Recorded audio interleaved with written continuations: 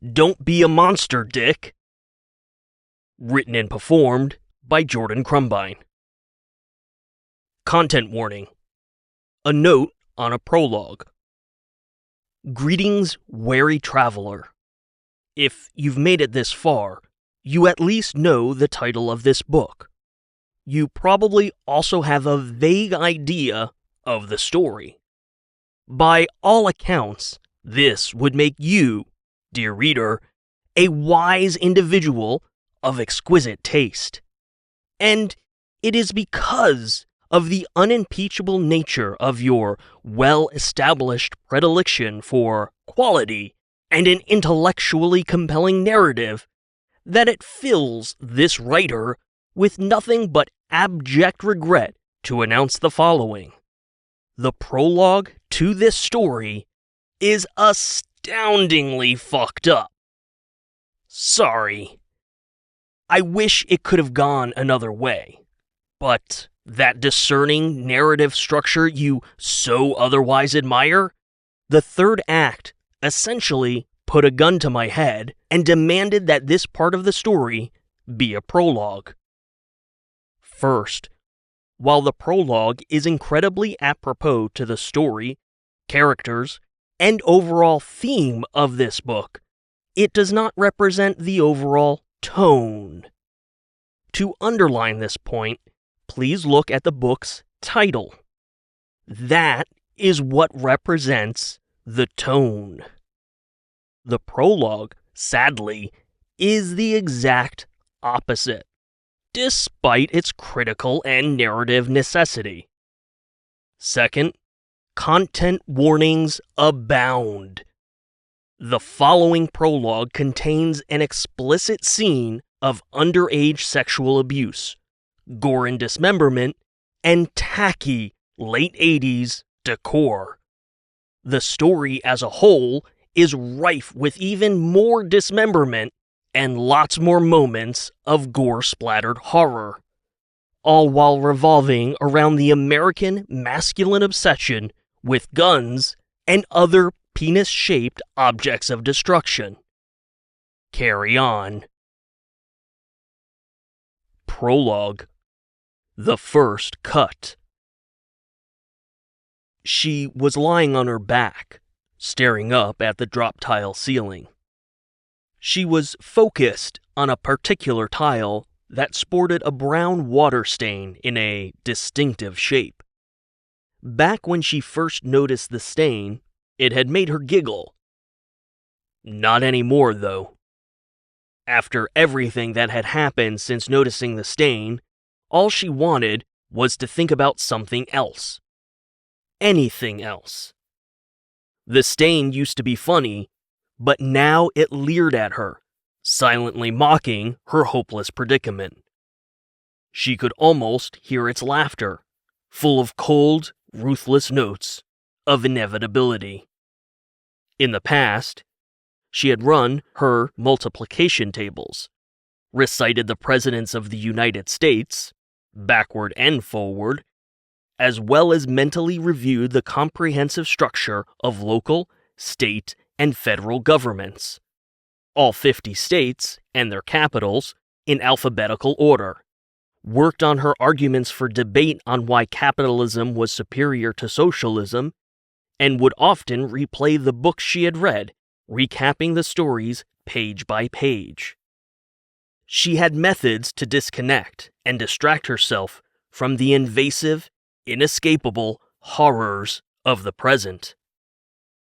Unfortunately, she was finding it harder and harder to ignore that thing thrusting in and out of her. It didn't help that her father wouldn't shut the fuck up. A constant stream of bullshit poured from his mouth, muttering incessantly about how sorry he was. Sure. And how this was their special little secret. Fuck off. And if Mom ever knew, it would be the end of the world for both of them. Shut up and finish already. She had heard 100 different variations, all reciting the same themes. She was so special to him. She was so beautiful. Her mother would never understand. He wouldn't be able to protect her if she told anyone. And the big one, they would take her away. Lately, she wondered if that would be such a bad thing.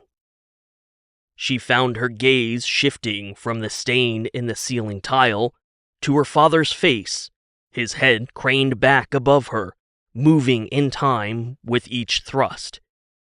That endless stream of verbal detritus, was it just her father, or were all men incapable of saying anything of importance? Tumbled past a dense, neatly trimmed beard. It was a dark shade of brown that was only just starting to show thin strands of silver. Sweat beaded on his forehead, and his eyes were squeezed shut. They were always closed at this stage of the encounter.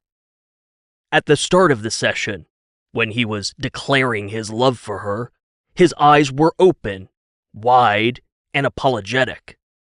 Steel gray irises silently begged for forgiveness she knew she would never offer. Slowly, the lids would droop. It started a little after that first penetration, that violent incursion into the whole of her individuality.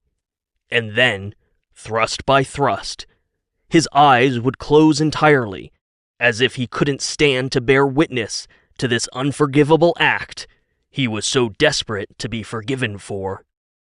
As he neared completion, a blissfulness that meant very different things to each of them, his brows knitted together and his eyes squeezed tight. She wondered if he was concentrating. She had heard from other girls at school that most men couldn't last very long. The girls described how boys would concentrate very hard to make it last longer. That hadn't been her experience. It felt like her father seemed to go on and on and on. She wished he wouldn't last so long. The only time he hadn't was when he heard the telltale creaks of floorboards in the house above. Her mother was returning home early, or waking up late in the night for a glass of water. The rhythmic thrusts suddenly became frantic, and that warm wetness came suddenly. Tonight was not one of those nights.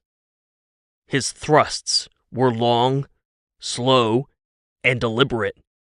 His eyes were screwed shut, his heady musk mixing with that other distinct stench of their bodies, the odor permeating the claustrophobic basement. He continued to mutter, but she could no longer understand what he was saying. Either his words had turned to gibberish, or a switch had been flipped in her head after hearing the same shit so many times. Her brain had simply given up the effort to translate his sounds into words. Her gaze shifted back to the stain on the ceiling.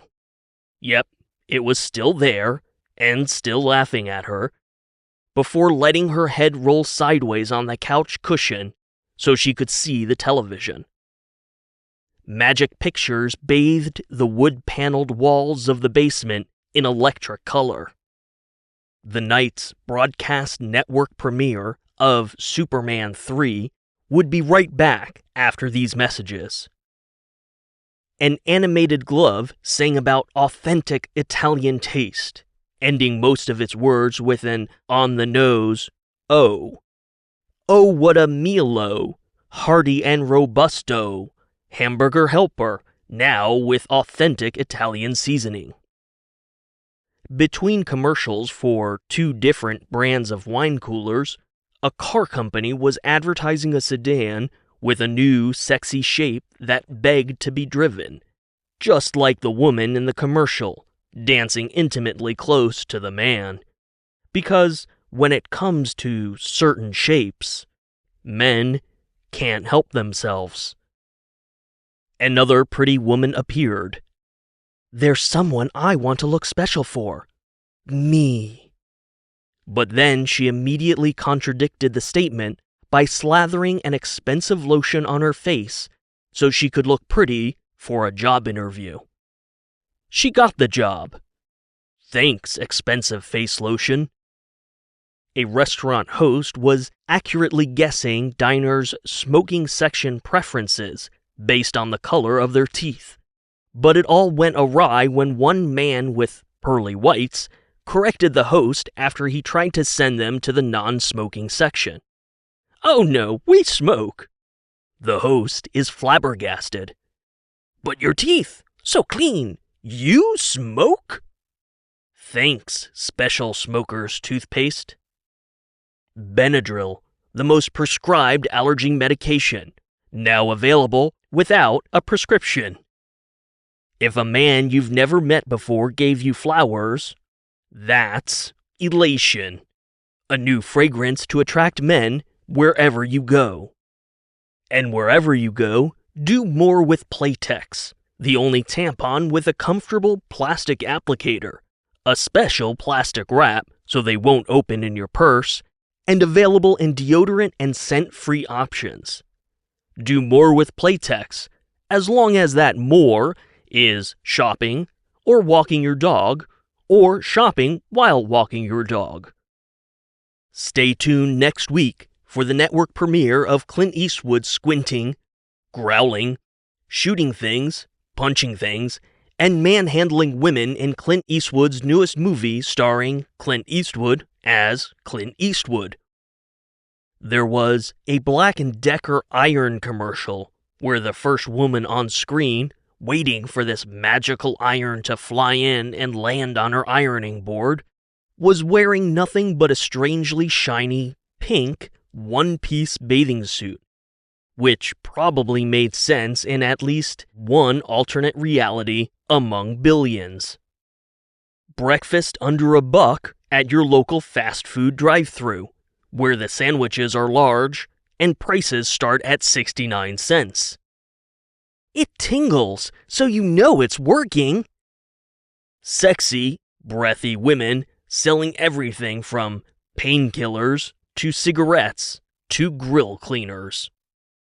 Sometimes the television helped distract her from the thrusting. Most of the time, it was just background noise. Tonight, she found herself willing a specific commercial to play. She wanted to see it again, believing that perhaps it would be some kind of cosmic sign, the universe telling her, "Yes, do it." She had first seen the commercial a week earlier, although she was sure it had played during one of those many occasions when she was wholly disconnected from her body, oblivious to the world around her. The commercial had wormed its way into her subconscious, and when she first properly noticed it, it was like coming home to an old friend. But wait, there's more! When you order now, you'll also get this matching cleaver. It can split a log and still handle the most delicate of chopping. It even has a built-in meat tenderizer. How's that for a clever cleaver? Order now for the amazing low price of $19.99 and receive a complete set of 13 fantastic Ginsu knives, all with our world-famous 50-year guarantee. The commercial showed those wonder blades cutting through wood, tin cans, and floor tiles. They sliced through watermelon rinds, thick cuts of steak, and thick rubber tubing, all with the effortless grace of a hot knife through butter. This commercial, this lovely old friend she somehow knew so well, inspired an idea. The idea percolated for several days in that very basement, the sound of those beautiful, magical knife blades bouncing off the paneled walls and getting lost in the dense shag of the carpet. Night after night, thrust after thrust, apologetic mumble after pathetic apologetic mumble, the percolating idea began to boil, generating a cloud of steam that filled her head. Her temperature rose until beads of sweat began to pop on her forehead, matching her father's sweaty visage. The cloud of steam carried her consciousness away, across that awful carpet, up the stairwell, through the door, into the kitchen, and there. Yes. Hello, old friends. Christmas. Last year. Just a few months ago. Her father had purchased that set of 13 Ginsu knives for her mother. They were right there, in a block of wood, on the kitchen countertop. Those beautiful blades that could cut through literally anything.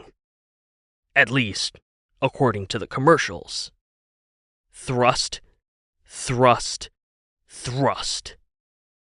She blinked, suddenly back on that shitty couch, in that shitty basement, underneath her shitty father. She looked up, past her father's pinched face and his eyes screwed shut, past that mocking stain in the ceiling, and up toward the kitchen, where all those Ginsu knives were just sitting, untouched, waiting. Well, all of them, except one. Her gaze returned again to the stain, and she traced the ironic outline with her eyes. The steam cleared from her brain, and she could feel her temperature drop. She felt cool. She felt relaxed. She felt sure. Those invasive, insufferable, violating thrusts felt distant, and her lower body had gone numb. He continued muttering something incomprehensible as she reached into the crevice of the ratty couch, her fingers probing deep into its secret abyss, reaching for that precious prize. Watch how it cuts through this nail, and then still slices effortlessly through a pineapple. Her probing fingers found the object of her desire, wrapping tightly around that solid handle. Silently, she pulled the Ginsu chef's knife out from between the couch cushions, where she had stashed it earlier in the day after getting home from school. She looked up at her father. His eyes were still shut, his face a mask of intense concentration. Yes, he was close. And so was she. His thrusting pushed deeper than before, and that numbness in her pelvis melted away, replaced instead with a sharp, stinging pain from deep inside. Her eyes watered, and her jaw clenched as she pushed the pain aside. This was no time for tears. She couldn't risk alerting him in any way. The muttering had stopped, and she glanced back up. But no, his eyes were still closed. He was focusing intently, teeth bared in a grimace. His final moment of release and ultimate pleasure held back by sheer will. Thrust, thrust, thrust. She slid the Ginsu blade between their bodies, carefully maneuvering it along her own flesh so as not to spoil his surprise. She pushed it toward their groins, looking down to navigate the blade to its final destination. All that for only $19.99? I'm convinced! Ginsu really works!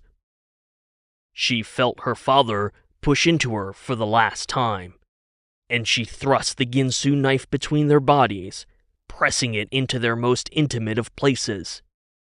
An unexpected thought almost made her laugh. While the cut was smooth, it wasn't nearly as effortless as the commercials had claimed. Not that it mattered. It was good enough, and certainly clean enough that, for the moment, her father hadn't even noticed. He pulled back before thrusting again, but that fullness pressing against her insides never changed. There was another empty thrust as he was caught in the throes of pleasure, grasping for that final climactic release. And then his body stopped moving. His groin was frozen in place above hers. Her gaze traveled up his torso to his face, and she saw those steel-gray eyes slowly open. She had never seen his eyes go so wide. He looked down through the gap between their bodies and failed to see the thing that was still buried inside his daughter. He looked back at her face.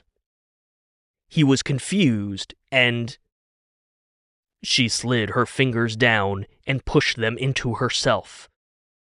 Her fingernails clawed into the flesh of her father's remains inside her. She pulled, sliding it out as comprehension, pain, and terror exploded all over her father's face, all at once. His eyes popped even more, reddening around the edges and welling with tears. Knives of pain stabbed up from his mutilated crotch. A trembling, guttural moan built in his chest, while his chin shuddered violently. It was a tremor that seemed to travel into his shoulders and arms until his whole body was shivering above her. As her father's mouth fell open to release that terrible, animal-like cry of horror, she shoved his dismembered member into his stupid, useless mouth. He gagged, choked, and rolled off the couch, thumping to the floor. She looked up at that ironic stain on the ceiling tile as he writhed and bled on the carpet below her. Yes, the stain had made her giggle. But that was a long time ago. All the humor the stain had inspired had been beaten away with every thrust of her father, until every time she looked up, all she saw was that ironic stain in the shape of a dick and balls, laughing down at her as she was fucked by her father. Something dark and twisted pulled at the corners of her mouth as she stared at that awful stain. Who's laughing now, fucker? Chapter 1. Richard and Tess. Jesus fucking Christ!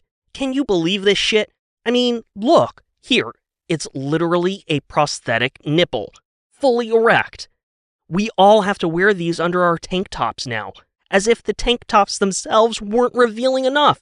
Here, touch it. Richard choked a little as Tess pushed the prosthetic nipple into his face. This wasn't how he imagined Tess would finally offer up a nipple. Something he had imagined far more than he cared to admit. Richard quickly wiped at the corner of his mouth, mopping up a dribble of red wine and hoping she hadn't noticed. He always knew they were in for a long-haul bitch session when she split the bottle of wine between two glasses, pouring a little extra into her own, of course. He poked the offered nipple with the tip of his finger. It was hard and rubbery, just as described. It was flesh-colored, a single flat shade that lacked the darker details of an actual nipple, but somehow included all the tiny little bumps in the areola. It must have been molded from a cast of a real-life erect nipple. Richard nodded and tried to respond, but only managed to stammer. Yeah. You feel how fucking hard that shit is? Tess continued, oblivious to Richard's awkward shifting on the stool. It is just like a real nipple, and I have to wear that on top of my own. Look, there's a little indent on the back for my real nips. She turned the prosthetic nipple around, and Richard nodded again, confirming the indent on the backside. No, touch it, seriously. She grabbed his finger and pushed it into the little dimple. That's where my nipple goes, and that's what I have rubbing against me during my entire shift, just so assholes can leer at artificial pokies all fucking night long. Richard felt a stirring in his pants and blinked. Yep, that's where her real nipple went inside the fake nipple. But really? Was that all it took to awaken the trouser snake? Sticking a finger into a fake fucking nipple? Sure, it was Tess's fake nipple, where her own nipple had poked, rubbed, and probably gotten erect. But it was still fake. And she offered it to me. She took my hand and made me touch it. Richard swallowed a lump in his throat, took a hearty sip from his glass, and willed the blood to retreat from his penis. He hoped his forehead wasn't getting shiny with sweat, but he could feel it getting warm. You tell me, does that shit really do anything for you? Tess asked, before taking an aggressive sip of her wine. Even though the answer was yes, Richard opened his mouth to respond in the negative. This was his role, the part he was only too happy to play during a Tess Taylor bitch session. It was what his longtime friend needed from him. And even though Richard longed for more, he was content to just be needed. Tess waved a dismissive hand, swallowing her wine before placing the glass back on the counter. Never mind, don't answer that. Of course it does. You have a dick, you're all the same. Richard tried to protest. He didn't want to be lumped in with all the other men in her life. After all, why else was he sitting there? Why else had they been friends and such dependable roommates since college? He tried to protest, but she was just ramping up. Why can't you assholes leave something to the imagination? A little mystery can be exciting too, you know, but no, fuck me, right? Erect prosthetic nipples pointing all over the place and a barely there painted on uniform that's basically inviting every fucking Tom, Dick, and Harry to just fucking, yeah, reach around and start grabbing me like I'm just, Tess stuttered and stumbled, half her wine already gone. A goddamn thing prancing around solely for their amusement and sexual titillation. I mean, sure, it's just a playful pat here and an unintentional brush of the hand there. Richard bristled underneath the stoic mask he had long since mastered for when Tess recapped her day. This was all she needed from him. To listen. But inside, a storm had begun to rage. He was angry at every asshole who ever laid a hand on her, or even looked at her with lust in their eyes. He was angry at Tess for putting up with the bullshit, for lowering herself to work at another low-wage gig waiting tables. She was so much goddamn better than that. Worst of all, Richard was angry at himself for not being able to tell her any of these things. This was his role. This was what Tess needed from him. At least, That's what Richard had convinced himself of after all these years. So he wore his mask, ever mindful of his expression and what the slightest quirk of an eyebrow, the tiniest frown, or a longing glance might convey. "But do you know what happens other times?" Tess asked, those perfectly sculpted eyebrows shooting up aggressively and her stunning blue eyes locking on Richard's with such intimacy that the blood began returning to his penis. She didn't wait for him to respond. "Last night, all I did was turn around, Richard. That was it. I'm serving a table." She swung her arms out, away from the counter, to demonstrate. "And then I turned around." She pivoted back to Richard. "And some inbred, redneck, fucking mullet-sporting douche nut straight up cupped an ass cheek." Richard's mask cracked just a little as Tess grabbed at her hip with her free hand. Fucking douche nuts, indeed. "All I did was turn, and this fucker's hand was right there, waiting for me," she said, cupping a hand out to grab an imaginary ass. "And in case you were wondering if it was all just an unfortunate mistake, oh hey, how did my hand get there?" He gives it a sharp squeeze and a little jiggle before sharing a fucking laugh with his Neanderthal butt buddies. Richard could definitely feel the heat on his face now. He took another sip of wine and tried not to think about other people's hands on Tess's ass. He tried not to think about her ass, but once those perfect curves bubbled up, there was no escaping it. For Richard, everything about Tess was the definition of perfection. From those blonde locks and blue eyes to every gentle curve he could lose himself in forever if just given the opportunity. Curves he had secretly studied in the privacy of his own room across the entire history of her Instagram feed. Curves he knew as intimately as any person could know without ever physically touching them. Fuck. Shit. Richard could feel his dick pressing against his pants. He shifted his weight and crossed his legs tightly, hoping this desperate act of erection suppression wasn't as obvious as it felt. "And you know what I did, Richard?" Tess asked, leaning back as a strange, defeated sadness clouded her flawless, bronzed complexion. "I fucking winked at him, Richard. I winked." She took a long sip, and Richard waited, just like a good listener was supposed to. "The fuck is wrong with me, dude?" Tess asked, staring off into the living room of their apartment.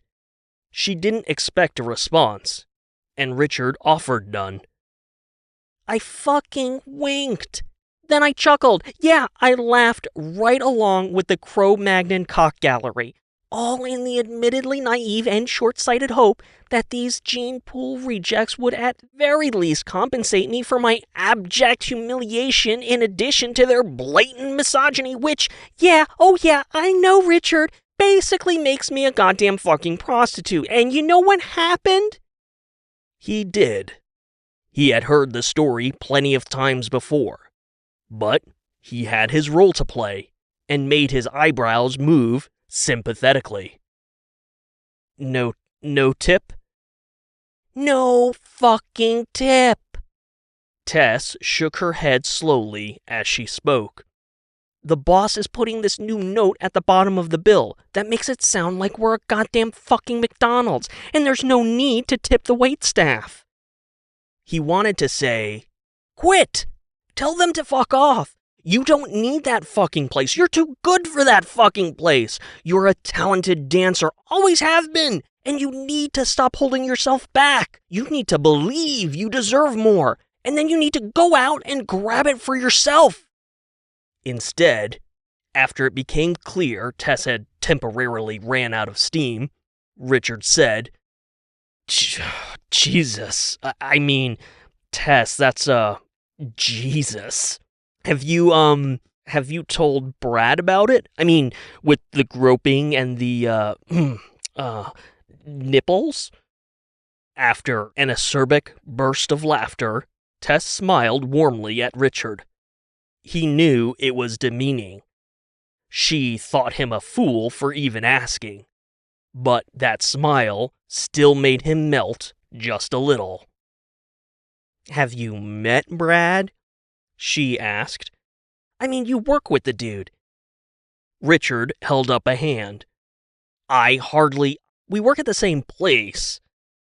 Brad would blow a fucking gasket if he heard even half the shit that happened at Nips and Sips, she said with an eye roll and a fresh tip of the wine glass. Richard rubbed his eyebrow, that stoic mask dropping in a genuine moment of confusion. Yeah, but he's your boyfriend, Tess, and you've got to be honest with... Richard, dude, I love you. He slipped the mask on just in time. Hearing those words from those lips would be enough to break any mortal man. But you do not understand. Brad would straight up start murdering people, Tess explained. I mean, come on, that's why wine? That's why all of this means so much to me. She lifted those perfect, narrow shoulders in a gesture of total helplessness, making Richard want to wrap her in a protective hug and never let go. Instead, he took a shallow breath and squeezed his leg against his hard-on. I don't know what I would do if I couldn't talk to you about this shit, she said, her face sincere.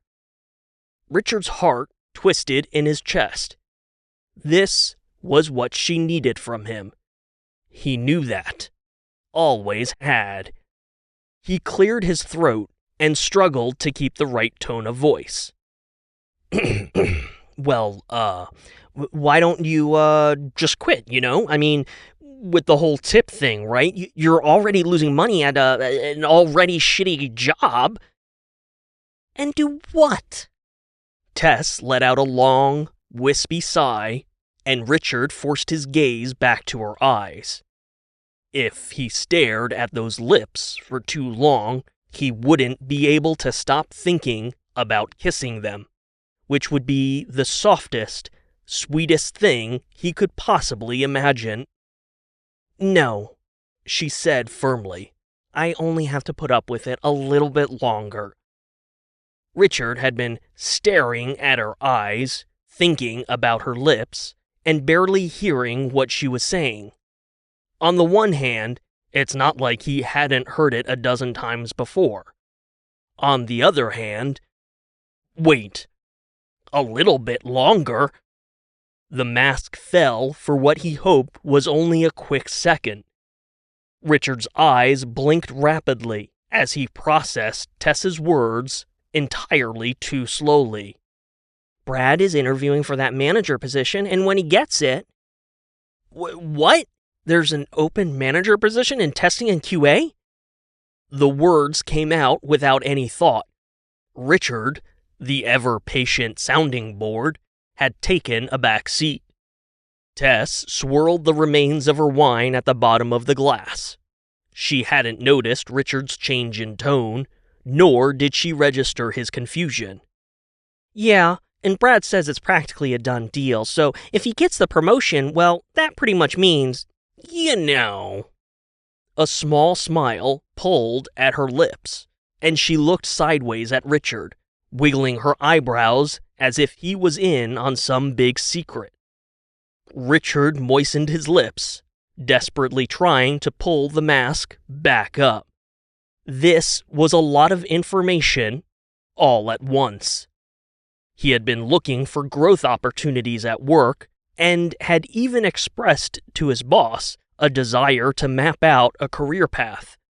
Somehow, he had been oblivious to an open manager position, Wait. Had it even been posted?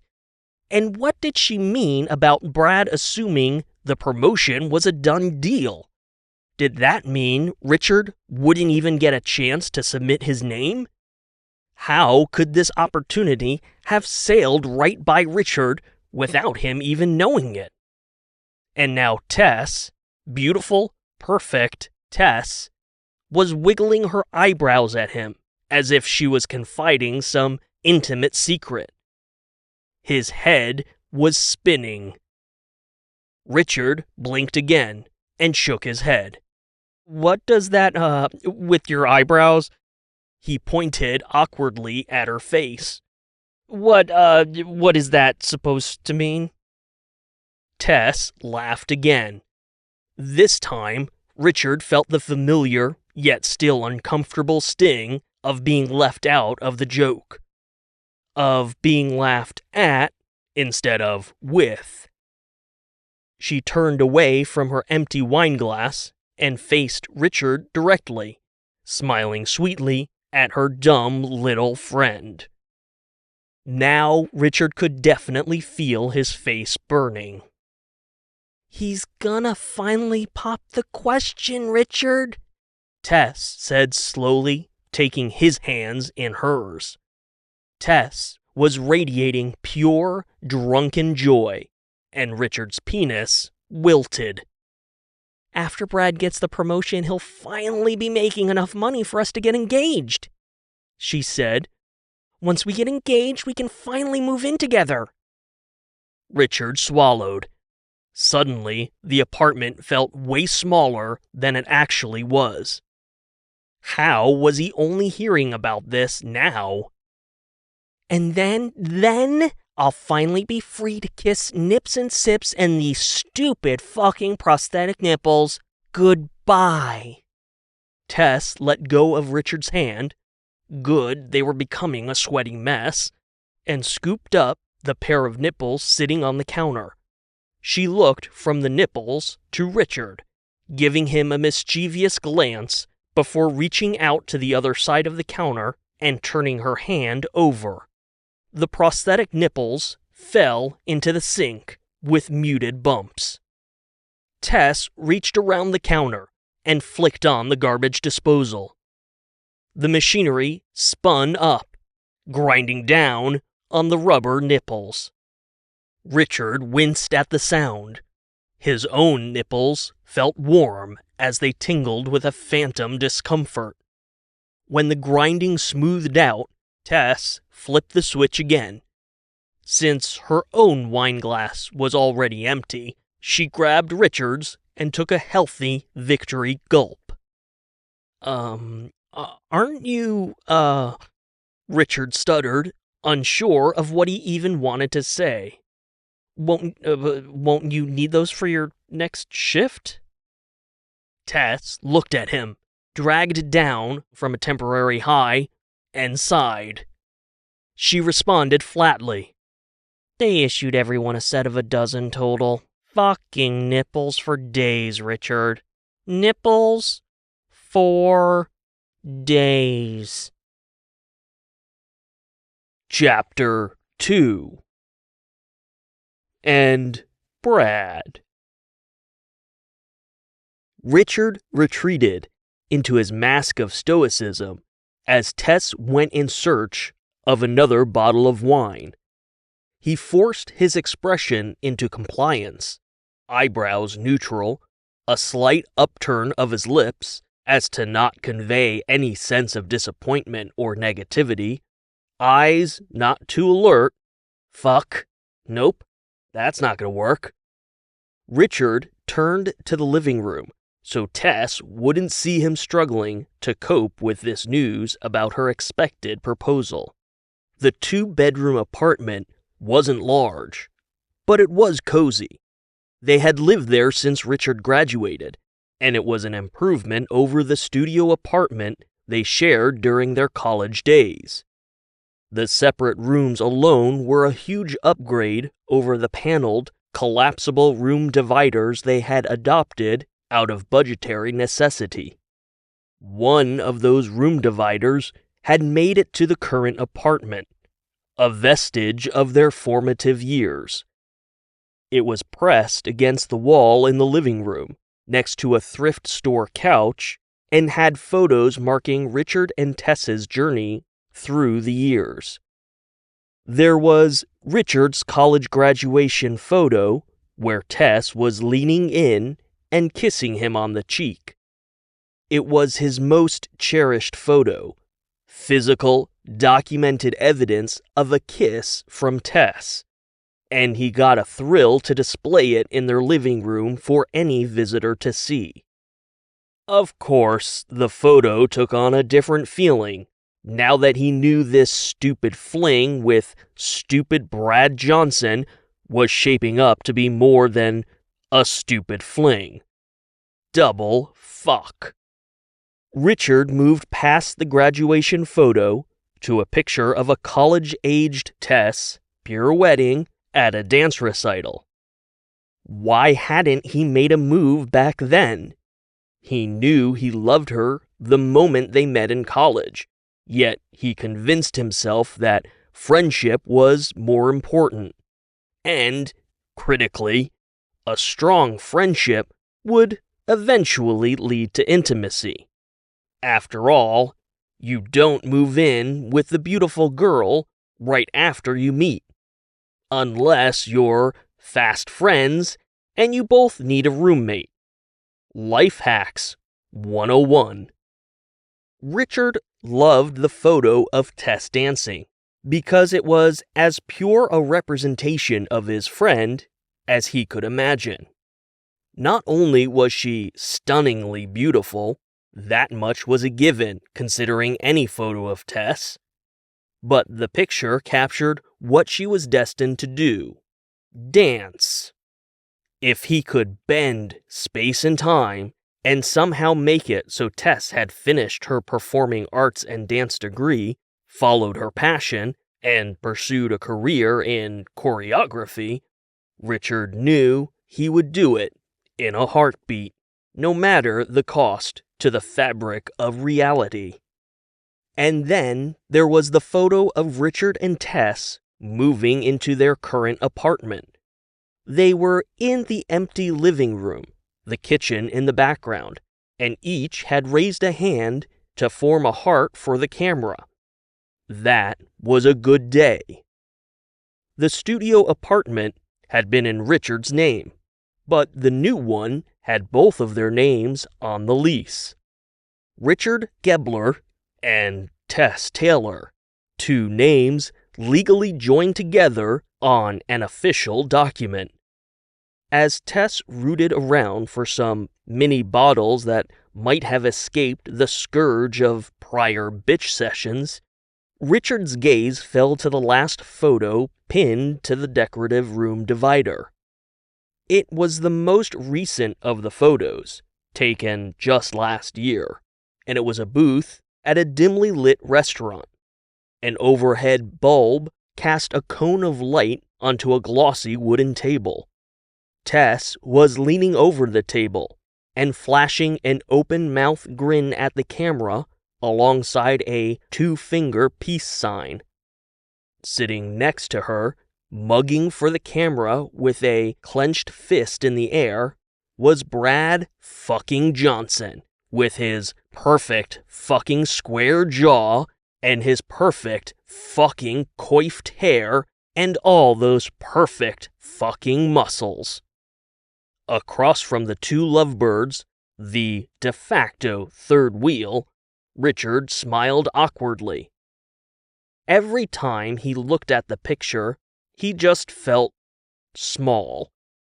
And the photo was inescapable, relentlessly mocking him from his own living room.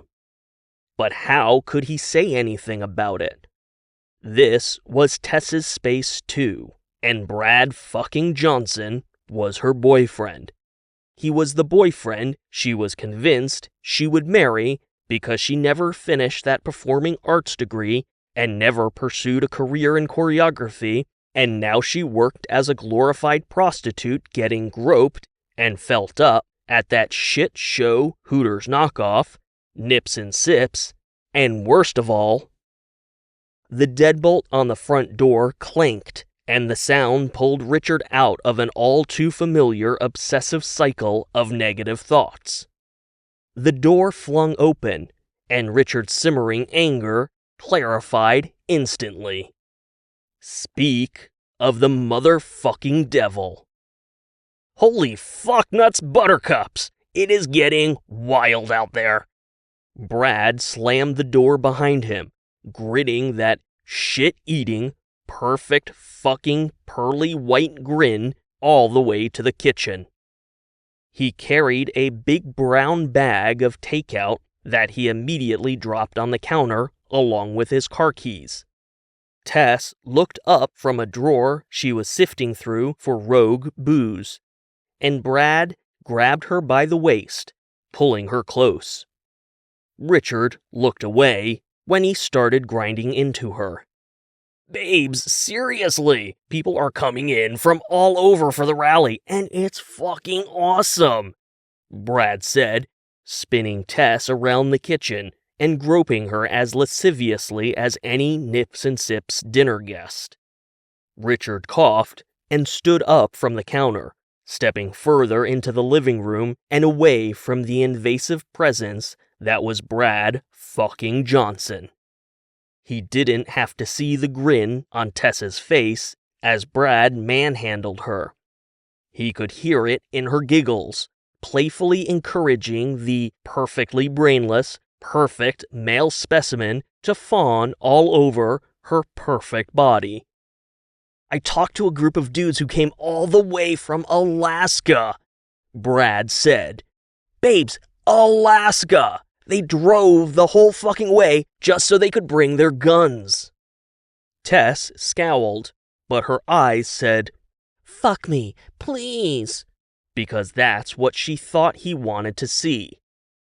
Let me guess, they gave you a whole show and tell, waving their big old guns around from the back of their big old pickup truck? She pulled open the takeout bags. Is that why you're late with my food? Richard thumbed the television remote, but still saw when Brad grabbed Tess by her hips. Because Richard always saw. It was a goddamn fucking artillery, babes. Richard couldn't help but wince every time he said that. Babes. Go ahead and advertise how dumb you really are, Brad fucking Johnson. Not even able to remember her name. And it was a Tahoe, not a pickup. Richard rolled his eyes. Like there was a fucking difference. One giant, useless, gas-guzzling cock compensator, or another. But these motherfuckers, Brad continued, clearly impressed and in awe of such a public display of testosterone. They had ARs, Mossbergs, S&Ws, Colts, Keltecs, Rugers. Oh, you're just saying random words now, sweetie, Tess cooed, placing a hand on his cheek. Yeah, words that got me fucking hard as a goddamn rock. Brad, once again, started thrusting his groin into his girlfriend. Richard coughed again, weakly, trying to remind them that he was standing right there. Brad turned to Richard, that stupid grin and those stupid teeth. His arm was around Tess's waist, pulling her close. Oh man, when they lifted open the back of the Tahoe, you would have fucking shit yourself, dick cheese. Literally rows of articulated shelves popped out, full of handguns. Richard met Tess's gaze. His strained, stoic mask was near breaking. A knowing expression flitted across the perfect contours of her face, and Richard understood it completely. He gets horny for guns, which is the stupidest thing ever, but what are you gonna do? He's gonna fuck me, I'm gonna love it, and you're just gonna be a sad loser jerking off alone in your closet for the rest of your life. Ha ha ha. When Tess turned a loving, horny gaze to her perfect fucking boyfriend, Richard let out a silent, helpless sigh. He knew he was reading into things, but he couldn't help it. It felt like Tess had the gravitational pull of a black hole, and he was trapped in her accretion disk, doomed to lose himself in her abyss. One dude even had a motherfucking bazooka. You should have seen it, babes, Brad said. He had it right in the back seat, and yeah, we swung that shit around like fucking badasses. Brad winked at Richard, and Richard felt his stomach go sour. How you doing, Dickle me Elmo? You keeping my lady entertained while I'm out there being a fucking man and providing? He grabbed the bags of takeout with one hand, scooping Tess close with the other. Richard had to ask him about the manager position in R&D. He had to. Hey, Brad. Come on, babes, Brad said to Tess, pulling her to the bedroom. Let's eat and fuck, or fuck and eat. He threw another lewd wink over his shoulder at Richard. Either way, there'll be fucking, am I right? Back to Tess with a laugh. I can tell you about all the shit I blew up at work today. A sharp pain shot through Richard's jaw. He'd been grinding his molars too hard. I'm testing this exoskeleton Iron Man armor shit, and these idiots didn't think to put any weapon systems on it. Because it's an exoskeleton designed to give paraplegics mobility. It's not supposed to have weapons, you fucking moron. Richard was plenty familiar with the project. His boss was the one who oversaw it. Of course, he knew more about the exoskeleton project than the meathead who tested it. So I tell him, look, fellas, if you're gonna rip off Iron Man, fucking do it, dudes, Brad said, leading Tess down the short hall to her bedroom. Give me some fucking shoulder-mounted rocket launchers or something. So they did. It was next level epic. Tess seemed pleased with this enthralling tale of turning everything into weapons of mass destruction. See? If you keep coming up with ideas like that, your promotion will be in the bag. They paused in front of her door, and he looked her in the eye. Babes, I am so lucky to have someone like you believing in someone like me.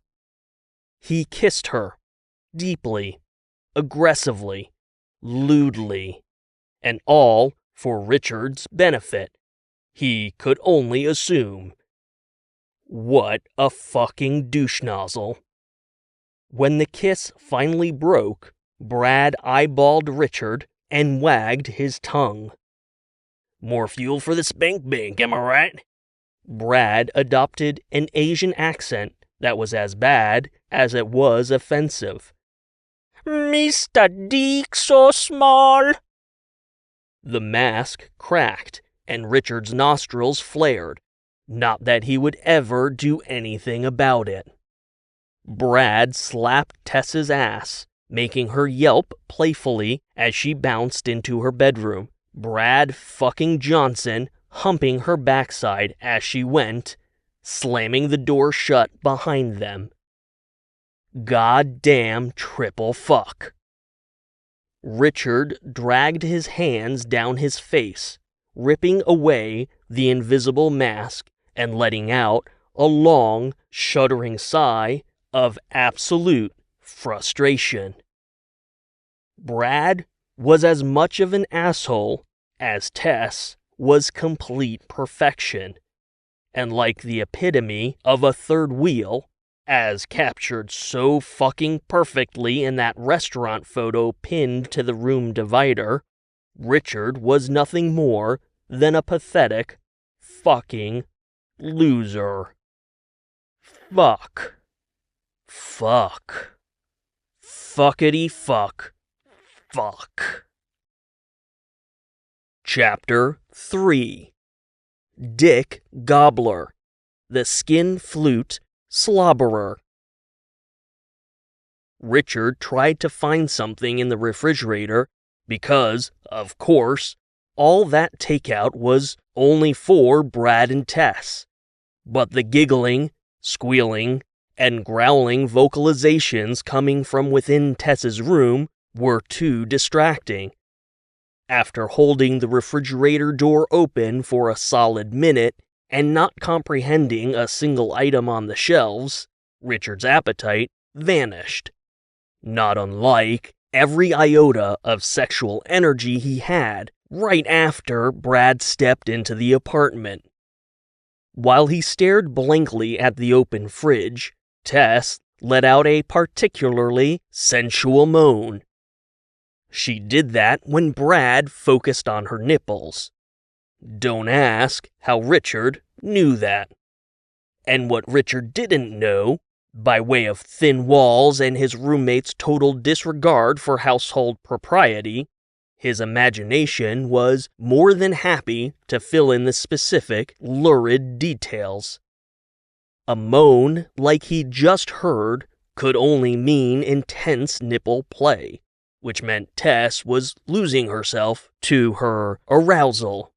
And while Richard had factual photographic evidence, albeit clothed, of her nipples in an erect state, his imagination was quick to paint a picture of her topless and leaning back on her bed.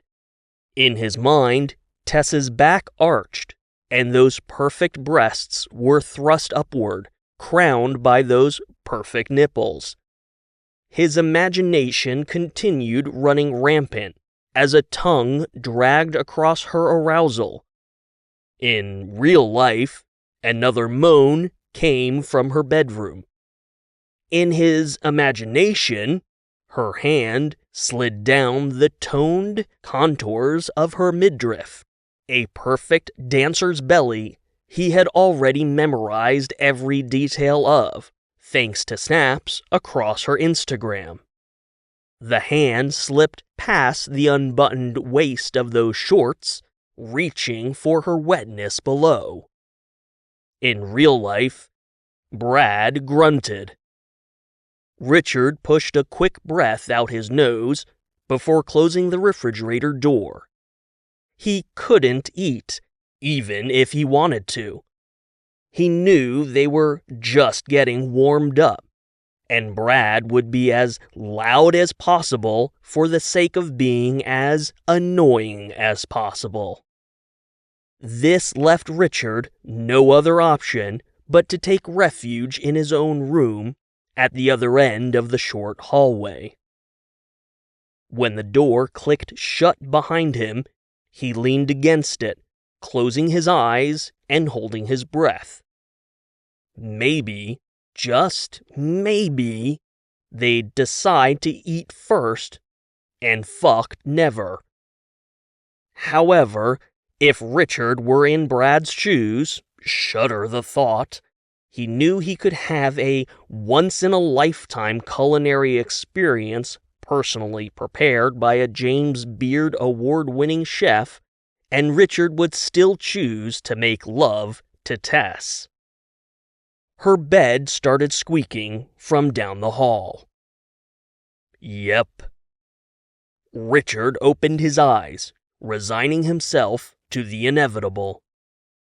His room was small but tidy. He went to his desk and clicked on the computer, opening a folder on his desktop containing every single episode of Star Trek ever produced.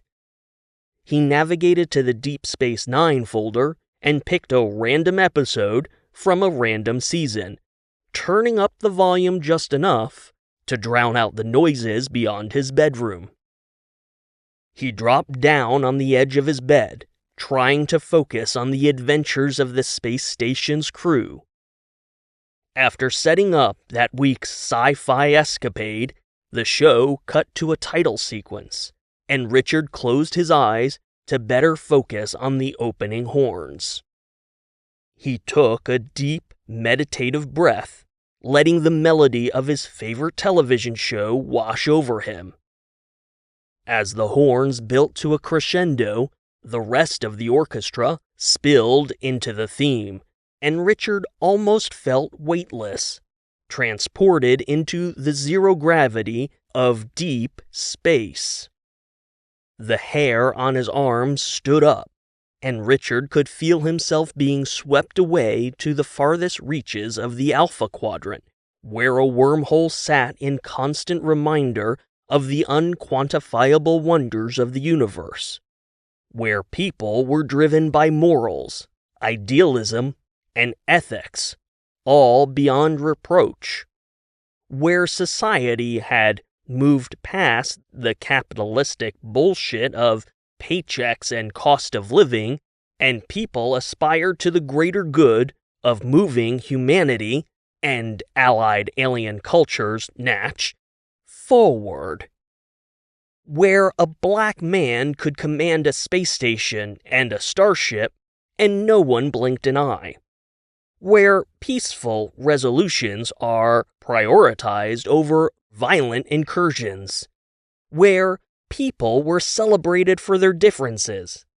And there, on that station in deep space, the most interesting people were the most unusual aliens, living together in happy, hopeful, peaceful... A sharp moan ripped Richard from his sci-fi reverie. He hated Brad, but at least Tess was enjoying herself. Next to his computer, a large model of the original USS Enterprise sat on the desk. A button in the middle of the main saucer activated a series of LED lights and warp engine sounds, but it wouldn't be nearly enough to drown out the sex from the other room. Instead, Richard went to the closet, which he had soundproofed with studio-quality acoustic foam. A minimal wardrobe was pushed to one side of the closet, and on the other, a small table held his music books and his collection of flutes.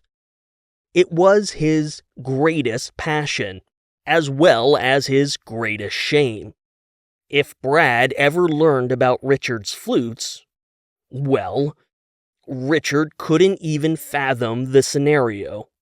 He was already tormented with too many Brad-related nightmares, and while Brad never had any reason to be in Richard's room, he still wanted to install a lock on the closet door just to be safe. Of course, Tess knew about the flutes, as well as Richard's proficiency with them. After all, it wasn't like he earned a degree in music theory and didn't know how to play an instrument. Richard had always loved the flute. As a kid, it had been a way to get close with his mother, but he learned quickly in college that anyone who wasn't a music nerd, which was everybody, tended to have a negative view of a man playing the flute. It didn't take much for the grown-ass adults to resurrect and enhance a cringe-inducing middle school nickname. Richard Gobbler quickly became Dick Gobbler, the Skin-Flute Slobberer. One time, and one time only, Richard attempted to point out that Captain Picard also played the flute, but that revelation somehow only made things worse. People, as a whole, were pretty fucking stupid. Tess knew about the flutes, and she had even been his biggest supporter, which wasn't hard since almost no one knew about his talent. She had also been there after the Picard incident and knew the shame that had blossomed around Richard's flutes. Tess knew better than to breathe a word to Brad about any of it. Thus, the soundproofed closet. And while Richard wouldn't dare attempt to play inside the closet with Brad in the apartment, it was still a refuge against the growing sounds of sex coming from... Oh, fuck, Tess! Oh, off! Yo, your pussy is so wet it's dripping all over my cock! Richard averted his eyes from the entirely too phallic flute standing erect in the closet. Clearly, it wasn't as soundproofed as he thought. This was getting ridiculous. He stepped out of the closet and returned to his bed, lying on top of the blankets. He grabbed large, over-ear, noise-canceling headphones to plug into his phone. Before he could open his music app, a text message was waiting to be read. Richard thumbed the notification. It was from Chuck Kramer, his only real friend at the office. Chuck had about 10 years on him and was in his late 30s. Even though the guy had an astounding amount of life experience, he was perfectly content in his aimless, go-nowhere position as a mail clerk. As far as Chuck was concerned, the job paid well, his cost of living was low, and his hobbies were more important.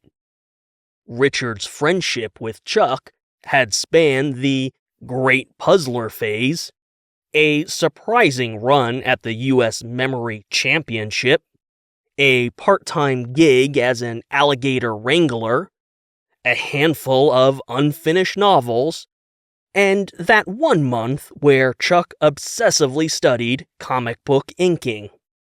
Just to name a few. Now, Chuck was obsessed with learning how to beatbox, and he had sent Richard his latest recording.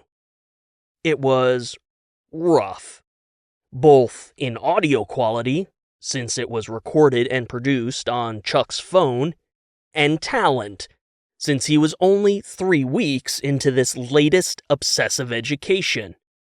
The rhythm to the track was way off, and the beat was slow and sloppy, but Richard could still hear the classical meets dubstep symphonically discordant vibe that Chuck was going for. And since Chuck specifically asked for notes and feedback, it was a welcome distraction from the incessant, "Oh, fuck yeah! Take that throbbing cock! Shit, grab my balls! Oh, yeah, grab them!" Tess's moaning joined Brad's nauseating dirty talk, and this other offensive and discordant symphony bled through the noise cancellation of Richard's headphones. God damn it. Straight up fucking torture. Richard rolled on his side, thumbed the music app, and cranked up his playlist of Star Trek scores. He flipped back to Chuck's text message and left his thumbs poised over the keyboard to respond. He was in awe of Chuck's quick progress, sheer will, and creative ingenuity, but he wasn't sure how to provide any meaningful feedback, other than keep practicing, and when you're tired, practice some more. But maybe that was enough. Richard started typing a comment as Tess started yelping in a distinct rhythm. Oh! The muscle in Richard's jaw bulged, and his molars started hurting again. It was fucking inescapable, which was just depressing. So, maybe instead of fighting it, Richard abandoned the text message to Chuck and instead flipped over to Instagram. Tess's profile was saved to his search results, and in 2 taps, he was thumbing through her recent photos. He chewed his lip as he searched for an appropriate image. A lot of recent ones included Brad, which was an immediate mood killer. He needed a solo shot, maybe in her Nips and Sips uniform. She had a pool day a few weekends ago, so he knew there was a bikini shot somewhere. there it was. It was the pool weekend, just as he thought, but it was strange that the photo wasn't as overtly sexual as he wanted. Her face was front and center, her bikini-clad body barely even present, much less focused in the shot. But the way she was making eyes at the camera, Richard felt the telltale stirring in his pants and sent his hand down to investigate. She wasn't just making eyes at the camera. She was staring directly at Richard, locking those beautiful, sexy blue eyes with his, and telling him, yes, this was their moment. The two of them. Everything he ever wanted, everything he ever needed, was right there in that piercing, sexy gaze. His hand started working overtime under his pants, and Richard found himself lulled into a sense of desperate desire. He pulled his headphones down, letting the sound of the sex next door wash over him. He needed to hear her. Oh, fuck yes! Split me in two with that fucking beast! Oh, fuck me harder! And he did. His fist tightened while his hips began thrusting to meet his grip. Tess's sounds wrapped around his head, and her every breath and gasp encouraged him closer to the edge. And then Brad groaned something loud and obscene. The air was sucked out of the room, and Richard felt his dick wilt in his hand. Oh, for fuck's sake. Richard even failed at being a disgusting, perverted loser. He rolled over, buried his face into his pillow, and screamed. Chapter 4. Dropping the beat. The silence was too good to be true. With his head buried in his pillow, headphones askew on his neck, Richard waited for the inexplicable quiet to be broken. The sounds of Brad and Tess's vigorous sex still haunted him, like the killer who was calling from inside the house. Was it possible they had finished so quickly? He lifted his head to listen better, but he only heard the gentle hum of the ceiling fan rotating lazily above. Nothing. Perhaps they were hungrier than they were horny. Richard pushed himself into a sitting position, feeling a sense of full-body exhaustion. At least now he was free to focus on an episode of Star Trek before finally sticking a fork in what had turned into a horrible fucking date. Oh yeah, fuck babes, I'm so close! I am gonna nut all over your tits! Oh, do it! Oh, I want to feel your cum all over me! Oh. The side of Richard's face twitched with an involuntary spasm. More moans. Distinct slaps. Brad sounding like a fucking pig. Tess yelping and crying out, sounding like the nastiest video Richard had ever seen on Pornhub. How was it even louder now? Richard's face twitched again, and he felt something around his eye begin to strain. He tried to massage the muscle, but it didn't help. Just like there was no helping his heart. There was nothing worse for a hopeless romantic than listening to the love of your life getting drilled by the biggest, dumbest, most toxic douchebag in the history of douchebags. The real question, and the one Richard couldn't avoid any longer, was why he expected anything different. He was, after all, Dick Gobbler, the Skin-Flute Slobberer, permanent resident of the Tess Taylor friend zone, and glorified professional secretary with zero prospects of career advancement. This was Richard's lot in life. He couldn't even manage to put his love for Tess into words. Why should he deserve anything more than listening to her get fucked in the room next door? This was who Richard Gobbler was, uselessly cranking his own dick to Tess's Instagram and failing to achieve orgasm even there. Totally fucking useless. The moans and grunting continued from down the hall, and Richard trudged to his connected bathroom to relieve himself before crying himself to sleep. Probably.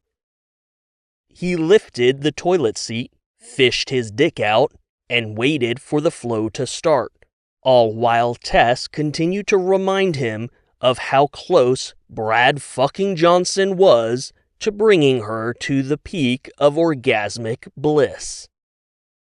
Oh, yeah, baby, hold on. Right there. Oh, keep going. Richard sighed and rubbed his eye.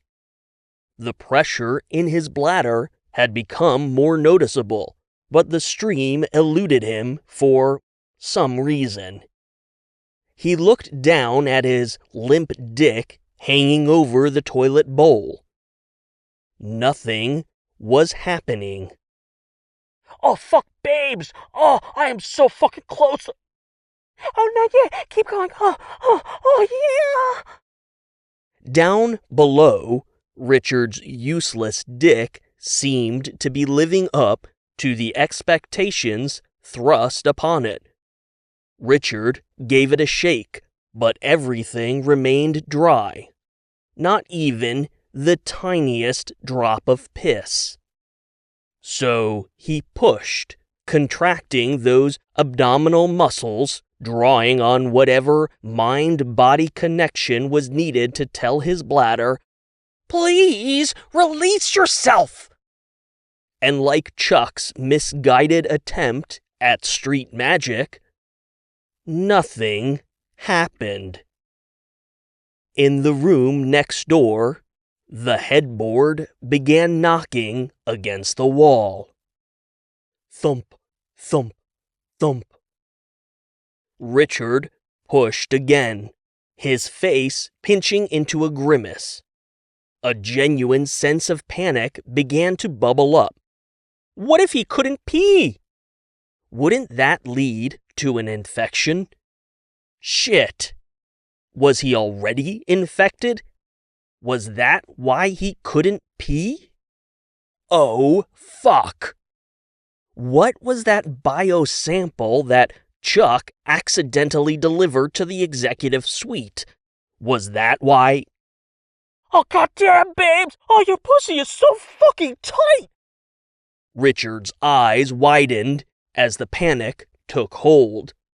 The sound of sex became muffled in his ears, distorted by the thumping of his own heart. He felt the pressure building in his bladder, and then the panic began to boil over into fear. Why the fuck couldn't he pee? Oh God, oh God, oh God! Richard pushed harder. Oh, fuck! Come on, babes! Richard's dick didn't so much as twitch. He shook it again, the pain in his bladder causing tears to prick his eyes. What the actual fuck was going on? If he could just... Catches! Richard pushed harder than he had ever tried before, eyes squeezing shut against the threads of fire needling up from his bladder, teeth gritting, and those overworked molars screaming out in red-hot pain. Something plopped into the toilet. The sound of the splash registered in Richard's ears, but it took far too long to process in his brain. The pressure in his bladder began to ease as piss began streaming out. The relief was fucking exquisite, and his anxiety immediately eased. When he felt his groin get wet and drops of something warm splashed across his lips, Richard opened his eyes. He touched his tongue to his lips in confusion. He tasted something salty and bitter. And then he realized his pee was spraying wide, hosing down the toilet and the bathroom wall as if a nozzle had been turned from stream to shower, and the splashback was starting to soak him. His panic returned with a vengeance, and Richard again flexed those abdominal muscles to cut off the stream, waving his hands in front of his crotch to block the spraying flow and redirect the chaotic rain of urine. Those needles of pain returned as he struggled to cut himself off midstream. The flow tapered off before stopping completely. The pain in his bladder numbed and then vanished. Piss dripped from Richard's chin, his eyes wide with a primal fear. His gaze was locked straight ahead, too afraid to look down.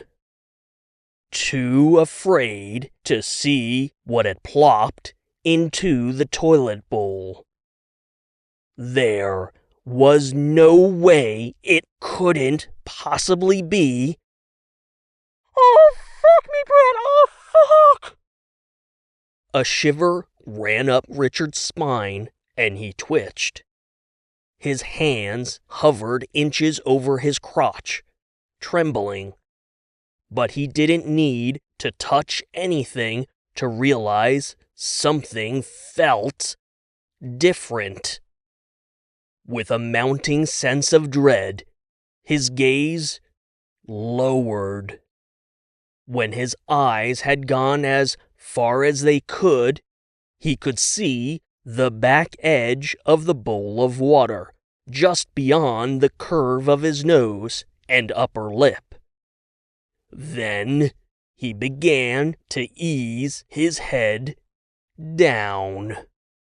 He could hear the tendons creaking in his neck. The entirety of the toilet bowl came into view. Horror washed over him.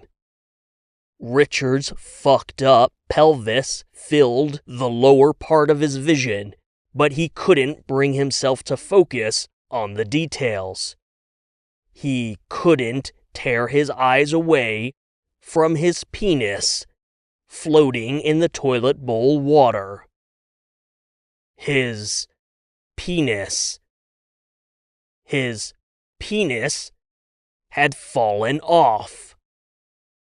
His penis was in the toilet. Panic gripped Richard's chest again, and he dropped to the floor, knees banging against the tile. One hand grabbed the ceramic edge of the bowl, while the other rested against the piss-soaked tank. His face was a mask of horror staring into the bowl. Yes, that was really his dick and balls floating in lazy circles. Bracing his hand against the tank, he thrust his other hand into the toilet, grabbing for his detached penis. As his fingers wrapped around the organ, it slipped through his grip. Richard grunted in awkward unison with Brad next door, while Tess moaned. The climax was near. Thank fucking God. Not that Richard currently had any perceptual awareness of the primal, whole body and mind, otherworldly fucking that was taking place. His hand splashed in the toilet bowl, chasing his slippery dick through the water. Rogue piss trickled down his forehead and into his eye, stinging sharply.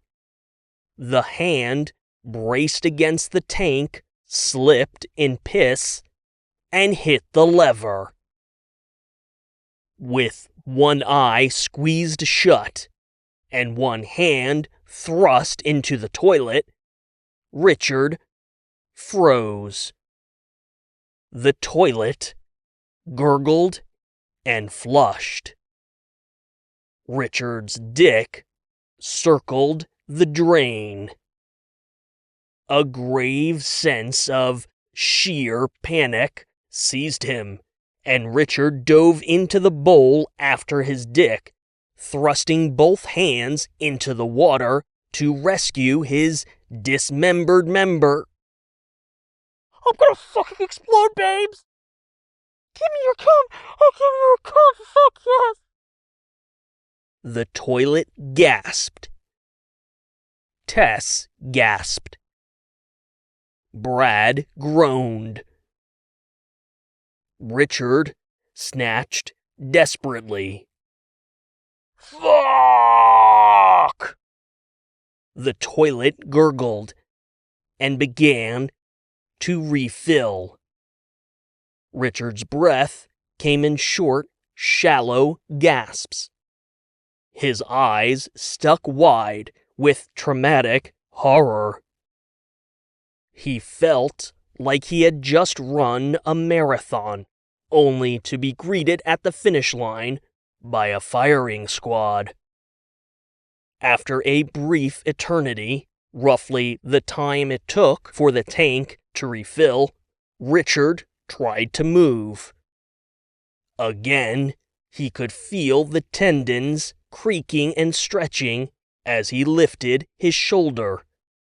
Then he raised his arm, slowly bringing his hand up to eye level. Clutched in his fingers was Richard's penis, its ballsack swinging indifferently underneath his fist.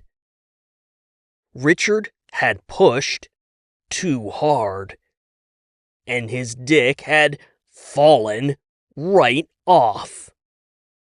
Tess cried out from down the hall, and the sound of her orgasm cut through Richard's own catatonic state. He flinched as Tess came, and his fingers reflexively loosened. His dick slipped, and Richard panicked, grasping tight against the shaft before it could fall. He breathed a long sigh of cautious relief, a storm of confusion whipping up inside him. And then Richard's dick twitched in his hand, its bulbous head twisting back on its own accord, testicles wiggling against the bottom of Richard's fist. Startled, Richard flung open his hand, and the dick splashed back into the toilet. Mother fucker. Chapter 5. And the beat goes on. Brad pounded on Richard's bedroom door, doing absolutely nothing to hide his growing annoyance. "Let's go, little dickard." Just the idea of doing anything with Richard made Brad uncomfortable. He saw Richard as nothing more than Tess's weird, awkward, and effeminate roommate. On the other hand, Tess had pleaded with him to start carpooling with the loser since they both worked at Vector Defense, albeit in very different areas, where Brad's path seldom crossed with Sir Secretariat's, the titless executive secretary. They worked for the same company, but they didn't work together. Brad had made all of these arguments, and more, but Tess had one singular, fuckable trump card that forced Brad's hand. He finally, begrudgingly, agreed to allow the little cunt to drive into the office with him. That is, if the little cunt would get his fucking shit together. Brad banged on the door again. "Hey, Dickard fucking McDicktard! The train is leaving the station, and I swear to God you are not making me late!" Brad turned and leaned against the door, muttering obscenities under his breath. After a great night of sex, food, and comatose level, dead-to-the-world sleep, the morning after was always the worst part of his weekday, thanks solely to Richard Gobbler, the human appendix. And today was even worse, because Brad was scheduled to have his interview for the manager promotion. With any luck, he'd also be testing those new shoulder-mounted missile launchers on the exoskeleton prototype. And with Vector Defense hosting a rally the next day for gubernatorial candidate Nicholas Green, Brad was eager to be available for any internal preparations. Anything that might net him a few minutes of FaceTime with the Second Amendment champion himself. No, that little shitfucker was not going to make him late. Not today. Brad growled in frustration, slamming the back of his head against Richard's door. "Come on, fucker!" The shit Brad put up with for a little bit of snatch. Richard was lying in bed, flat on his back, and stiff as a board. He was wide awake and had his hands cupped protectively over his groin. He was still wearing his work clothes from yesterday. Apparently, sleep was something that happened to other people because Richard was far too busy being frozen in catatonic horror over the fact that his dick and balls had fallen off.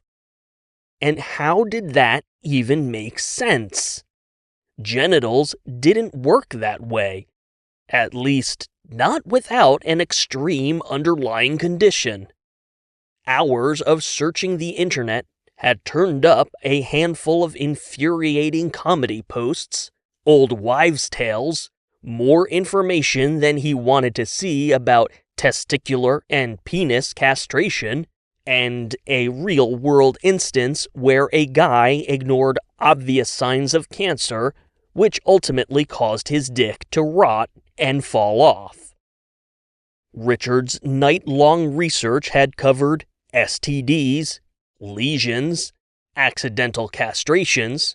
There was one story involving a man, his gonads, and an industrial printing press. Intentional castrations. The fuck is wrong with people? Broken penises, fractured penises, wild animals biting off penises, penises stuck in an erect state for too long, and penises getting hit so hard they inverted inside the body. A grand total of 0 search results described the complete unit, penis and 2 testicles, summarily separating from the groin, cleanly detaching and leaving the abandoned crotch as smooth as a Ken doll. When he finally mustered the courage for a closer inspection, the only thing Richard found down there was a recessed thumbnail of an opening for his urethra. Richard took a series of rapid, shallow breaths before turning his wide-eyed, glassy gaze to the other side of his room. Sitting on the top of his dresser was a mason jar where he had placed his dick and balls. They sat limp at the bottom of the jar, the head smushed upward along the side, which bent the pliable shaft gently backward. His cupped hands gave his crotch a little squeeze. While his dick had never been the biggest, certainly not while flaccid, the total lack of any discernible package drained the blood from his face and made his stomach want to claw its way up his throat. There was no mistaking it. His dick had definitely fallen off. Bam, bam, bam! Let's go, fuckface! Richard flinched at Brad's banging, snapping back to a cold, depressing, dickless reality. Yes, he still had a job. Yes, he still had to go to work. Also, yes, the sudden loss of your dick and balls seemed like the perfect excuse to call in sick. But besides anxiety-induced nausea, Richard didn't actually feel sick. In fact, he didn't feel any different than before his dick decided to detach. If anything, he just felt lesser. He was the exact same 26-year-old Richard Gobbler, Star Trek enthusiast, flautist, executive assistant at Vector Defense, and hopeless romantic who was hopelessly in love with his best friend who had long ago hopelessly friend-zoned him. 100% exactly the same. Minus a dick and 2 balls. Which he apparently wasn't even using, so really... Fuck it, dude, I'm out. Don't you dare say shit to Tess. Richard sat up in bed, his mouth dropping open to speak, but his throat had gone painfully dry from stress, and nothing came out at first. He hacked as he stood up, raking fingers through his hair to tidy it. Hold on, coming!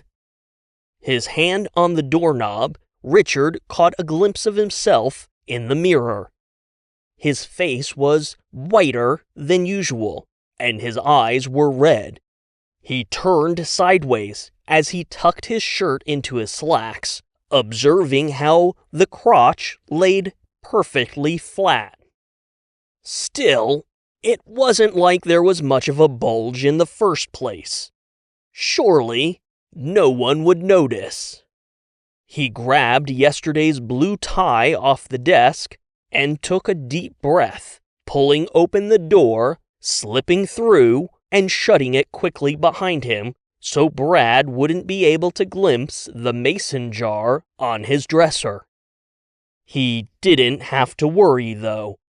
Brad was already halfway to the front door. He didn't even turn around, and instead just kept stomping. The fuck is wrong with you, asshole? We leave the same time every fucking morning. What, are you too busy jerking off to go to work today? Richard muttered an apology as he shuffled after him. He pulled the pre-knotted loop of his necktie over his head and tightened it around his throat. When the front door closed behind Brad and Richard, the small apartment fell quiet. Tess was sound asleep, and it was still a few hours before she would begin her day. Behind the closed door of Richard's bedroom, across from the bed and sitting silently on top of the dresser, was the mason jar with Richard's abandoned genitals. The air conditioning unit kicked on, and a gentle breeze of air moved the curtain covering the nearby window. The fabric swayed, letting a shaft of morning light flicker into the room. It cut a smooth line across the dresser, splicing the mason jar. As Richard's penis was exposed to sunlight, it twitched. The opening to the urethra flexed wide before squeezing shut. The shaft straightened its awkward curve, flopping backward where the testicles wiggled briefly in the warm blade of light. Chapter 6. A dick stuck in a dick. Metaphorically speaking. Richard was jammed into the back of Brad's car, and for once in this horrifying turn of events, he was grateful for the lack of testicles in such an uncomfortable, cramped space. It wouldn't have been so bad if it hadn't been for the large duffel bag sitting on top of an equally large cardboard box of personal items. The box had been labeled bedroom, and Richard could only assume it was destined for Tess's room. On top of everything else, the box was so big that it blocked the seatbelt connector. It also wouldn't have been so bad if Richard could have just sat in the front passenger seat, which was as empty as Richard's crotch. And it wasn't like they were stopping to pick anyone else up. Brad just didn't want Richard sitting up front because his car was too cool. Whatever the fuck that meant. Richard knew the Dodge Challenger was expensive and that it sported a supercharged 6.2-liter Hemi V8 that put out 717 horsepower with 656 pound-feet of torque. He knew these details because Brad often repeated them as if they were somehow salient. Like how warp-capable ships couldn't possibly exceed warp 9.99 without breaking the transwarp threshold and therefore existing in all points of the universe simultaneously, or how, in Star Trek The Next Generation, the Federation had imposed a limit of warp 4.7 because higher speeds were causing irreparable damage to subspace. But sure, cars. The things normal people chose to obsess over were fucking weird. Richard also knew that Brad's ridiculous muscle car sported a shade of red branded as Tour Red, because testosterone, probably, and the satin black hood, roof, and trunk graphics package cost an additional $3,500, but the blacked-out wheels came standard. He knew these things because he had researched Brad's car in an attempt to understand just how fucking ridiculous it actually was. Of course, The most critical detail had been impossible to find on the testosterone fetishizing manufacturer's website. He had to lean on a broad internet search to locate the Dodge Challenger's abysmal 13 mile per gallon fuel efficiency. What the fuck was the point of all that power if it didn't get you anywhere? In warp speak, Brad wouldn't be able to get out of the space dock. Richard preferred to take the bus, like he had done for the whole of his life. Unfortunately, he and Brad seemed to have reached a silent agreement on one thing. They would do almost anything to make Tess happy. And for some inexplicable reason, seeing the two of them carpool made her happy. After a while, people tend to find comfort in their own discomfort. For Richard, the deep, unsettling malaise just kept getting worse. Brad gunned the engine, producing a throaty growl that penetrated deep into Richard's chest, further stirring a profound sense of unease. Brad threw the car into a turn a little too sharply, because why not, causing the box and duffel bag to slide across the cramped back seat, shoving Richard into the sidewall. Richard peeled his cheek off the window and cleared his throat. He tried to gently push the box back in place. Brad. Nope. Brad snapped, cutting him off. Rule number 1, Richard. Richard rolled his eyes and sighed, muttering the words in unison with Brad. No talking. Brad slammed the brakes, and the rear end of the Challenger fishtailed slightly as it stopped short at a red light. His head was locked forward, fingers clenched around the custom red-stitched leather and carbon fiber-wrapped steering wheel. Richard could tell Brad's annoyance from earlier had not eased.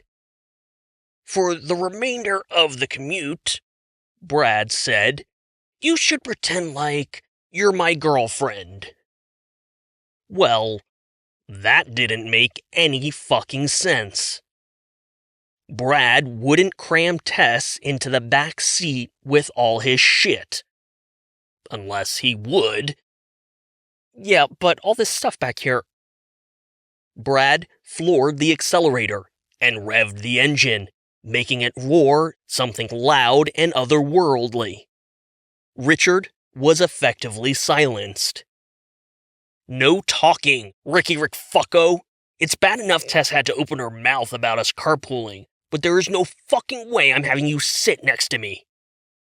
The light turned green, and the car launched forward. Richard couldn't tell if Brad was growling behind those bared, gritted teeth, or if it was just the supercharged 6.2-liter V8 Hemi engine putting out 717 horsepower, where a mere 120 would have more than sufficed. If you were sitting up front, I'd probably get distracted from the sheer embarrassment of your presence, wreck the car, and then I'd be fucking late to work. All because you can't sit in the back and shut the fuck up like a good little girl. We'd be dead. Worse, my car would be fucked, and it would be all your fault. Richard caught Brad's irrational gaze in the rearview mirror. His eyes were bugged in anger, and his brows knitted so closely that it looked like he was sporting a unibrow. You ever think about that, Richard? Brad spat. Not really, no. Okay. Richard said in a submissive whisper. But what I was... Not up for debate, Pee-wee Hermaphrodite, Brad snapped. This car is too fucking cool. I mean, come on, even a useless cuck like yourself can feel it in your fucking balls, right?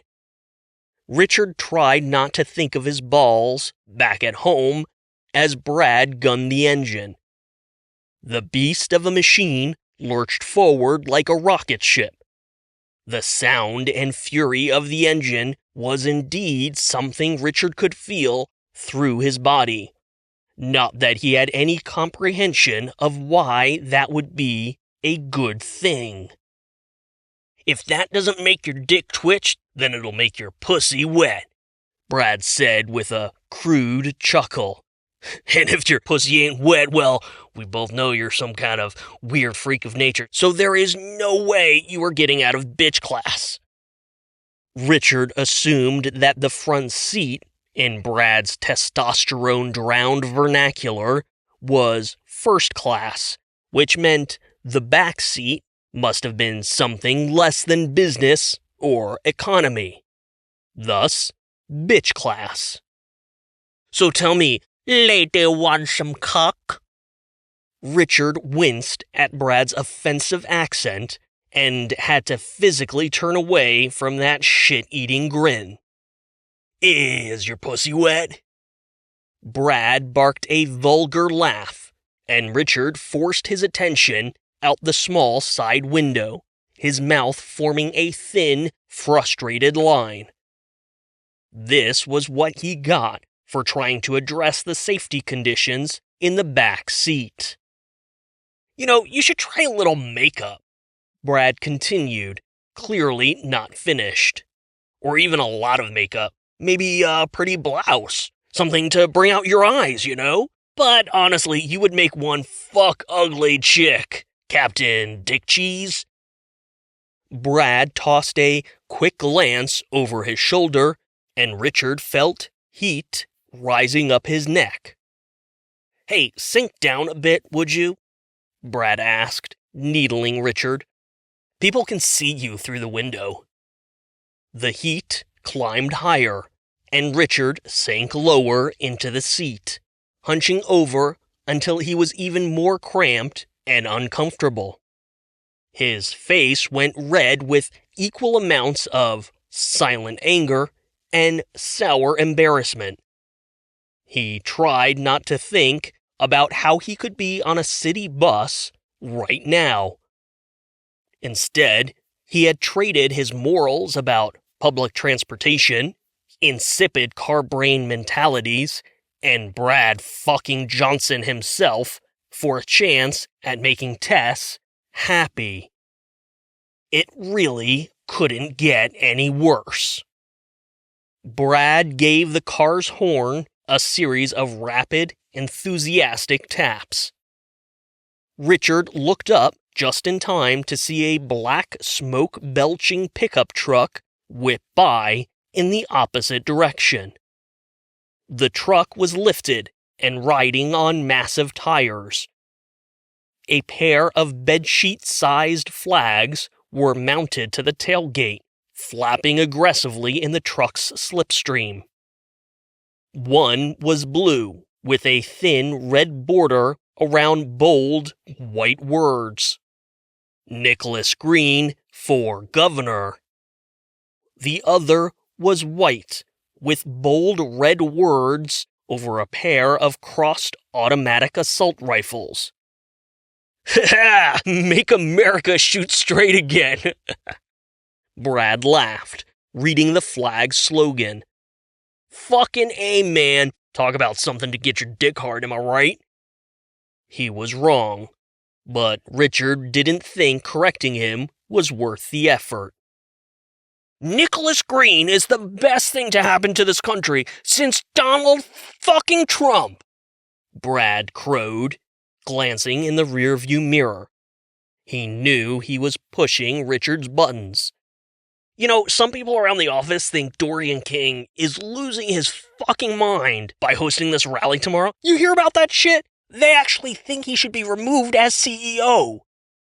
Richard was the executive aide to the chief operations officer at Vector Defense, Lorraine Dillon. She shared the executive floor with the CEO, Dorian King, and Richard worked across from Justine Cox, King's executive aide. So, yes, he had heard about that shit. He had heard all the rumors about Dorian King going crazy, how he manipulated his childhood friendship with Green by way of massive, anonymous donations to a Green campaign super PAC, all for the benefit of future military contracts. There were other rumors, too.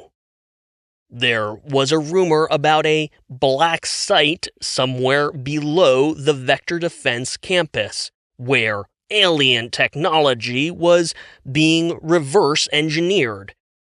There was another one about King personally funding small wars in the Middle East just to field test the blast radius of new missile tech.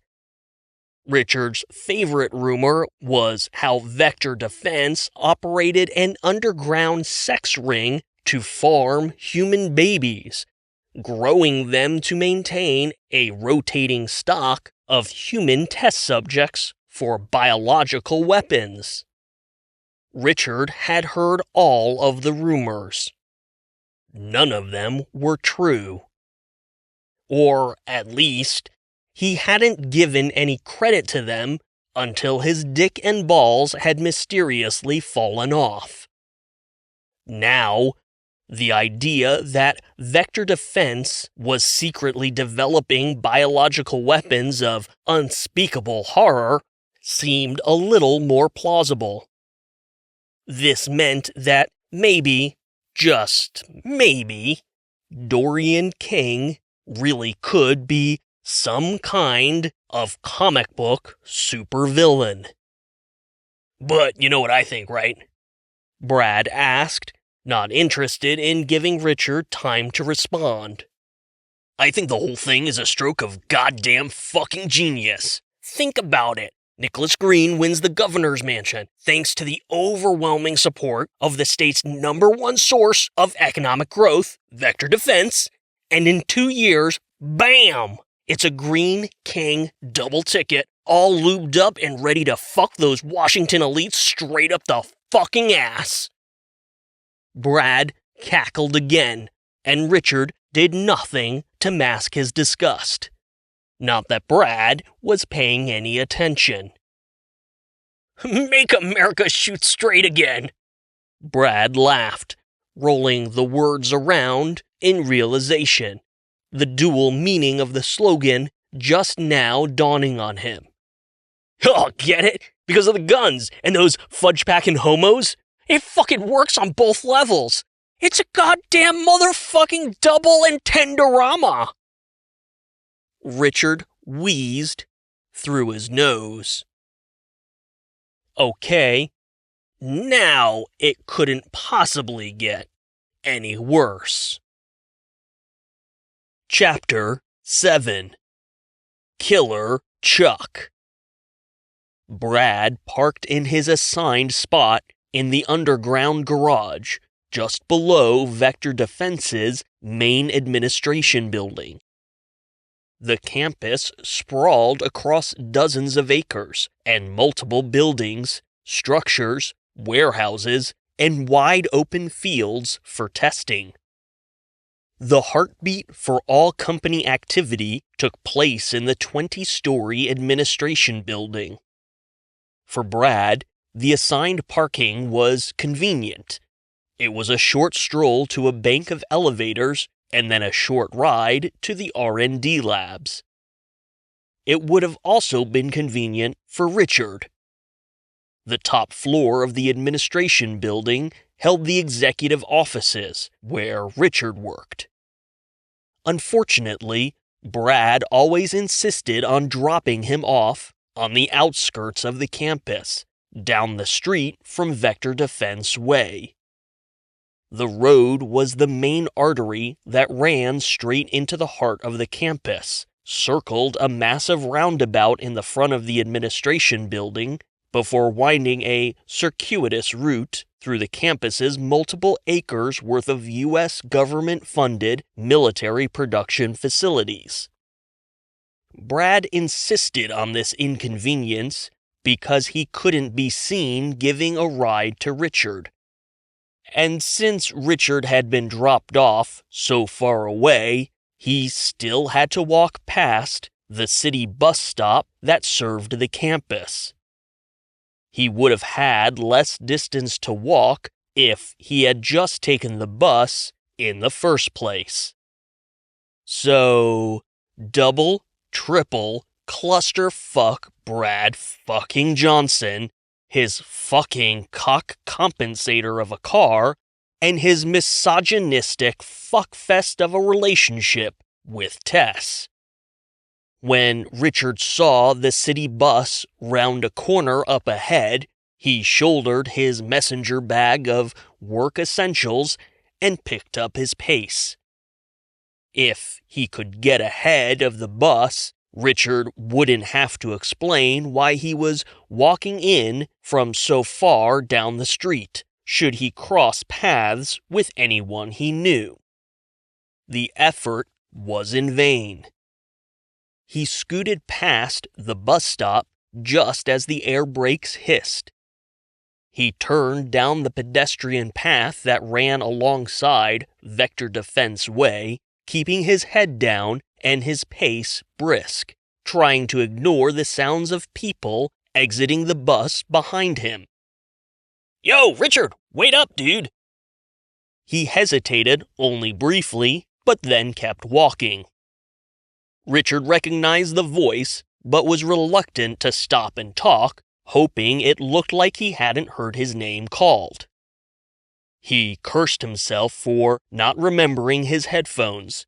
He wouldn't even need anything to listen to, just pop them on so he'd have a reason to ignore people. Then he heard the distinct sound of shoes slapping against the concrete as the person jogged to catch up with him. "Yo, hold up," Chuck said, dropping a hand on Richard's shoulder.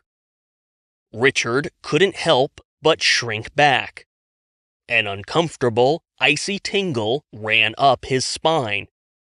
It was the first time someone had touched him since his dick and balls fell off. Chuck Kramer stepped back, holding his palms up, and grinned. The nearly 40-year-old mail clerk was taller than Richard, and he dressed in mailroom casual, jeans and an untucked dress shirt with the sleeves rolled up. His hair seemed to defy combs, brushes, and gravity, all with equal chaotic abandonment of style. His eyes were bright with an energy Richard hadn't personally experienced in what felt like ages. "Whoa, chill out, my dude," he said. "Just your buddy Chucky. I come in peace. Left my big stabby knife at home and everything." Chuck gripped an invisible knife and repeatedly swung an arc through the air, making the signature psycho sting with his mouth. He then added a bass beat underneath the stinger, rolling a high snare and chopped the air as he beatboxed around the theme. He wrapped it up with a pretty convincing record scratch and a wide flourish of his hands. It wasn't bad. Once again, Richard had to admire the older man's commitment to his creative craft. "Yeah? What do you think? I'm thinking I might use it tonight. You're coming, right? Oh, hey, you didn't say peep about the track I sent last night. All that silence left my imagination spinning, and I figured you must have been lying dead in a ditch somewhere. You got me worried about my little buddy. Chuck threw his arm around Richard's shoulder and started walking him down the pedestrian path. That icy feeling twisted in his chest, and Richard felt hyper-aware of his dickless crotch. He shrugged off Chuck's arm as nonchalantly as possible. It's warm, still a lot of walking. Chuck pulled Richard to a stop and grabbed his shoulders, pulling him into a surprisingly intense gaze. Hey, buddy, listen. There is nothing wrong with a couple of pals showing a little affection to one another.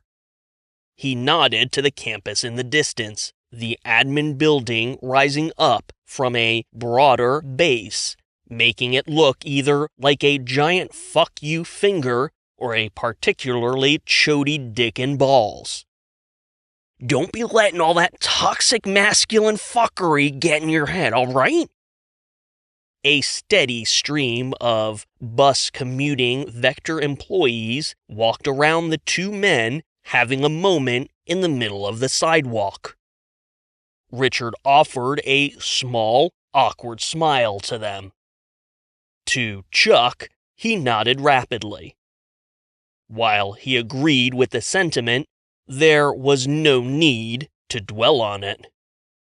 Right, you're right. Now, can we just, Richard tried to twist away and continue down the path, but Chuck held him firm. Oh, no, Chuck said. Something is bothering you, Richard. I can read it all over your face, like it was scrawled on there by a 2-year-old with one of those thick, chunkular permanent markers. What is going on? Oh, was the audio sample really that bad? 'Cause I can take it, so just give it to me straight. It's not. Look, Chuck, your music was, Richard sighed. He wanted to confide in Chuck and tell him what happened, but he had no idea how to broach the subject of his dick falling off without feeling incredibly emasculated.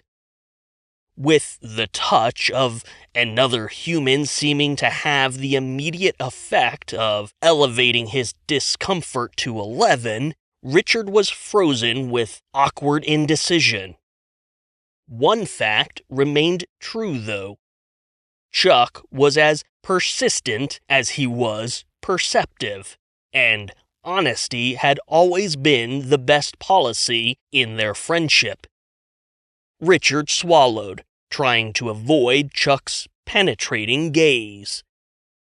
Okay, well, maybe he didn't have to be completely honest. Actually, yeah, it wasn't great, your track, I mean.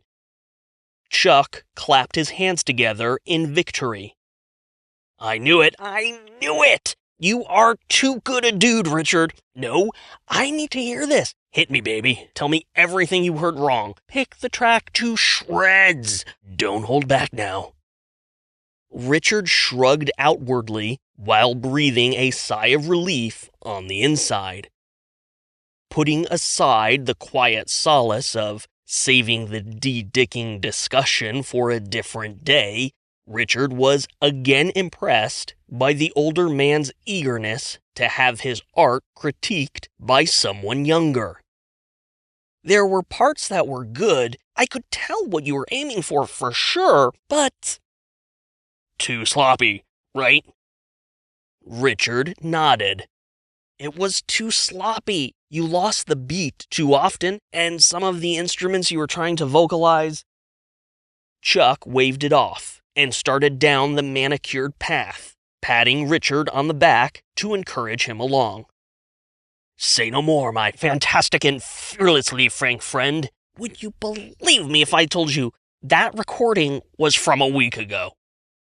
Richard shot a sideways glance at Chuck's grinning mug, already wising up to Chuck's little ruse. His psycho-inspired freestyle was objectively better than the track he sent the night before. You wanted to make me uncomfortable with how bad you were and then wow me with an impossible overnight improvement. It is all about setting expectations. Richard couldn't help but smile.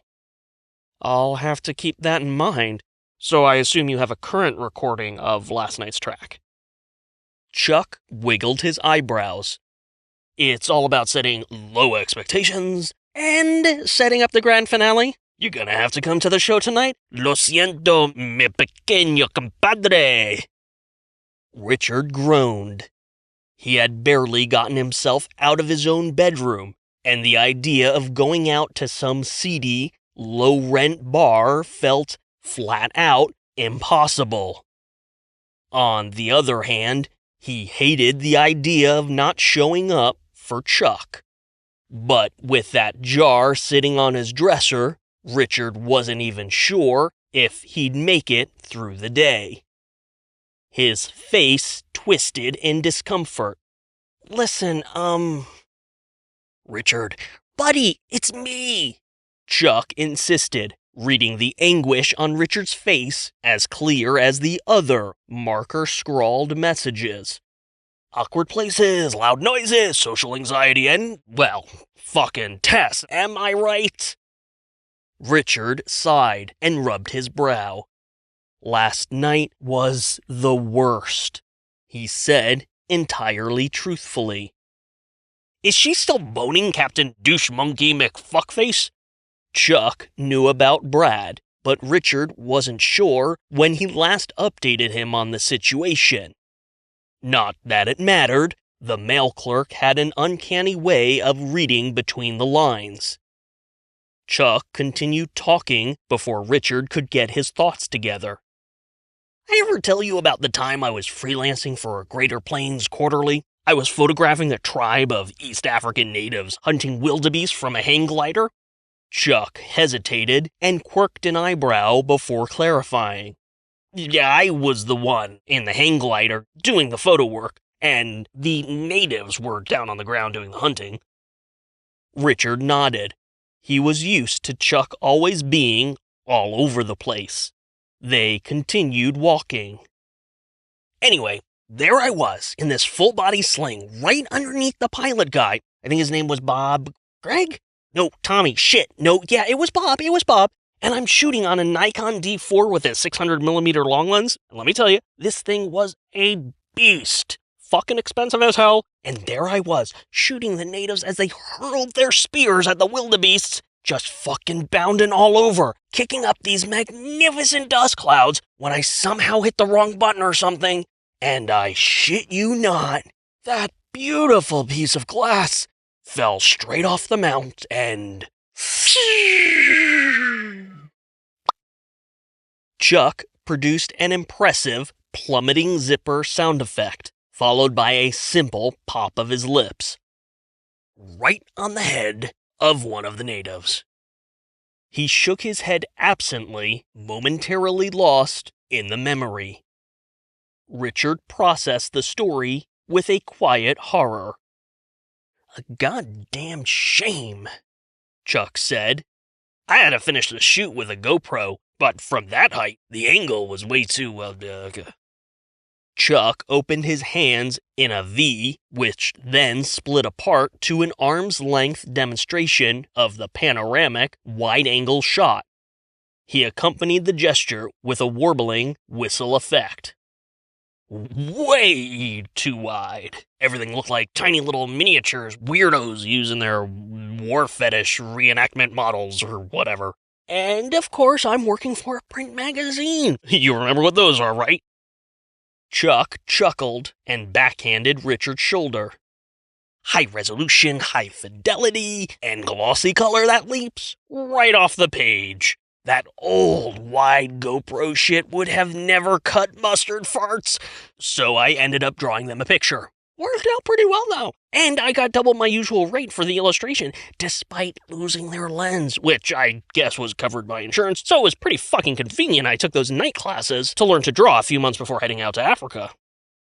They were getting close to that huge roundabout in front of the main entrance to the administration building. It was a park-like green space surrounded by tall, manicured hedges. Right in the center was Vector Defense's first missile, erected as a monument to the company's origins. To the right, they could see a stage for the campaign rally. The entire surface lot had been cordoned off for the event, and employee vehicles were being redirected a half-mile away to empty fields used as auxiliary lots. Event workers were mounting a sign over the stage that read, "Nicholas Green for Governor." "Motherfucker," Chuck muttered. "Look at that shit right there." Richard wasn't. He was too busy, stuck in Africa. "Chuck, the, native." Chuck blinked at him, confused. "What?" "The guy you dropped the camera lens on?" Chuck's eyes brightened. "In Africa! Oh, yeah, like I said, beast of a lens." He held his hands apart to demonstrate a roughly 18-inch length. "Yeah, he died pretty instantly, given the circumstances, which was probably good, all things considered, because you do not want to be bleeding out in the middle of a..." "What, Chuck, you killed a man?" Chuck laughed, struck by the absurdity of the statement. "Well, don't be... No. I didn't kill anybody. The lens, that's what killed him." "Chuck, you were pointing it at him." Chuck held up a finger to disagree. "I was..." His finger hung in the air as he reprocessed the facts of the story. "Oh, fuck. Holy mother of Buddha. Oh. Chuck." He grabbed Richard's shoulders again, a look of horror twisting his face. "Oh, I killed a man. How did I never..." "Sweet motherfucker, Richard." Richard felt the panic rise, and then everything just fizzled. He thought of how Chuck misrepresented his beatbox recording from the night before. He shook his head, dismissing the story in its entirety. "Okay, fuck off. You actually had me there." Chuck looked shocked. I did?" "There's no way you could have killed anybody hang gliding over the African plains. Come on, man." Chuck smiled awkwardly. Right, yeah, you saw right through yeah." They continued walking, and Richard asked, Okay, so it's like a parable then, sure, but, spell it out for me." Chuck rubbed his cheek, lost in thought. Chuck?" Yeah, what now?" "What was the point of the story?" Richard asked. "How does losing a camera lens relate to me and Tess?" You and, Tess," Chuck repeated, his brain slowly spinning back to the present. "Well, yeah, it relates because, sometimes shit just falls off, right? Beyond your control. I mean, like the lens, right? And you don't have a choice but to let it go, and just like that, suddenly your life is, oh, Jesus, changed forever. And there's nothing you could have done. It just..." Chuck repeated the plummeting zipper sound effect. Only this time, it was long, depressed, and the plop at the end was wet and flat.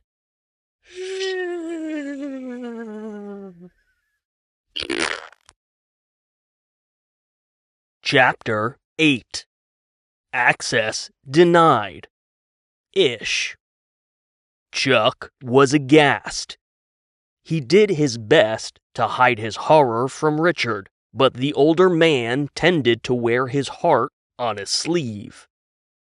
Fortunately, as they crossed the roundabout to enter the building, Richard was too preoccupied with the bustling rally prep to notice Chuck's sudden and awkward silence.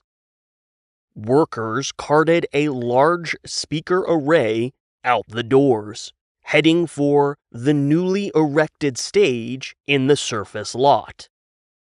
Richard watched as they went, holding the door open for Chuck. "Seems like a recipe for disaster," he muttered, eyeballing unhung banners proclaiming that overused Second Amendment fetishizing campaign slogan. You ever get a creeping sense of doom, like something really bad is on the verge of happening? Chuck blinked. What? Richard shook his head. Skip it. They entered the lobby of Vector Defense. It opened up into a wide cavern that scaled the first 3 floors of the building. Walkways for each floor surrounded the perimeter of the lobby, and a pair of escalators served the second floor. A fixed security enclave sat at the front of the lobby. A courthouse-style queue, metal detectors, X-ray machines, and bulletproof glass formed a barrier that sat alongside a bulletproof glass-enclosed security desk the size of a small office. The security desk was replete with stacks of surveillance monitors displaying every nook and cranny inside and outside the administration building. On the other side of the security desk was a series of employee turnstiles, activated by a company-issued security card before being verified by a biometric face scan. Behind the bulletproof glass, a security guard sat on an elevated seat, keeping a watchful eye on the line of employees entering the building. Chuck spaced out as they joined the employee line, slowly shuffling forward. He was still digesting the reality that he had, maybe, killed a man, albeit inadvertently. His stomach had gone sour, threatening to reject the bowl of cereal he had for breakfast. Chuck Kramer was a pacifist. Whenever he found a fly or spider in his house, he went to great lengths to capture and relocate the critter somewhere safe outdoors. He believed in art and the power of creativity to bring people together, unifying disparate ideologies around a fundamental truth. We all just want to love and be loved. Creative art was the purest expression of this idea. Whether it was a painting, a song, a story, a video, or a photo, the artist wanted his art to be seen, experienced, and loved. And what was an audience if not the perfect vessel to receive an artist's creativity? It was a symbiosis so perfect that only the fabric of the universe could have formed it. For Chuck, art was everything. Creativity was life, while love and pacifism were the heartbeat that kept him going. And yet, somehow, Chuck Kramer had killed a man. Maybe. Probably. Chuck felt something rise in his throat. He covered his mouth in an attempt to minimize a fragrant belch of sour milk. Richard turned a curious eye at him. "You okay, Chuck? You look a little, Chuck forced a smile, giving Richard a thumbs up. "Right as rain, little buddy." But he wasn't. At least, not yet. He had killed a man, maybe, likely, and gotten away with it. Also, how in the hell was this just news to him now? Was he that preoccupied with fine-tuning his life around creativity, hopping from one creative pursuit to the next, that he never really came to terms with what happened in Africa all those years ago? Chuck believed in a greater, nay, grander, creative purpose. That's why he worked at Vector Defense. Despite being the literal opposite of an institute of pacifism, Chuck rationalized the low-level mail clerk gig as the perfect day job to facilitate his creative endeavors. The job required little mental energy, so his brain was frequently elsewhere, noodling over this idea or that illustration or another short story. And since the job was at a major military defense contractor, even an entry-level mail clerk position paid a more robust salary than Chuck knew what to do with. He rationalized, at very least, that it wasn't like he was designing the fucking bombs that were killing people all over the world. He was just delivering the mail to the people who did the designing. On the turnaround, Vector Defense was unwittingly subsidizing the creative art of a lifelong pacifist. That was some kind of cosmic, karmic balance. Right? But now that he realized he had killed a man, maybe, definitely, Chuck found himself questioning every single moral and ethical decision he had ever made throughout his entire life. Was Chuck Kramer a good person? Worse, did it even matter? The security card scanner beeped angrily before flashing a red light. Richard's access card wasn't working. A bright strip of LEDs began pulsing, bathing Richard in a red glow. The perched security guard, a Vector long-timer named Willie Hammer, glanced up from his computer display, peering over a pair of reading glasses at Richard. Richard managed an awkward smile. At least the red LEDs were hiding his flush of embarrassment. The card isn't working. Willie's eyebrows eased upward. Yeah, I think I can see that. He pressed a button to override the card reader and activate the biometrics. He pointed at the scanner, running his tongue across his lower teeth. Proceed with the facial scan. I'll need to see some ID. Richard fished his wallet out while the electronics completed the biometric facial scan. Chuck decided to lean into the moment. He had never been one to dwell long on the dyspeptic, and this was the perfect exit ramp from his sudden bout of existential malaise. Oh, hey, Willie, come on. How many years have we been doing this? It's Richard!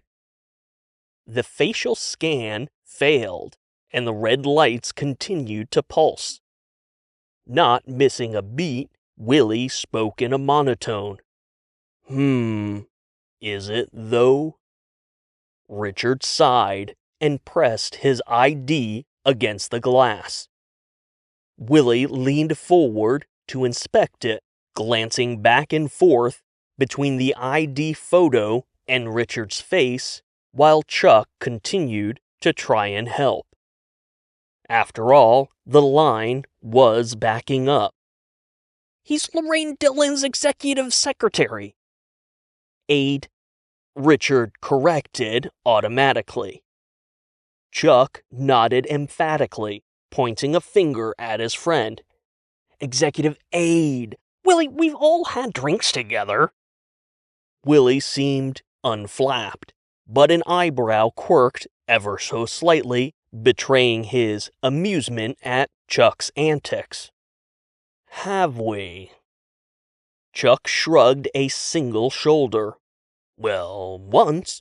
I saw you, I think. It was dark, and we were on the other side of the bar. Okay, maybe we weren't drinking together. The employee line was getting longer behind them.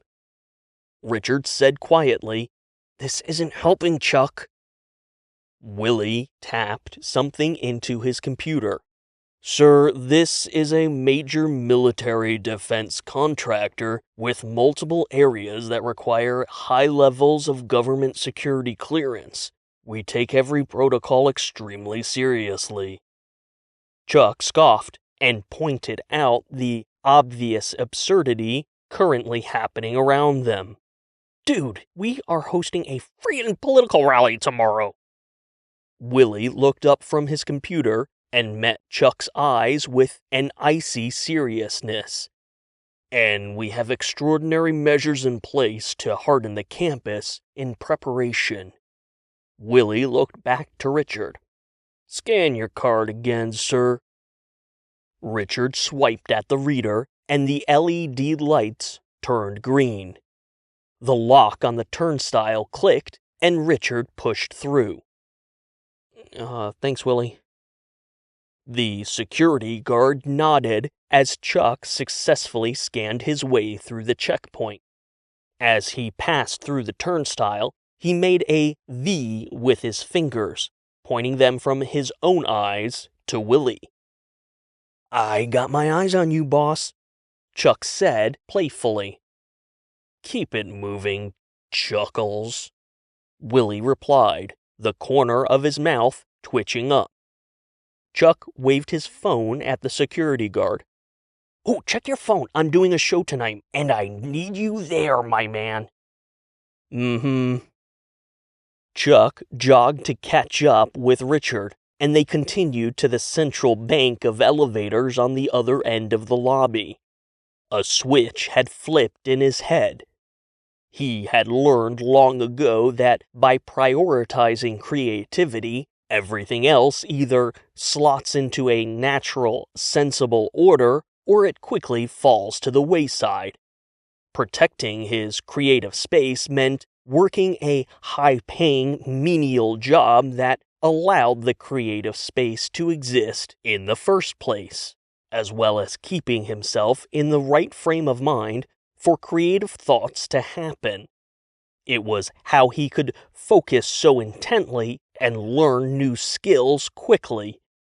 The fact that he had, maybe, accidentally killed a man over a decade ago was something he would let his subconscious chew over and eventually inform future acts of creative expression. For now, though, I'm thinking about Justine," Chuck said, remembering that Richard was dealing with his own obsessive relationship issues. "How so?" Justine worked alongside Richard in the executive suite. She was the CEO's direct assistant. "Well, for starters, she's pretty hot." Richard nodded absently. Chuck could practically hear him thinking about Tess. They reached the bank of elevators, and where Richard hit the up button, Chuck tapped down for the lower-level mailroom. "Listen, buddy," Chuck said, making one last effort. "I know you hate the sound of it, but it all comes down to shit, get off the pot, or find another dumping ground. This permanent stasis crap you're subjecting yourself to is unnecessary torture." "And you think I should hook up with Justine?" "Or just rub one out and move on to some cool creative flexing. I know it's in you, Richard, lurking and waiting and clawing to get out." Chuck raked the air with his hand, fingers curved like talons. The elevators dinged. "I don't know, man," Richard said, stepping into his elevator. "It's a lot more complicated." "It's only as complicated as you make it, Sir Richard," Chuck said, saluting his buddy before he slipped into his own elevator. As the doors began to close, "Stay cool, my friend, and stay creative." Richard shuffled to the back of the elevator as it began its slow journey to the executive suite, stopping at random floors to let people on and off. He looked down at his shoes, trying to avoid eye contact, and again he regretted leaving his headphones at home. With his dick. He shifted his messenger bag in front of his crotch and folded his hands underneath. When he was sure he looked casual enough, he pressed his fingers into his crotch. Yep, definitely no dick there.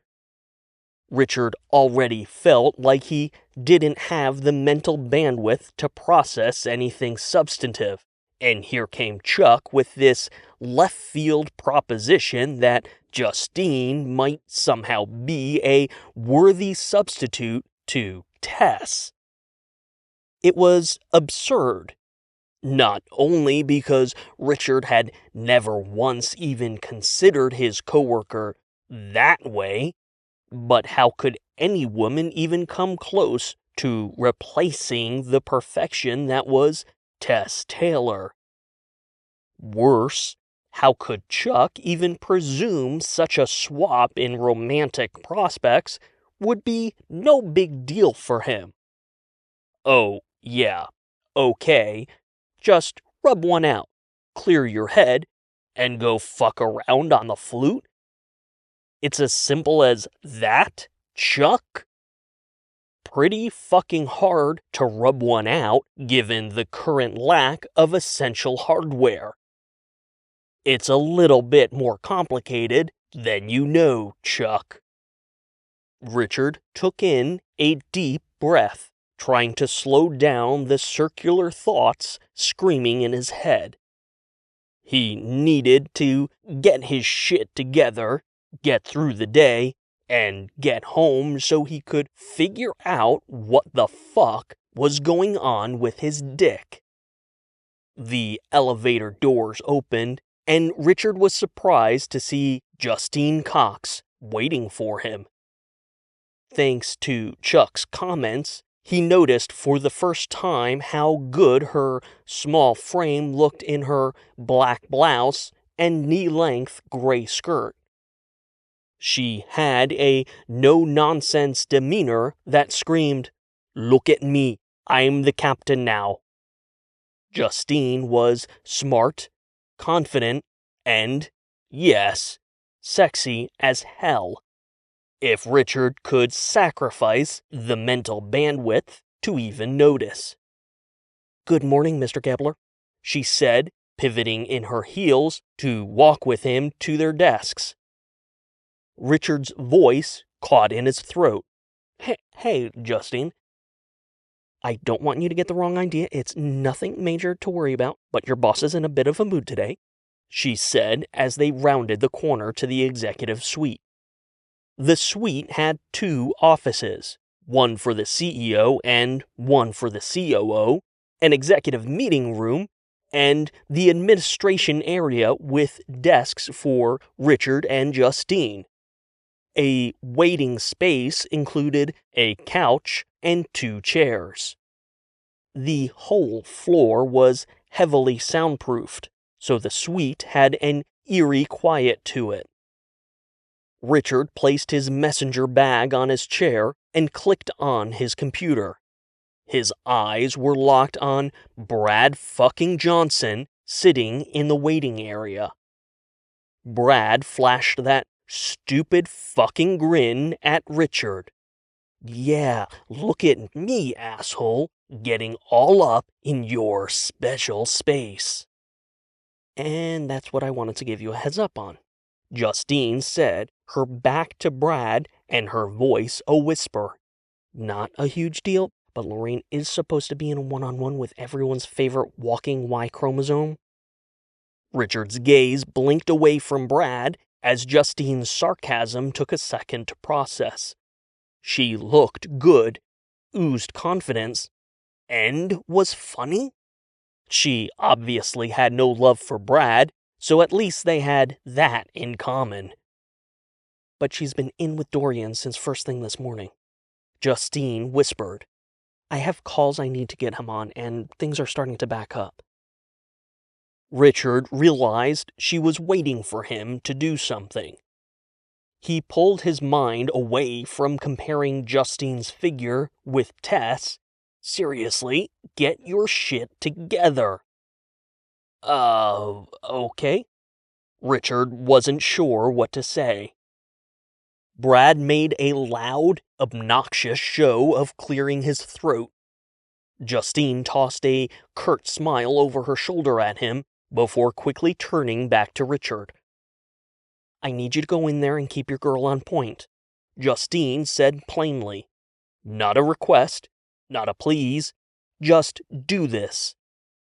Richard blinked and tried not to show how uncomfortable he was. He hoped his face wasn't flushing red like it had downstairs. You want me to, Justine placed a hand on his shoulder and guided him to the CEO's door. She's your boss, Richard, and he, Brad, is her problem. Justine stepped back to her desk, leaving Richard standing in front of the closed CEO's door. His fingers hovered over the handle. He glanced back at her, and Justine offered a look of sympathy, mouthing the word sorry at him. Okay, just go into the office of a major military defense contractor's chief executive officer and tell his boss, the chief operating officer, that she was skunking up the day with her morning chit-chat? Yeah, sure, no problem. Chapter 9. The Man in the Ivory Tower. Richard slipped into the chief executive's office, closing the door as quietly as possible. He didn't move his back from the door, and his feet felt rooted. Having worked at Vector since graduating college, this was the first time he had ever stepped into the CEO's office. The office itself was huge, with floor-to-ceiling windows that spanned the front and side walls of the building. The office looked and felt premium, despite its stark minimalism. A massive executive oak desk sat near the side window, and sitting on top was only a small laptop and the company standard IP phone system. No papers, no knickknacks, no personal photographs or memories. Just ruthless efficiency. There was an executive chair behind the desk, but no chairs on the other side, suggesting that Dorian King wasn't fond of people sitting, staying, or even talking while he worked.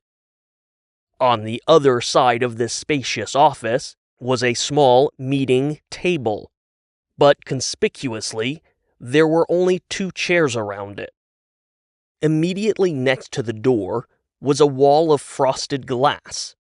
On Justine's side of the glass, outside the office, plants further obscured the view.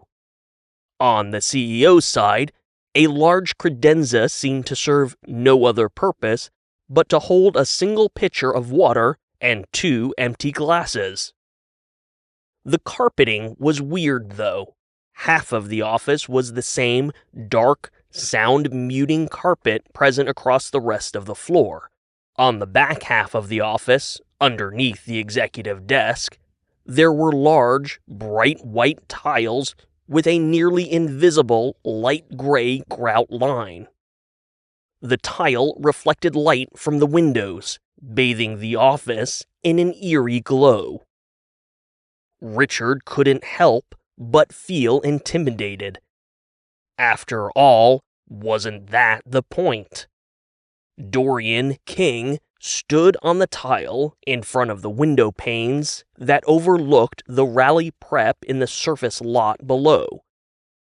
He was a tall, slender man with silver-white hair that formed an immaculate, coiffed wave atop his head.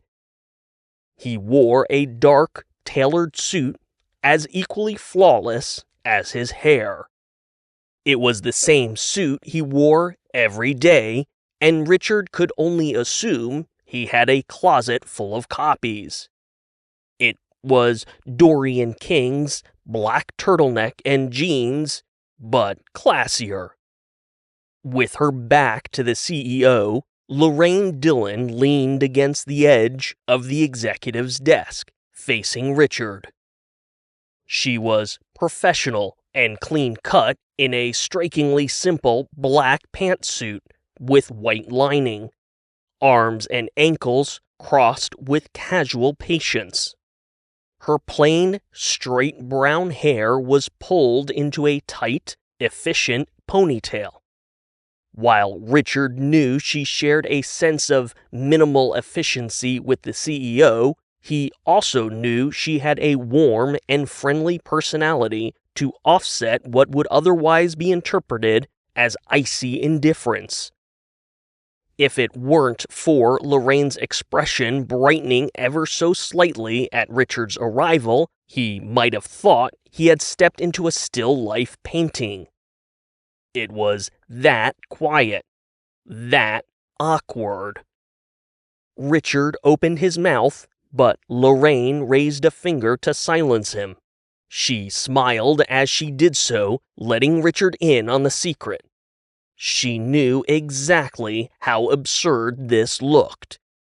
And Richard had no reason not to implicitly trust this woman. She had plucked him directly out of the college internship program while she was still a vice president in finance.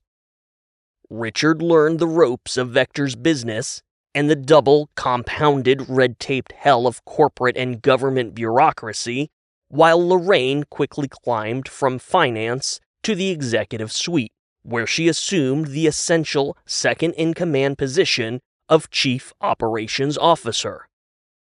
From the very beginning, she promised Richard she would always have his back, as long as he always had hers. "I've always hated this view." Dorian King spoke softly from the window. The rally preparations were immediately below, but a good chunk of the campus and its facilities sprawled across the impressive vista. "It's the best view in the building, that's why it's yours." Lorraine spoke patiently while looking at Richard, her amused expression saying, "Get a load of this guy, right?" "Your office has a view of the lake," Dorian replied, his tone flat and monotonous. "My office is smaller."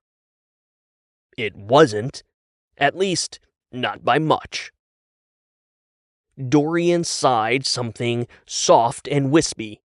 For a moment, Richard almost thought this powerful, much-feared CEO was sad. Except that didn't make any sense. "Look, I think we can put this whole thing to rest right now," Lorraine said, her gaze not moving from her aide. "Richard, you're aware that Dorian and Nicholas Green were childhood friends, correct?" Richard felt his already rapid heart rate jolt uncomfortably.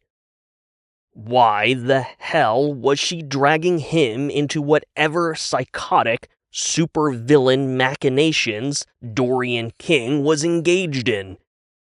Of course he had heard about the history between King and Green.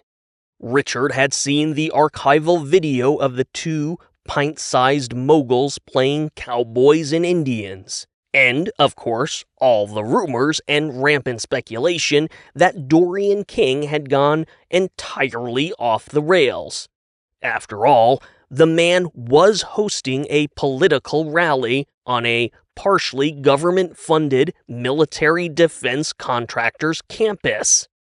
This was the whole reason Lorraine Dillon had made such a meteoric climb in the company.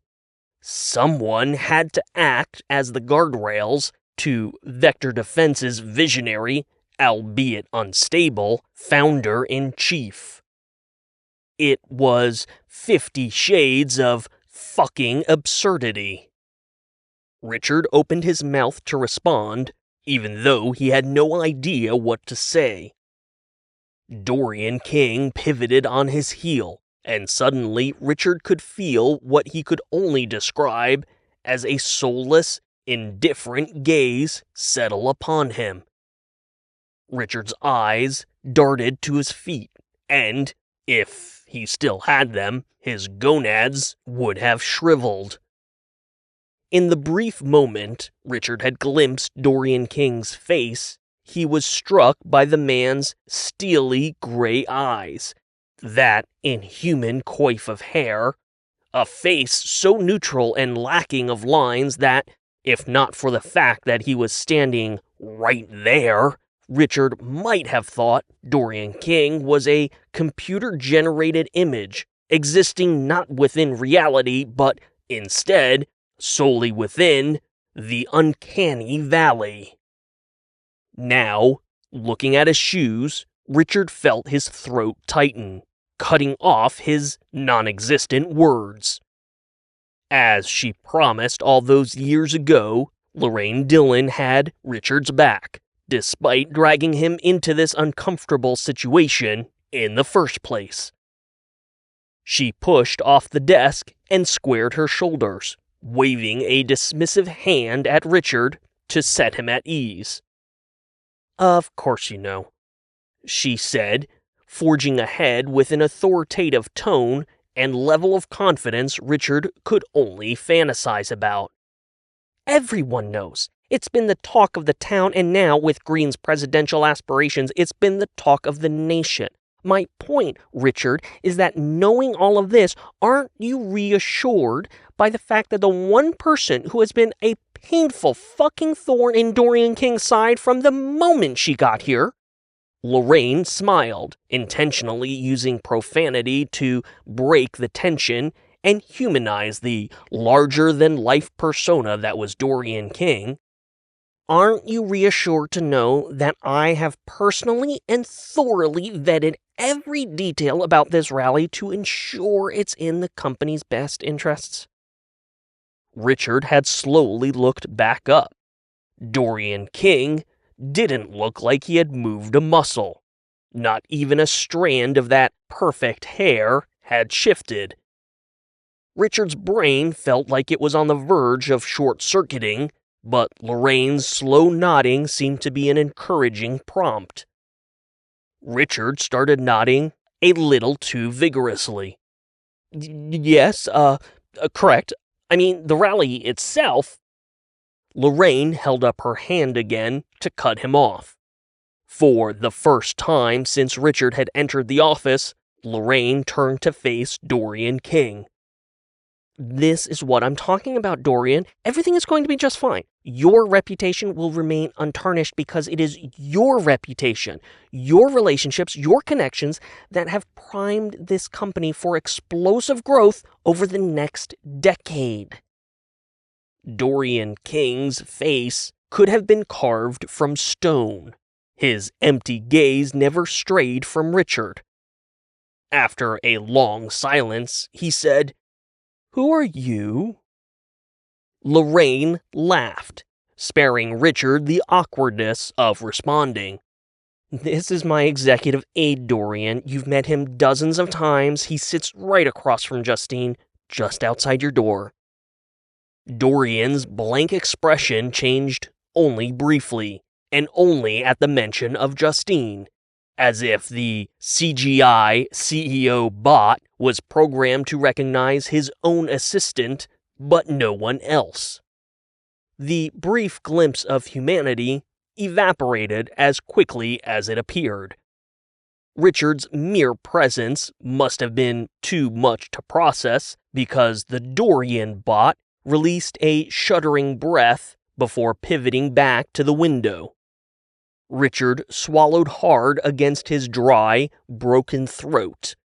He raised his wrist toward Lorraine and tapped it with his index finger. She nodded in acknowledgement.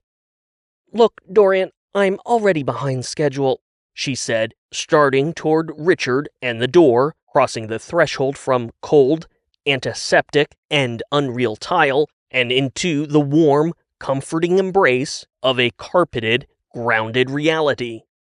"I think we can all agree that Nicholas Green will be our next governor. In the long run, hosting his rally will help keep us relevant, especially as Lockheed keeps getting more entwined with the current administration. Even if people can't understand that now, they will later."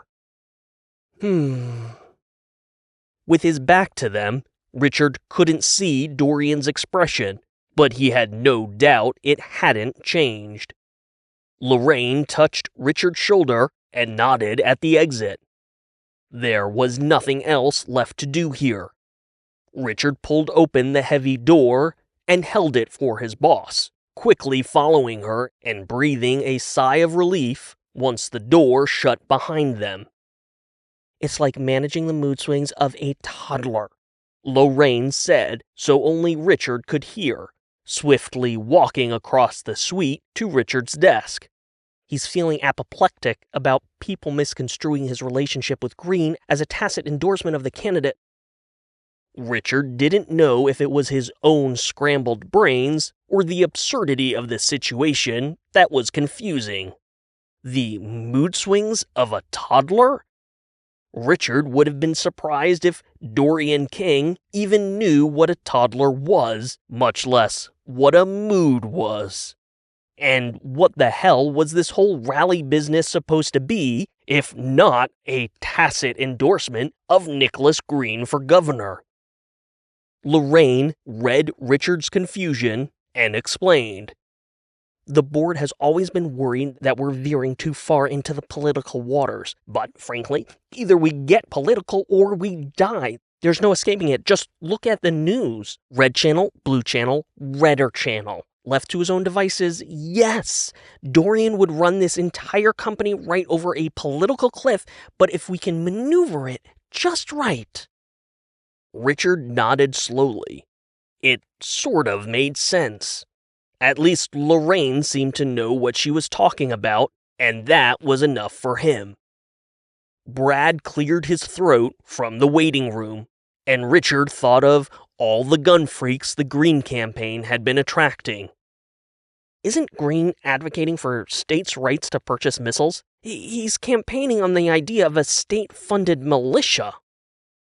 Lorraine flipped through the inbox of mail on Richard's desk. It's all just bullshit rhetoric. He's laying the groundwork for a presidential run. There's nothing he can do as governor, and federal terrorism laws explicitly prohibit exactly that. But the publicity? Even Lockheed, with their war chest, can't purchase that amount of advertising. Brad had stood up, obviously impatient.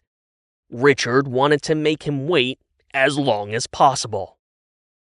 Lorraine, I wanted to talk to you about that manager position."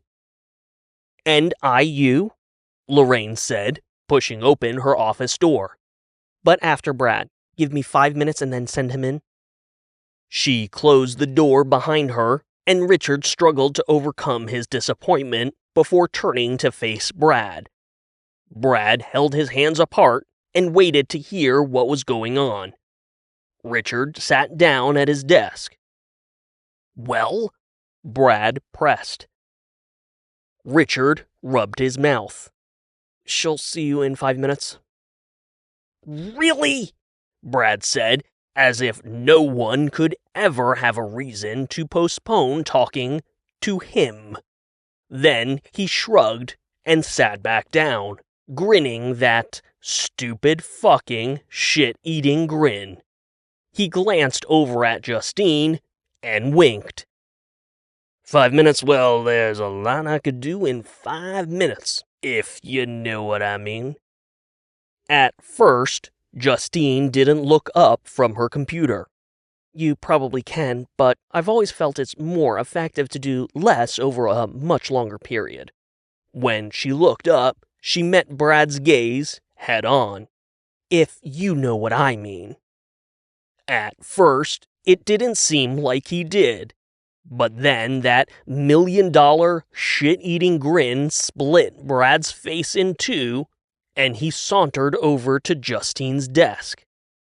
You hear about the missiles I got them to add to the exoskeleton suit? I'm supposed to be testing them later today. I have no doubt you'll be testing your missile quite vigorously, Justine said, once again focused on her computer. You know, I always enjoy an audience, Brad said, undeterred by Justine's lack of interest. You should come down. You might see something you like. Before Richard could hear Justine's response, his desk phone chirped. Lorraine was ready to see Brad.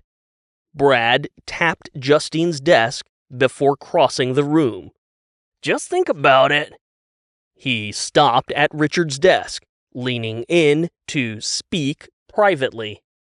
You breathe a word about any of this to Tess, and I will personally tear your fucking balls off and shove them so far up your asshole you'll be coughing testicles for the rest of your life. Dicks before clits. You get me, Colonel Dickman? Brad tapped his palm against Richard's cheek before stepping inside Lorraine's office.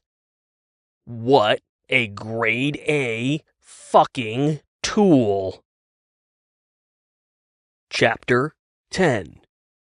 One mystery letter, please.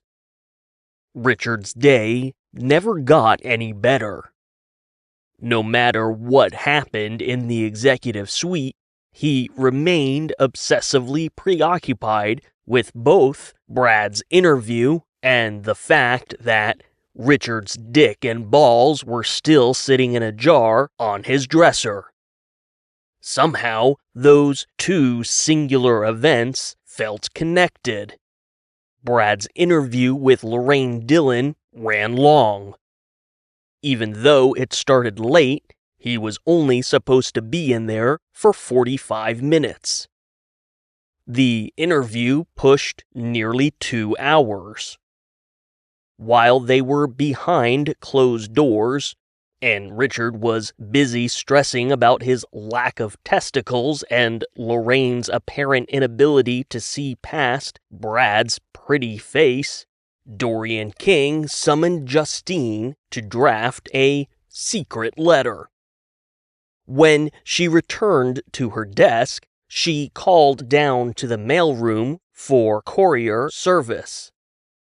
In typical fashion, Chuck appeared on the 20th floor before Justine could finish her chat with him. Chuck tapped his headset to end the call, pushing his little mail cart up to Justine's desk. "Milady," he said, scooping the CEO's mail from his cart and handing it to her. Justine shook her head in disbelief.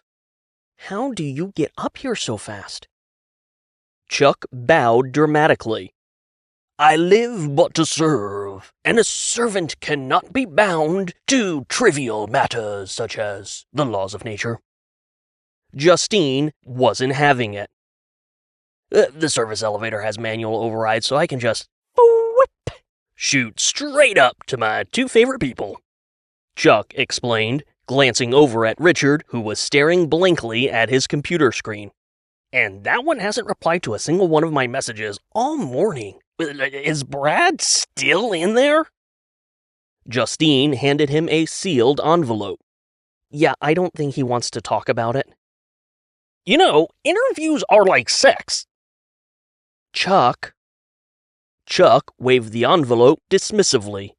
No, I'm serious. No grossness, Scout's honor. See, if an interview is short, well, he blew it. But if it keeps going, like some marathon session with water breaks and everything, Chuck looked at the envelope in his hand and saw that it was labeled for the Nicholas Green campaign but had no address.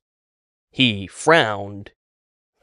Well, that's a mood killer right there. Where am I taking this?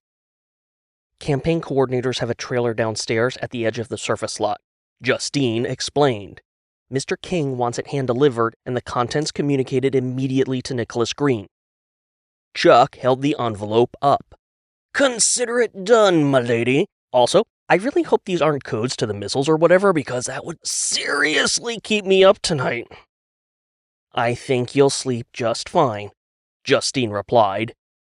Chuck spun his cart in a dramatic whirl. Then I have no further questions, Your Honor. Ooh, did Richard tell you about my show tonight? Before Justine could respond, Dorian King stepped out of his office. Chuck smiled and nodded at the CEO, but the man didn't seem to notice the mail clerk. He walked across the length of the suite, through the doors, and to the elevators. His stride was as purposeful as his posture, and as mechanical as ever. His gaze stayed fixed directly ahead, and Chuck wasn't sure if the CEO was even aware he was there. When Dorian King rounded the corner to the elevators, Chuck leaned close to Justine while looking at Richard. Y'all just saw that, right? From beyond the corner, they heard the sound of a heavy door opening and closing. Chuck straightened and frowned. Okay, that was the stairwell, Chuck said. There's no way your dude is climbing 20 flights of stairs just for a bite to eat. Is he? Justine was unfazed by King's aberrant behavior. She raised an index finger to the ceiling. He's going up. He hates the view in his office. He has a spot on the roof where he can see the lake and the preserve. He likes to go up there to think. For real? Longing for nature was such human-like behavior. Chuck nodded, impressed. Okay, right on. Chuck started away, campaign envelope in hand. He cast one last look at the catatonic Richard. Hey, meet me downstairs for lunch, buddy? Richard grunted after a few pregnant seconds. Lunch was a long way off, and Brad fucking Johnson was still in Lorraine's office. By the time Brad stepped out of his marathon sex-like interview with the COO, grinning that perfect fucking smug smile as if he had just jizzed gallons, Lorraine was already late for her lunch appointments and had a stacked afternoon that would keep her firmly out of Richard's reach. In other words, Richard never got so much as 30 seconds to discuss the manager position with Lorraine. It would have to wait until tomorrow, if at all. Richard continued to ignore Chuck's messages on the internal instant messenger, skipped lunch. He had a couple of granola bars in his bag, but he didn't have much of an appetite since his dick fell off, and was grateful when 5 o'clock came and went without any word from Brad about carpooling home. Instead, Richard took the bus, ignored the world, and sank deeper into his depressing, dickless hell. When he got home, Tess had already departed for her shift at Nips and Sips, and Brad had planted himself in the living room watching some loud, dumb movie with lots of explosions. Richard didn't say a word as he slipped into his room, grabbed the headphones he regretted not having all day, and crawled immediately into bed. Fuck absolutely everything. Chapter 11. The Invasion. Richard must have fallen asleep, because when he woke up, it was dark out, and his headphones had been knocked askew. Something moved nearby. Richard froze, face down in bed. There was another subtle shift of fabric, and he instantly knew this was what had awoken him. Fear crept up Richard's spine. Someone else was inside the room. He blinked to focus his eyes and saw the jar sitting on his dresser, but the noise was coming from the other side of the room. Carefully, cautiously, Richard turned his head as silently as possible. When the other side of his darkened room came into view, he first saw his bedroom door cracked open, a sliver of light bleeding in from the living room. Richard's heart thudded in his chest. Someone was definitely in his room, and Richard was trapped in his bed without anything he could use as a weapon. There was that shuffling again. Richard's gaze fell on his closet as another kind of horror gripped him. The closet door was open. The light was on. Losing all sense of caution, Richard sat bolt upright in bed, eyes wide with sudden knowledge. Someone was inside his closet, with Richard's flutes. He swung his legs over the bed and stood. After 2 silent steps, he reached for the closet door handle. Richard's fingers wrapped around the knob. His lips pursed and his breath came in short, shallow gasps. Somewhere deep in the left side of his brain, a tiny voice kept repeating, "No, it can't be. No, it can't be. No, it can't be. No, it can't be. No, it can't be." Richard flung the closet door open and screamed. Surprised and caught completely off guard, Brad screamed too. He was fiddling with one of Richard's flutes, which leaped from his hands as he flinched in shock. Brad proceeded to awkwardly juggle Richard's secret flute. Richard could imagine no greater terror, and that was while being keenly aware of his dick and balls in the jar right behind his back. Brad would only have to push past him to see. Wait, had he already seen? Jesus fuck, man!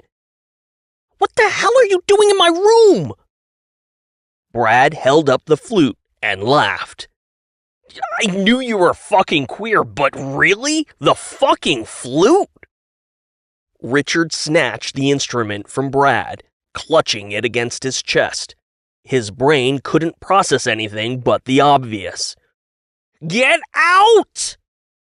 Brad continued to chuckle, and Richard saw red. Get out! Get out! Get out! Get out! Brad raised his hands and pushed past Richard. All right, calm down. I was just looking for some weed. Richard maintained a presence of mind to keep himself between Brad and the dresser.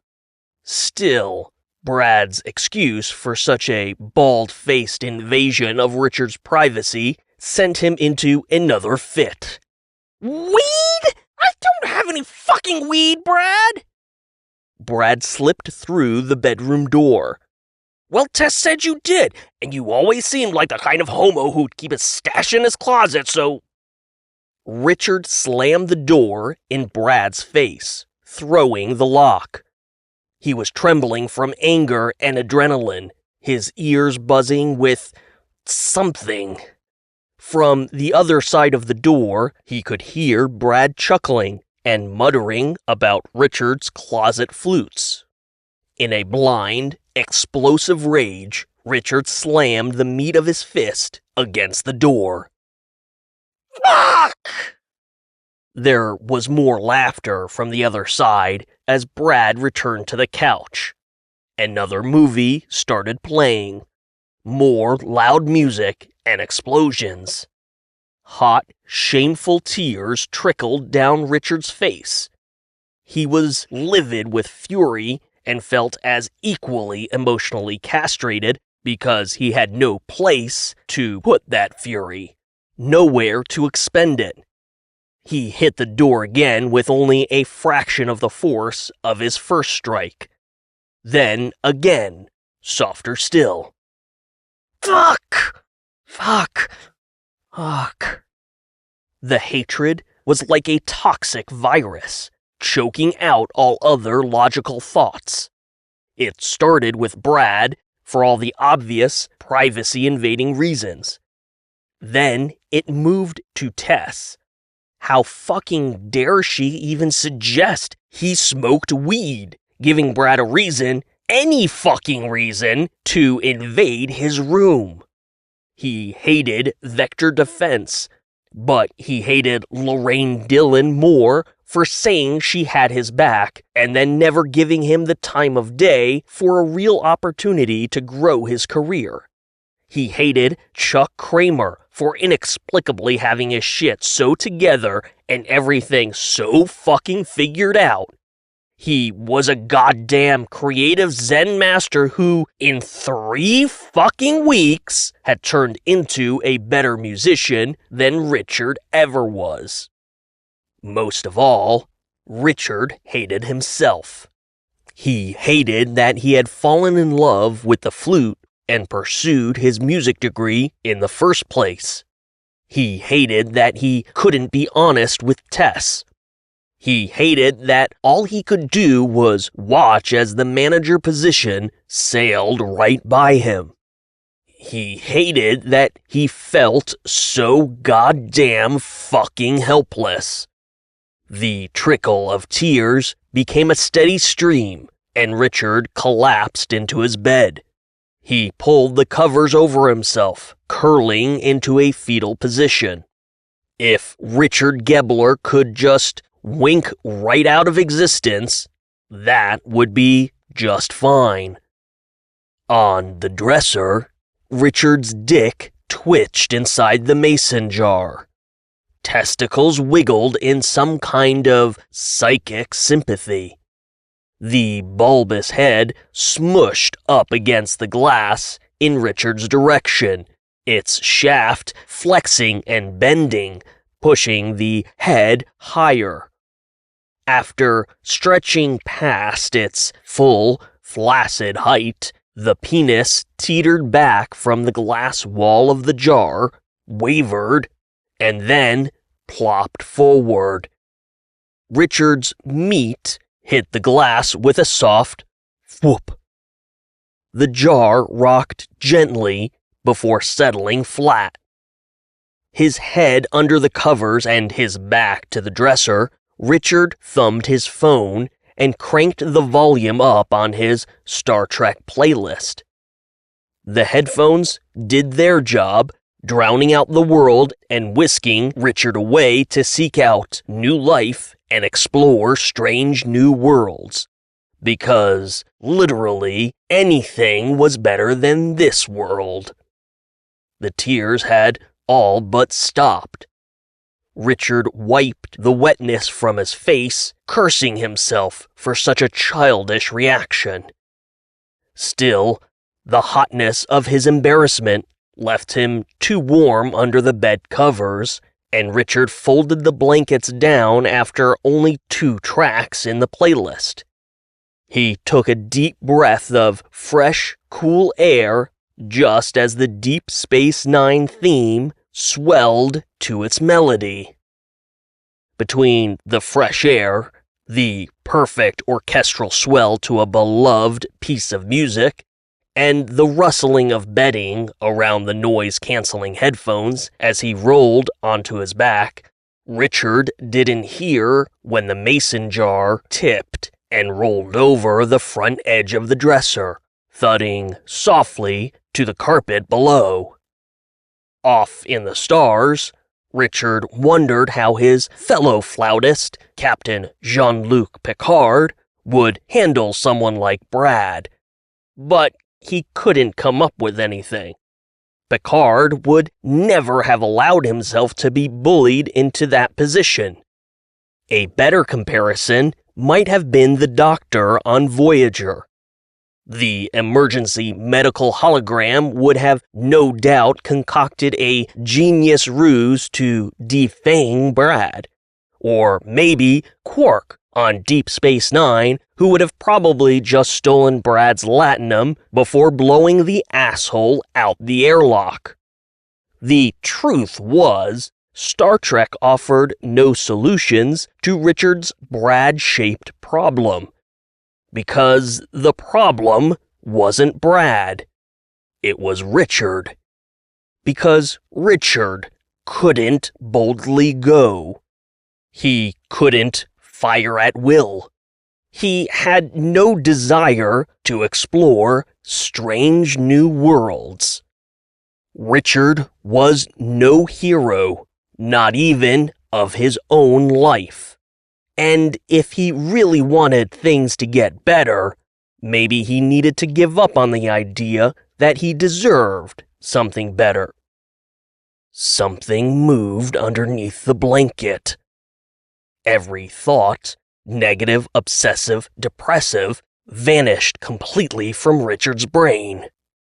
Something had moved underneath the blanket. He reached up to his headphones and pulled them down to his neck. The music went tinny against the quiet of the room. He looked down at his bed, but the only thing he saw was the shape of his body underneath the covers. Maybe it was anxiety? Richard couldn't think of any other time in his life when he had experienced this level of stress. He had already lost his dick. Maybe he was losing his mind now. Something moved against the fabric. Richard heard the rustle clearly this time, and he knew he hadn't caused the sound because he hadn't so much as stretched a tendon since pulling his headphones down. When something pressed into his ankle, Richard couldn't help but let out a small gasp of surprise.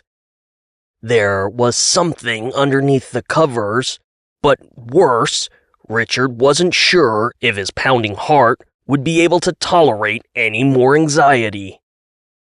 Brad's movie continued in the living room, the muted sounds of gunfire and screaming bleeding into the bedroom. Oh my fucking... He felt movement between his legs. With a flash of realization, Richard looked at his dresser. The mason jar was gone. Horror enveloped him, and he craned his head forward. The jar was sitting at the foot of the dresser, but his dismembered member was nowhere to be seen. Under the covers, between his legs, something began poking up, pressing against fabric and flexing, bulging. Richard wanted to scream.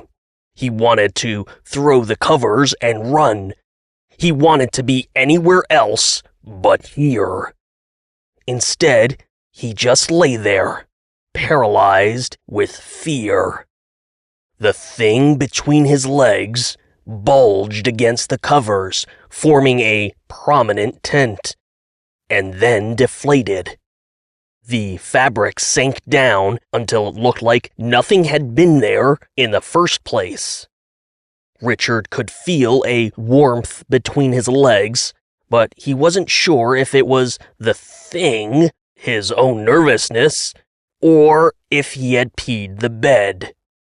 Very, very, very slowly, he lifted the edge of the covers and peered down the length of his body. So far, everything looked normal. Maybe he was losing his mind. Richard's penis sprung up in the darkness between his legs, tenting the covers and coiling aggressively. It bulged and flexed in the darkness, making a high-pitched, hissing, spitting noise. Richard felt flecks of strange moisture strike his lips. The dick between his legs exploded, lurching toward his face. Richard screamed. Chapter 12. Brad assumes the best. With one hand deep in a bag of Doritos, Brad lowered the volume on his Expendables marathon. He thought he heard a scream, but wasn't sure if it was from the movie. Sure enough, with the volume turned down, Brad could make out the sound of stifled grunts and moans from Richard's bedroom. The little shit was jacking off.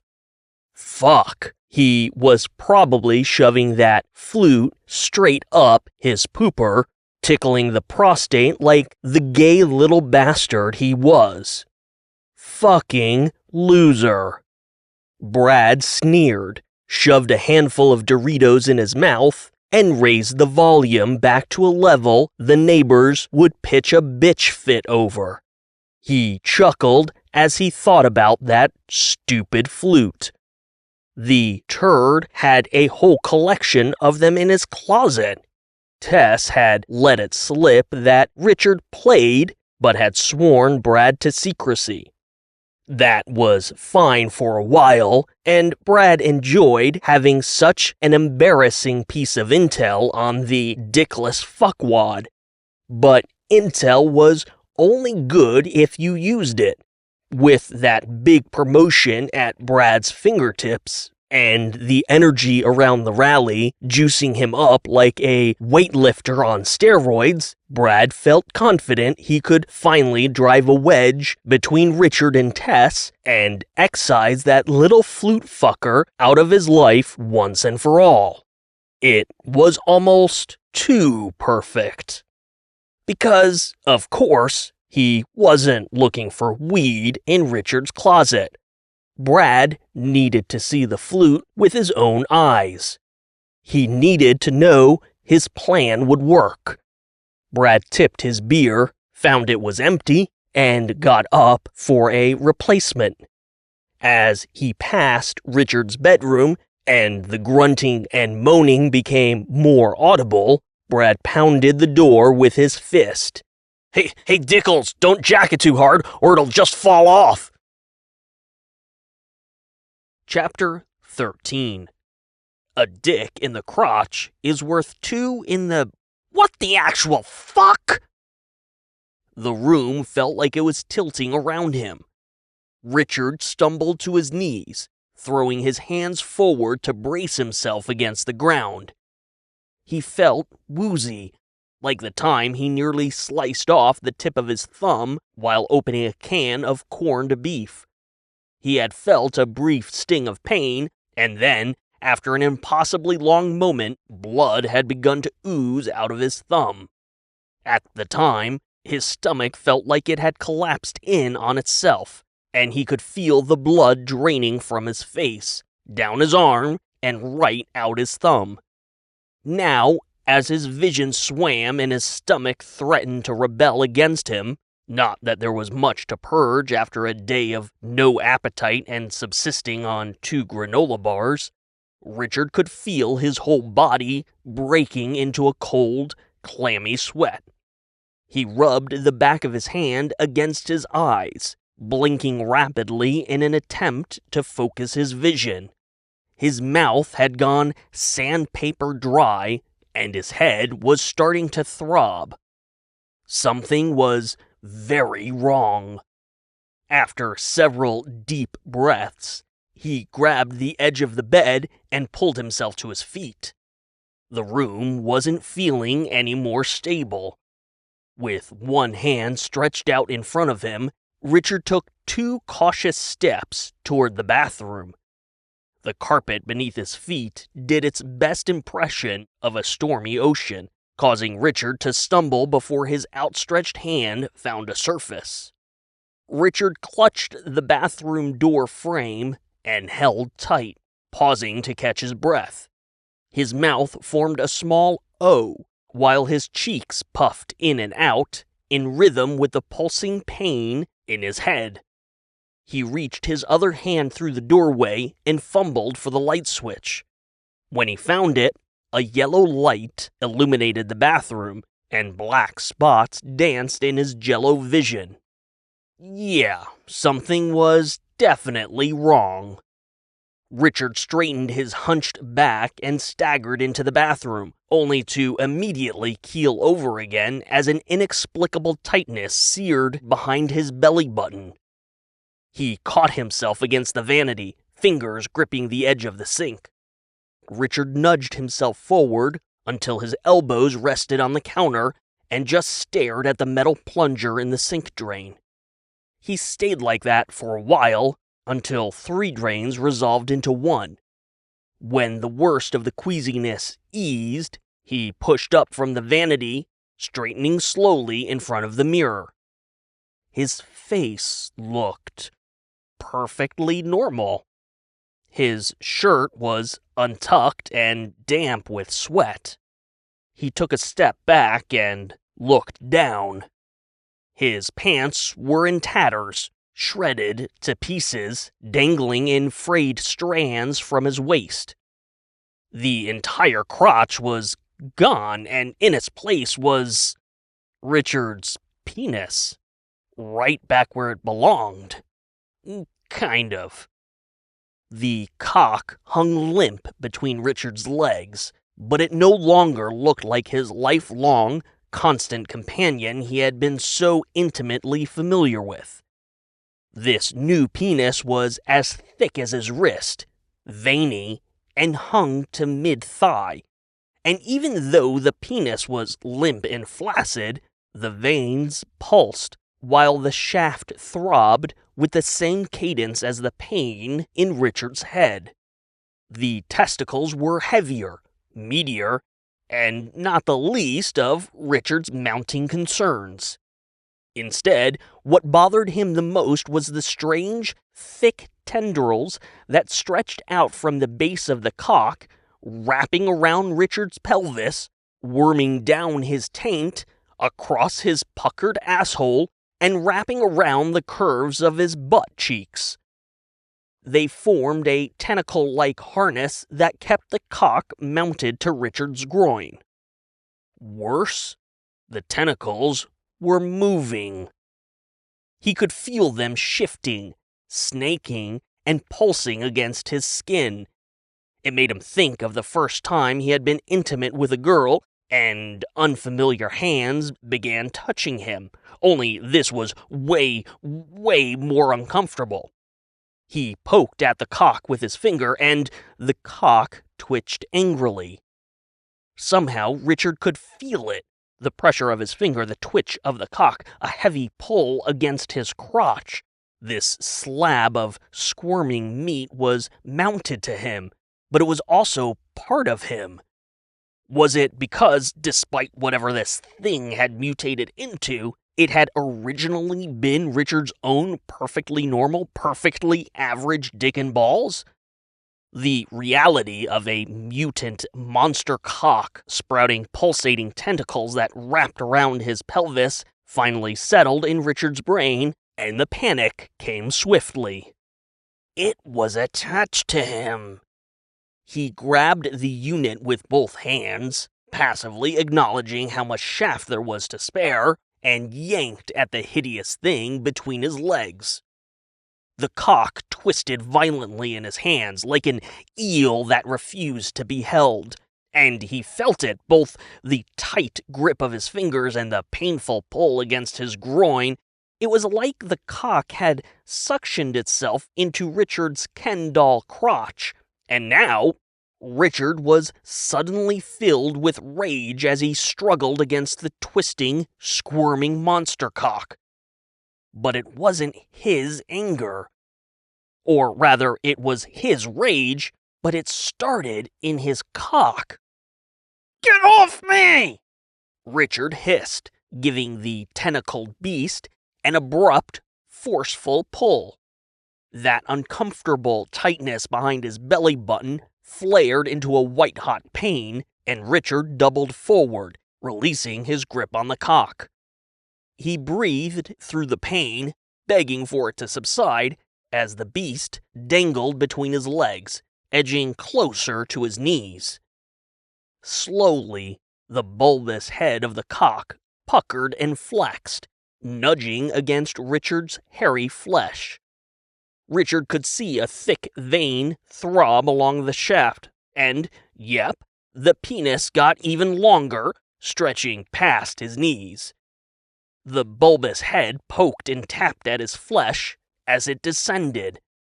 Richard watched with wide-eyed horror as the penis stretched to the floor, the cockhead probing around his feet. And as the cock lengthened, the girth thickened in a tangle of pulsating veins and throbbing ridges. For the first time, Richard became aware of an unfamiliar voice buried deep in the back of his head. It wasn't saying anything specific, but instead embodied something of an idea. It was a compulsion that wormed through Richard's gray matter, needling his consciousness until his eyes shuddered with an uncontrollable twitch. He could sense this presence in his head had a kind of direct psychic connection with the monster cock between his legs. It was powerful, intoxicating, a kind of confidence and sheer strength Richard would only ever fantasize about, if he were even prone to such fantasies to begin with. For the first time since his penis fell off, Richard felt whole.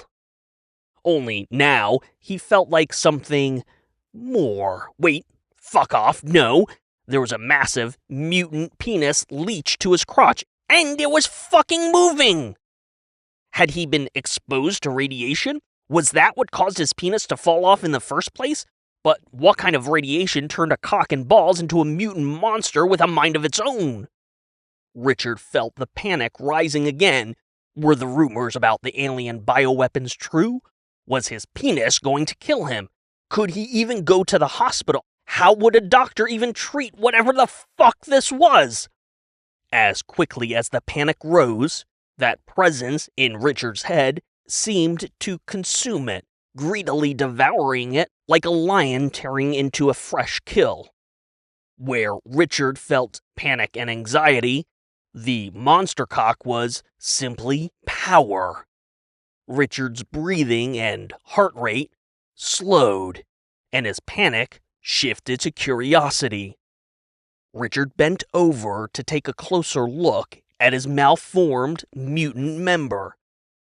As if mirroring his own curiosity, the monster cock twisted, the shaft bending like an octopus's tentacle, corkscrewing upward and sending a fist-sized mushroom head to meet Richard's inquisitive gaze. The sudden movement startled Richard, and he couldn't help but let out a startled yelp. He jerked up and backward, his arms windmilling behind him, and all the while that bulbous, monstrous cockhead rose up to meet him, hovering just inside his field of view. Between the flailing arms and the shock of the very alive monster cock, Richard lost his balance and fell backward. With a stunning display of agility, the monster cock lurched forward. The shaft flexed and expanded, twisting and spiraling around Richard in such a frenzy that he had no idea what was happening until it was over. His eyes squeezed shut, bracing for the brutal impact of his skull against the bathroom tile. But it never came. Slowly, Richard opened his eyes. He was bent over backward, hands dangling to the floor, but the monster cock had encircled his arms and created a pair of cock coil shock absorbers that had caught his fall. The bases of each unit were planted firmly against the tiled floor, and Richard was literally suspended in the air by the monster cock. The penis had acted on a wholly independent instinct to save Richard. Now, while maintaining the cock-arm coils, the dick head slithered across the tile underneath Richard, stretching its already impossible mutant length back up between his legs, arcing over Richard, and pointing its bulging dome at Richard's head. The pea-slit was now almost 2 inches long. It quivered, flexed, and then puckered. Richard could feel a distant tingling sensation. Beyond the cockhead, the shaft throbbed with power. Thick, purple veins pulsed. The cockhead inched closer to Richard's face. He tried to pull his arms from the penile cock coils, but the mutant penis held fast. It touched his face with a prodding poke against his cheek. The cockhead was about the size of a cantaloupe, and it felt warm. The pea-slit seemed to almost wink at Richard as it explored his face, touching, sliding, caressing. Unable to escape the monster cock's coils, Richard squeezed his lips together in a thin line, holding his head as still as possible, cringing as the penis pressed into him. After poking his chin, his eyes, and his hair, the monster cock returned to Richard's mouth. It hung in the air for a brief moment, tilting its mushroom head curiously before pressing into Richard's lips. "All right!" Richard shouted, twisting his torso violently and shaking his head back and forth. "Okay, that's..." The tip of the cock slipped inside his lips, just as Richard was able to wrench one of his arms free. He grabbed the massive shaft and yanked, pulling the tip of the cock out of his mouth. "Oh, fuck! God!" Richard gagged and ran the faucet, splashing water into his mouth. As water ran down his chin, he realized the penis was just hanging in the air, watching him. Or whatever the monster cock equivalent of watching was. He turned the faucet off and took a step back. The cock whipped around him, uncoiling from his arms and shrinking back to a more manageable, baseball bat-length tentacle beast. It hovered in front of his face again, and then it leaned in and wiped the water from Richard's chin. Richard swallowed against a painful, dry throat. He looked at his reflection in the mirror, the monster cock bending and curving at his side. This was weird. But he couldn't discount the power he felt or that strange, strong voice whispering an immutable confidence from the back of his brain. This was weird, but that didn't mean it was bad. Chapter 14. A Dick in a Strange Place. Terry's hole existed in the nebulous space between a second-rate watering hole and a local dive bar. It was a small, freestanding building that sat alongside a poorly lit, gravel-filled parking lot. Inside, Terry served alcohol, but no food. She had a modest stage in the back of the building, next to the bathrooms, and most nights a solo performer or a small band was taking their shot at small-town musical notoriety. It didn't take a lot for the bar to feel cramped, and when Richard stepped through the doors, his instincts raged against him. It was dimly lit, the air reeked of cigarettes, and Chuck's beatboxing thumped excruciatingly loud. Small spaces? Check. Loud noises? Check. Too many people? Double check. Anxiety twisted in Richard's gut. He stood at the entrance of Terry's hole and immediately wanted to turn on his heel. Would it be so bad to pretend that he never left his apartment in the first place? The monster cock squirmed in Richard's pants. It had retracted to a more manageable size, more akin to a thick can of energy drink than its previous baseball bat, and larger proportions. It formed a prominent package that was somewhat less than discreet, if anyone cared to look at Richard's crotch in the first place. The cock picked up on Richard's anxiety, and that wordless voice bubbled up in the back of Richard's head. On the one hand, Richard's first instinct was to tuck tail and run. On the other, the monster cock provided an instinct completely foreign to Richard. Get in there and fuck some shit up. His feet rooted at the entrance, and Richard felt like a chew toy being yanked back and forth by the two primal compulsions. The stalemate was broken as soon as Chuck spotted him. He gave Richard an enthusiastic wave as he held a microphone to his lips, laying down a dubstep-inspired wobbling bass line for his tabletop loop station. Richard felt himself nod in Chuck's direction. There was no backing out now. From the corner of his eye, he noticed Justine perking up at the far edge of the bar. Richard could see her waving at him, but the idea of being one-on-one with Justine outside the office was too much for him to handle at the moment. Richard pretended he didn't see her and instead went to the other end of the bar, closer to the stage and Chuck's energetic bouncing. As he settled onto a stool to wait for the bartender, more details about his surroundings began filtering through his anxiety. The bar was peppered with tables, both for standing and some with high-top chairs. All were occupied, but there were two tables pushed together by a group who was rowdy enough to outcompete Chuck's evolving symphony. It was a gaggle of dudes, and a few wore that telltale red baseball cap with Nicholas Green's "Make America Shoot Straight Again" slogan embroidered on the front. They were all big, drunk, and loud. Brad would have fit in perfectly.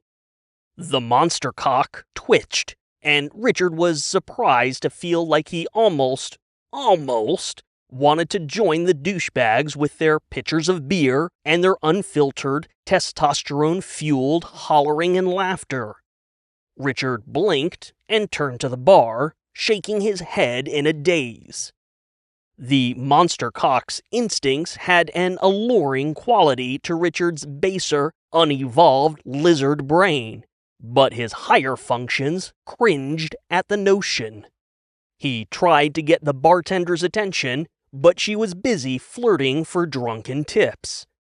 Again, Richard felt assailed with an unexpected reaction.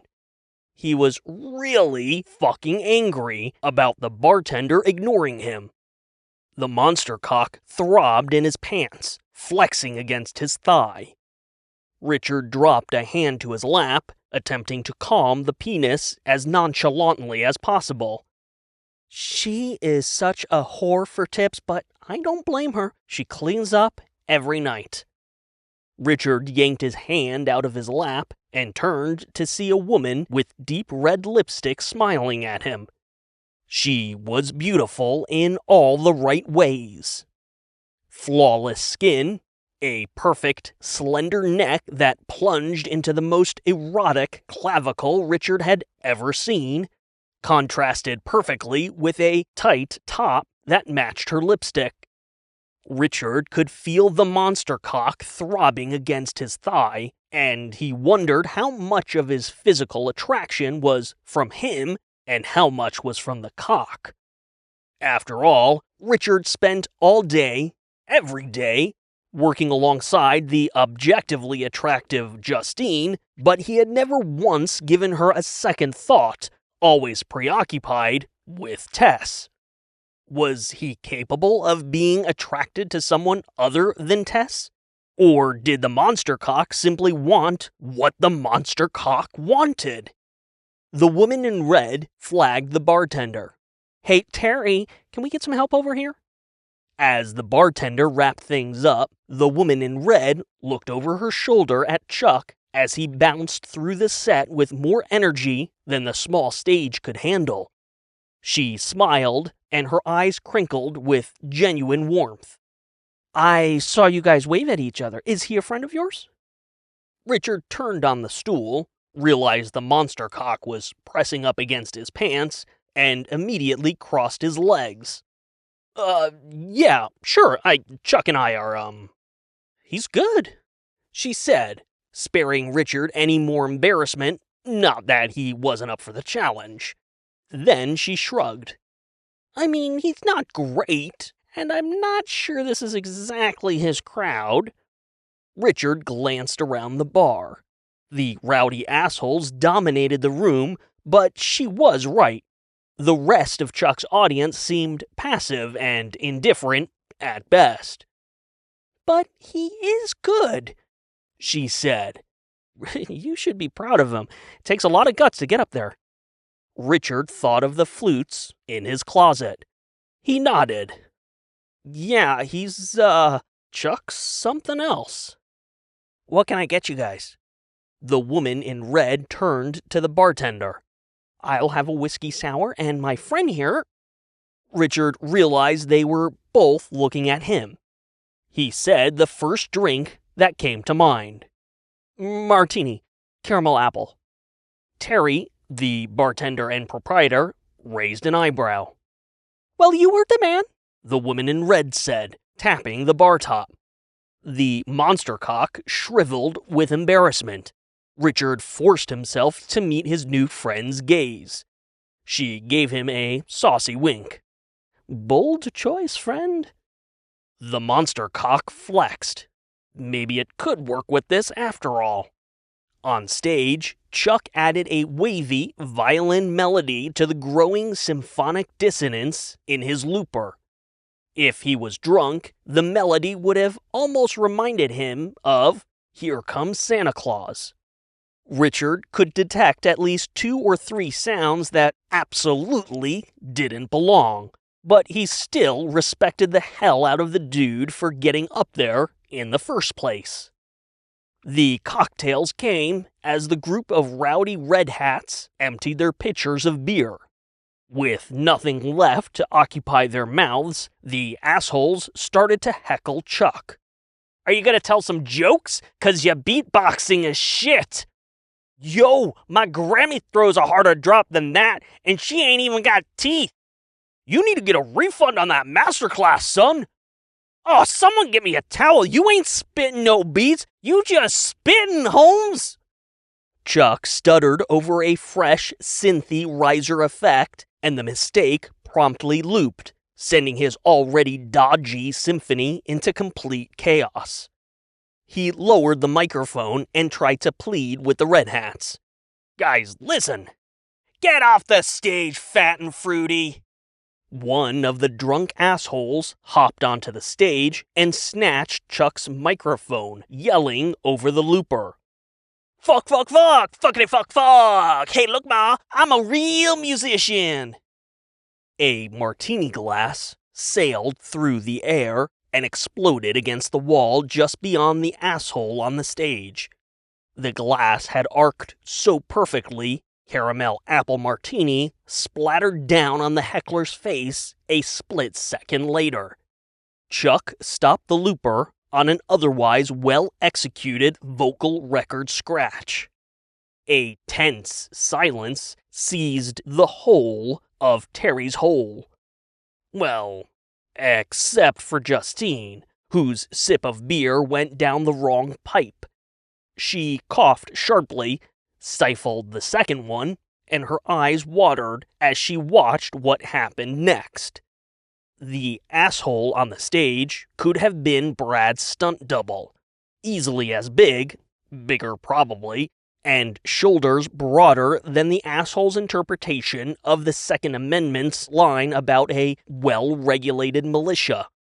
He raised a hand to his face, wiping away the drops of appletini, his stupid muscles flexing under his shirt. The fuck, bro? All eyes turned to Richard. He stood facing the stage, head canted down, eyes forward and strangely squinty. His shoulders, which were far narrower than the douchecocks on stage, were squared off with a confidence that looked entirely out of place. Even the woman in red looked impressed. Under his pants, the monster cock flexed angrily, dribbling a foamy excretion into Richard's underwear. Chuck tried to cool things off. Okay, hey, Richard, come on now. The red hat dropped the mic and took a step to the edge of the stage, glaring at Richard. You got some kind of death wish, you fucking faggot? Richard took a purposeful step forward. His voice took on a gravelly quality. Depends if you're serious about throwing down, jackhole. 'Cause from where I'm standing, the only pussy I see is standing on stage, next to the musician. The red hat glanced sideways at Chuck, while the rest of the asshole's buddies stood up from their table, ready to cause a ruckus. Richard raised a finger and started counting them off. He clocked at least one handgun, but assumed more of the Second Amendment fetishists were strapping. Hey, fellas, Richard growled, the monster cock squirming and pressing against his pants. What do you call a gaggle of fuckwads begging for a pounding? Knuckles cracked, but before the red hats could respond, Terry started ringing a large bell mounted behind the bar. All right, take it down a notch, she ordered. She aimed a stern finger at the red hats. You lot, settle your tabs and hit the streets. She looked at Richard. Mr. Caramel Apple Eastwood, help your friend pack up and clear out. Nobody wants to see this shit, okay? As the tension in the bar eased, a fog slowly dispersed from Richard's head. The drunken gaggle of red hats eyeballed him as they crossed paths. Richard climbed onto the stage, and the assholes cleared the bar. Chuck and Richard exchanged a silent look. They were both thinking the same thing. What the fuck just happened? Justine scurried onto the stage to help Chuck. She and Richard both forgot their whole, "oh, I never saw you" pretense, and instead were too flabbergasted to actually help pack up Chuck's gear. Justine raked her fingers through her hair, her eyes wide with shock. Richard, holy shit, that was... I know, Richard whispered, afraid to draw more attention to himself. Chuck unplugged his pair of floor speakers and packed the looper, microphone, and cables into a foam-lined carrying case. He gave the case to Justine before shoving one of the speakers at Richard, lifting the last one himself. We really need to skedaddle before Terry rings that bell again, Chuck said, hopping off the stage and starting for the exit. Justine followed close behind him, while Richard hesitated, locking eyes with the woman in red, still sitting at the bar. She smirked at him, less mocking and more admiration, and offered him a two-finger salute before turning back to her whiskey sour. Richard drank in her profile one last time, baffled that a woman of such cool composure, beauty, and self-assuredness would even talk to a person like him. Just beyond the woman in red, Terry gave Richard the evil eye, gesturing for the door. He sighed, hefted the speaker's weight, and hurried after Chuck and Justine. Just outside, Richard found them loading up Chuck's old minivan. While Chuck pushed the last speaker into the van, Justine was staring slack-jawed at a Toured red Dodge Challenger with a $3,500 graphics package that had blacked out the hood, roof, and trunk of the vehicle. "Is that Brad's car?" she asked. Chuck glanced over his shoulder. Brad came? Well, I didn't see him inside. Richard rubbed the back of his neck. Chuck and Justine turned to him slowly. He smiled something bashful. I might have borrowed it? Chuck started laughing. Richard was full of surprises tonight. Borrowed? Or stole? Justine asked. Richard lifted his shoulders. He had no idea how to explain the fact that a mutant monster cock was latched to his groin, and he shared some kind of psychic connection with the beast. A connection that seemed to encourage Richard to engage in risky, extreme, and definitely out-of-character behavior. Nice car, faggot! It was the last sound any of them wanted to hear late at night in a poorly lit parking lot. Gravel crunched as the drunken, rowdy Red Hats stepped up behind Richard, Chuck, and Justine. "So tell me," one of the assholes said, "what do you call a gaggle of fuckwads begging for a pounding?" Richard had nothing to say because he had no idea what the punchline was. When he opened his mouth inside the bar, the words just fell out without any thought. It was a world-class monument to the summit of Mount Stupid. And now those words had come to kick Richard and his friends right in the fucking ass. So goddamn stupid. More gravel crunched. Every last one of the Red Hats had stuck around for the after-party.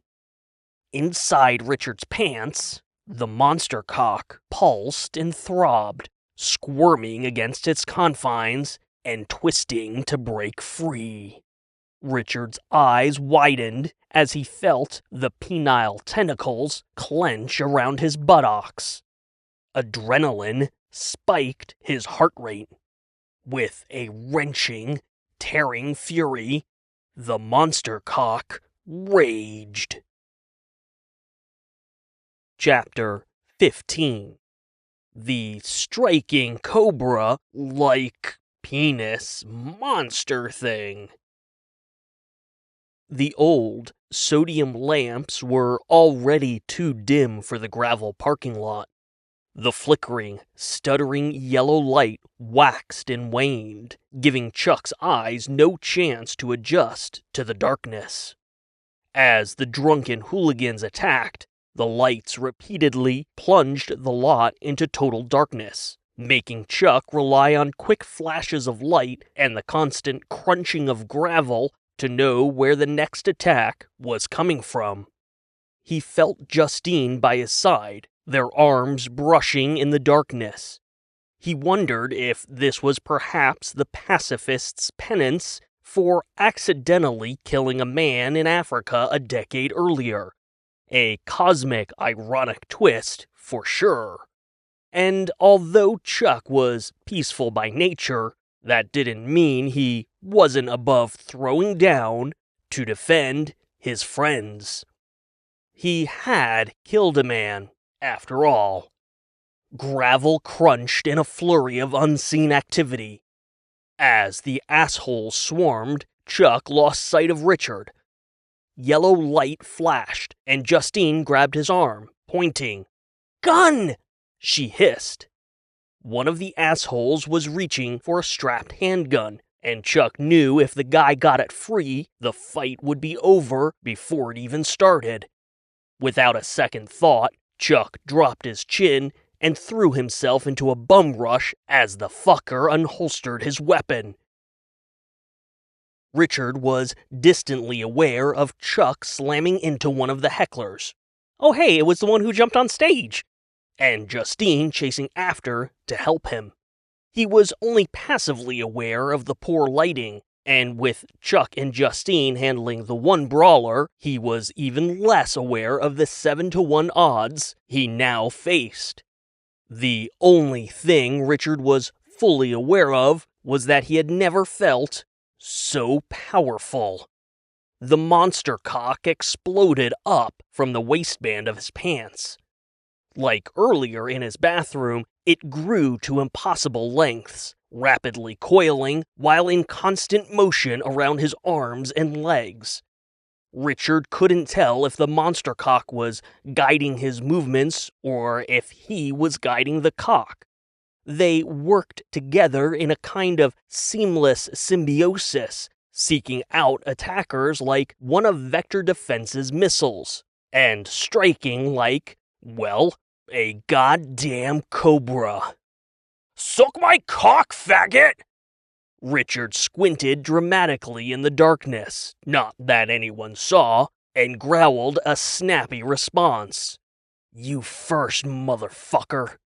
That voiceless whisper in Richard's head told him to duck, and he dropped backward while throwing a cock-coiled hand behind him to brace his fall. Almost instantly, the coil sprung, pushing him back up. His fist launched forward, and the monster cock slither-snapped around his arm, supercharging Richard's punch. At the last second, the head of the monster cock slipped in front of Richard's fist, absorbing the force of the blow. The cock head rammed into the attacker's head, sending a red hat flying in the darkness. The dude spun a complete 360 before collapsing to the gravel. Richard stared at his balled-up fist, the monster cock twisting its coils around his arm and throbbing with anticipation. The corner of Richard's mouth lifted. Groovy. There was a flickering flash of yellow before the lot once again plunged into darkness. 3 more red hats bellowed in a drunken rage before piling onto Richard. Chuck couldn't stop thinking about Africa as he struggled to get on top of the asshole pulling at the gun. Justine dropped her whole body on the red hat's other arm, and still the fucker was squirming under them with a kind of drunken super strength. Yes, Chuck felt he needed to alleviate his guilt about Africa and the innocent, good guy native. His soul needed something to balance the scales, and this red-hatted fucker, he was definitely a bad guy. On the other hand, maybe if Chuck could forgive the red hat for bringing a firearm to a bar, heckling, and attacking him and his friends, perhaps that would... "Rot in hell, you fat fucking fudge packer!" The asshole spat, snapping his teeth at Chuck's face. Chuck grunted in frustration, wondering why this asshole was making it so hard to be a good person. He tightened his fingers around the red hat's wrist and started slamming his hand into the gravel, trying to knock the gun free. "Chuck!" Justine hissed, sliding side to side as the fucker twisted his arm. Chuck kept slamming the gun hand, wincing as gravel bit into his own fingers. "Hang on!" Blam! Richard and the monster cock sent 2 of the attackers flying. Their bodies literally careened through the air, one crashing into a windshield of an old Volvo, and the other slamming back first into a telephone pole. Before the bodies even hit the ground, the last 2 assholes leaped into the fray. Richard spun in a circle as the monster cock twisted around his extremities in a blur, blocking hits and supercharging Richard's own punches and kicks with lightning speed. He had this. Richard fucking had this. An arm suddenly wrapped around Richard's neck, catching the end of his cock shaft in the chokehold and pressing the basketball-sized cock head into Richard's face. In the darkness, the attacker thought the shaft was Richard's arm, not that it mattered, as he squeezed the chokehold as hard as he could. The other red hats pounced, punching furiously at Richard. As stars began exploding across his vision, blam! The chokehold loosened instantly, and the attacker stumbled sideways into gravel, clutching his foot. Richard gasped for air, and the monster cock pulsed with fury. The voiceless whisper screamed in Richard's head, raging against these fucking cunts, these assholes, these stains of useless fucking smegma waiting to be wiped from existence. Richard had no idea what happened next. Ah!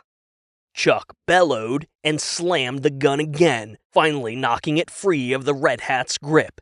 It scattered across the gravel, just out of reach. An explosion of pain raced up Chuck's fingers, and his grip on the asshole's wrist loosened. The guy twisted his arm and pulled free, his hand shooting up and latching firmly onto Chuck's throat. Chuck's eyes popped as he gagged. Justine flailed against the psycho's impossible strength, gravel cutting into her knees. "I'ma murder the shit out of you and then ass-rape your little girl, you fat fucking faggot!" Chuck saw his own personal fireworks show as Justine's struggles faded into the background.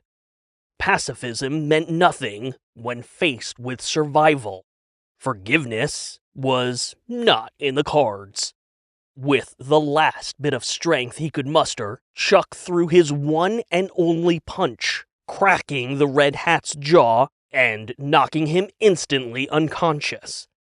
The asshole's grip went limp, and as soon as his hand fell from Chuck's throat, Chuck gasped for fresh air. Justine pushed herself into a kneeling position.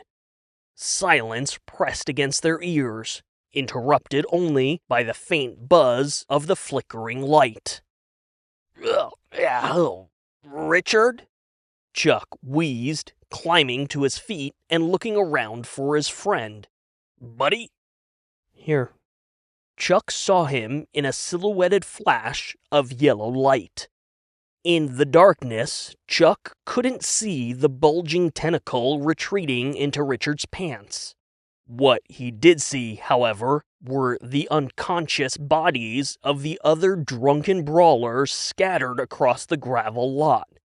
Justine grabbed Chuck's hand and stood up, gawking at the damage. "What in the hell?" Chuck rubbed his tender throat as Richard joined his friends. Hey. Hey, buddy, you guys okay? Richard asked. Justine nodded slowly. Chuck stared at his friend with wide-eyed curiosity. "I guess we should probably call the cops," Richard said, pulling on his earlobe. "Fuck that, and fuck these assholes," Justine scoffed, surprising even herself with an adrenaline-fueled grin. "Let's get out of here, yeah? I'll buy you boys a drink, but like somewhere else, okay?" Chuck put his hands up. Hold on, I gotta ask." He looked from Richard to the scattered bodies, and then back again. "Dude, are you Batman?" Chapter 16. Nips and Sips. At first, Justine had no idea why they had gone to a misogynistic gross factory like Nips and Sips to celebrate the night's unexpected victories. Richard had made the suggestion and then peeled off in Brad's muscle car before she or Chuck could counter with something more reasonable. After Chuck finished patching up Justine's knees and his own hand with a first aid kit, and they got to the new location, things started to make a little more sense. The standalone restaurant was located in a shopping plaza's parking lot. The plaza was anchored by an independent movie theater. Even late at night, Nips and Sips was well lit and well trafficked. Despite the knockoff Hooters' toxic reputation, it was a mainstream commercial location that left Justine feeling like she probably wouldn't be jumped in the parking lot. So, yeah, late-night drinks in a safer environment than Terry's hole. Maybe Nips and Sips wasn't as mystifying as she first thought. On their way inside, Justine glanced at the movie theater's marquee. It advertised a peculiar double feature: John Carpenter's The Thing and Jim Carrey's The Mask. The lights around the marquee blinked, and Justine could see people at the concession stand inside. Entering Nips and Sips, Justine's gaze was immediately drawn to the hostess's ludicrously large and extremely erect nipples underneath her thin, white-ribbed tank top. She couldn't help it. They were right there. The hostess had a pink name tag with her name printed underneath the restaurant's logo. Not that Justine paid any attention to the name tag when those nipples were practically giving a standing ovation, probably for their own impressive performance. Justine appreciated a good pair of sexy nips as much as the next person, but this took a running leap over the line and dropped a grenade in its wake. Fucking gross. When she tore her eyes away, she saw that Chuck was having the same magnetic reaction, but Richard seemed indifferent. He was scanning the pink-themed dining room, cluttered with risque pin-up memorabilia and a massive, ostentatious aquarium taking up a whole wall, and he had been oblivious to the nipples screaming, begging, for attention right in front of him. The hostess scooped up a handful of menus and started into the dining room. "Right this way, guys." Can we sit over there?" Richard pointed to a series of booths in the opposite direction. The shouting nips got quieter as Justine watched the hostess confer with a seating chart, chewing over the apparently complicated request. After an interminable moment, she nodded enthusiastically and led the way. Justine watched Chuck's eyes widen as he studied the curve of the girl's exposed butt cheeks underneath those absurdly short pink shorts. Richard, as before, remained oblivious.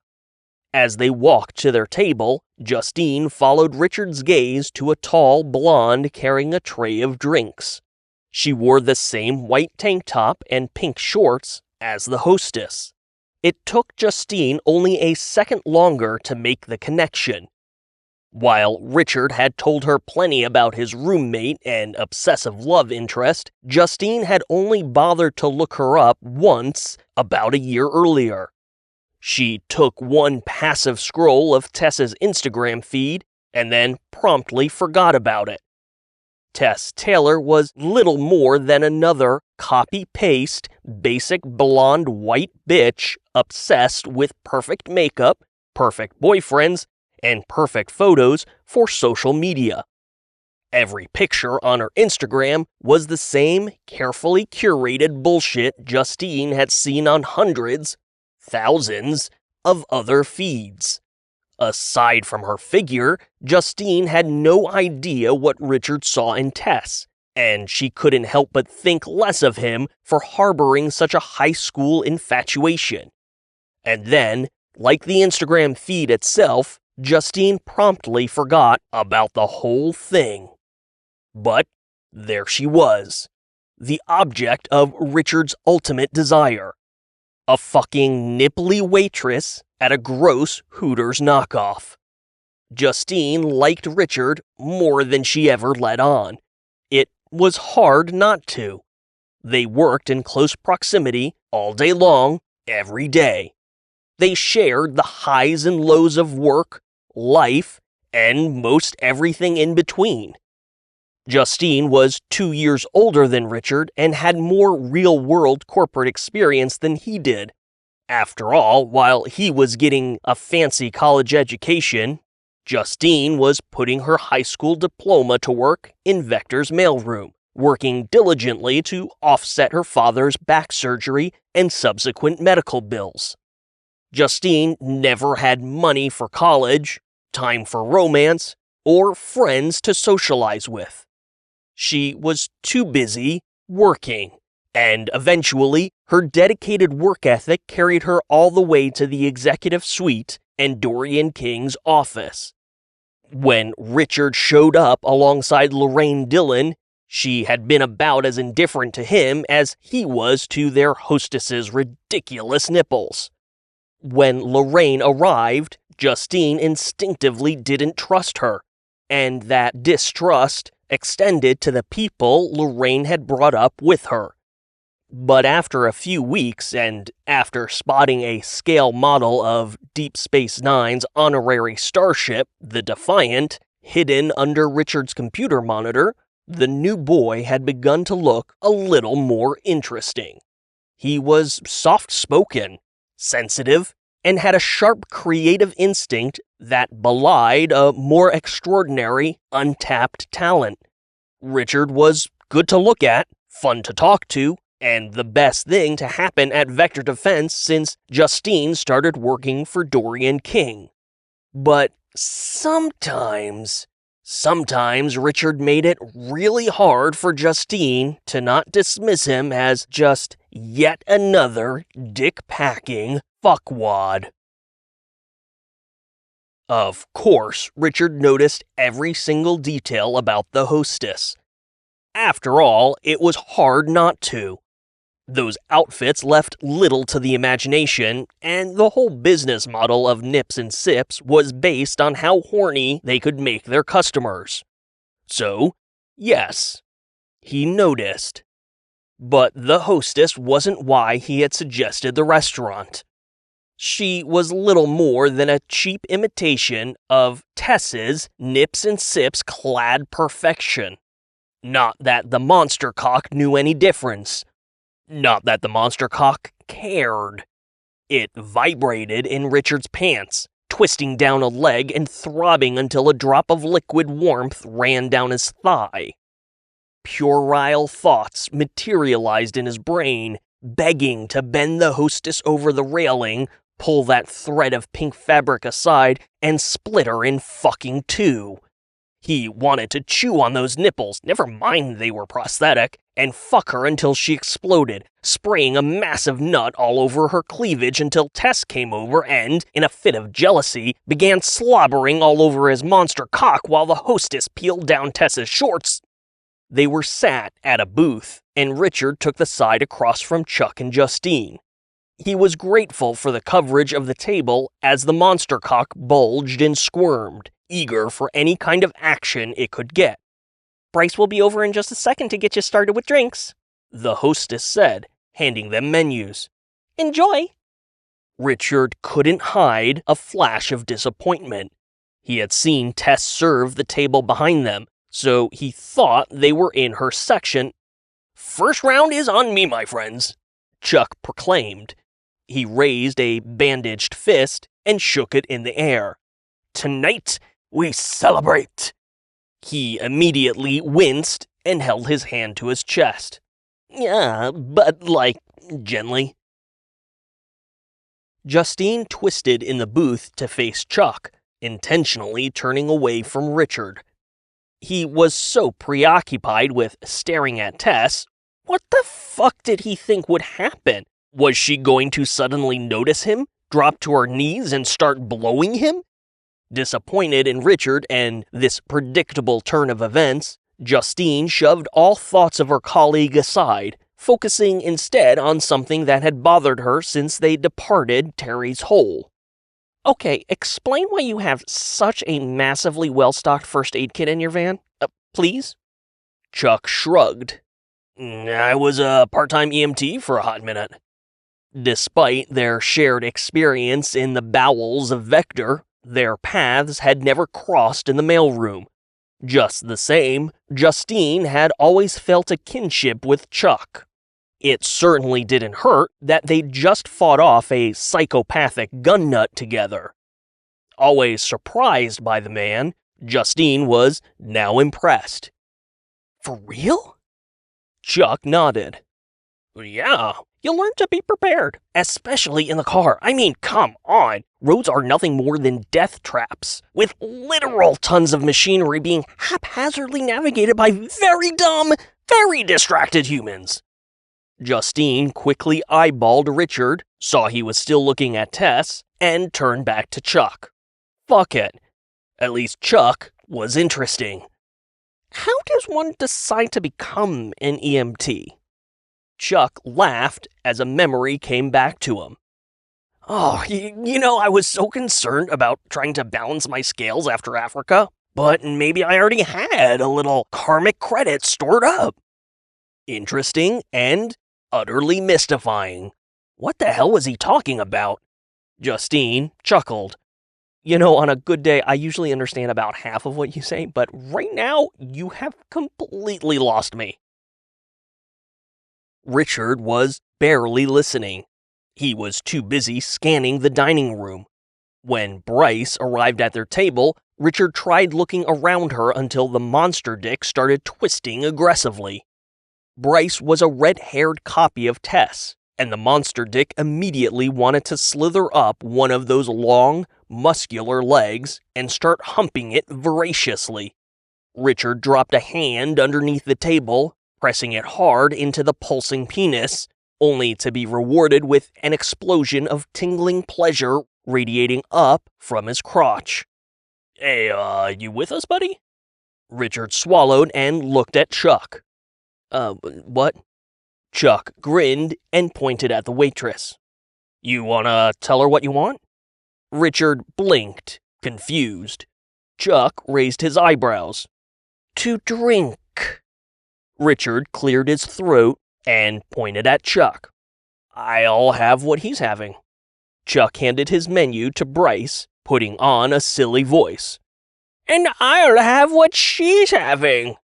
Justine laughed. The waitress looked confused.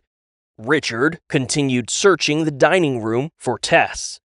When Bryce departed, Richard caught a glimpse of her pink-clad ass cheeks, and the monster cock pressed harder against his pants. Chuck and Justine continued their conversation. It was a few years after Africa. What were you doing in Africa? Justine asked. Yeah, another story, he said, waving it off. But after Africa, I was on the freeway one day when I saw a motorcyclist get cut off by some asshole in an SUV the size of a small tank. There was a multi-car pileup, and right when you thought the guy in the motorcycle was gonna be okay, kablammo! His leg gets severed clean off, right above the knee.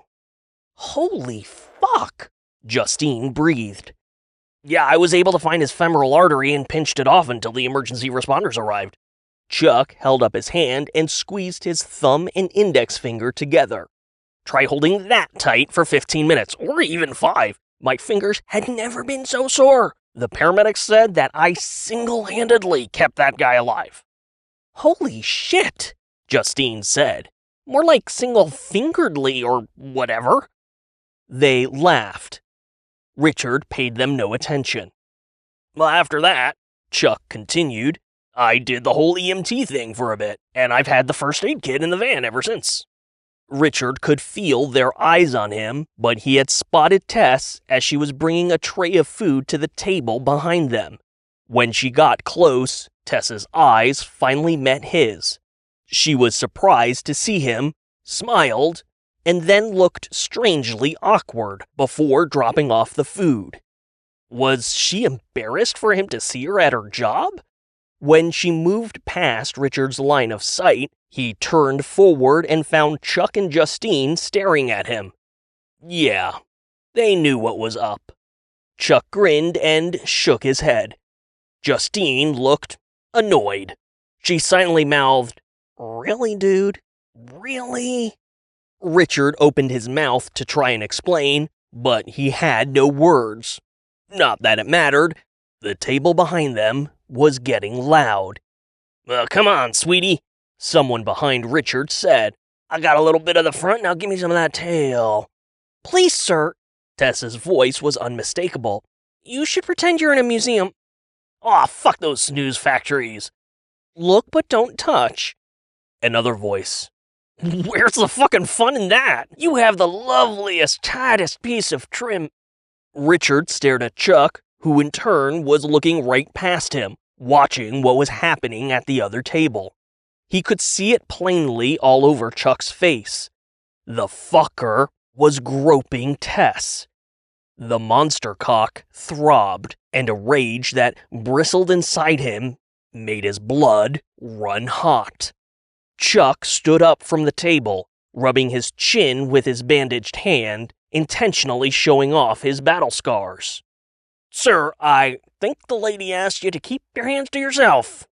The monster cock twitched and vibrated with fury. Richard's fists clenched into small, tight balls. He didn't know what was more infuriating, a stranger's hands groping Tess, or Chuck standing up and saying something first. Chapter 17. Nips and Sips and Monster Dick Tips. Richard twisted in the booth to get a better look at the table behind them. They might as well have been carbon copies of the Red Hats from Terry's Hole, which made Richard recall Brad's observation that morning. How was it possibly still the same day? The Nicholas Green rally was attracting Second Amendment gun freaks to the city like fucking flies to shit. There were 4 guys at the table. They were all big, both with muscles and sheer size, and one was even wearing that stupid "Make America Shoot Straight Again" red hat. The one in the hat was popping his eyes at Chuck, begging him to make a move. The one sitting next to the red hat, he wore flannel with the sleeves ripped off, pulled a large black semi-automatic pistol from under the table and nonchalantly placed it between pints of beer, almost as if it was the most normal thing to do in the world. Beers, wings, and handheld death machines. The red hat flashed a grin at Chuck. "You got anything you'd like to add to the proceedings, Tubby?" Richard turned around in time to see Justine pulling at Chuck's wrist. Chuck's lips were pressed together tightly, biting back anything that might escalate the situation. Slowly, he sat back down, meeting Richard's steady, blank gaze. From the other table, "Yeah, that's what I thought, you beta cuck snowflake!" Chuck hissed quietly through clenched teeth. "I fucking hate these gun fetish assholes. No manners, no respect, just unchecked, unfettered, toxic masculinity. Everywhere we fucking go, I just wanna..." Justine rubbed Chuck's shoulder. "Let it go. We already got lucky once tonight. No need to push it, right, Richard?" Richard was looking right at them, but he still wasn't paying attention. His blank expression had gone cold and stony. Underneath the table, the monster cock was doing its thing. Justine looked at him with fresh concern. "Right, Richard?" The voiceless whisper screamed in Richard's skull, and his lips peeled back, baring teeth. Chuck's brows furrowed. "Are you okay, buddy?" "Mine's bigger," Richard growled, still preoccupied with that stupid handgun. Justine blinked. What? Chuck glanced sideways, and then back at Richard. "Come again?" Behind him, Richard heard a scuffle of hands. Tess was trying to protest. He stared forward and could see a telltale reflection in the aquarium glass. The fucker in the red hat had wrapped his arm around Tess's waist and pulled her close, pushing his dirty face into her chest. Overhead, the Beatles' "I Am the Walrus" played throughout the dining room, and John Lennon sang about pigs running from a gun. "Richard, listen," Justine said, trying to draw his attention. But it was too late. In an explosion of movement that surprised both Justine and Chuck, Richard threw both arms over the back of the bench, hooking them around the necks of the 2 gun freaks sitting directly behind him. He yanked up and forward. Simultaneously, the monster cock rammed the bottom of the table, shoving it upward where it smashed into the overhead lamp. When the table rocketed up, Chuck instinctively grabbed at Justine and hauled her out of the booth, tumbling across the dining room floor. When the first 2 gun freaks went flying, the asshole in the flannel, who first pulled the automatic, snatched up his gun and started squeezing off random, haphazard shots. The wall-sized aquarium exploded. Water and tropical fish cascaded across the floor and around feet, splashing into Chuck and Justine. Lights flickered as the electricity shorted out. People screamed as the dining room plunged into darkness. Something began sparking, and the pin-up paraphernalia on one wall went up in flames. Smoke began to fill the dining room as diners scrambled for the exits. All the while, Richard attacked. The asshole with the gun kept firing, and an errant bullet hit something in the kitchen. An explosion erupted, sending flames pouring out from the kitchen pass-through and licking across the ceiling. As nips and sips burned around him, as Chuck and Justine grabbed for Tess and joined the rush to escape the growing inferno, Richard was aware of none of it. They touched his woman. They groped her. They violated her. He was going to tear them limb from limb. He was going to fucking murder every last one of them. After the first two assholes flipped onto the ground and the cock-launched table crashed down on them, Richard spun around, leaping over the back of the booth. The monster cock sprang into action, and there was nothing, not even the slightest hesitation from the logical part of Richard's brain, to hold the beast back. It snap-coiled around his arm as the asshole with the gun tried to track Richard in the flickering glow of the fire. The monster cock bulged with tensile strength, whipping out and knocking the remaining two gun freaks out of the booth. "Shoot it!" the red hat screamed, splashing through the puddles on his hands and knees. "Shoot it!" Richard let himself go, giving his body to the raging instinct of the monster cock. More gunfire. Smoke and haze filled the building. Notably, the emergency sprinklers never kicked on, letting the inferno rage unchecked. Feet splashed in the water, and the first two assholes Richard had hooked with his arms got back up, only to be struck down again as the growing monster cock snaked across the water and swept their legs. They splashed down, and the cock, bulging to the girth of a massive anaconda, plunged through the smoke at one of them, coiling up his leg and yanking him into a bank of flames rolling out of the kitchen. "Whoa! Fuck! Below!" More shots were fired, but Richard was moving with an uncanny speed as he darted in and out of the smoke and flames. The monster cock pinned down the second asshole's leg while whip-coiling around the other leg before it finally... A primal fear gripped the man. "Oh God, no, please!" The monster cock ripped the man's legs apart, splitting his pants and tearing skin until muscle and bone snapped apart. Gore splattered, and the man's scream came to a gurgling stop as his pelvis ripped in two like a human wishbone. The guy with the gun watched as his friend's guts spilled into the water. A fish gasped for air, flopping against the fallen man's cockeyed, flaccid penis, pointing in an impossible direction. The man in flannel's fingers went numb from shock. The semi-auto slipped from his hand as he stared, frozen with horror. The emergency sprinklers finally kicked on, and as the water splashed onto his face, the man in flannel came to his senses.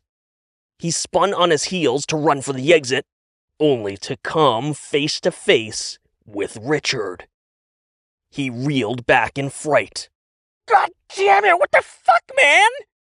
The massive monster cock slithered up and around Richard's torso. He was fully possessed by the raging power of the cock, glaring at the gun freak like he wanted to bite the fucker's head off. The monster cock head turned toward its victim, snaking through the air and growing even bigger and nastier. Veins twisted and throbbed, goo dripping from a pea-slit that pulsed and flexed and gaped until it ripped open wide, exposing rows of jagged teeth and a thin, waving cock-shaped tongue that stretched out the final inches and slathered across the asshole's face, leaving streaks of clear, viscous goo in its wake. The man in flannel trembled. Urine soaked his pants. The monster cock maw opened impossibly wide. "Surprise, motherfucker!"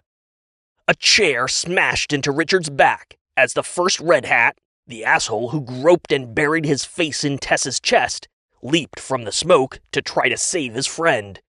But the monster cock had already sensed the movement, sending a cock tentacle to absorb the impact.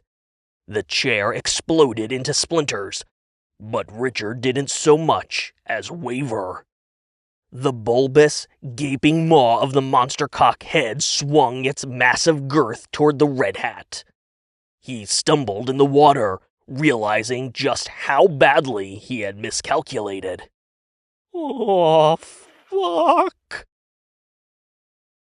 Justine, Chuck, and Tess stood at the edge of the parking lot, apart from the cluster of diners and employees.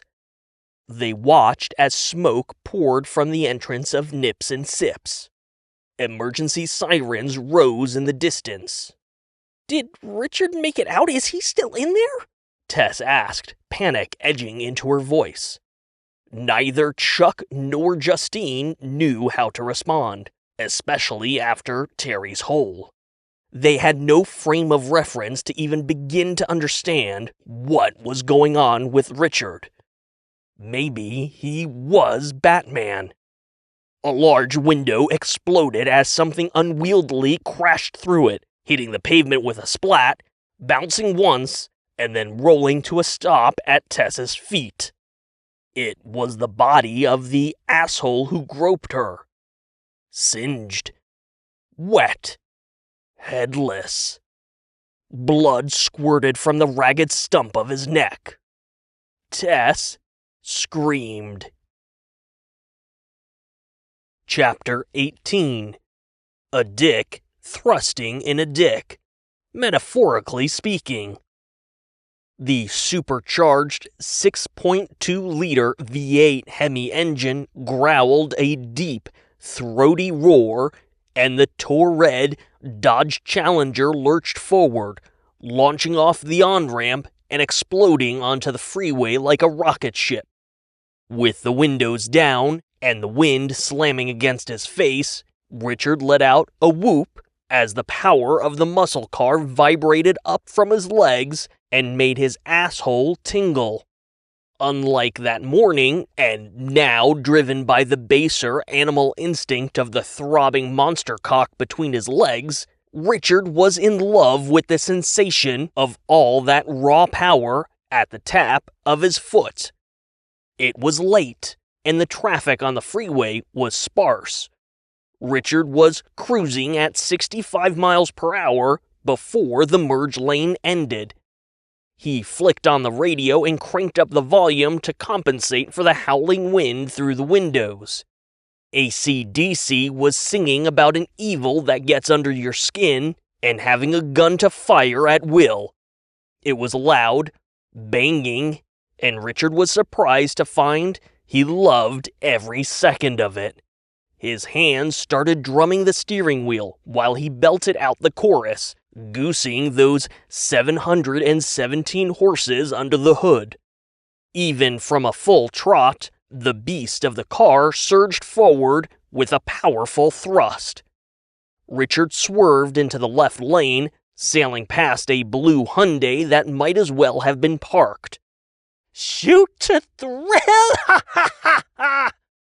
Richard couldn't stop laughing from the sheer joy the monster cock was pumping into his brain.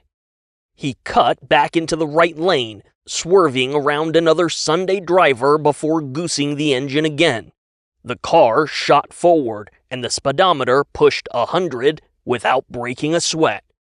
"Oh, I have got to get me one of these," Richard crowed. He was a long way from the city bus and burning fuel faster than the ozone could handle. But Richard didn't care. He felt alive. He felt powerful. He felt like he was crossing Star Trek's transwarp threshold, blasting beyond all comprehensible limits of speed. He punched the tuner on the radio, heard a snippet of Elvis singing an absurdly out-of-season "Here Comes Santa Claus," skipped over another Beatles track about coming together, and finally landed on Daft Punk's vocoder-based electro-synth classic, Harder, Better, Faster, Stronger. Dopamine flooded Richard's brain. The monster cock was pleased. It wormed its way past the waistband of Richard's pants, slithered into the passenger seat, and swelled up to feel the wind in its glands. Two heads bobbed to Daft Punk as the Tor-Red Challenger rocketed down the freeway. Another song later, and after a white, foamy goop splattered out the passenger window, streaking the side panels of the car, a drop-top Chevrolet Camaro in bumblebee yellow pulled up along the driver's side of the Challenger. The monster cock head ducked down, and Richard glanced over to see a swirl of blonde hair whipping in the wind. "Nice ride!" one of the passengers shouted. The girls were gorgeous. 2 in the front, 2 in the back. The monster cock wanted to fuck them all, even the one in a familiar red hat. Richard nodded in acknowledgement, indifferent to the fact that the very sight of that red hat would have turned his stomach only a few hours ago. Now, he just wanted to fuck. One of the girls shouted across the vehicles, "Hey, you want a party?" What used to be the core instinct of Richard's personality, a reluctance to try new things, meet new people, or experience loud environments, was now relegated to some sub-basement corner of Richard's brain, behind a sturdy door that was bolted shut with a strong lock. Richard was now possessed by the voiceless whisper and the monster cock's instinct. Fuck yes, he wanted to party. "Next exit! Follow us to the club!" The girls in the Camaro pulled ahead before veering onto the off-ramp. The monster cockhead bobbed up as Richard followed behind them. A bright purple neon sign for the Coco Bang Bang Lounge, a pair of smoking guns were animated with purple neon lines, came into view. The monster cock leaked its excitement onto the leather passenger seat. The yellow Camaro pulled into the nightclub, but Richard found himself stuck in some kind of mental ditch. Even though he flicked the turn signal and had every intention of following the girls to Coco Bang Bang, he never slowed down. The monster cock whipped its massive head at Richard, its pee hole splitting apart, baring those hideous, snarled teeth. "What the fuck was he doing?" Deep in that sub-basement of his brain, Richard's original self pounded on the locked door, cheering this sudden, daring escape from the monster cock's animalistic desires. Gripping the wheel until his knuckles turned white, Richard ignored the raging, foaming cock in the passenger seat. He resisted an overwhelming compulsion to slam the brakes, spin the car, and backtrack to the club and all that perfectly fuckable tail. The cock leered, thrusting itself at Richard, expressing its frustration the only way it knew. Richard flinched, but didn't turn, focusing instead on the road ahead. Calm the fuck down. Richard wasn't running. He wasn't giving into his original self. He was simply acknowledging the universal truth known to every player, every night, at every nightclub in the history of ever. A 24-hour payday loan sign loomed in the distance. The monster cock snapped one last snarling hiss before settling down, conceding this universal truth. Richard grinned. You can't make the scene if you don't have the green. Chapter 19. Superdick, Superhero. Gary tapped an emulated image of an old Nokia phone. It was pixel accurate right down to the simulated green scale display. A blocky line representing a snake slithered across the tiny screen, made a hard left, and gobbled up 4 small pixels that looked nothing like an apple. The snake grew a little longer and continued to travel across the screen.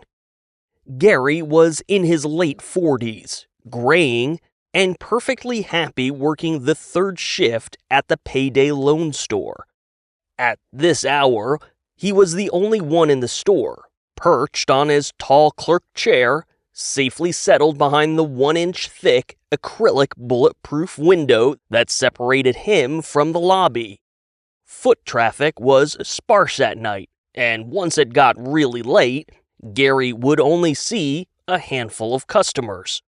Honestly, it was perfect. Plenty of time to scroll his phone or work on a snake high score.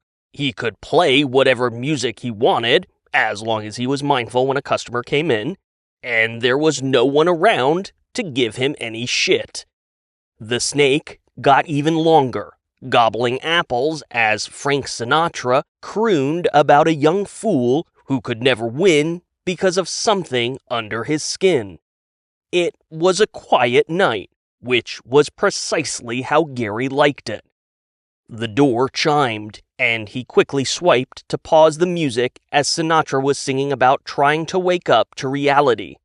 He scooted his chair up to the teller window and looked up to see a burly man in all black wearing a rubber Donald Trump Halloween mask.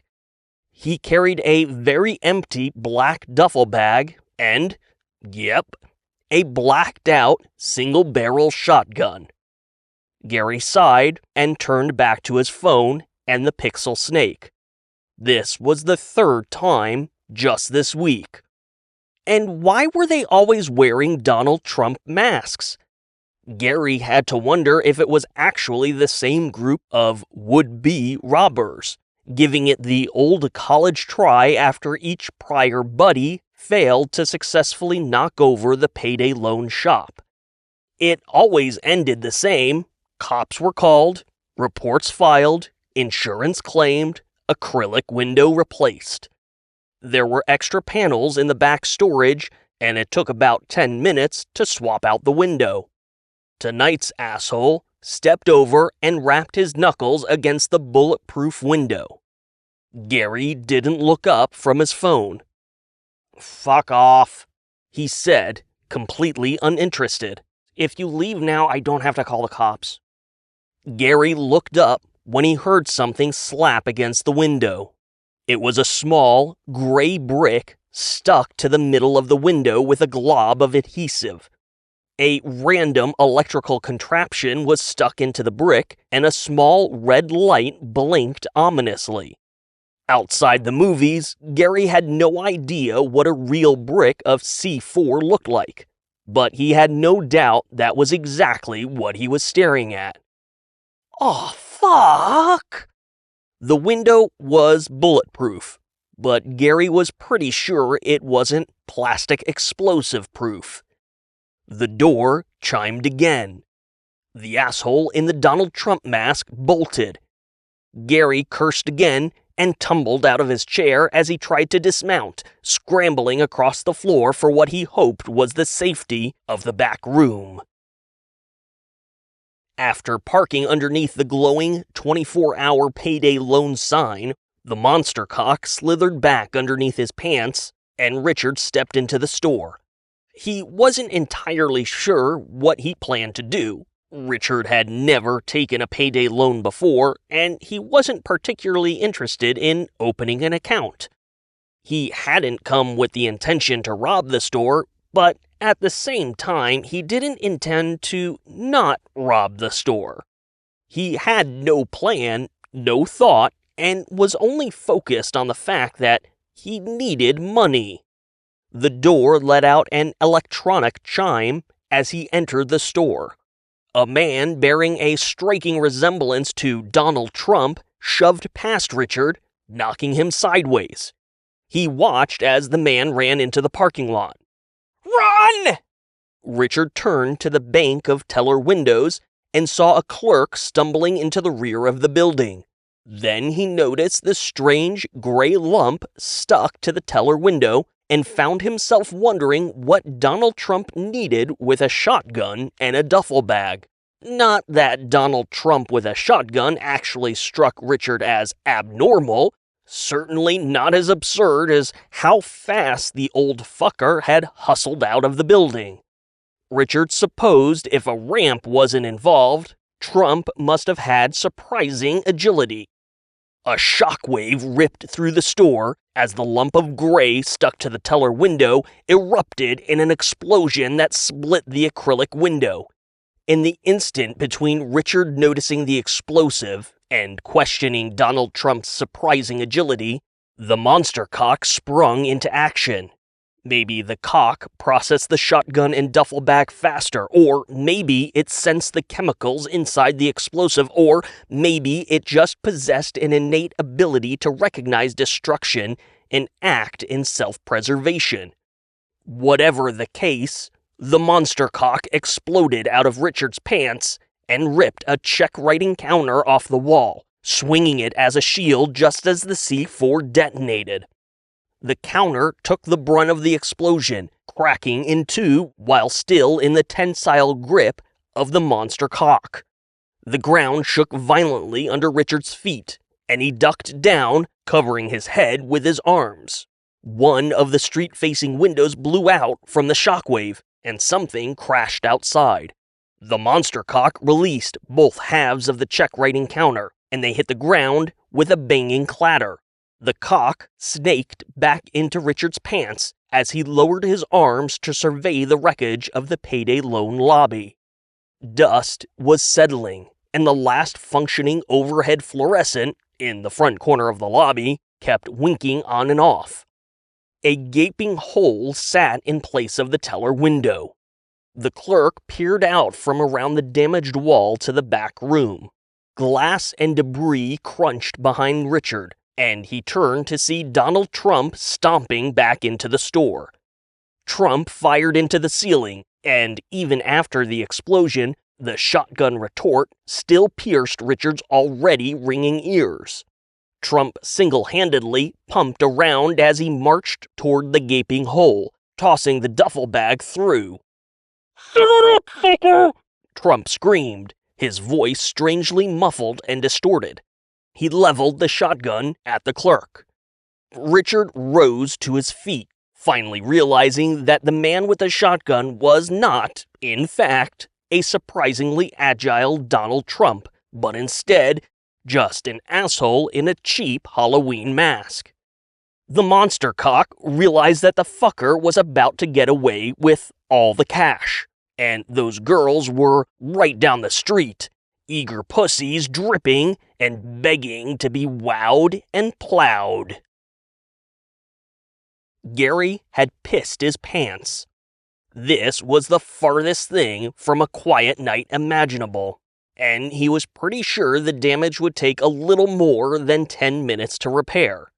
This was not what he signed up for when he volunteered for the third shift. The asshole gestured with the shotgun, and Gary nodded rapidly, stepping out from behind the crumbling wall with his hands in the air. "Oh, yeah, okay," Gary rambled, snatching up the duffel bag. The man said something, but he spoke in a low tone, muffled by the cheap Donald Trump mask.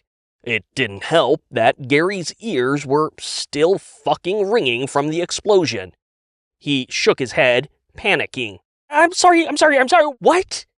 "Not Donald Trump," repeated himself, and Gary wiggled a pinky in his ear. In a moment of frustration, the asshole pulled the mask up over his head, holding it at his side as he glared at Gary. "I said, where's the safe and you have the combination?" Gary looked from the shitty Donald Trump mask to the armed robber's plainly visible face. He swallowed a painful lump in his throat, suddenly gripped with the grave understanding that his life was likely over. At first, the armed robber didn't understand Gary's dramatic and sullen change of demeanor. He followed Gary's gaze to the Trump mask before realizing he fucked up by revealing his face. The robber's shoulders slumped, and the mask fell to the ground. "Ah, fuck!" The shotgun swung up to Gary's face. The third shift clerk squeezed his eyes shut as his bowels evacuated. He heard the click of the trigger and the immediate explosion of the shotgun firing. Then, he felt a sprinkling of dust rain down on his head. With lightning agility, the monster cock arced over the armed robber's head, snap-coiled around the barrel of the shotgun, and yanked it at the ceiling right as the trigger was pulled. The cock continued to twist down the shotgun as it simultaneously held it firmly over the robber's head. The cock coiled around the man's hands, pressing them painfully into the stock of the shotgun and binding his arms together as it slowly corkscrewed toward the rest of his body. As the beast coiled down, the armed robber slowly inched up, lifting into the air by the tensile, penile strength of the monster cock. The tips of his toes left the ground, and he turned slowly in the air as the cock looped him like a giant python. The turning shaft tightened, and the bones in his arms creaked. He yelped in pain, his feet pedaling in the air. The slow spin of the robber's body finally brought him face to face with Richard, and he saw that the monster cock crushing his arms originated from Richard's pants. "What the fuck are you?" The monster cock clenched. Bones snapped. The armed robber screamed in agony as flesh tore underneath jagged bone. Still, the monster cock tightened. Richard stood stoic, fists balled at his sides.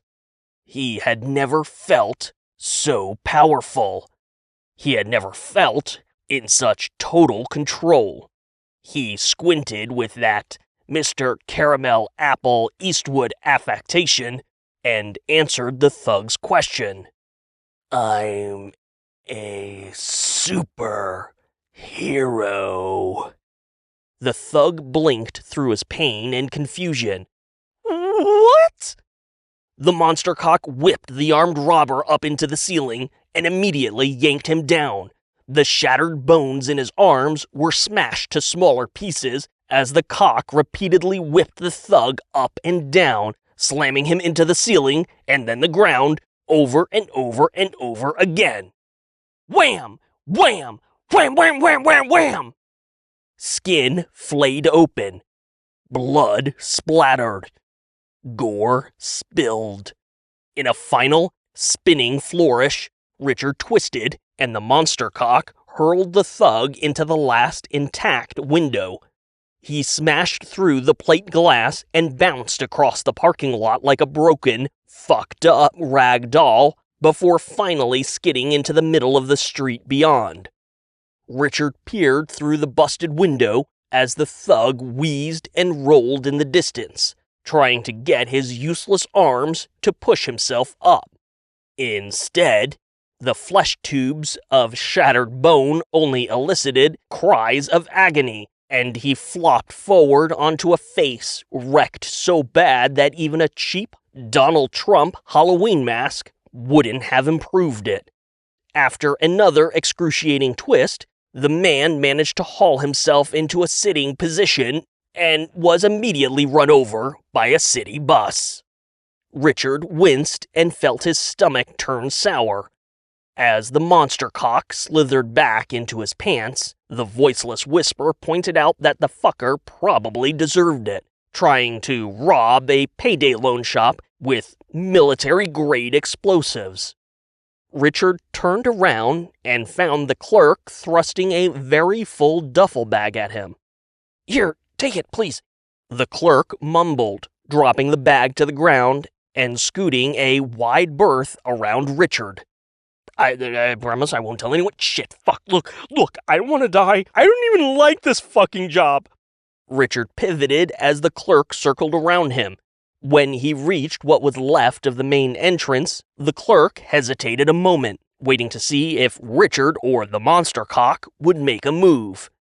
After another moment to bolster his courage, the clerk bolted out the front of the store. Richard kept turning around in the wreckage of the payday loan shop.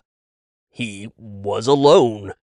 He squatted down and unzipped the duffel. It was full of stacks of cash. Well, all right then. Who knew being a superhero could be so profitable? Richard hefted the duffel and stepped out to Brad's car. The initial explosion had knocked the large payday loan sign from its post, and it crashed into the back of the Challenger, smashing the rear window, caving in the trunk, and no doubt fucking up the rear suspension. Brad was gonna be pissed.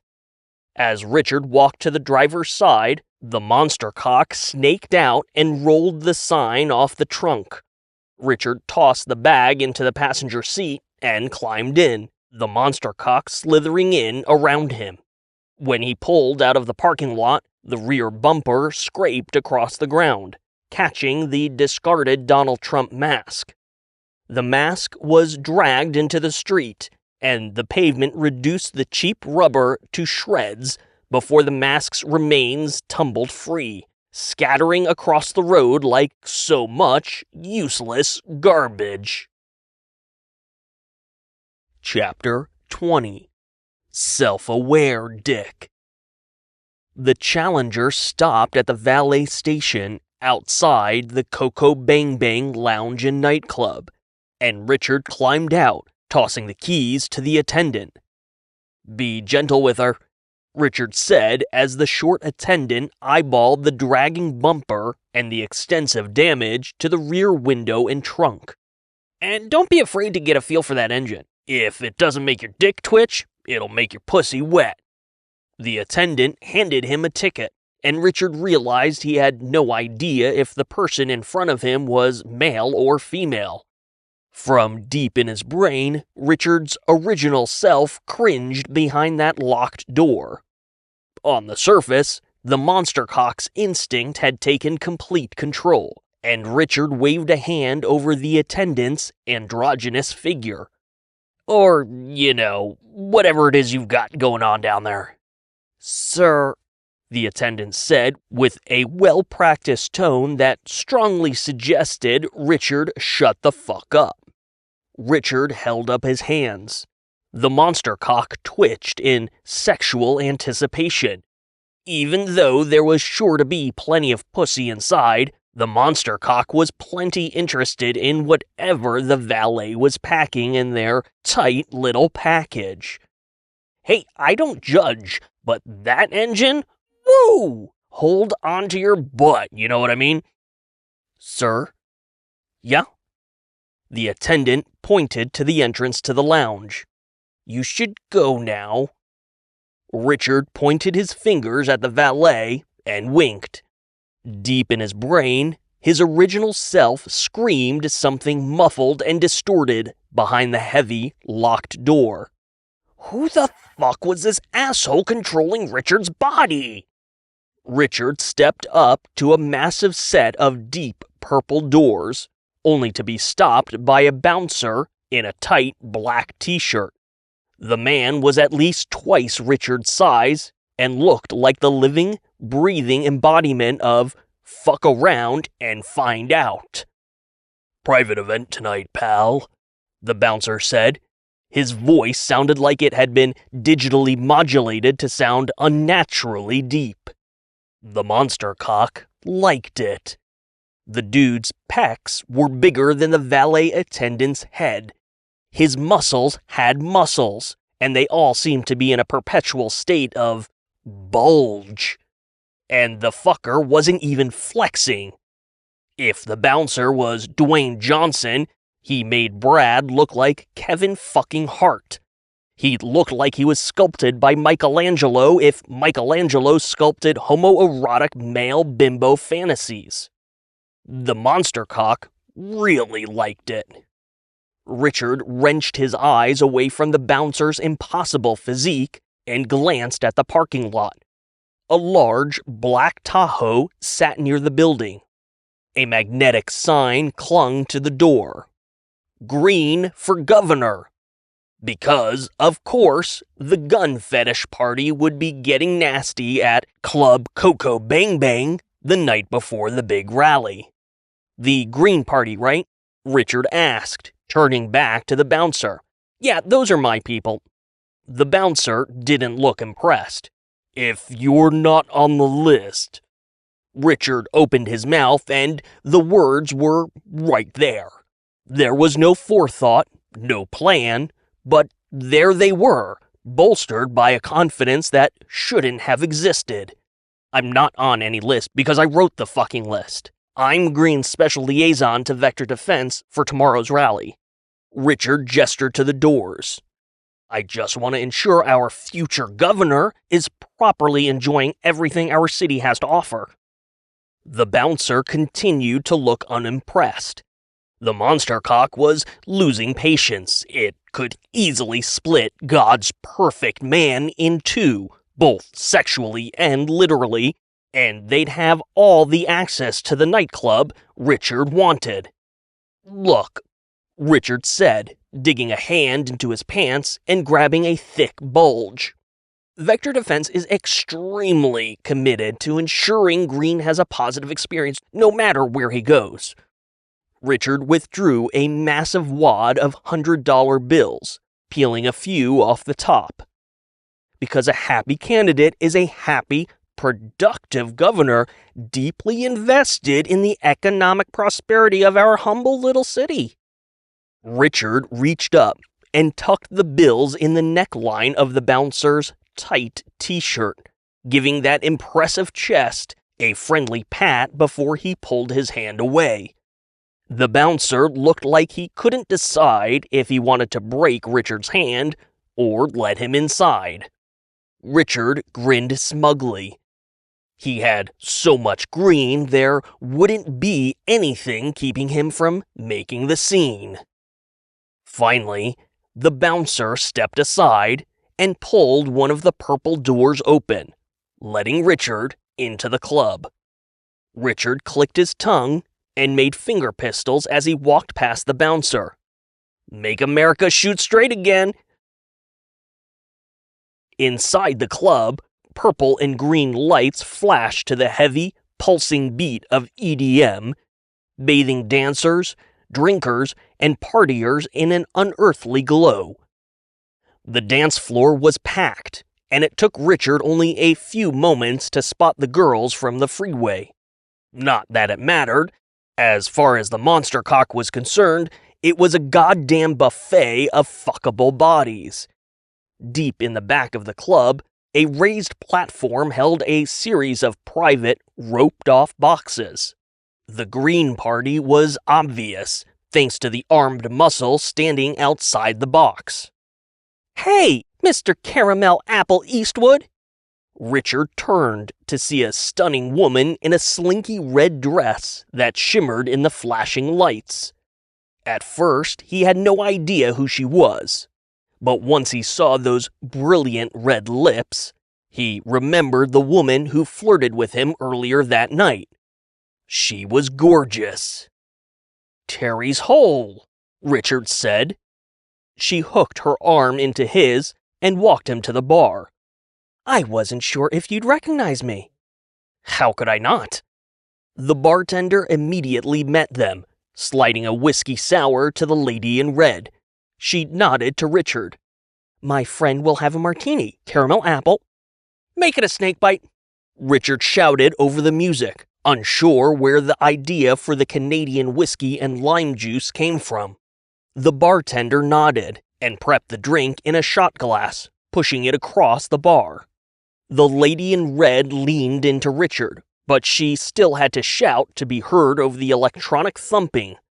Richard breathed in her scent, vanilla and incense, and the monster cock pressed up against the waistband of his pants. "I only have a few minutes, but I'm glad I ran into you again," she said. "Me too," Richard replied, unable to think of any other words as her intimate proximity drove the monster cock wild. "Your friend from earlier?" she said. "He had such a unique sound." She was talking about Chuck, because of course she was. He could literally feel the warmth of her breath against the skin of his neck, and she was talking about Chuck and his beatboxing. The monster cock shriveled.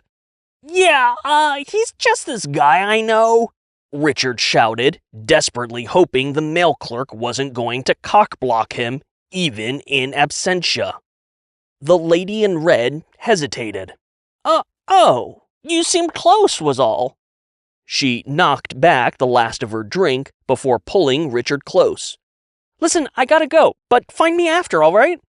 The lady in red took off before Richard could say anything, disappearing behind a door adjacent to the club's main stage. Richard growled in frustration, tipping back the shot glass of whiskey and turning to the dance floor. Fucking Chuck! The alcohol went straight to his cock, and the throbbing EDM pulsed right along with the veins in the beast as it wormed down his pant leg. Fuck Chuck, and fuck that dumb cock tease. Richard had plenty of options, dripping wet and begging for the night of their lives. They were out behind the club, between a dumpster and the back door. Richard had no idea how they got there, and he didn't care, although his original self was screaming uselessly from behind that locked, barricaded mental door. The purple and green lights flashed through a window next to them, and the bass line pulsed through the walls, driving Richard's hips to the beat. The girl was bent over, hands pressed against the wall. She was the one from the freeway. Maybe. Did it even matter? The monster cock pumped away, and Richard could feel every exquisite sensation tingling up from his crotch. It was like his nerve endings had been dialed up to 11. Even the tiniest movements felt as good as the best orgasm he had ever experienced. Which begged the question, what the hell would it feel like when this beast finally nutted? "God, you're so big, fuck me, yes, fuck!" From deep in his mental prison, Richard felt himself reach out and grab a handful of tits. Tendrils of monster cock quivered out from the harness mounted to his pelvis, probing and caressing her ass. They reached for her holes. "God, yes!" she squealed. "Touch me, just like that, fuck yes! I want to feel you come dripping out of me!" The music inside the club came to an abrupt halt, and without the bass line driving his thrusts, Richard found himself wavering. The monster cock had been entranced by the beat, and without it, the mutant member suddenly had to find its equilibrium. Don't stop, keep fucking!" The tendrils pulled back in frustration. Richard snorted in anger. He leaned over and looked through the window. The neon lights shifted to a warm glow as someone sat down behind the grand piano. The lady in red stepped onto the stage, holding a wireless microphone. The monster cock throbbed in rage, making the girl he was fucking squeal with delight. Delicate notes from the piano bled through the window. Richard's face twisted in a flurry of anger that melted away as soon as the lady in red began singing.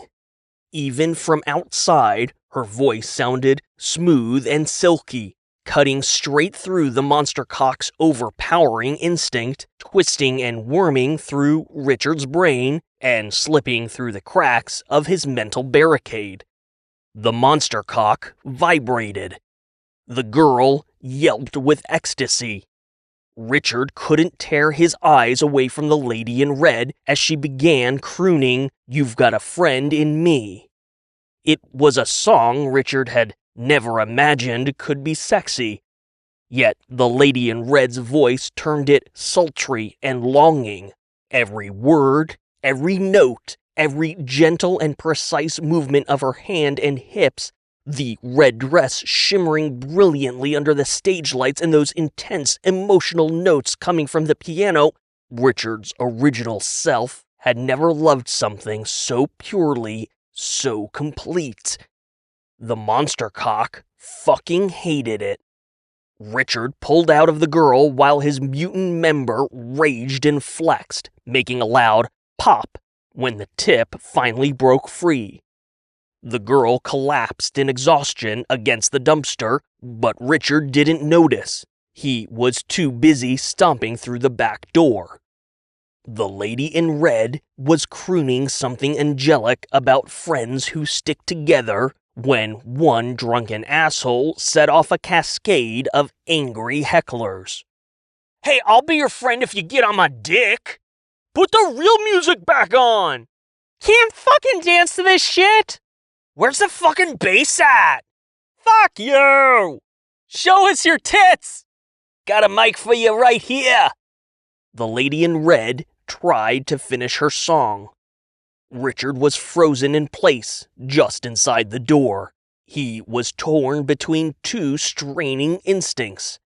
His original self was flailing against the barricaded door, desperate to hear more of the lady in red's soothing vocals, and to shout down any man, woman, or beast that dared heckle her. But the monster cock, that driving instinct of pure fury, it just wanted the electronic music back. The bass line, the compulsive beat, the darkness, the wet pussy, the fucking and squealing and the pleasure and the coming and the... "Get off the stage, you useless fucking cunt!" The piano stopped on a final, discordant chord.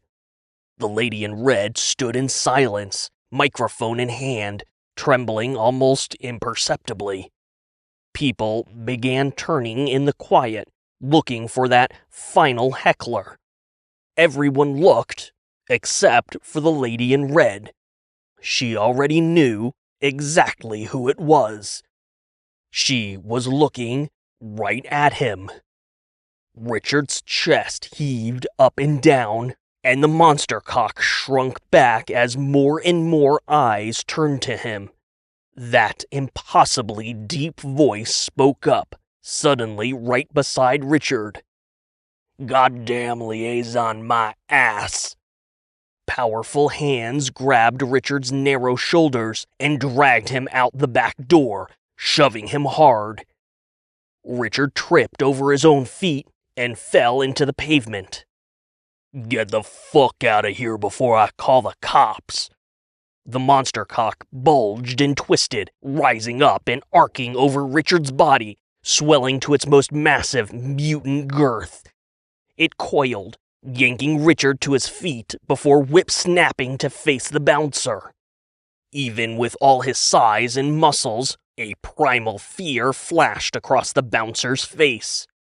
Before he could make a move, the monster cock blasted forward, encircling the bouncer and squeezing its coils until bones creaked. That mutant peacelet gaped open, splitting that bulbous glands to reveal its jagged maw. It craned up and over the bouncer, leering down over the man's head, goop dripping and splattering onto his bald dome. The cock twitched, about to snap off the bouncer's tasty little head with a single, violent bite, and... Richard grabbed at the massive shaft that twisted out from his crotch, digging defiant fingers into the alien flesh. He felt a distant pain course up from his crotch, but he ignored it because it didn't matter. Richard, his original self, couldn't take it anymore. Yanking at the mutant monster cock with every ounce of strength he could muster, Richard Gobbler screamed bloody murder. Chapter 21. Refractory Period. After slipping through the front door, Richard replaced Brad's keys in the bowl by the entryway, carefully placing them back underneath a scrap of mail. He then quietly navigated through the dark apartment. He held his breath as he tiptoed to his bedroom, letting it out only when the door was safely closed behind him. He flicked on the overhead light and glanced at the bedside clock. He'd have to be up and out the door for work in just a few hours. In the connected bathroom, Richard turned on the light and stared at his reflection in the mirror. He was confronted with the image of a man who had more in common with the Brad next door than with the unique individual Richard thought of as his original self. Aggressive, misogynistic, dismissive and indifferent, violent.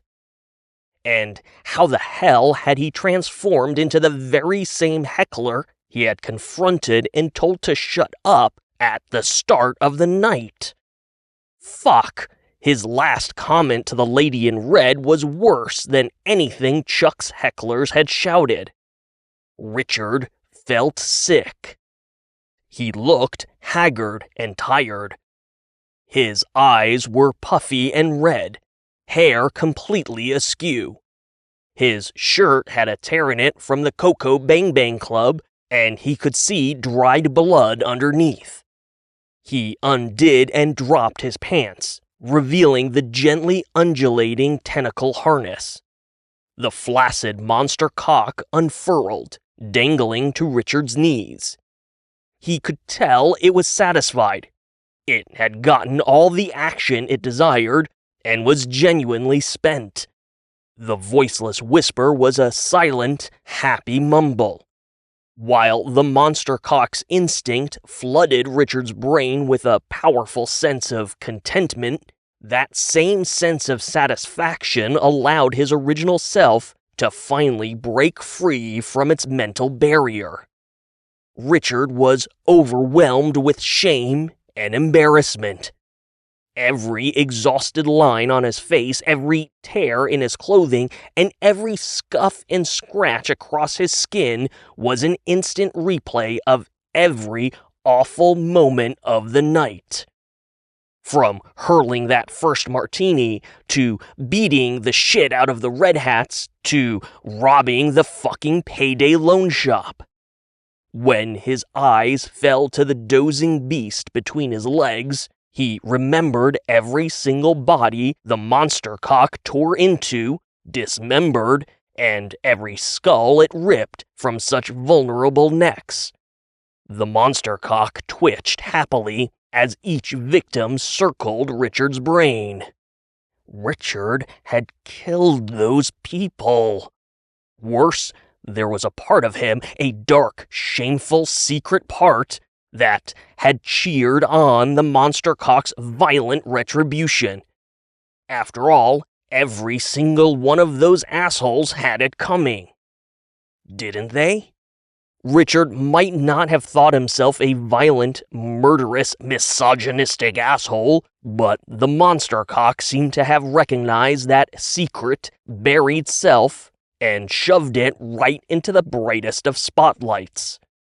Bile rose in his throat, and Richard dashed to the toilet, vomiting something green and black.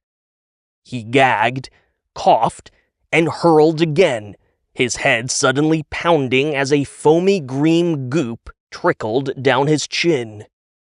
No, Richard wasn't a murderer. He wasn't a thief. He wasn't a bad person. He couldn't accept that. Just because a dark, buried instinct wished bad things would happen to bad people, that didn't make Richard a bad person. People are defined by their actions, not their thoughts.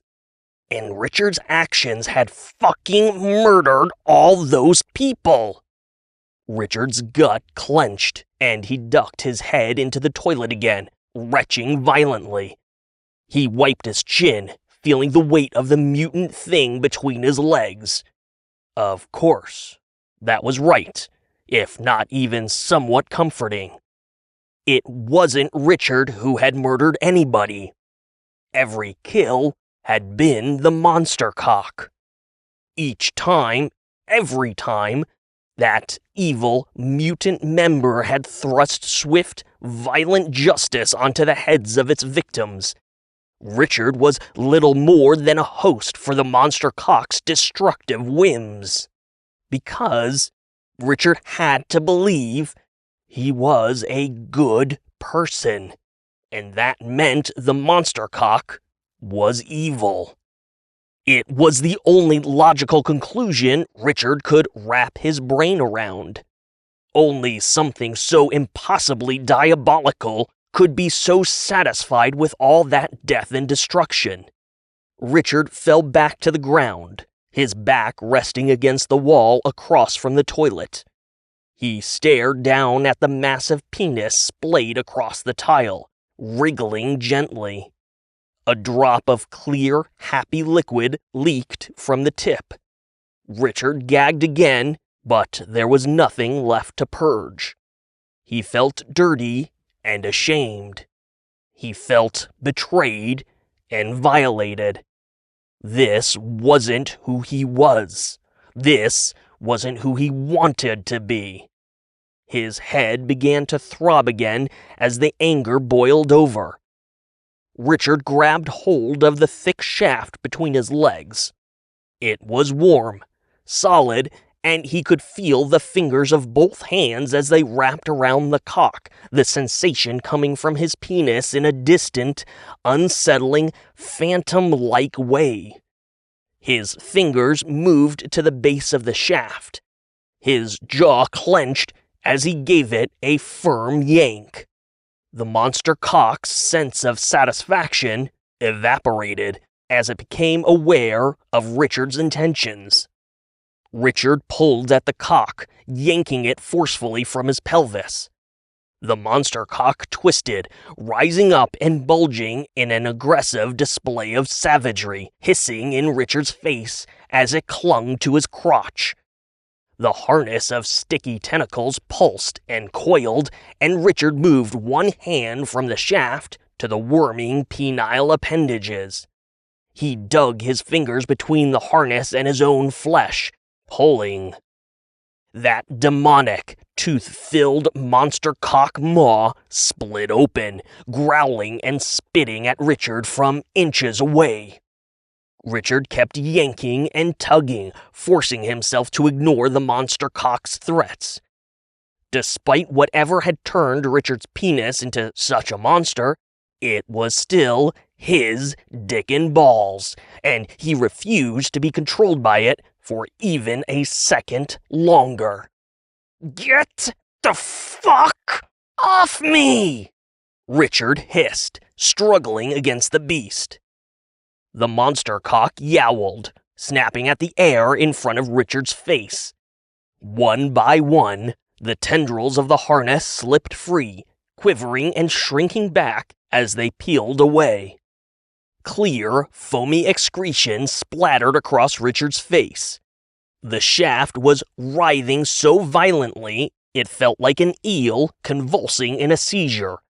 He grabbed it with both hands, struggling as he rolled across the tile, banging into the vanity as both man and cock waged a primal battle for dominance. The voiceless whisper screamed in Richard's throbbing head. He slammed the cock head into the tile, pinning it down and punching it repeatedly. The last of the penile harness tendrils slipped away. The voiceless whisper went silent, and the cock went limp in Richard's hands. It started to shrink, coils retracting and that massive girth evaporated.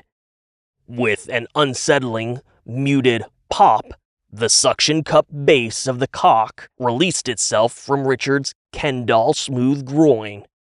Richard pushed himself to his knees, clutching his dismembered penis in his fingers, balls dangling just below his fist. Like when it had first fallen off, the penis looked perfectly normal, aside from the fact that it wasn't attached to him. He felt the cool air against his crotch, and Richard was overwhelmed with a sudden sense of being barren. The pounding in his head slowed. The voiceless whisper was gone. Instead, Richard felt a profound sense of loneliness, abandonment, worse, rejection. Which made absolutely no sense because Richard was the one who had rejected the monster cock. Right? Richard stared at the limp dick in his hand and started fuming. How fucking dare that thing? It was the same dick he had shared his entire life with. Every high, every low, every intimate moment, that dick had been right there with him. It was so small, so simple, so personal. And yet, how could it have betrayed him so completely? With a burst of angry energy, Richard carried his dick into his bedroom, shoved it into the mason jar, and clamped the lid down tight. He rammed the jar deep into his sock drawer.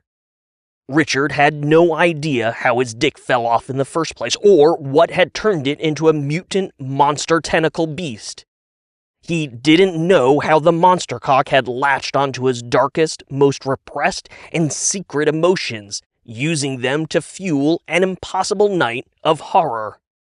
Worse, Richard had no idea how he would face the repercussions of such violent destruction. But there was one thing he did know. Never fucking again. Richard slammed the drawer shut before crawling into bed. He passed out almost as quickly as his head hit the pillow, blissfully escaping the toxic nightmare that had become his waking reality. Chapter 22. A Dick in the Wind. When Brad started pounding on the door, Richard was sure it had to be a dream. He had just fallen into bed seconds ago. "Let's go, you flute fucking cock gobbler!" Brad shouted. "If you want to ride to work, the train is leaving the station." Richard pried his eyes open and looked at the clock. It wasn't a dream, and a new day had dawned. It was already past time to go to work. He rolled over and groaned. After everything that had happened last night, how was it possible that the painfully normal, day-to-day inanity of work was still a thing? Work, with Justine sitting across from him all day.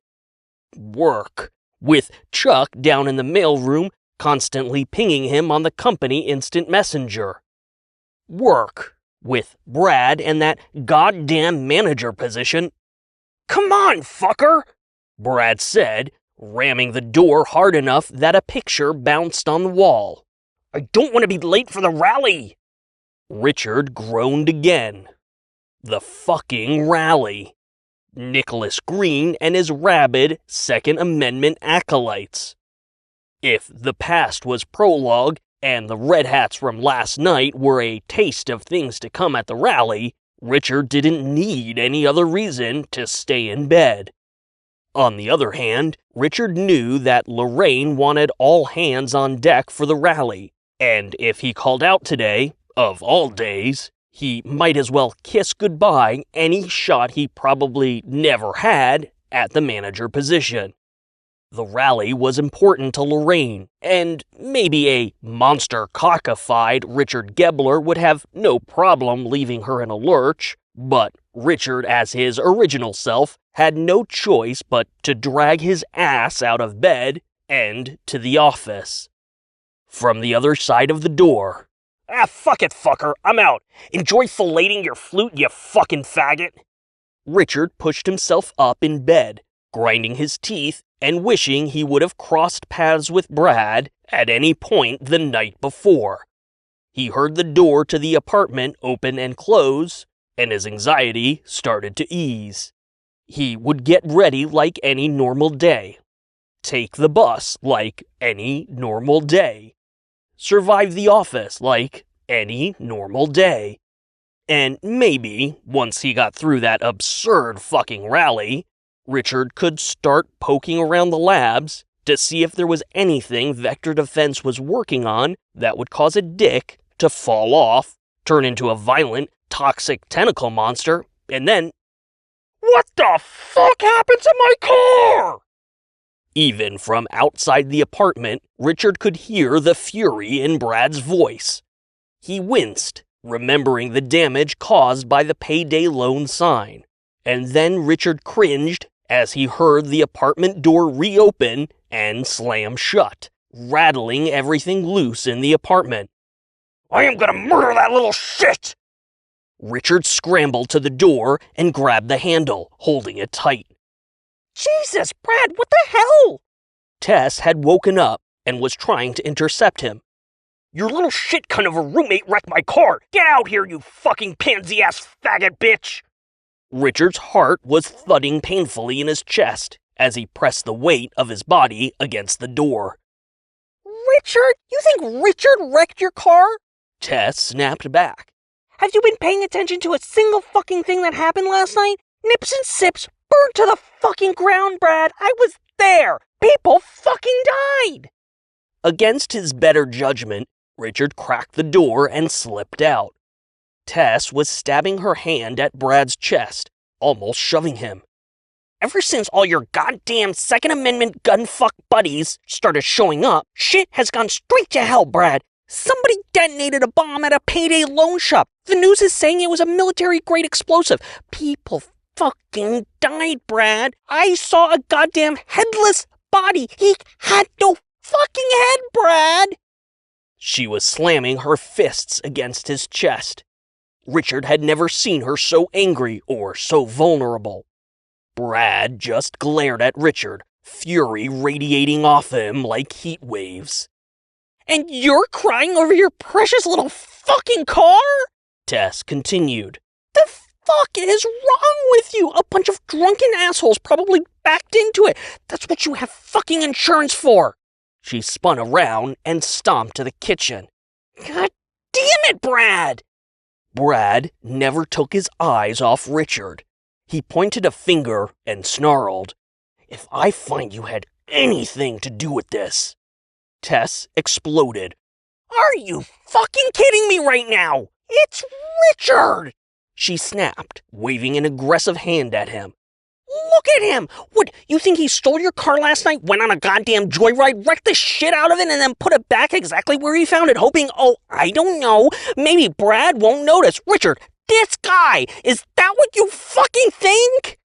Richard shrunk into the wall. After so many years of being roommates, he had never seen this version of Tess. The vulnerability she had shown just moments earlier had hardened into something vicious. Worse, Richard couldn't help but feel emasculated. Did she really think that little of him? Did she really think it was so impossible for him to do what she described, the actual, literal things he had done the night before? And then another thought. He really should have dumped the car somewhere, made it look like it was stolen or something. It would have been so easy, but then again, if he had dumped the car, Brad would have never been confronted with the violation and rape of his precious Tor-Red Challenger with its supercharged 6.2-liter Hemi V8 that put out 717 horsepower and 656 pound-feet of torque. Richard hadn't considered any of that. There had been no secret intention, no diabolical manipulation.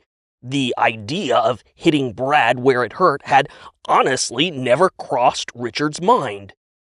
The monster cock, on the other hand. Brad stomped away from Tess and toward the door. He stopped and twisted back, waving an angry finger between Richard and Tess.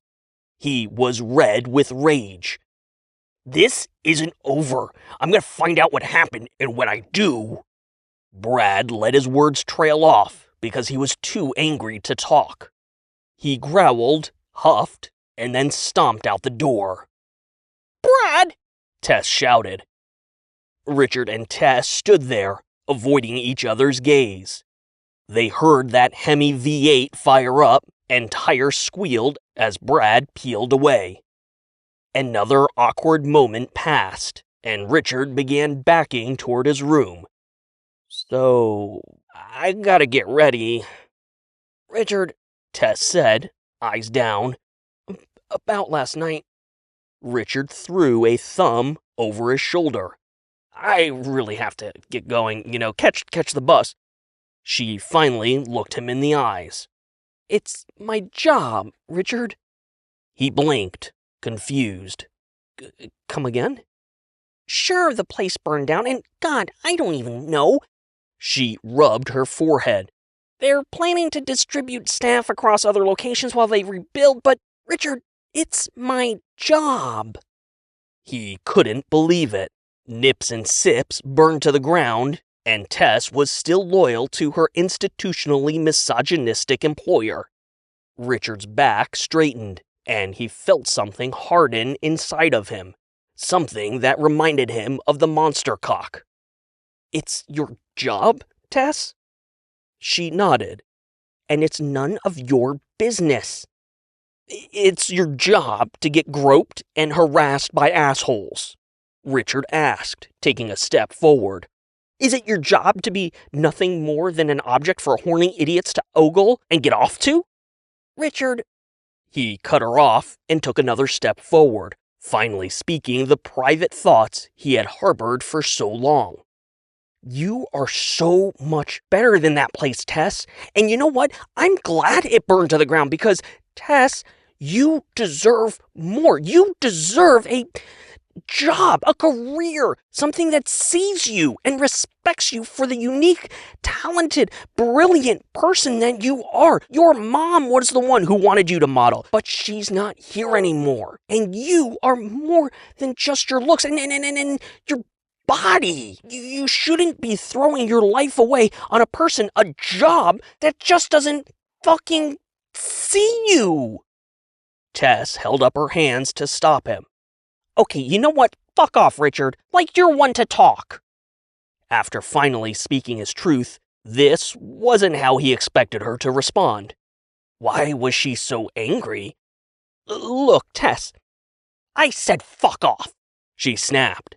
"I mean, come on, Richard. Look at you. You keep your music degree a secret, hiding your flutes in the closet like there's some crippling shame. All the while, you're wasting away your own potential, rocking that truly killer job as a fucking glorified secretary. What do you say, Richard? Don't you think you're better than that? Don't you think you should aspire to something greater in your pathetic, insignificant little life? Or maybe, I don't know, maybe you're not better than that. Maybe you're exactly where you belong, living the exact life you're supposed to be living. So why don't you buy yourself a fucking clue, bend over backward, and go fuck yourself with it, okay?" Tess stormed past him, slamming her bedroom door shut. Richard sighed. That was definitely not how he imagined that exchange would play out. Especially not after he, or the monster cock, had saved her from those assholes the night before. After all these years, after he finally, inexplicably, had the guts to be honest, why was he having such a hard time getting through to her? Richard returned to his own room to get ready for the day. In the shower, as he scrubbed away the filth and stink of the night before, he wondered if the monster cock had left behind something residual? Was that why he had the nerve to speak his mind to Tess? Or maybe the monster cock just showed him how to be confident. It seemed evident that dual instincts, or personalities, were at play. Both the monster cocks and Richard's original self, struggling for dominance. It was a symbiosis, but it had been far from perfect. Richard's thoughts turned to Deep Space Nine and the way the show handled symbiosis. The character Jadzia had a sentient parasitic worm named Dax that lived inside her abdomen. The joining of these two aliens required a peaceful, collaborative harmony. The host was never depicted to be at odds with the symbiote, because such a symbiosis would be rejected and likely end in death. If just the lingering idea of the monster cock had inspired Richard to finally confront Tess about nips and sips, then maybe there was something to be said about finding a harmonic balance with the beast. After all, the monster cock was still Richard's dick and balls. He'd rather have it than not. And maybe, last night could be chalked up to a learning curve. Maybe Richard had as much to learn from the monster cock as the monster cock had to learn from him. Maybe, if he tried again, Richard could find a way to harness the monster cock and better control its baser, more violent instincts. Maybe true symbiosis was still possible, and all the good he had glimpsed last night, the power, the strength, the confidence, maybe Richard really did have a shot at becoming something better. Wrapped in a towel, Richard returned to the dresser. He was full of nervous trepidation, fearful of the fiend he had transformed into the night before, but optimistic about what he could accomplish if he could just strike the right balance. The sock drawer was open a few inches. He was sure he had closed it. He was positive. He glanced around the room, but his door was shut, and nothing looked out of place. He pulled the drawer all the way out and pushed the socks aside. Large, broken chunks of glass rattled against the back of the drawer. The mason jar had been shattered. Richard's eyes went wide as he processed the horrifying turn of events. This was the second time he had lost his dick. He yanked the drawer all the way out of the dresser, turning it over and dumping the contents on the ground. He dropped to his knees, frantically pulling socks apart and sifting through everything. There wasn't a penis to be found. Chapter 23. Look, y'all, Brad's bad. After Brad swiped his badge and the automated gate swung open, he could feel the gate attendant's eyes on him as he pulled into the underground garage. The rear bumper scraped against concrete, echoing throughout the barren parking structure and squealing painfully as Brad rolled down the lane. His knuckles were white. His jaw hurt. His blood pressure was going crazy. And yes, insurance would probably cover most of the damage. Anything else would be absorbed by the pay bump he expected with his promotion to manager. But there was still Richard. Fucking Richard. Brad had no doubt Richard was responsible for wrecking his car. Somehow, some way. A pit in his gut assured him it was all Richard's fault. It didn't matter how improbable, and Brad was desperate to pound the little shit's face to a pulp for it. At first, he wondered if Richard had figured out what Brad was doing, why he discovered Richard's closeted flute fetish, and how Brad was planning on using that information. Brad had correctly assumed Richard hadn't always been so ashamed of his flutes. After a bit of deep internet sleuthing, an old Yahoo directory listing revealed a .edu email address, which eventually led him to a forgotten MySpace profile. Brad found precisely what he was looking for. The MySpace profile's very existence suggested Richard was oblivious to it. And if he was oblivious, that could only mean Richard had no idea what Brad was up to. Somehow, Richard wrecking Brad's car had nothing to do with Brad's plan. It was just some kind of preemptive strike by an idiot savant. But it didn't matter. The internet never forgot, and soon, neither would Vector Defense. Brad cut the engine, grabbed his bag of work gear, and climbed out. The dragging bumper left a red scrape across the concrete, leading right to the parked Challenger. Brad fumed again before grabbing the dislodged bumper with both hands and yanking. It took some effort, twisting and pulling until the last of the bumper came free. He shoved it through the busted rear window and took off for the elevators. Yes, his insurance would cover most of the damage. But that didn't lessen Brad's fury, both at Richard and Tess. She was the reason this happened after all. She treated that fucker like a lost puppy instead of cutting the little shit loose years ago. Richard was useless, dead fucking weight, and Tess kept him around for no reason. Yeah, he'd make her pay for letting this happen, but he also knew he could take it out on her with his dick. Might as well enjoy making her suffer. At the elevators, Brad punched the up arrow. He took a deep breath to lower his blood pressure. This morning, he would deal with Richard once and for all. Tonight, he would deal with Tess, whether she liked it or not. That Hemi V8 engine had barely begun to cool off when the bumper sticking out of the busted rear window shifted. If anyone had been watching, it would have looked like the bumper was settling into the back seat. But then it moved again, turning gently as if a weight had suddenly been added to it. A few moments later, something small and fleshy came into view, caterpillaring up the bumper and out of the back seat of Brad's red Dodge Challenger.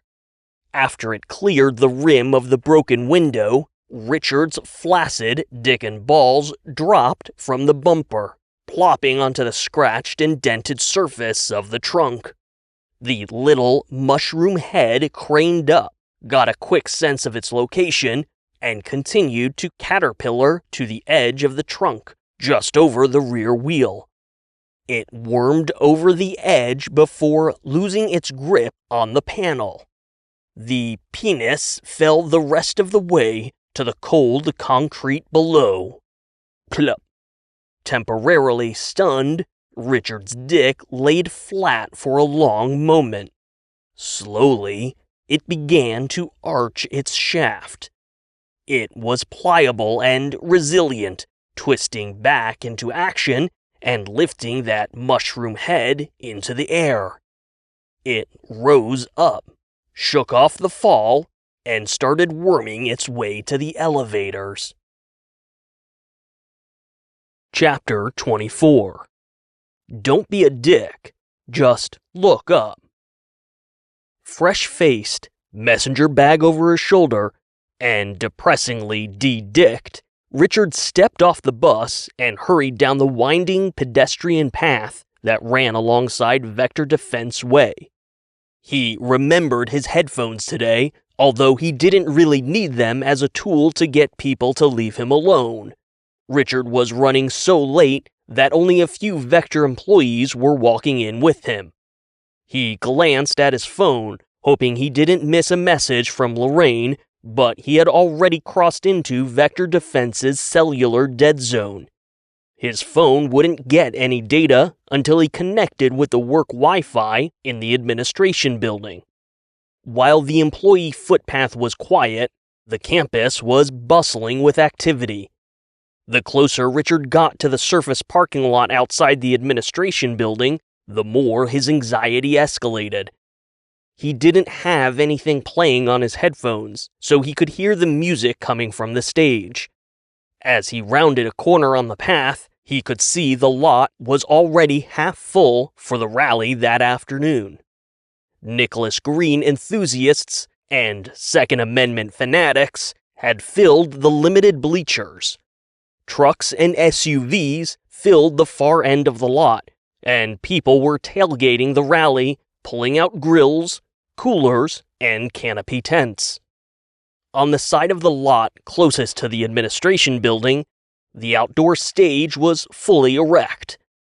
A massive American flag banner spanned the length of the platform, dwarfing the dozens of 9-foot flagpoles lining the stage, each sporting its own copy of the Stars and Stripes. Hanging in the foreground of the stage was the Nicholas Green for Governor banner, sporting that insipid slogan. The slogan itself had gotten a fresh creative treatment. Large vertical banners on either side of the stage featured the words in a circular design with a pair of assault rifles crossed in the foreground and a series of missiles shooting off in the background. It looked like America had jizzed all over the Vector Defense campus. Richard jumped when he felt a hand on his shoulder. He pulled his headphones down and turned to see Chuck nodding at the pre-rally.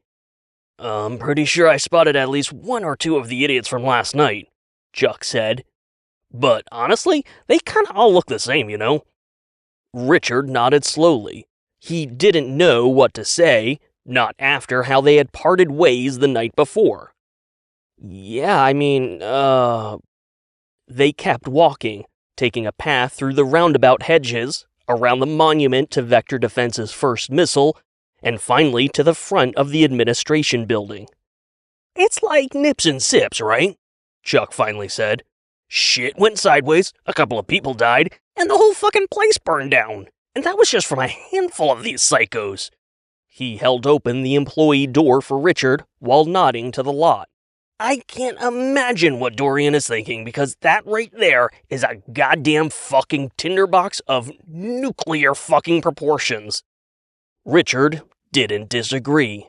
If anything, he worried that Chuck was underselling it. They got in line for the security checkpoint, and Richard glanced up at the desk. Willie Hammer, the security guard from yesterday, wasn't on his usual perch, and he wasn't anywhere to be seen behind the desk. Instead, the station was manned by a narrow-faced white guy that Richard had never seen before. "But yeah, after what happened at Terry's Hole," Chuck was saying quietly, "well, like I said, it kinda made me wonder." Richard looked away from the new guard behind the security desk and turned to Chuck, who was staring blankly into the lobby while picking at his fingers.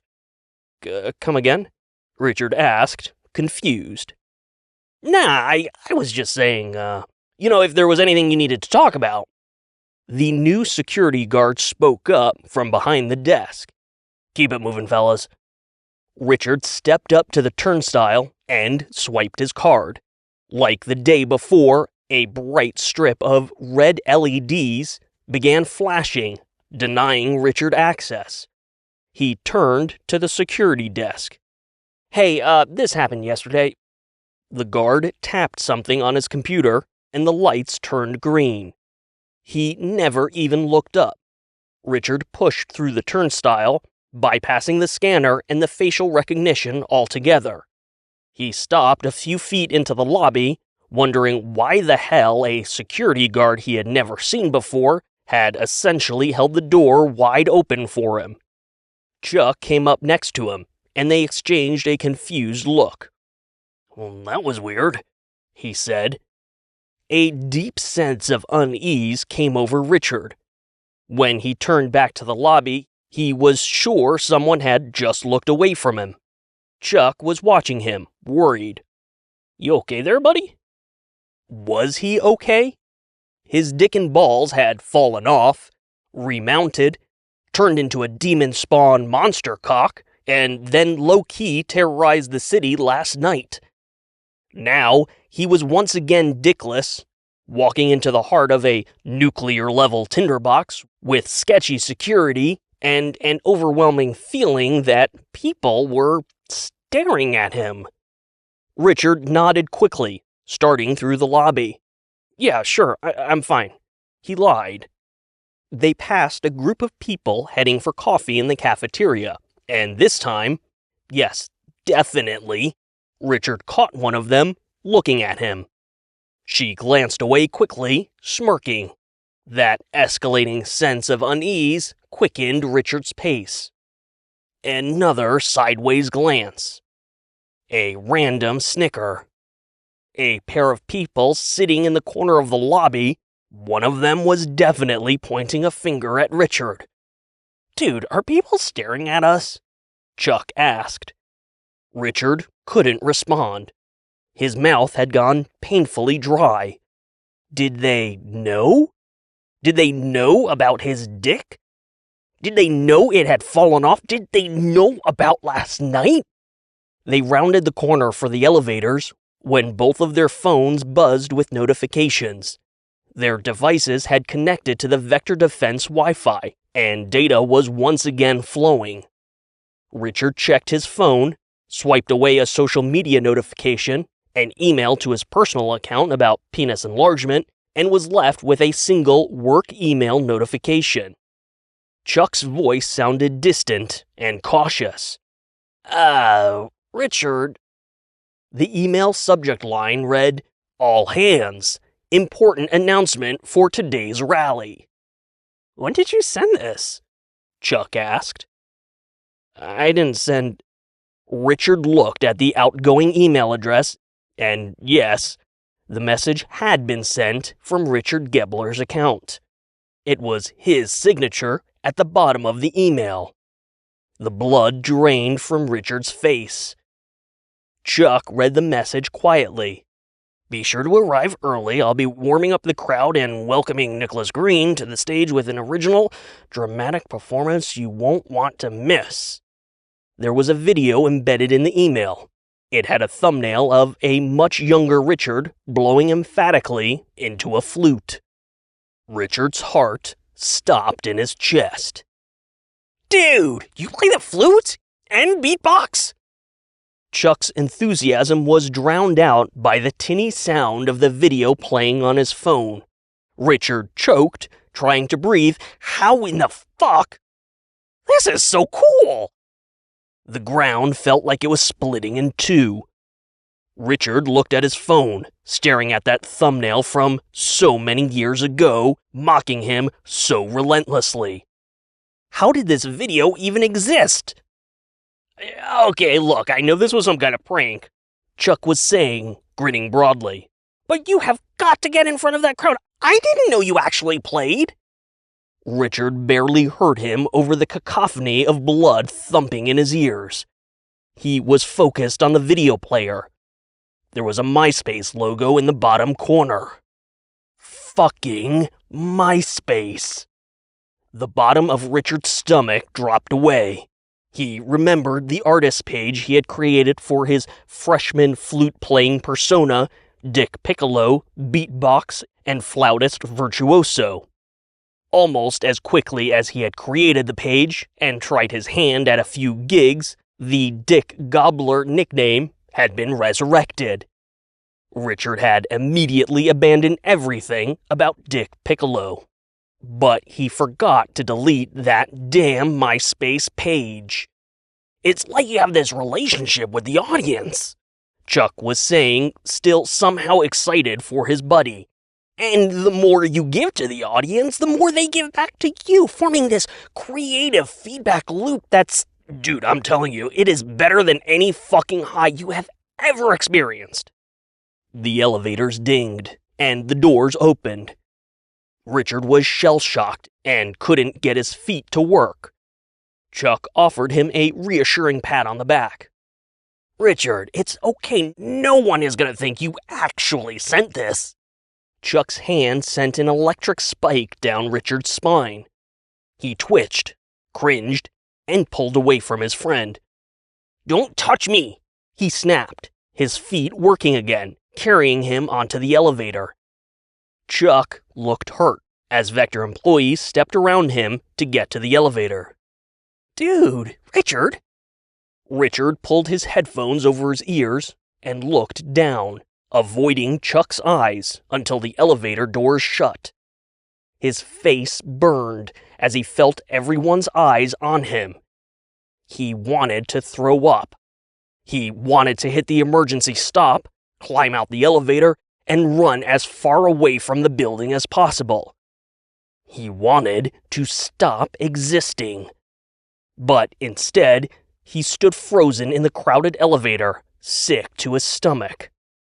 Things couldn't possibly get any worse. A thin, dim shadow rolled across the elevator.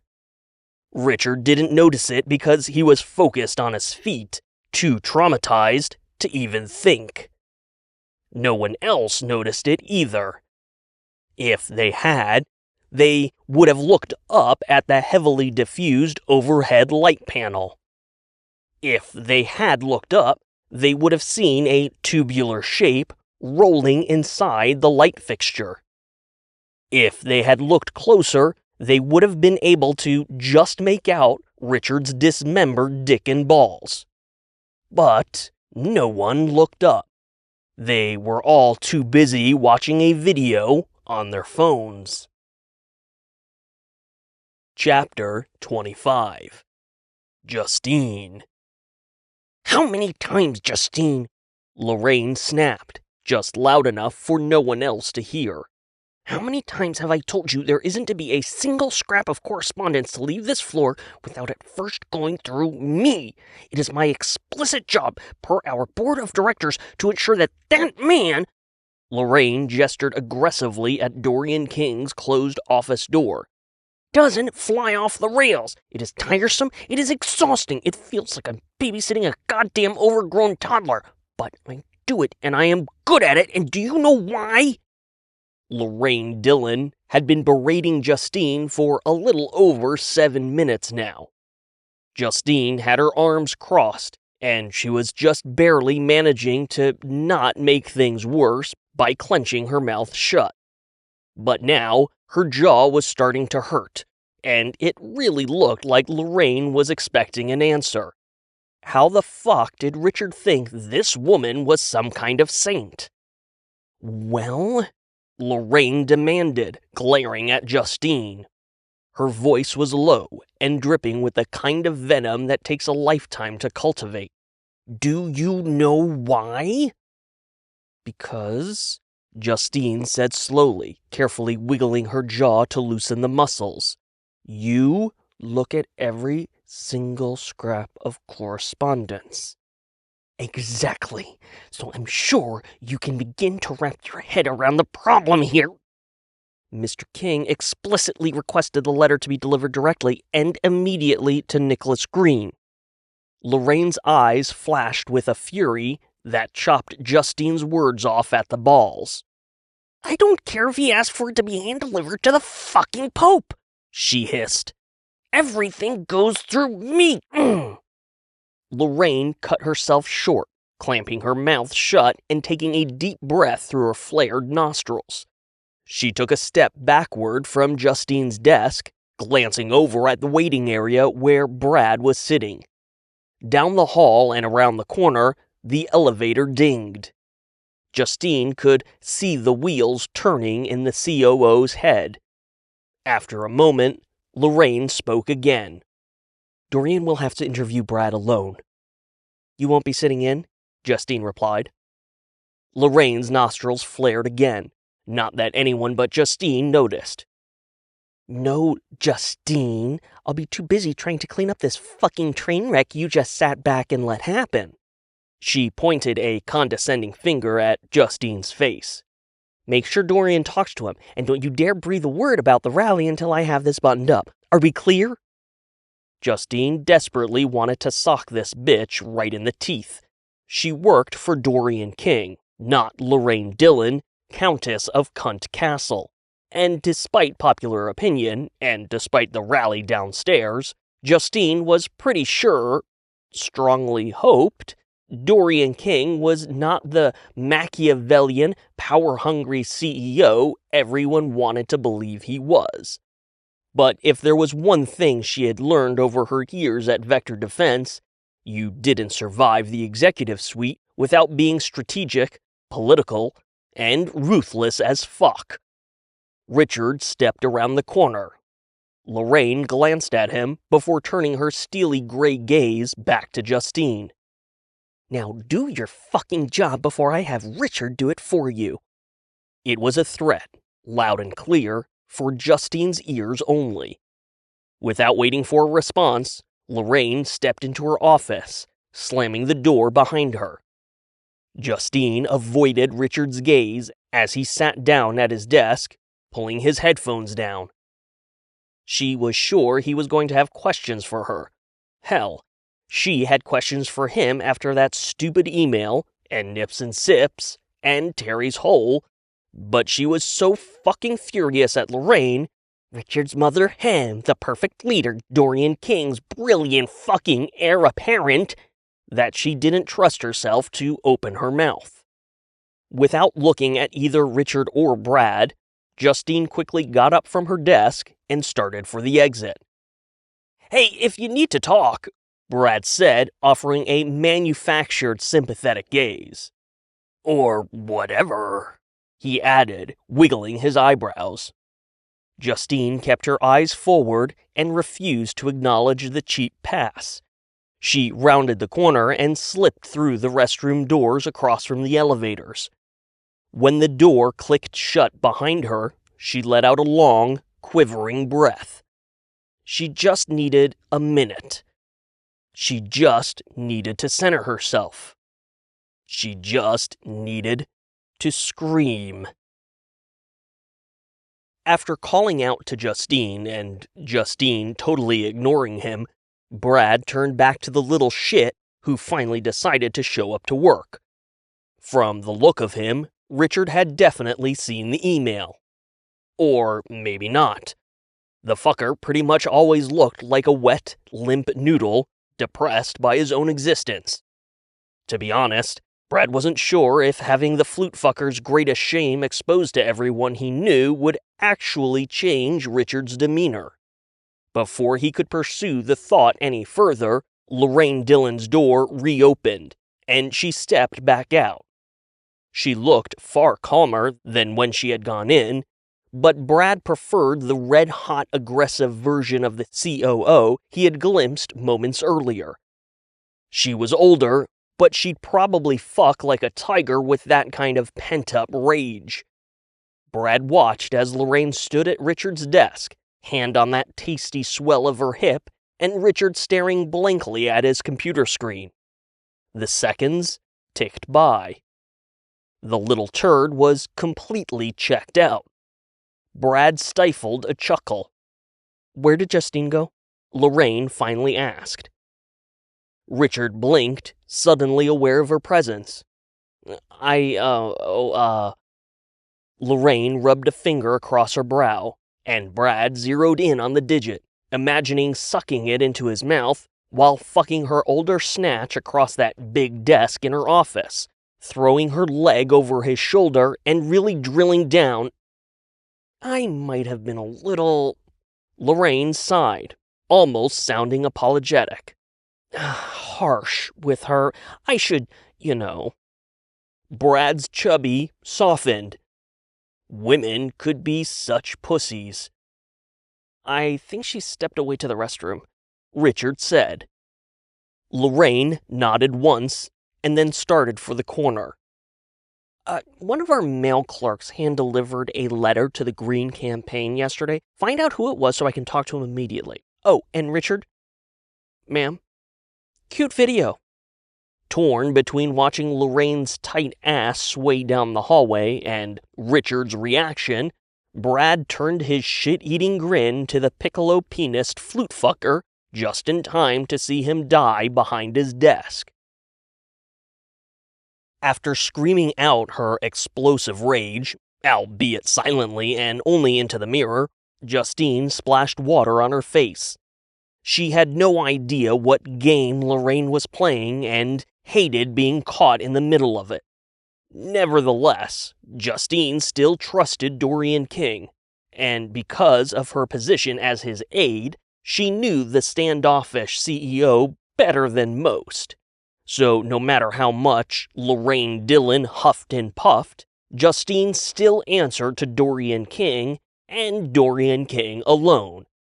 He would get her back. Probably. Maybe. Justine splashed another handful of water on her face.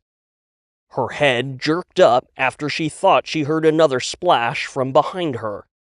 Hunched over the sink, water running from the tap, Justine decided it must have been an acoustic anomaly, or at very least, it was her stress rage playing tricks on her ears. After dabbing the water from her face, she slipped into one of the two stalls.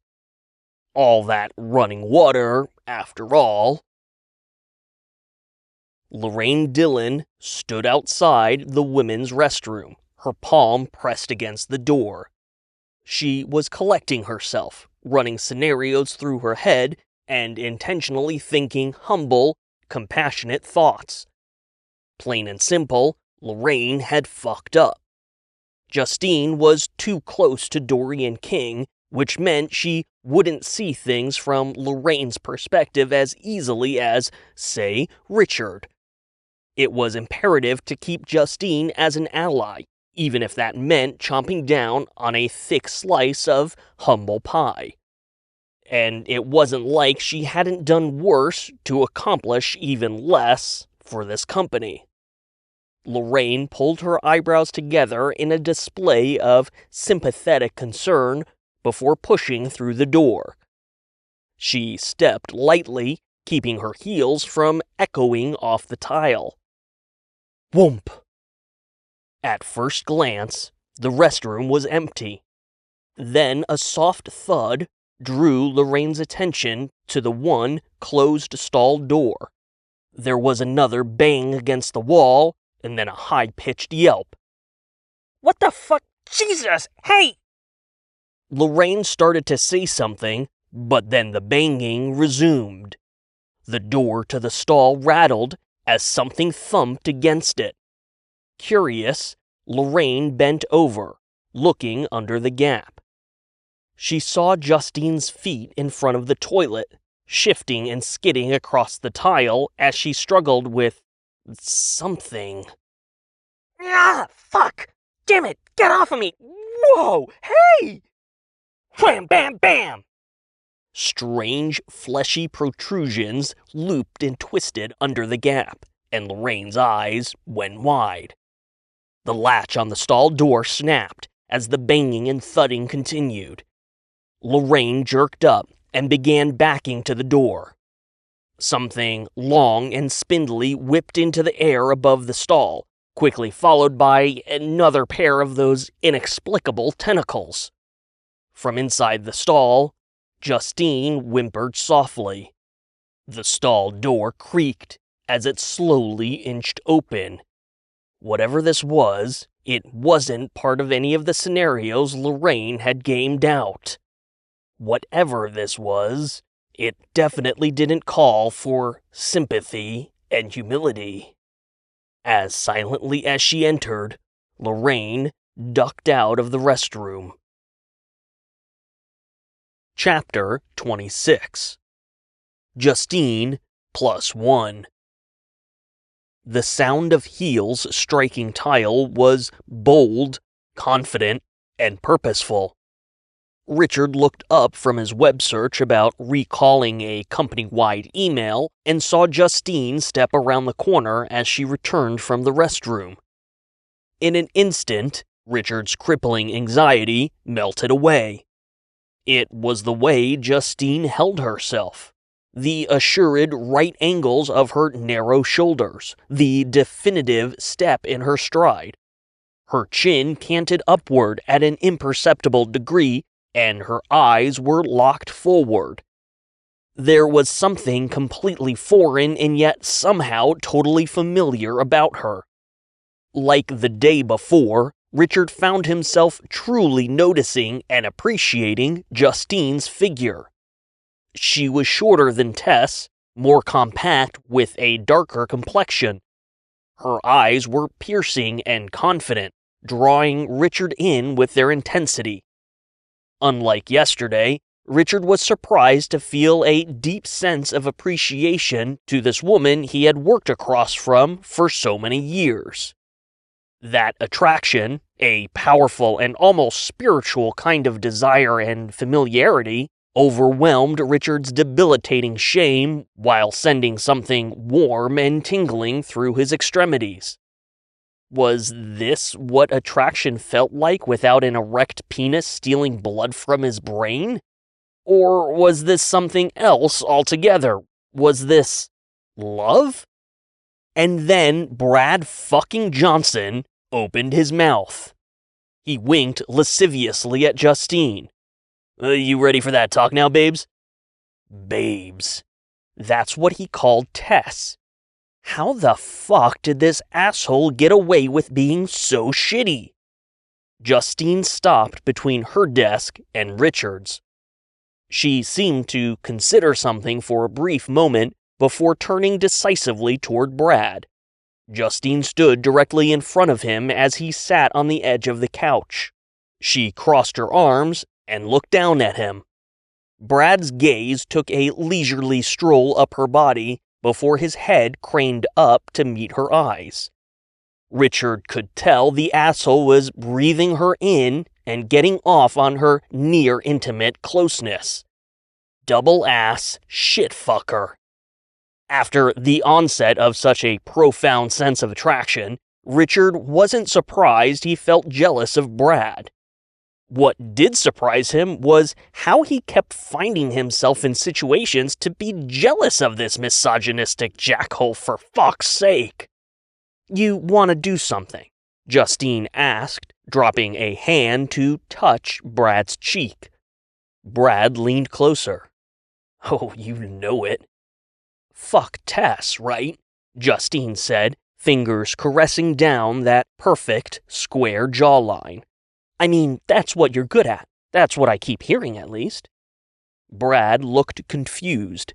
On the one hand, Justine's gentle touch had its desired effect. On the other hand, this aggressive, direct talk about Tess was probably too much for Brad's tiny brain. Justine's hips started swaying back and forth in front of Brad's face. She dragged her fingers through his perfect blonde hair. Yeah, fuck her, babes. What she doesn't know, after all. Right, babes? Justine said. I'm not sure. Ow! Justine's other hand joined the first, and she pulled at his hair. The side-to-side sway of her hips shifted to a gentle, in-and-out thrust. With her fingers twisting in his hair, Justine pulled his head down until he was looking right at her crotch. Let's meet in the ladies in 5, she whispered. I'll help you forget about whatever you want, babes. She was wearing a black knee-length skirt, and the color had helped obscure the prominent bulge. Now, Richard watched as Brad's eyes went wide, and a mask of putrid disgust seized his face. Yo, someone call for a little mailroom expertise? Chuck asked as he stepped into the executive suite, throwing down a rapid snare and a hi-hat beat, immediately followed by a trumpet that weakened and wavered as soon as Chuck saw what he had stepped into. Ugh! Brad shoved Justine away by the hips, immediately yanking his hands back as if he had touched something toxic. He shot up from the couch, scooting away from Justine. That's... He gagged. Get away from me with that thing! Aw, Jesus fuck! You're a goddamn tranny! Richard's brain short-circuited as he stared at Justine in disbelief. The reality of what happened was as plain as the gently undulating bulge underneath her skirt. Justine had found Richard's missing dick. But how was that even possible? Justine lifted a shoulder, indifferent to Brad's hostile, and wholly expected, display of transphobia. Just another unevolved caveman who jacks off to things blowing up. Whatever, no skin off my dick, babes, but you have no idea what you're missing. Brad screwed his face up and choked.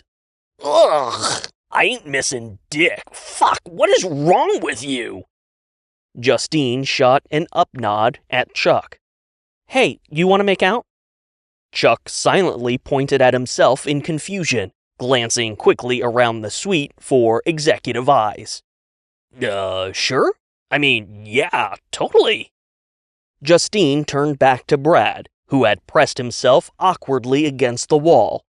See, Brad, you should be more like Chuck. And then Richard watched as Justine grabbed the front of Chuck's shirt, pulling him in for a deep, passionate kiss. The bulge in her skirt throbbed. Brad squirmed and gagged again. The mail clerk?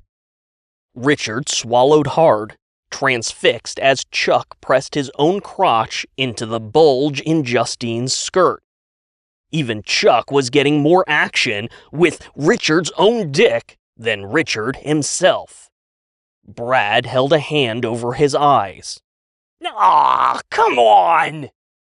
Justine's desk phone buzzed, and she pulled away from a mystified, but happy, Chuck. She bumped his shoulder with her fist. Not bad, thanks, pal. Chuck blinked, almost in a daze. Sure, I mean, yeah. Justine tapped the speaker button on her phone, her tone shifting to business. Yes, sir. Dorian King told her to send Brad in.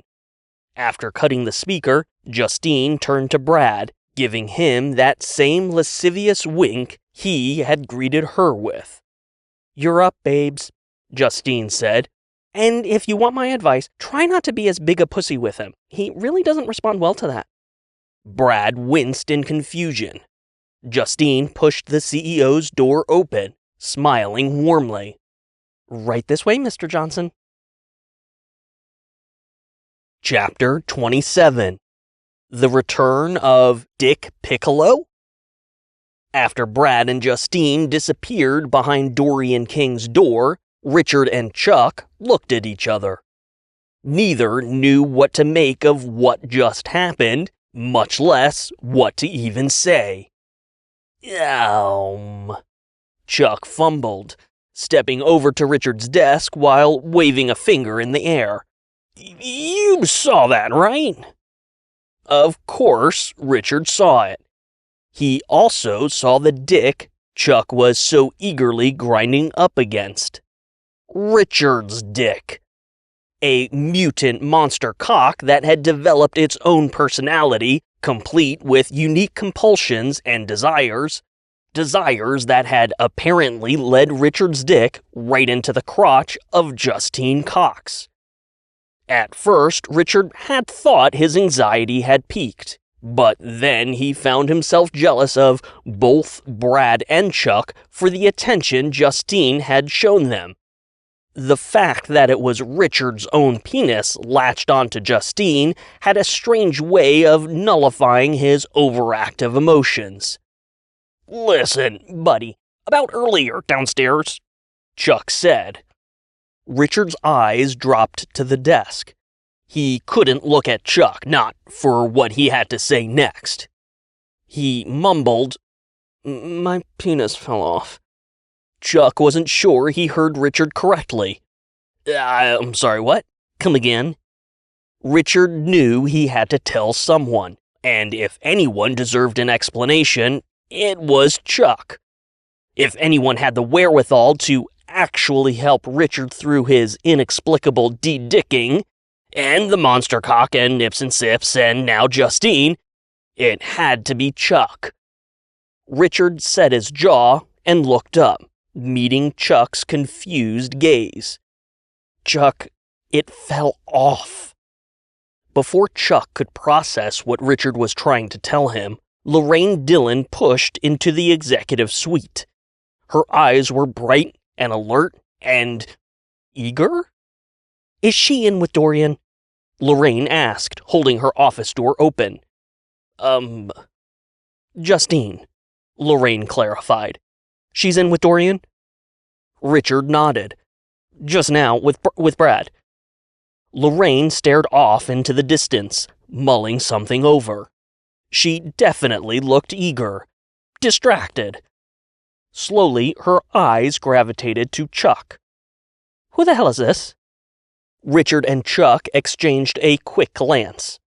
Where was her head at? Had she seen Justine tease Brad before kissing Chuck? Worse, had she seen the bulge? This is Chuck," Richard said. "The mail clerk you asked to see?" Chuck gave a small wave and an awkward smile. I was the one who delivered the letter to the Green campaign yesterday." Recognition flashed in Lorraine's eyes, and her whole demeanor shifted as if she just remembered she had something important to do. She crooked a finger at Chuck. "Right. Get in here. I want you to tell me everything that happened after Justine gave you that letter." Chuck followed the COO into her executive office, giving Richard one last, "Well, here we go," shrug before the door closed. And then Richard was alone with nothing but his thoughts. Dickless and alone. With his dismembered member attached to its new best friend a few feet away in the CEO's office. And what in the hell was up with Lorraine's forensic reconstruction of that damn letter? "Hey, Richard." He jumped in his chair, startled by the unexpected voice. Tess stood at the entrance of the executive suite, holding a small object in her hands. Richard stood up quickly. "Tess, why are you—" She held up her hand. I'm sorry. I didn't mean to surprise you. Brad called and told me what you were doing and that the two of you, made up." Richard choked. He said, that? "And listen, we both said some things this morning, some harsh things, but things that friends should, I don't know, we should be able to say those things to each other, right? We need to be able to say those things." Tess had never once been to the Vector Defense campus. Richard didn't even know how she got into the building without security calling up to him. Tess, what I'm trying to say is, well, if you can do this, then I don't know, maybe you're right," she said. Maybe there is something more for me than Nips and Sips. Maybe I do deserve something better." She lifted her head, giving Richard a small, sweet smile. "Hey, Richard swallowed and shifted awkwardly. "What is it exactly that I'm doing?" Tess extended her arm, offering a small black box to Richard. His stomach folded in on itself when he recognized the textured surface of the hard case. "You're bringing Dick Piccolo back," Tess said. "At this idiotic rally of all places. Jesus, I would never have the balls for that." Richard felt woozy. He definitely didn't have the balls for it. "Brad said you needed me to bring you a flute," Tess continued. "I think this is the one you used to beatbox with, right?" Right. That. Dick Piccolo, beatbox and flautist virtuoso. The surprise opening act for gubernatorial candidate and gun fetishist Nicholas Green. And to complete Richard's unmitigated shaming, Brad had executed an apex bully power move by having the girl Richard was hopelessly infatuated with hand-deliver his flute. He accepted the hard case, smiling weakly. Oh, wow. That's, great. Chapter 28. About that prologue. Dorian King was once again standing at the window, looking down at the pre-rally below. From the moment Brad and Justine entered the CEO's office and sat down at the small conference table by the door, Dorian King hadn't once turned away from the window. Brad shifted and tried not to be too awkward while forcing himself to avoid Justine's intense, almost mocking gaze. If he wasn't so uncomfortable, Brad might have laughed as he recalled one of the most ridiculous rumors he had ever heard about the CEO. There had been wild speculation to explain Dorian King's aberrant, isolationist, and often unsettling behavior. Dorian King was some kind of eunuch, having been castrated either physically or chemically for one conspiratorial reason or another.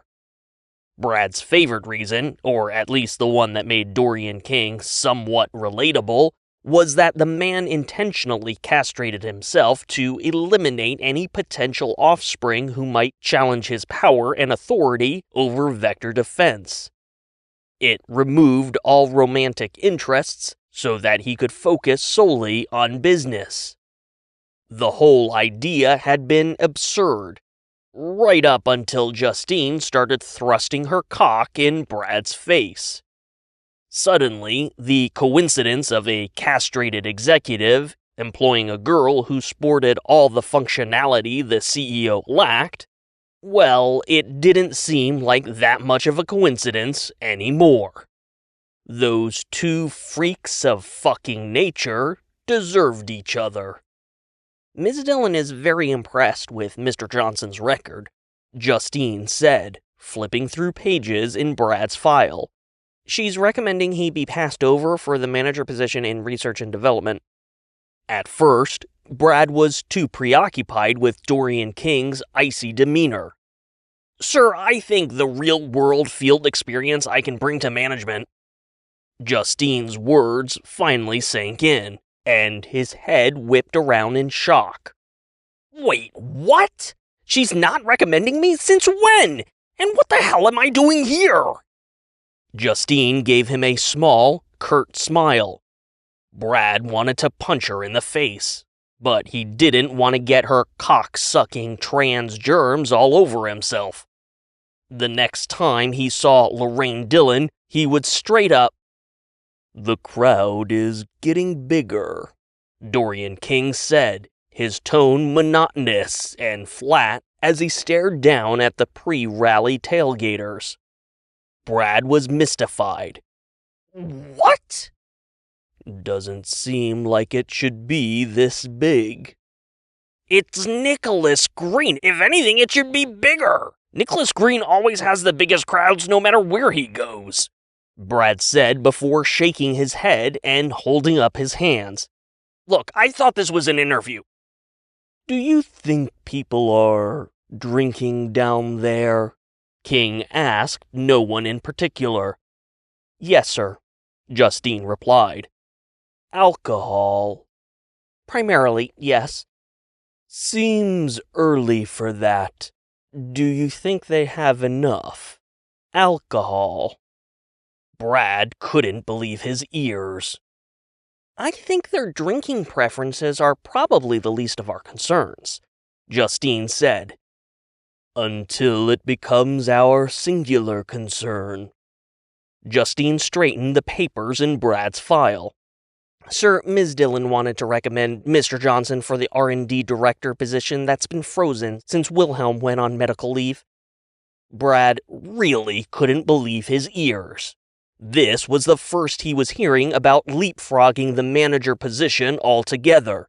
That must have been why Lorraine Dillon wanted the CEO to interview him. A promotion to manager could have easily been handled in the COO's office, but a new director would need the CEO's approval. Brad had already been pumped about the money that came with the manager title, but a director position was a whole new ballgame. This changed absolutely everything.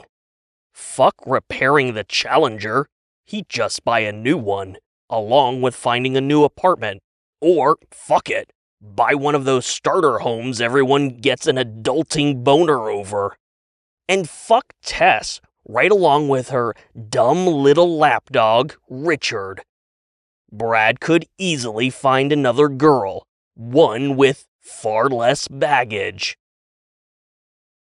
After Tess left, Richard had been pulled into the COO's office alongside Chuck. Despite working as her personal executive assistant, Richard could count the number of times he had been in Lorraine Dillon's office on one hand. She treated the space as her sanctum, rarely allowing anything casual or informal to occur behind the door. As Lorraine explained it, her job was to make extremely complicated decisions, and she needed a calm space away from the pressure and chaos of those decisions. Like the CEO's office, Lorraine's office had an expansive, sprawling footprint. Unlike Dorian King's minimalist floor plan, Lorraine's space was both fully furnished and thoughtfully decorated. Large bookshelves lined an entire side of the office, reducing the overall perceived size of the office. Between the bookshelves was a floor-to-ceiling display case full of Lorraine's career achievements and awards, carefully arranged behind glass doors.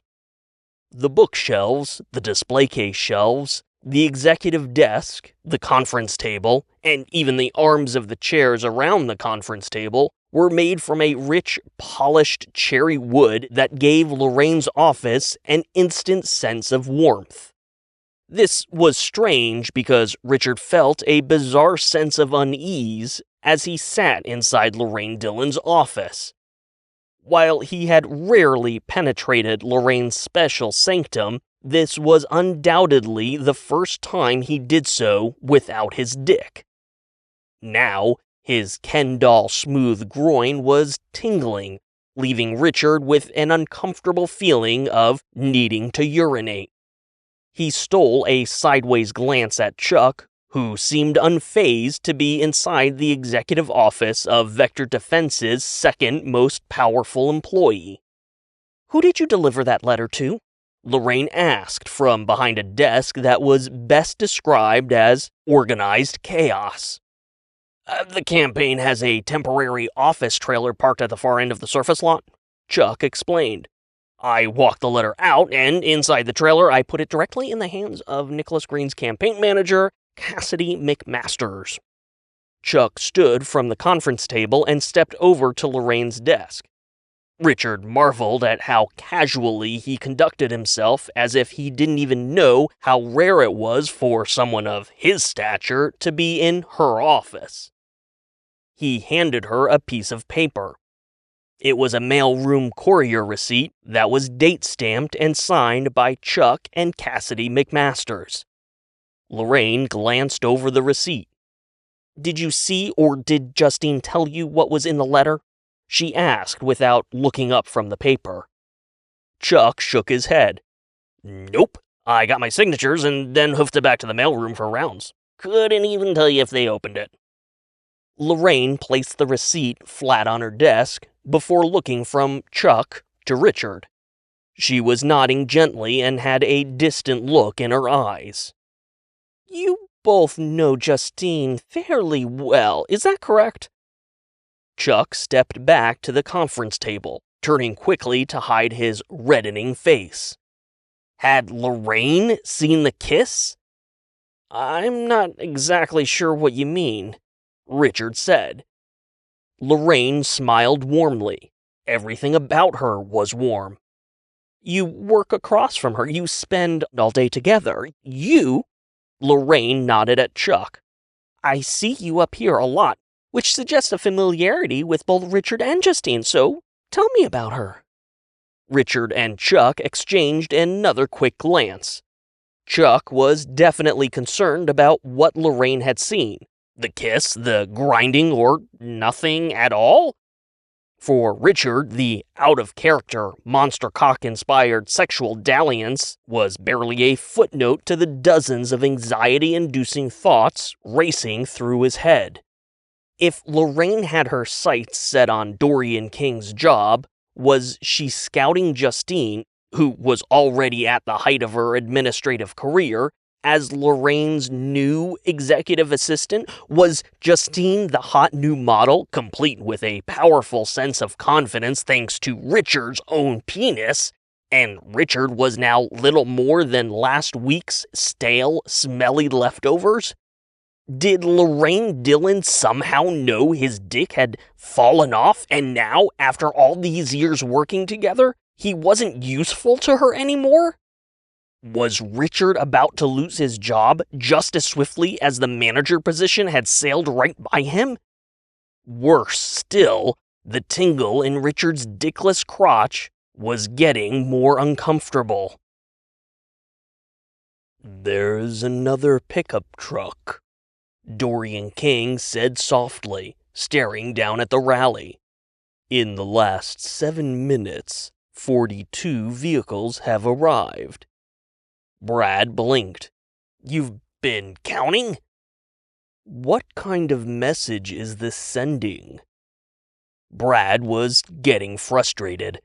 Was this nutjob planning to interview him for the director job, or was he going to keep jerking his useless balls off to the rally downstairs? Brad looked at Justine, but she seemed to enjoy the CEO's preoccupation.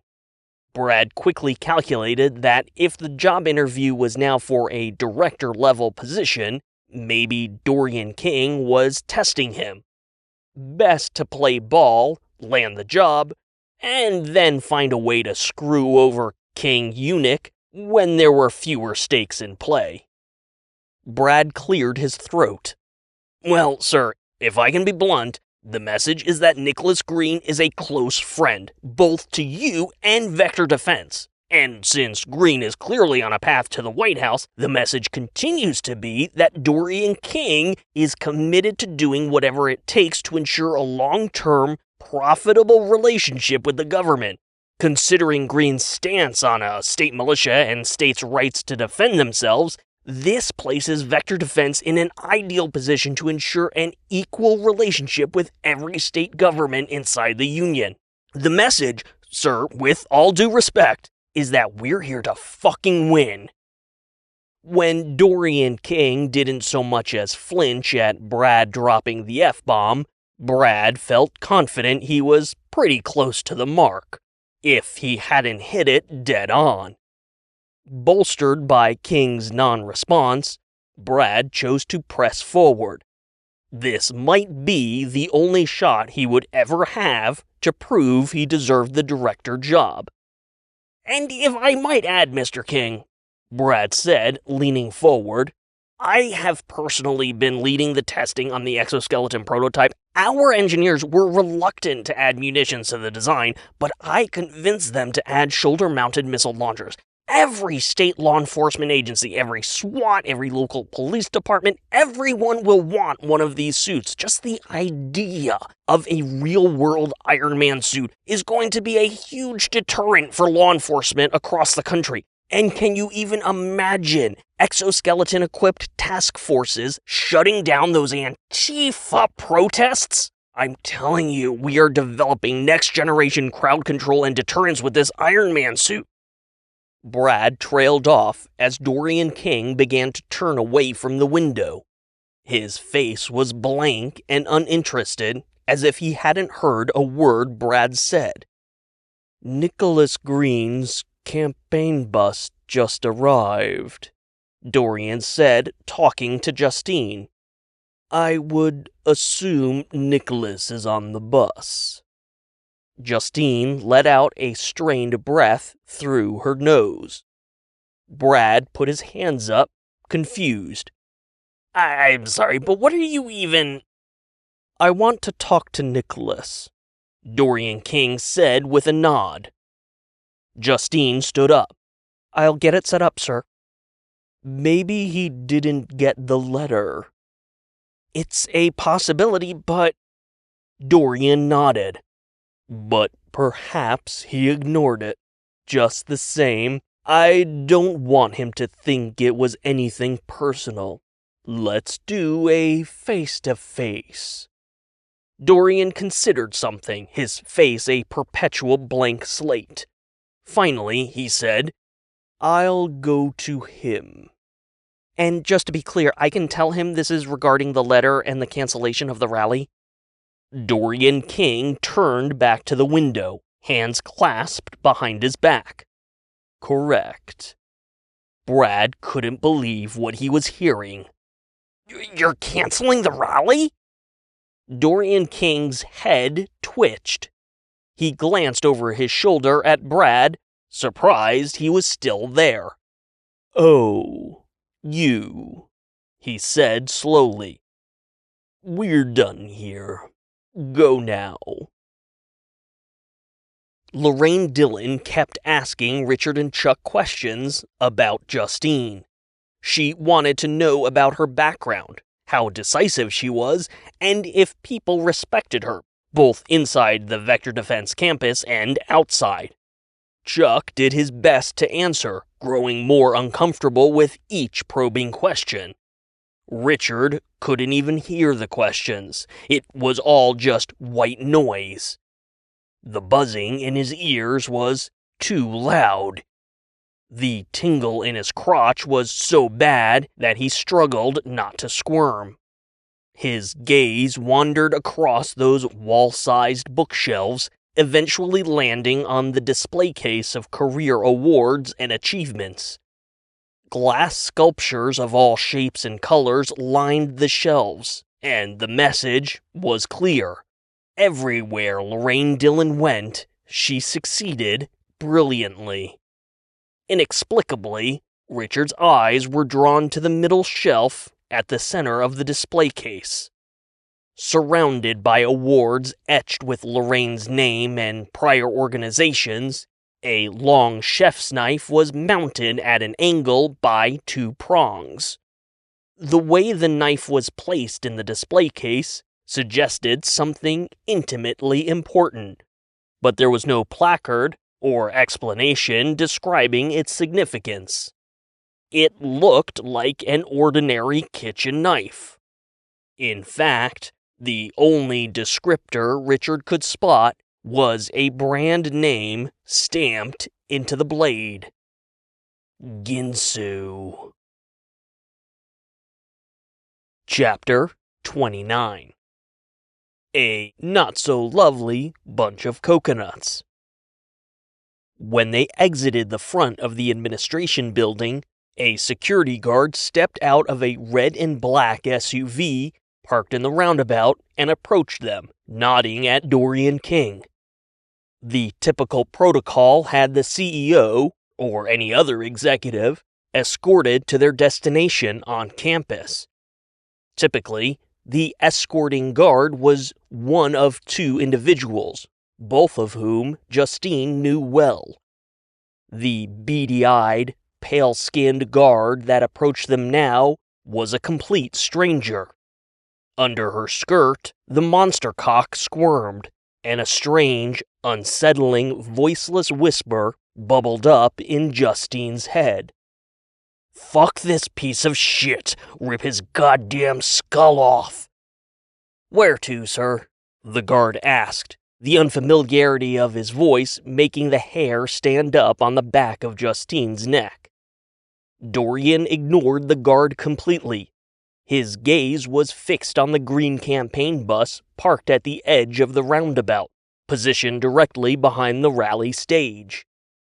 While his expression remained blank, a gentle sigh told Justine everything she needed to know. We're just going to the campaign bus, Justine said. I think we can manage the walk. Despite the massive size of the roundabout, the path to the campaign bus wasn't a long walk at all. The large, hedged green space was in the middle of the roundabout, with Vector Defense's first missile rising up from the center. Footpaths cut through the green space, offering a straight line to the campaign bus. The security guard nodded. Understood, but event protocol doubles down on escort guidelines. He held open the SUV's rear door, and as Dorian silently slipped in, Justine couldn't help but notice that the security guard's actions felt more like an order than a request. The monster cock vibrated in her crotch, and a quiet anger began to simmer. Who the fuck did this guy think he was? Justine was about to circle the SUV to climb in the back seat when Dorian scooted to the other side to make room for her. The simmering anger evaporated. The corner of Justine's mouth quirked up. Awkwardly sliding across a back seat to make room for her? It was almost cute.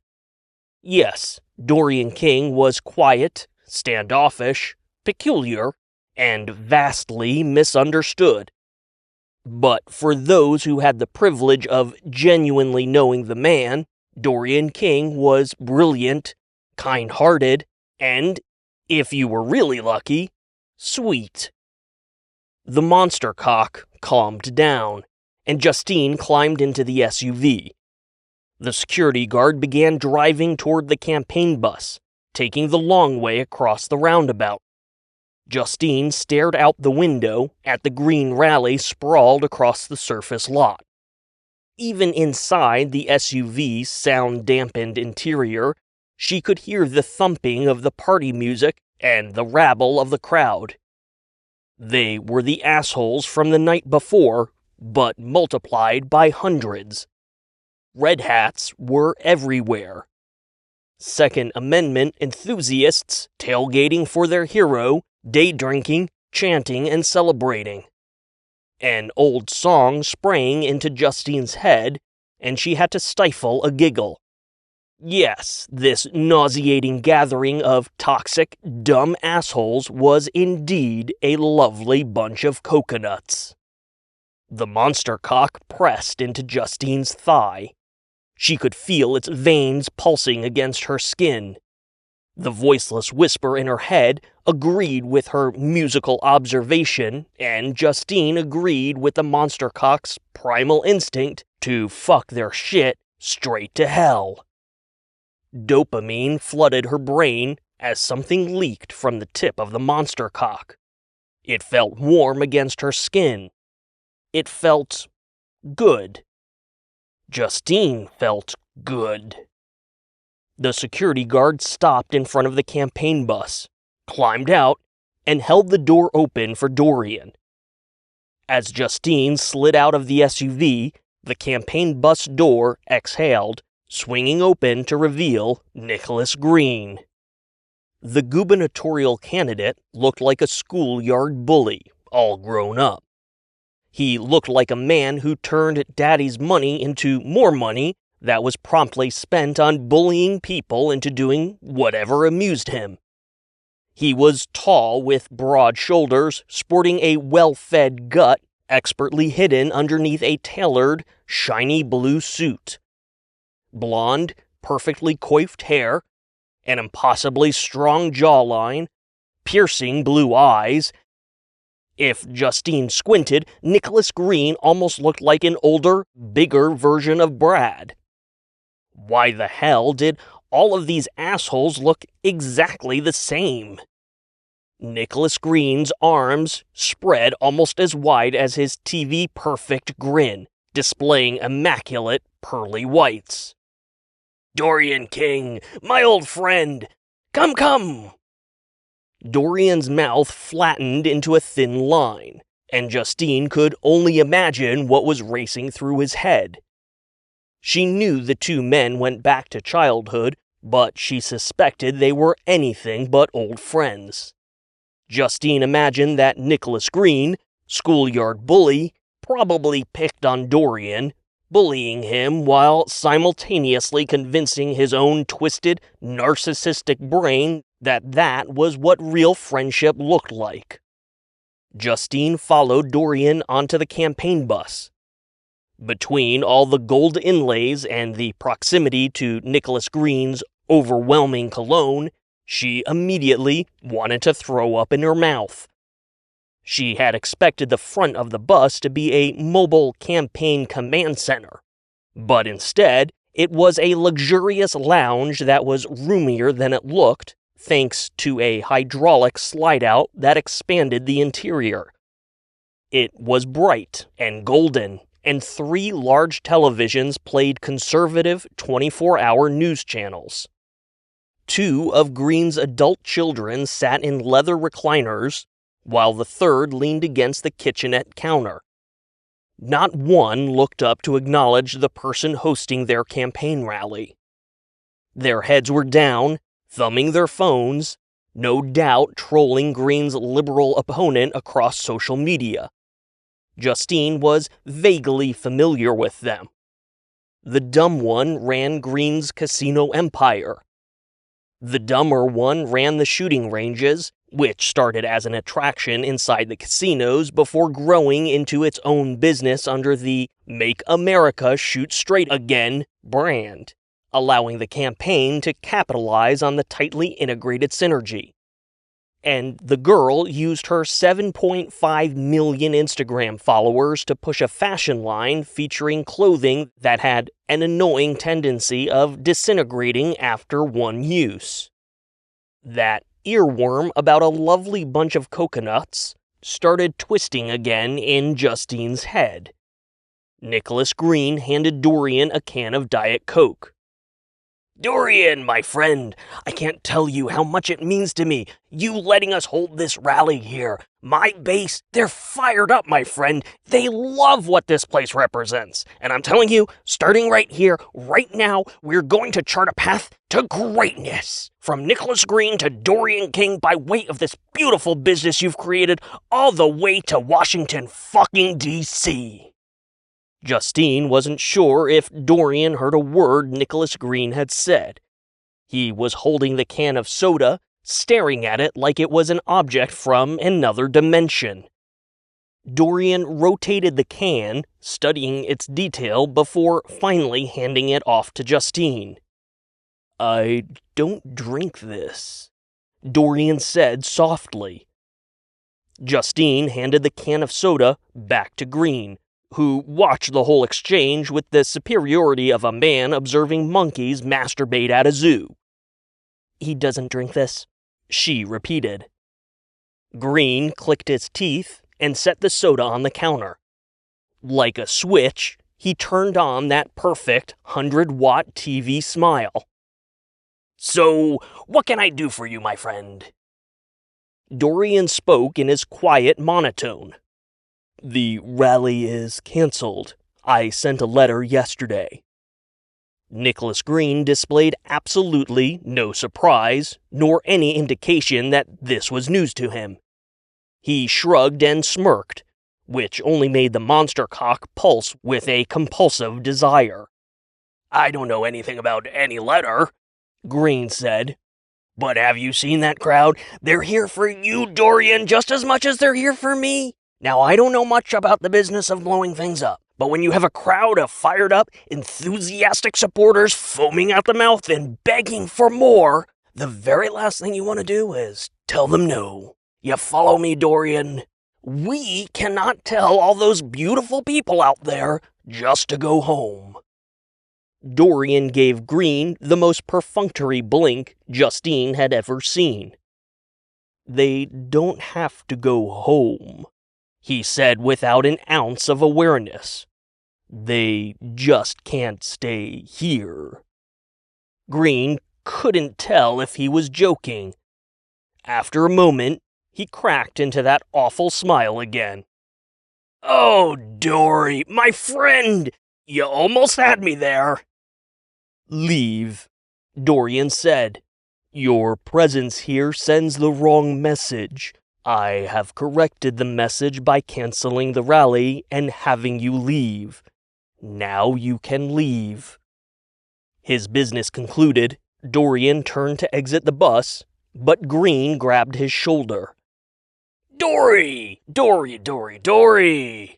Green said.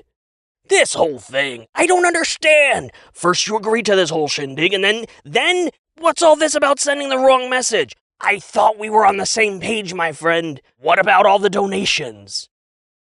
Confused, Dorian glanced around the shiny interior of the campaign bus. There were no answers to be found. Donations? Dory! Justine spoke up.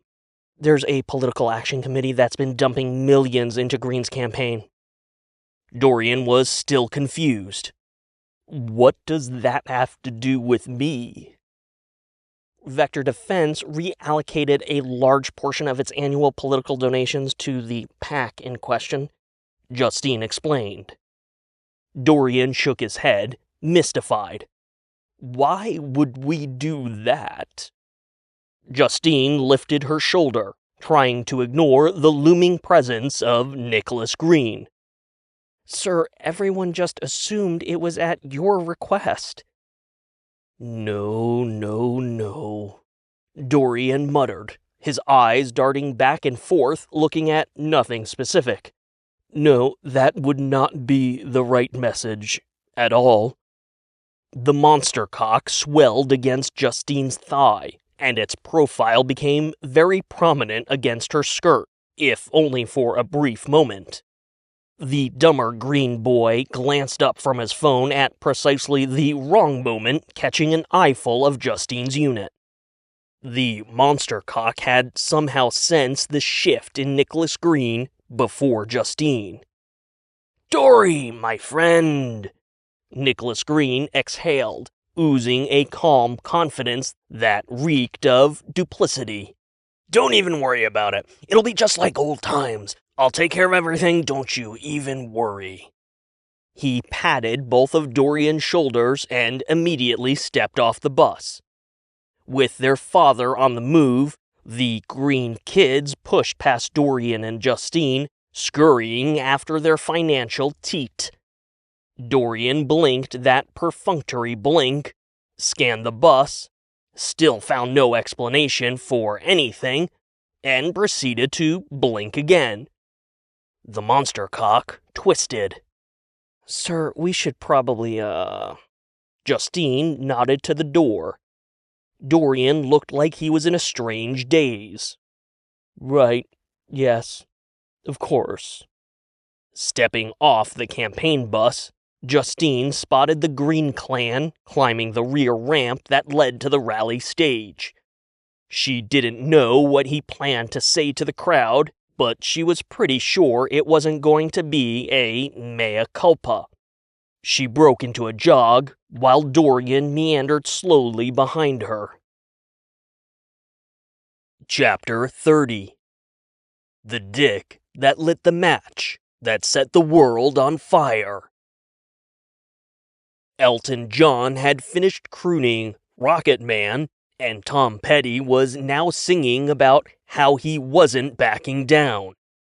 Nicholas Green stepped onto the rally stage and moved directly to the podium behind portable walls of bulletproof glass. In light of Petty's recurring anti-war sentiment, Justine spared a quick thought for irony.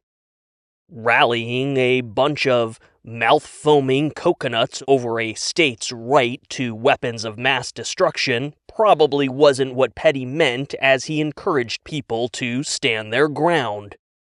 She stood in the stage wing, watching as Green, flanked by all those American flags, adjusted the microphone. Someone turned Petty down, and Green spread his arms wide, bathing his rabid followers with that megawatt smile. The rowdy red hats fell silent, turning their full attention to their ideologue-in-chief. The monster cock pulsed along with Justine's heartbeat, the voiceless whisper screaming to rip off Green's head before tearing into the red hats. Justine took a deep breath as she heard Dorian King step into the stage wing behind her. You can't always get what you want, Justine thought sternly in response to the voiceless whisper, invoking that overplayed Rolling Stones anthem that preceded both Petty and Elton John. She replayed the lyrics about still getting what you need, and the monster cock dribbled a little bit of warmth against her thigh. Fine. "Hello, my friends," Nicholas Green said, his voice amplified with booming resonance across the surface lot. The rallying red hats erupted in whoops and cheers. "My dear friends, yes, I love you too, and look at you, all of you beautiful people, my most loyal of followers. You know, let me tell you, we're not stopping at the governor's mansion, I can promise you that right now. We're gonna do great things, you and I. Great things, fantastic things." Dorian King stood alongside Justine, and they watched silently as Nicholas Green bloviated in front of his fans. "Any time I have even the slightest doubt, you know when those fake news bastards start twisting your words or the deep state throws everything they've got at you just to get you to stop talking, I only have to take one look at you beautiful people, and I remember what we're fighting for." The Red Hats exploded with cheers, pumping fists, and rally cries.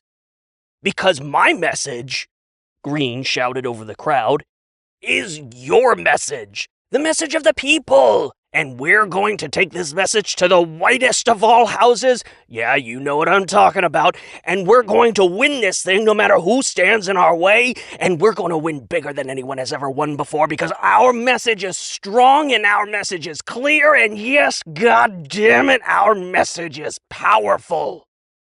Green unclipped the microphone and held it out to the crowd, prompting them to say the words with him. The voices thundered in unison. "Make America shoot straight again!" Green nodded as he returned the microphone to its clip. That's right. We're gonna keep things so straight that my opponent, Crooked Carl, and his alphabet soup, limp-wristed supporters are gonna run home and cry on the internet while we're busy out here fixing our beautiful state, and then, yeah, I see you, and then the country. Because we are taking this message all the way to the White House, my friends. Yes, sir, Lord, massa. Those blue states will be drowning in liberal tears once our message goes national. But you know what? You know who doesn't believe in the message of the people? You know who doesn't shoot straight? Justine's stomach sank as she finally realized Nicholas Green's game plan. She glanced at Dorian, who was as blank-faced and oblivious as ever. "Trust me, you're gonna be just as surprised as I was," Green said. "It's almost beyond belief, but I assure you, my old friend the CEO of Vector Defense and the host of this very rally, Dorian King, does not shoot straight. No, he certainly doesn't, and I can only assume he wants to cancel this rally, our rally, because he is afraid of our message. Dorian King, little Dory Dum-Dum I used to call him when we were kids." Green turned and gestured to Dorian. "He's right over there, hiding in the shadows, too scared to face you, but let me tell you, this guy right here, oh, he was always scared back in the day, and I guess things haven't changed a whole hell of a lot, have they, little Dory Dum-Dum? Just one big scaredy cat, right? Oh, and tell me, what's the other word for cat?" The crowd started shouting, "Pussy," and Green flashed that megawatt smile. That's right, yes. Well, you all said it, not me." Green gestured again to Dorian. "Dory, come on, step on out here with me. We're just chatting with some old friends, and I think they'd really like to hear from the horse's mouth why you want to cancel the rally." Green paused for a thoughtful moment. "Or the cat's mouth, as the case may be, right?" In an uncharacteristic move, Justine wrapped her fingers around Dorian's wrist. She didn't think he would step out onto the stage, but she felt it important to remind Dorian that he wasn't standing there alone. She was pretty sure they had never physically touched before, and she was surprised that Dorian had no reaction to her grabbing his wrist. Oh no, little Dory Dum-Dum doesn't want to come out and play? Green said, the crowd hooting and hollering and demanding that Dorian step out. No, it's okay. The big kitty doesn't have to come out if he doesn't want to. Yes, Dorian King and Vector Defense will have to answer for this, for canceling our rally, for putting their foot on the neck of our First and Second Amendment rights, for using the iron fist of his corporation to squeeze the life out of this campaign and crush the voice of the people. But what little Dory Dum-Dum doesn't understand is that he has no power. Real power now. Real power doesn't belong to people like him or even me. It doesn't belong to corporations or the military or military-industrial complex that little Dory Dum-Dum is so comfortable suckling at the teat of. Power, real power, powerful power, belongs to you. The people, my people, you all have the power and you always have, because power belongs to the people. The Red Hats ate it up, and Justine's grip on Dorian's wrist tightened. The monster cock was throbbing in anticipation, twisting down her thigh and flirting a little too close with the hem of her skirt. Gunshots started going off, and Dorian turned a curious eye to the crowd. That sinking feeling in Justine's stomach turned sour.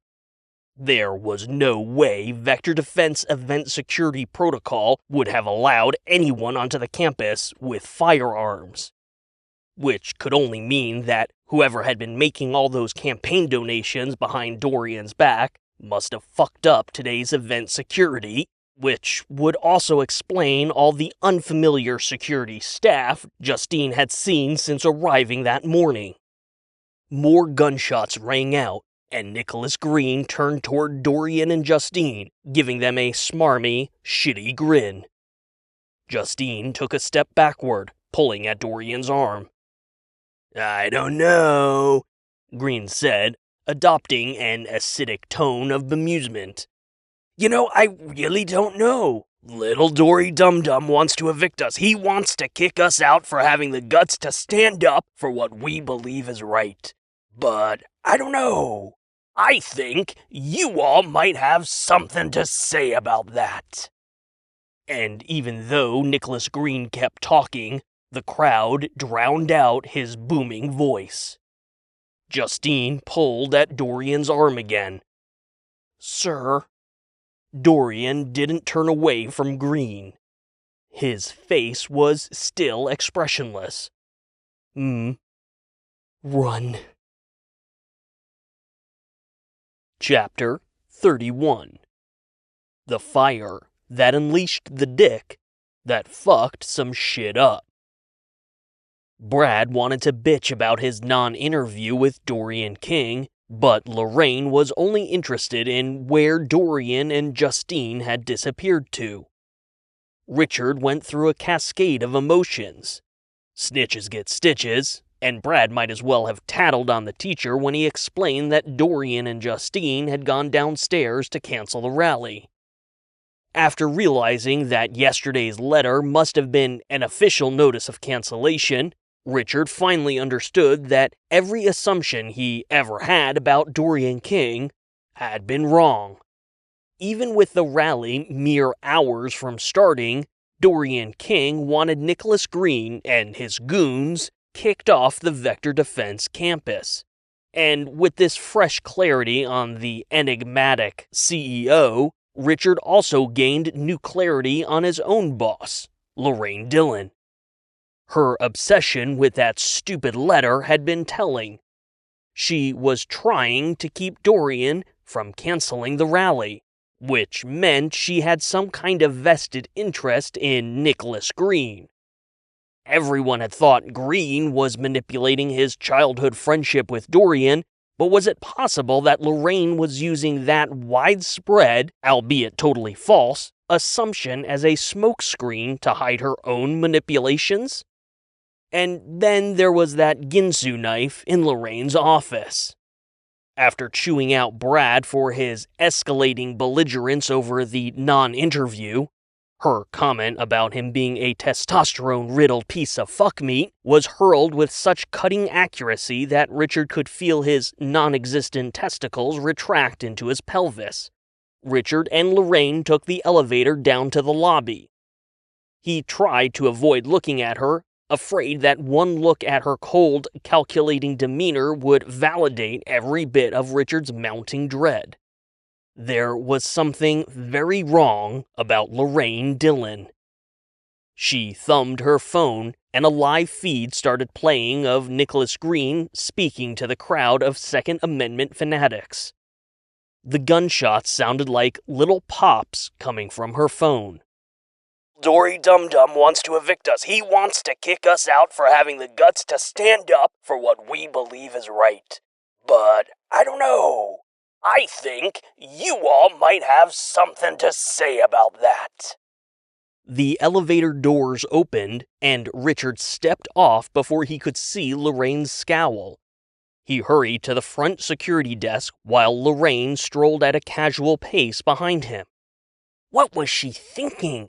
Justine and Dorian were in serious trouble. Even if Lorraine was behind all of this, surely she wouldn't put anyone's lives in danger. Where was her goddamn sense of urgency? The lobby was quiet, but the few people that peppered the floor were all whispering about the same thing. Something awful was happening outside. Richard skidded to a stop at the security desk. He saw that the narrow-faced, unfamiliar guard from this morning was leaning back in his chair, watching Green on a live stream on one monitor while the security camera feeds of the surface lot, roundabout, and the front of the administration building spread out across the other monitors. Even through the front of the building, Richard could hear the gunshots from outside. Because, of course, there were gunshots. Brad had already called it. The obsessive Second Amendment enthusiasts had traveled by car just to carry their firearms over state lines.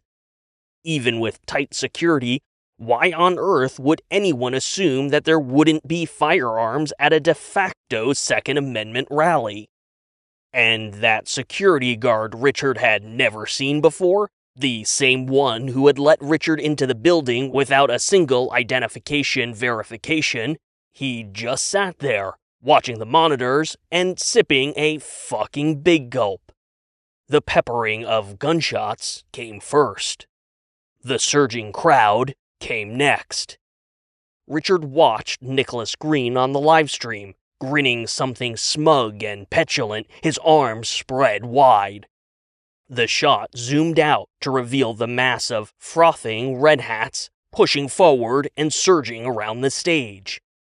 Security cameras showed two figures running from the stage and into the roundabout.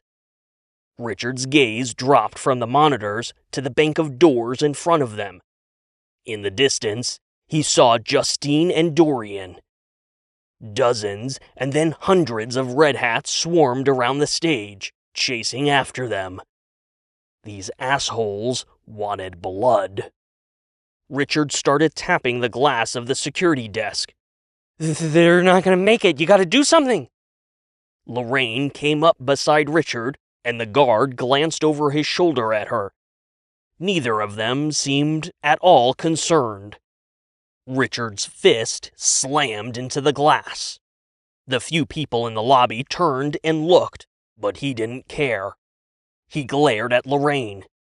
We have to do something! God damn it, we're a fucking military defense contractor and we're about to be overrun by a violent mob! Don't just stand there! Lorraine let out an annoyed sigh.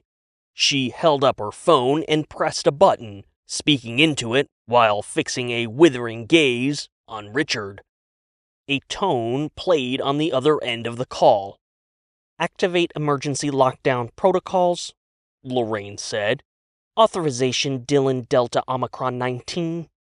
The lights in the lobby dimmed before they began pulsing red. Metal shutters slid down over the glass windows and doors, blocking Richard's view of Justine and Dorian as they raced for the entrance. You're locking them out? Richard panicked. Lorraine swiped her badge and stepped into the enclosed security desk. You're the one who said to do something. Richard ran around the desk and up to the front window, looking between the shutter bars. The surging red hats looked like a tsunami of destruction, poised to crash down on Justine and Dorian. Should I open one of the doors? The security guard asked. Richard heard Lorraine's response, but couldn't believe it. Let's wait and see if they get closer. With gunshots popping off and a muted klaxon wailing overhead, Richard pressed his hands against the glass, willing Justine and Dorian to run faster.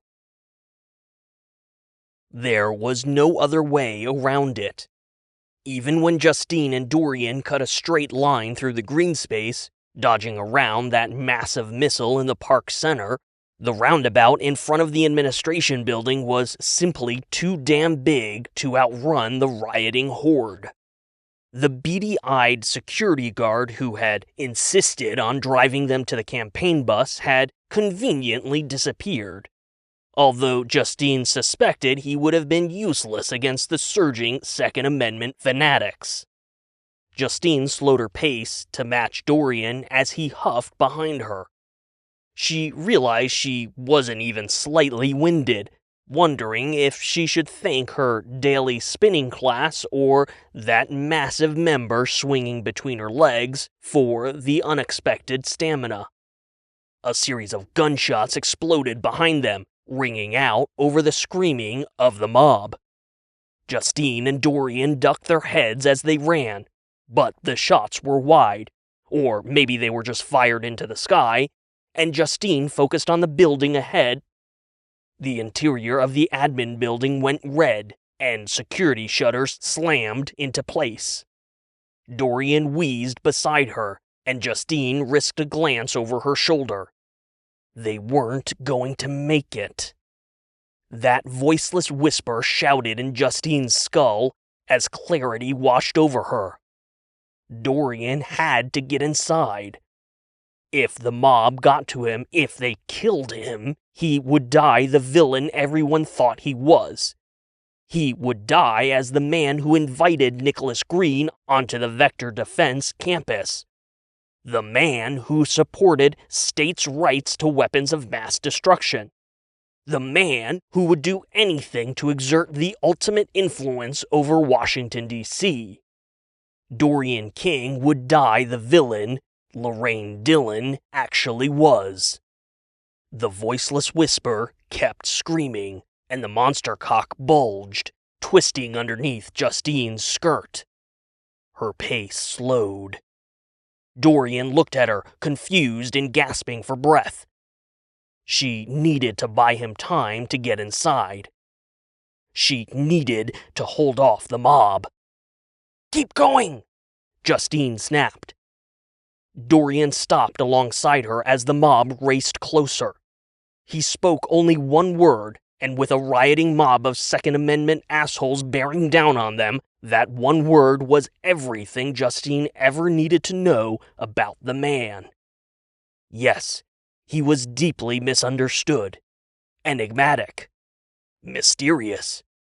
But Dorian King was a good man who cared both about her and his work very deeply. Justine. Run!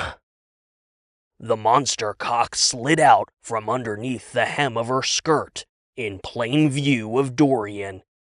His eyes betrayed no shock or surprise at the growing, gorged member, and instead, he dropped his head in a single nod before continuing his jog to the administration building. The monster cock snaked up, coiling around Justine's body, turning to face the oncoming mob. Justine felt the supernatural power of Richard's mutant penis pulsing up from her crotch, tingling out across her extremities.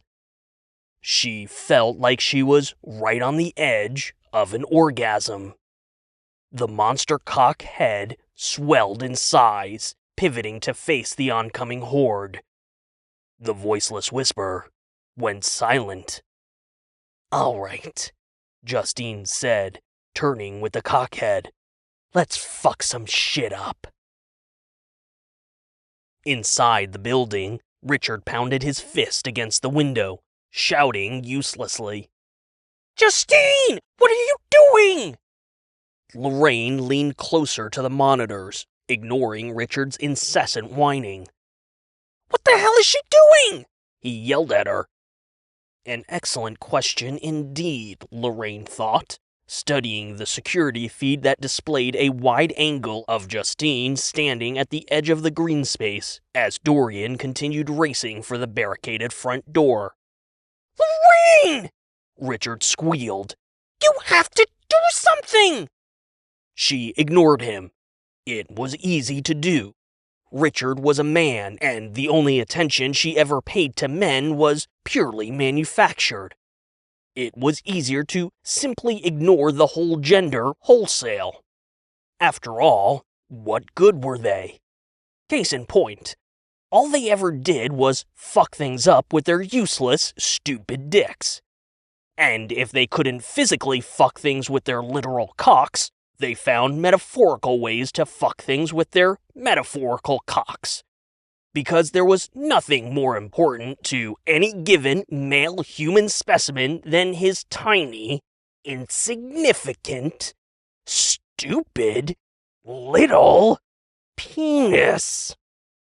And Lorraine Dillon had learned long ago that the best way to shut up any man was to separate him from his precious little penis.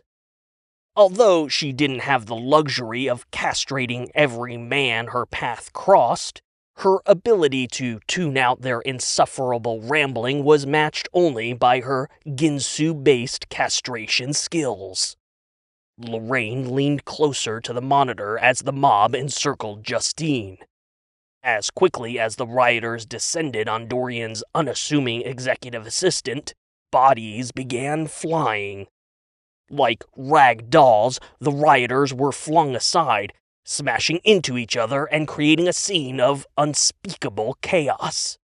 At the center of the chaos was Justine, and whipping around her at a speed faster than the security camera's frame rate could capture was something. Lorraine was entranced. She leaned closer, trying to make out the details of the mysterious attack, but was rewarded with little more than the heat of the monitor. Someone started pounding on the metal security shutters outside the front entrance. "Let him in! Let him in now!" Richard shouted, scrambling for the door Dorian was banging against. Lorraine's hand-picked guard sipped from his big gulp. What you want to do, boss?" Like all the other men in her life, Lorraine ignored him. She was transfixed on whatever Justine was doing to the rioters, holding them back with that thing that had dropped from the bathroom ceiling. Yes, Dorian canceling the rally was a significant problem. Lorraine had spent years crafting this plan, carefully moving intricate pieces into place. She had leveraged Dorian King's childhood relationships, convinced Nicholas Green to run for office, manipulated Vector Defense's political contributions, and isolated Dorian in a silo that allowed Lorraine to seize more and more control over Vector Defense's operations. Lorraine Dillon had invested so much into what she saw as the ultimate long-term castration of the fundamental core of American ideology. And Dorian King had fucked it all up. "Yeah, boss?" the guard asked again. Lorraine waved a dismissive hand in the air. "Let him in." The guard pressed a button, and the security shutter over the door slid up, the electronic door lock clanking loudly. Richard pushed the door open, pulling Dorian King into the lobby as the rioting mob began to surge around Justine. Yes, the cancelled rally was a problem. Yes, the fact that Dorian King was still breathing right now was also an issue. But as Lorraine stared at the chaos Justine was wreaking over the security feed, a warm and happy tingle in Lorraine's gut told her that a solution was staring her in the face. And Lorraine Dillon had learned long ago to trust that warm, happy tingle. Chapter 32. Too many dicks on the dance floor. Richard wasn't thinking. If he had been, he would have realized that while the Red Hats in the roundabout were the immediate threat, there were even more Second Amendment enthusiasts just outside the campus. They had been refused entry due to capacity, but once Nicholas Green essentially condoned the riot against Vector Defense on his livestream, the mob began pushing through the campus perimeter. If Richard had been thinking, he would have realized that despite Star Trek's best effort to convince people otherwise, the needs of the one do not, in fact, outweigh the needs of the many. If Richard had been thinking, he would have realized that even if he had a dick and balls, mutant monster cock or otherwise, the sheer number of rioting Red Hats was insurmountable. If Richard had been thinking, he would have realized that Justine was fucked, plain and simple. But Richard wasn't thinking.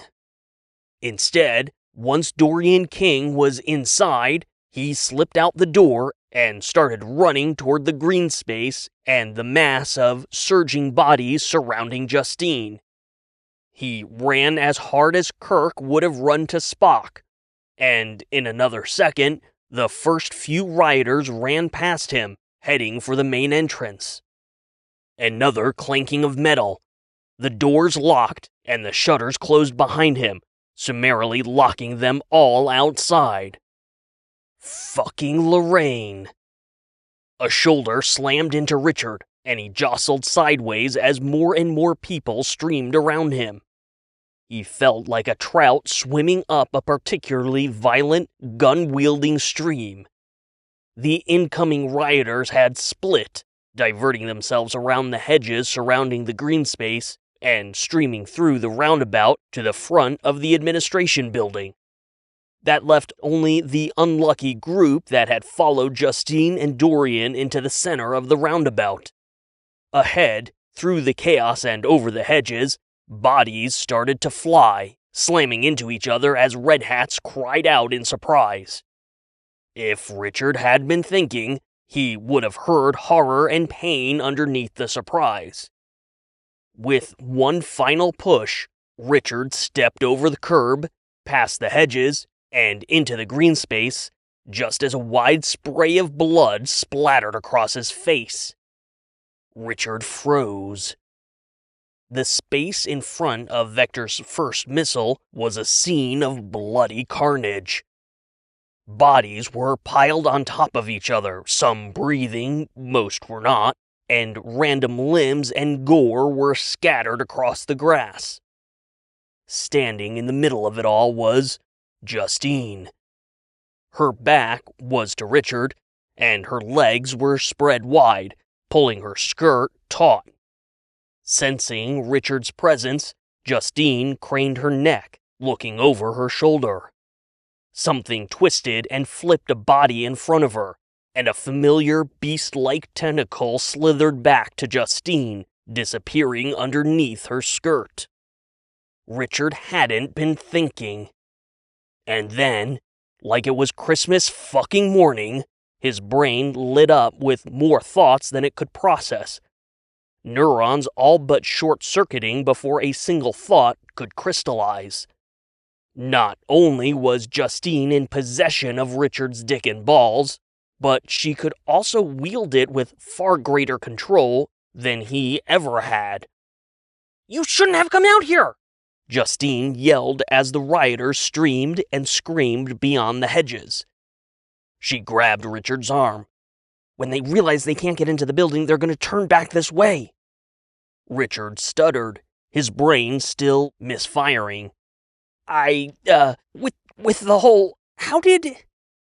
A harsh, grating sound filled the air, and they both turned to the missile. A 5-foot panel at the base had been pushed aside, and Chuck was leaning out from inside the missile. "Let's make like a DJ and drop the motherfucking beat, my guys!" Chuck hissed, waving them over. Richard and Justine exchanged a confused look. Richard pointed at Chuck. "Is there a secret passageway underneath the missile?" "Did your boss put it there?" Justine asked, needling Richard. "Did yours?" Richard responded. Chuck was getting impatient. "Guys, let's go!" Chuck climbed out from the base of the missile to let Justine slip in first. When Richard ducked into the missile, he found a narrow spiral staircase that led about 24 feet underground and into a wide, brightly lit concrete corridor. Chuck slipped into the missile and closed the hatch behind them. He spoke as he descended the staircase. "We should be safe for the moment. Back in the day, Vector built this network of underground tunnels just in case something went south, like in R&D or something. Almost nobody knows about them, but the mailroom still uses them, especially when the weather's bad." Chuck took the final turn on the spiral staircase and stopped abruptly. Richard and Justine were facing each other, and that massive, anaconda-like monster cock had slithered out from under Justine's skirt, looping up into the air with its impossible, tensile strength. The cockhead was carefully hovering around Richard's face, reacquainting itself with its old friend. "Okay," Chuck said. "I have so many questions right now." Chapter 33. A loyal dick would never get the shaft. When a loud banging started to echo down the spiral staircase, they decided that standing around and staring at Richard's dick wasn't the smartest use of their time. At least, not while a rioting group of Second Amendment fanatics was trying to tear down the missile that represented the real source of their ire, Dorian King. "Okay, let me get this straight," Chuck said as they hurried down the corridor, the clanging growing fainter. "Your penis fell off." "And testicles," Richard corrected. "And testicles. Jesus, what is happening right now?" Chuck said. "Okay, so your junk falls off, turns into some kind of comic book reject mutant anaconda that, what, rebonded with you and gave you super dick powers? Is that what happened last night at Terry's? And nips and sips?" Richard looked at Justine. She kept her head forward, focusing on the next corner as they jogged down the concrete hallway. He couldn't tell what she was thinking, but he was surprised that the relief of finally confessing his de-dicking overshadowed the crippling embarrassment of the subject matter. He had been laid bare to Chuck and Justine. Justine literally had his dick and balls mounted to her crotch, and there was no longer any point dwelling on the embarrassment. "And the payday loan store and the Coco Bang Bang Lounge," Richard added. That got Justine's attention. "The payday loan bombing was you?" Richard hesitated. "Well, not the bombing. That was, bad timing?" He shrugged weakly. "I stopped the bad guy, though. Kind of." They rounded the corner and came to a set of double doors. Chuck swiped his security badge and pushed through the doors, stepping into one of the lower levels of the parking garage underneath the administration building. Justine glanced around to get her bearings. They were at the far end of the garage and would still have a short walk to the elevators. "Well, now I know how you get around campus so quick." Chuck gave her a wink. I have a few tricks up my sleeve. This way, my friends. As they started for the elevators, Chuck waved a hand in the air. Wait, hold on. If all that happened last night, how the hell did Justine get your, thing? Richard released a strained sigh. This was the worst part of the confession. After it mutated and rebonded, there was this thing in my head. Thing? Chuck asked. You mean your dick was, fucking your ear? No, like an instinct or a presence. Like something whispering to you, Justine said quietly. Richard nodded. Except, I don't know, it was compulsive and angry and violent and it made me... They stopped in front of the elevators. Chuck and Justine turned to Richard as he struggled for words. It made me do horrible things, Richard said. I didn't want to do those things. I didn't want to be that person. Chuck was shaking his head, confused. You're telling me that thing? He gestured at Justine's squirming crotch underneath her skirt. Has a mind of its own? I mean, yeah, Richard said. But it's more than that, Justine said, a distant look in her eyes. Or less? I don't know. It's like it exists as its own thing, but at the same time, it's nothing without me. Justine met Richard's eyes for the first time since the spiral staircase. In that moment, Richard had never felt more intimate with another person in his entire life. His heart quickened, and his empty crotch tingled. As if it could sense Richard's vitals, the monster cock bulged and flexed underneath Justine's skirt. Did you feel that? Justine asked. Like it somehow needed you just to function, to be complete?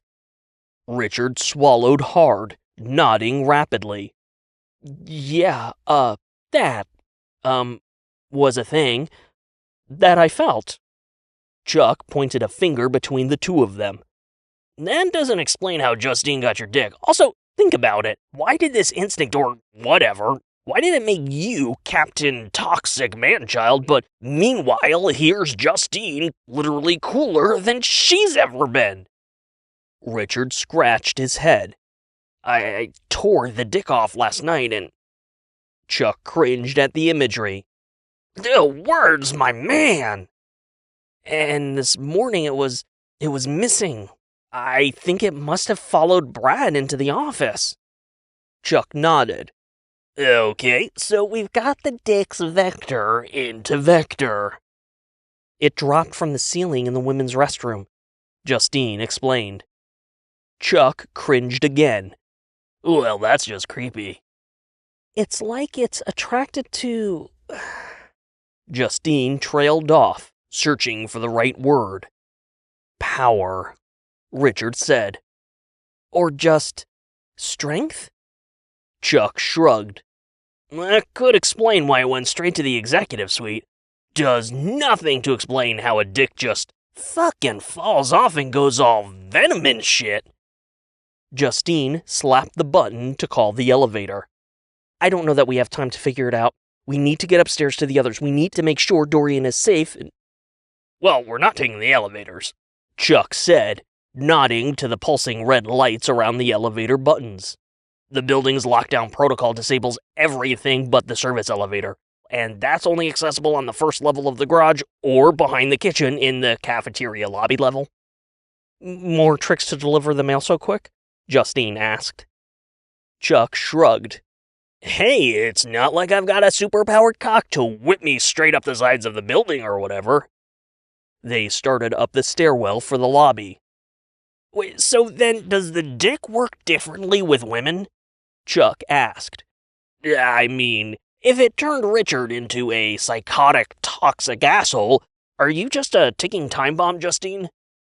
Well, I guess I kinda fucked up that first wave of rioters, Justine said, mulling it over. She looked over her shoulder at the other two, brows knitted together in concern. But that was self-defense, guys, right? I mean, I had to.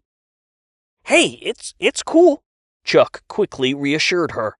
You did what you had to do. At very least, I'm pretty sure they had it coming. Richard knew Chuck was being both generous and compassionate. He also knew what it felt like to wield the power of the monster cock. They had it coming was as weak of an excuse as it sounded. It's symbiosis, Richard said. Like Jadzia and Dax in Deep Space Nine. He interlinked his fingers. There's an interconnection, like a collaboration. Or maybe, Chuck said, the dick isn't good or bad. Like, maybe it's the Force in Star Wars, you know? It depends on who wields it, right? The idea terrified Richard. If the monster cock merely brought out what was already lurking inside, that meant Richard had no excuse for the things he did the night before. It meant that even without the monster cock, Richard really was just as toxic, misogynistic, and horrible as Brad and every other gun-fetishizing red hat swarming the campus above. It meant Richard was a bad person. He felt sick and said nothing as they stepped into the lobby. At the entrance, glass shattered as the rioters hammered away at the metal shutters, prying back corners to smash the windows. The security desk had been abandoned, and it looked like everyone in the building had gone into hiding. "Can they actually get in?" Richard asked, staring at the entrance, fear snaking up his spine. "Dude, I really hope not," Chuck replied. More glass shattered, and the sounds of the chaos outside grew louder. Chuck grabbed them both and pulled them down the hallway to the employee cafeteria. The doors ahead had been barricaded, but there were people at the entrance to help them inside. The cafeteria was expansive, anchored by dual buffet lines that rotated meal options for breakfast, lunch, and dinner. A few dozen Vector employees were sheltering in the cafeteria, and it took Justine only a quick glance to see that Dorian wasn't there. "He must have gone upstairs," she told Chuck and Richard. "Honestly, his office and the executive suite have to be the safest place in the whole building." "All right, that makes sense." Chuck nodded to the kitchen. "We can take the service elevator up, make sure the boss is safe, and then, call in the cavalry. Or whatever." They were about to start for the kitchen when Justine hesitated. "Hey, Chuck, could you maybe give us a minute?" Justine wanted to talk to Richard privately. A nervous sweat pricked Richard's forehead as Chuck stepped back, gesturing to the swinging kitchen door. He gave them both a knowing smile. "Go forth and prosper, my children." The kitchen staff was in the dining room, watching the news about the riot on the televisions mounted throughout the cafeteria. Inside the kitchen, the lights were off while Richard and Justine moved past prep tables, ovens, and walk-ins. They saw the wide, grated entrance to the service elevator in the rear corner, just as Chuck had described. "Listen, Richard," Justine said, stopping in front of shelves full of tomato sauce. "I'm not going to stand here and pretend I understand even a fraction of what's going on with..." She gestured awkwardly at her crotch.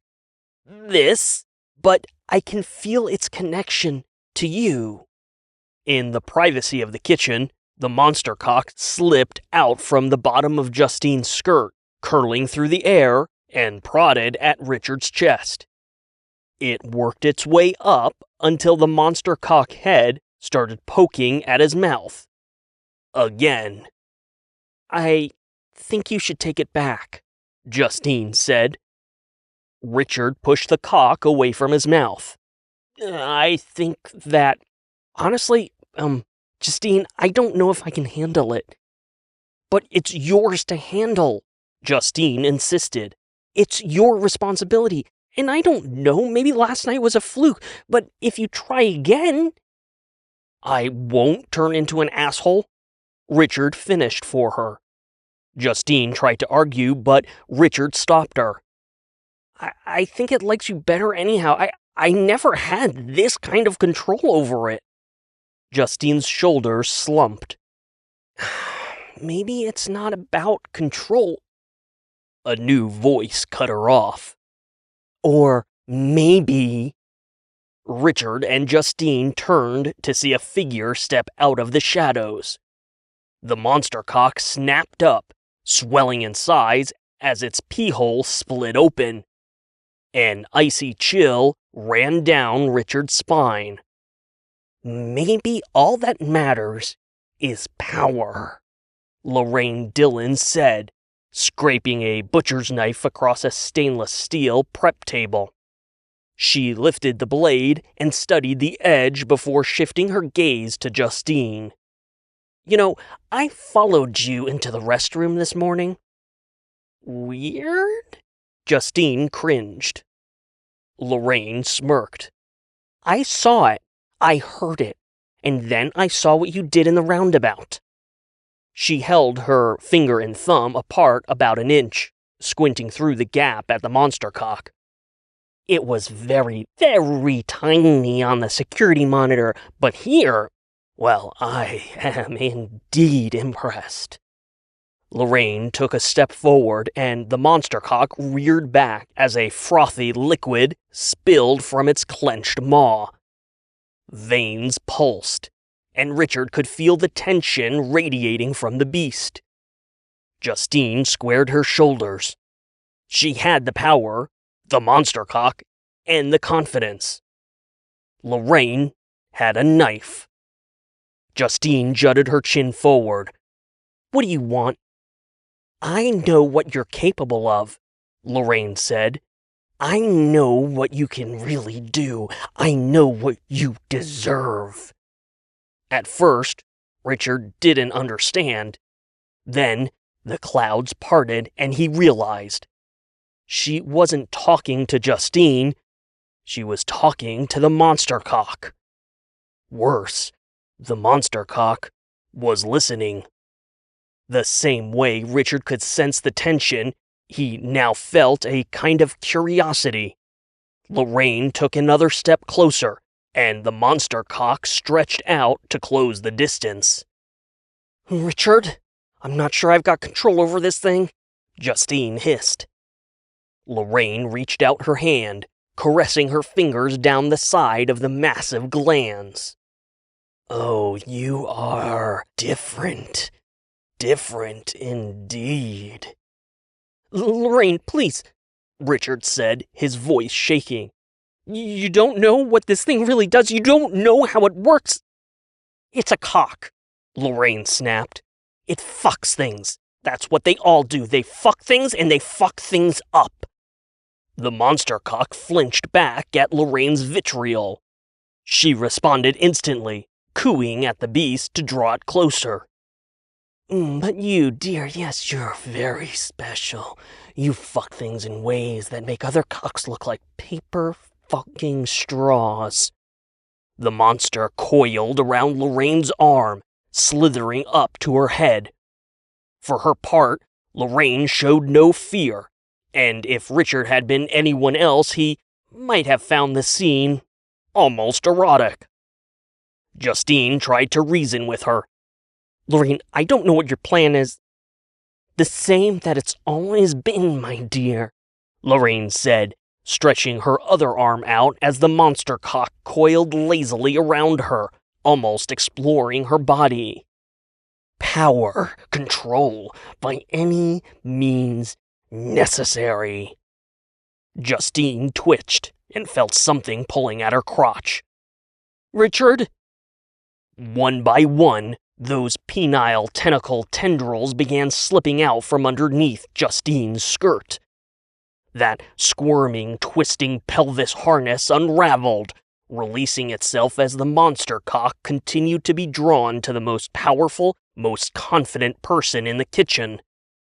Justine tried to grab a hold of the withdrawing shafts of dick, but the monster cock head snapped at her, hissing and spitting violently. Richard instinctively threw an arm between the two, holding Justine back. "Richard! Stop! You can't let it—" Lorraine grinned. "Diabolical. Sinister. That's right, pretty little girl. Just let it happen." Justine shivered as the last tentacle withdrew, slithering across the kitchen floor like a noodle being sucked up by the ugliest fucking nightmare dick ever imagined.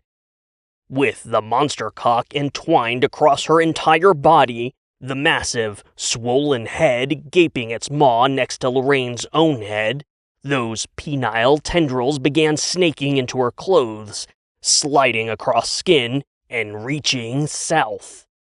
"This rally," Lorraine said, trying to focus as the sensations from the monster cock became stronger, "was a beautiful, brilliant tinderbox. Even after you got him to cancel the event, it seemed like everything was going to play out to a photo finish with a mob of rabid idiots finally removing Dorian King from the Vector payroll one way or another." Richard felt dizzy. "Oh, and clearing the way for you to take over," he said, putting into words what felt like an inescapable reality. Richard's boss was a goddamn psychopath. Always had been. The monster cock tendrils were thrusting into Lorraine's crotch. She twitched and vibrated in full display of Richard and Justine. "And just like that," Lorraine said, her voice hitching from the sensations, "you and your stupid cock fucked everything up." She turned and caressed the cockhead again. "Because that's what you do, isn't it?" The tendrils pressed and squirmed, and Lorraine let out a small moan. She bit her lower lip as her eyelids drooped shut. "If it wasn't for you," she whispered to Justine, "Dorian King would be dead right now." Lorraine quivered as the monster cock finished bonding with her, harnessing itself to her crotch. She let out a long, satisfied sigh. But, you know what they say." Lorraine's eyes flashed open. "If you want something done right, you've got to grab the cock by the shaft and do it yourself." Lorraine grabbed the monster cock under its glands and hurled it forward. Its maw split open, knife-like teeth catching the light and rabid foam splattering everywhere. The monster cock lunged for Justine's small, perfect, vulnerable head. Chapter 34. But didn't she already have massive balls? For the second time that day, Richard acted entirely on instinct. And for the second time that day, his instinct was to hurl himself into harm's way, with no regard to his own bodily risk. For the second time that day, Richard's act of self-sacrifice was for Justine. With a grunt, Richard yanked Justine back by the arm, throwing himself between her and the lunging monster cock. He brought his arm up to protect himself, whatever good that would do, and squeezed his eyes shut against the inevitable beheading. But nothing happened. Richard pried an eye open and lowered his arm. The monster cock hung in the air in front of Richard, its massive head cocked in what Richard could only interpret as confusion. It thrust forward an inch before pulling back in a peculiar display of hesitation. Or maybe it was reluctance. "Oh, for fuck's sake!" Lorraine snapped, causing the monster cockhead to swivel toward her. "They don't matter anyhow," she told the beast, pulling it back to her. The monster cock ratcheted back to Lorraine and exploded into a flurry of movement. It whipped and coiled around her extremities, stretching and swelling until Lorraine lifted up into the air, supported by bulging, coiled tentacles of cock.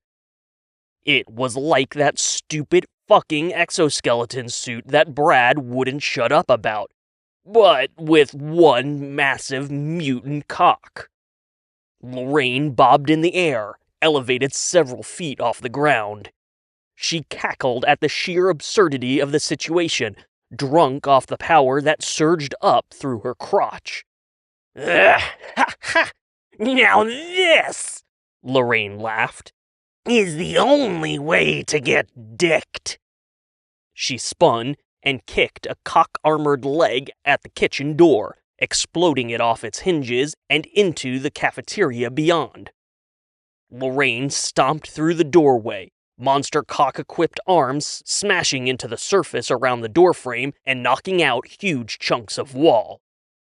"Look alive, motherfuckers!" she bellowed, stomping through the cafeteria and swatting away the people in her path as if they were nothing more than pesky gnats. Richard and Justine stood in the wrecked doorway, watching as Lorraine tore apart the barricade in front of the cafeteria entrance, smashing the glass in the doors before ripping them off their hinges. "I think all that dick might have gone straight to her head," Richard whispered. Justine shook her head. "Or she's always been this crazy. She's just very good at hiding it." Chuck jogged over to them as Lorraine stomped out of the cafeteria. She smashed tiles and light fixtures as the monster cock whipped her down the hall, turning for the elevators. "Well, that's a fucking plot twist," he said. I thought you guys were gonna, Chuck made an awkward gesture with his hands, probably suggesting Justine was supposed to give the monster cock back to Richard. "How the hell did she get it?" A loud explosion rang out from the front of the lobby, and the cacophony of rioting red hats spilled into the building. Justine grabbed the front of both Richard and Chuck's shirts and pulled them into the kitchen. "No time! We gotta get to the service elevator." "Hey, wait a sec!" Justine didn't. "She's heading for Dorian, but the elevators are down. That means she's gonna use the dick to tackle the stairwell." She pulled the gate open on the service elevator, stepping inside. "We can still get up there before her, unless you want to stay down here." Justine nodded to the cafeteria behind them. Richard and Chuck turned to look in time to see the rioters surge into the dining area. Richard and Chuck stepped quickly into the service elevator. "Oh, yeah, upstairs," Chuck said. "Yeah, upstairs is good." Drunk on cock didn't even come close to describing the pure, unadulterated taboo thrill that enraptured Lorraine Dillon as the monster cock propelled her up the stairwell, stomping closer and closer to Dorian King. The monster cock instinct pressed firmly into Lorraine's brain, making itself comfortable in the hate and rage-filled memories of her past. That basement. That awful wood paneling on the walls. Those stupid fucking commercials. Her father mumbling his apologies as he thrust in and out of her young body. The Ginsu knife she used to cut his dick off before shoving his dismembered member into a stupid fucking mouth. The monster cock shrunk back, hesitating as it experienced Lorraine's fury toward any and every person in possession of that useless Y chromosome. Oh, don't you worry, my dear, Lorraine cooed. We are going to do great things, you and I, because you're not like the others. You're better, stronger, superior. The monster cock instinct pressed on the memory of the Ginsu knife. "I do whatever it takes," Lorraine explained. "Just like you." She reached up, and the monster cock reluctantly stretched out beyond her hand, looping the railing one flight up. With a confident push against the monster cock instinct, Lorraine went flying up the stairwell. Before she could land, she shot her other hand up, sending a penile tentacle whipping up to the next landing. The monster cock complied. The confidence she felt was intoxicating. Her hatred invigorating. Despite her cut-dick mentality, Lorraine Dillon's base instinct was not much different from the monster cock. The monster cock wanted strength and power, and this woman exuded it. Ever since that first slice when she put her father's dick in its proper place, Lorraine used that red-hot, never-again fury to fuel her academics. She tackled her education with a ruthlessness that paid off with an Ivy League degree. Of course, the monster cock had no idea what an Ivy League was, but it understood power. If the monster cock had an olfactory system, it would have been able to smell it in the air. After graduation, Lorraine found herself murdering it at an elite hedge fund in Manhattan. Literally. They never found the bodies, and they definitely never suspected the industry's youngest female CEO would have been capable of de-dicking and murdering her competition. Because if you're rich and have a penis, you can get away with anything. And if you don't have a penis but still have the smarts to make other people rich, you can still get away with anything. After Lorraine got away with murder, and became one of those rich people herself, she threw it all away in a move that surprised all the people that hadn't been murdered or mutilated. But for Lorraine, the move was obvious. She had gone as far as she could at the hedge fund, and all the money in the world still couldn't buy more power. Not when stupid men with their stupid cocks kept standing in her way. So Lorraine Dillon turned her sights on Washington, D.C. She reinvented herself, invigorated by the challenge of becoming a different person. A softer person, a person that could manipulate her way into the heart of America's cock-obsessed military-industrial complex. Because power belongs to the men with the biggest guns. And the people with the most money can afford the biggest guns. And government controls who has the rights to those big guns. If Lorraine Dillon could control the weapons, the money, and the government, well. If Lorraine had gone drunk on cock, then the monster cock, flooded with Lorraine's instinct on ultimate indefatigable power, was surely drunk on Lorraine's crazy. Lorraine grinned maniacally as she whipped up, landing to landing. Once Dorian King was dead, nothing would stop her from becoming the most powerful woman in the world. Men would tremble before her, their genitals shriveling at the very sight of her. The monster cock whipped and coiled, more in sync and compliant than it ever was with Justine or Richard. Lorraine laughed. She was using their own stupid penis against them. Goddamn fucking poetic. Chapter 35. Chuck is the hero we need. The service elevator came to a jarring halt, and Chuck yanked the gate open.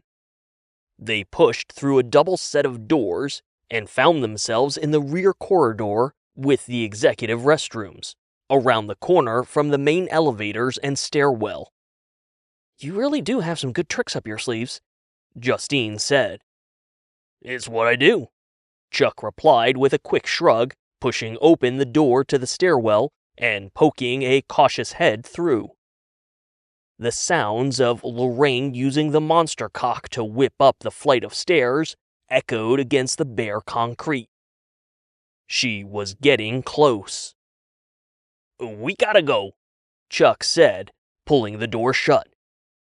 They broke into a run, rounding the corner into the executive suite. Richard and Justine quickly scanned the empty lobby before pushing through Dorian King's executive office door. Those bright white lights weren't even on. Chuck stepped into the office behind them. "Guys, whatever the plan is." He stopped abruptly when he saw the office was empty. "What, is he hiding under the desk or something?" Richard raked his fingers through his hair, stress and anxiety tightening his throat and turning his stomach. "Fuck." Justine turned to Richard with wide eyes. "He goes up on the roof so he can see the lake." Richard brightened as he grabbed Justine's shoulders. "He's on the roof!" "Does Lorraine know that?" Chuck asked. From the other end of the floor, the door to the stairwell slammed open. "Well, that's definitely a no." Chuck flicked on the light switch and shoved Richard and Justine out the door. He whisper-shouted, "Go, get upstairs, I'll hold her off." Chuck slammed the door shut, pushing hard against the pneumatics to make it loud. Richard grabbed Justine's wrist and yanked her across the floor to his desk, where they dropped out of view right as Lorraine came smashing around the corner, using the monster cock to explode the windowed wall into the executive suite.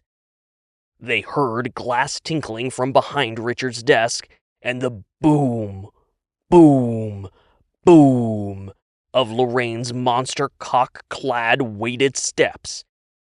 She was heading straight for Dorian's office, flinging furniture as she went. Something heavy crashed into Richard's desk, raining splintered wood and Richard's knickknacks into their view. The scale model of the Defiant from Star Trek Deep Space Nine fell to the floor in multiple pieces. It was the very object that first broke the ice between Richard and Justine. "No point in running, Dorian," Lorraine shouted. "No point in hiding." More thumping and banging. She was trying to get Dorian King's office door open. Huddled under his desk, Richard realized he was holding his breath. When he finally breathed, gently, he realized, pressed up against Justine, that she smelled good. And even though they shared a peculiar intimacy because of the body-swapping monster cock, he had never been as close to her as he was now. If he had a dick, it would have definitely gotten hard. Richard opened his mouth to whisper something, but Justine clamped her hand over it, shaking her head and pointing to the exit. Richard nodded, conceding that now might not be the best time to confess his attraction. He held up an index finger, wait, and crept out, leaning around the far end of the desk. Whatever Chuck had done inside Dorian's office, it was working. Lorraine was focused on the door, hammering away at it and ripping out chunks of the wall, screaming and ranting as she went. Richard gestured for Justine, and they dashed out from the safety of the desk. They scampered across the floor, avoiding shattered glass where they could, and slipped around the corner, pressing their backs against the wall, while they breathlessly waited for Lorraine to notice their escape behind her. But she was too busy trying to get into Dorian's office. "How long is it gonna hold?" Richard whispered. "Those doors are bulletproof and fireproof," Justine said. Richard turned to her. "The dick protected me from a military-grade explosive last night." Justine grimaced. "I'd be more concerned about the window. It's bulletproof, but once she realizes she can't get through the door, she's going to start on the window. Richard's fists were clenched in frustration. God damn it, Chuck!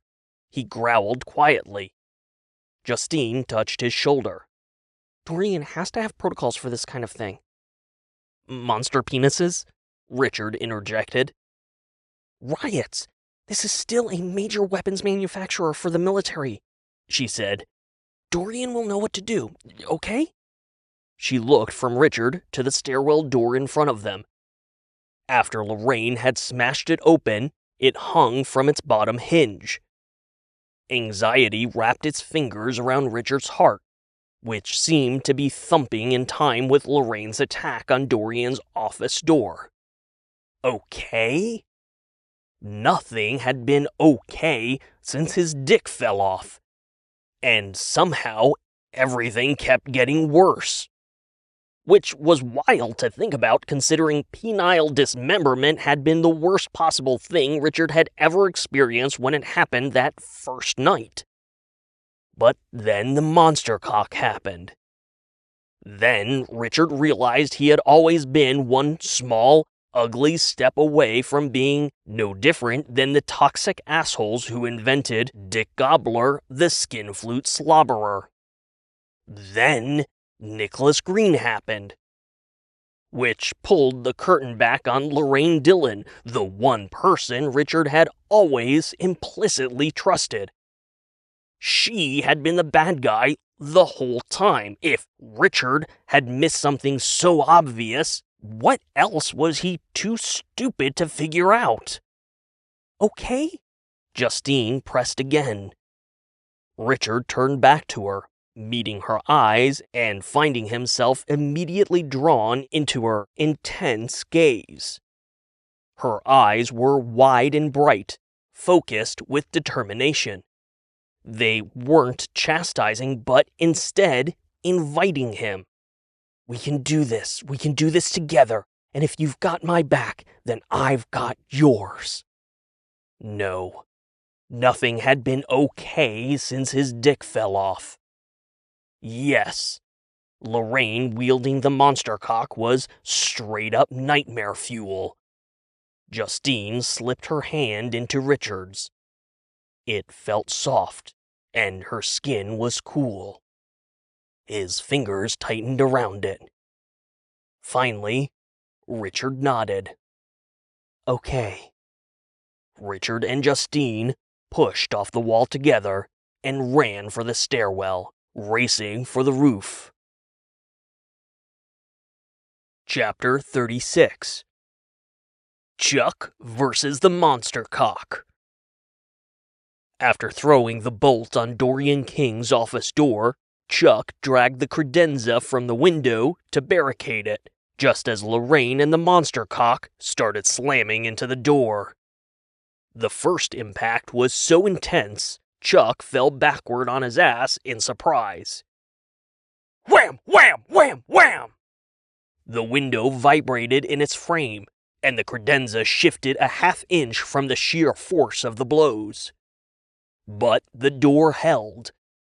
It wasn't much, but he figured it should be enough to buy Richard and Justine a few minutes to get up to the roof. Importantly, Lorraine and the monster cock believed it was Dorian King in the office, not Chuck. With a modicum of reassurance that the door was holding, Chuck scooted back and climbed to his feet. He started moving through the office, looking for additional lights to turn on, but the brutally minimalistic CEO had nothing but the bright white overheads. In fact, there was nothing in the sparse office Chuck could use to draw attention or even use as a weapon.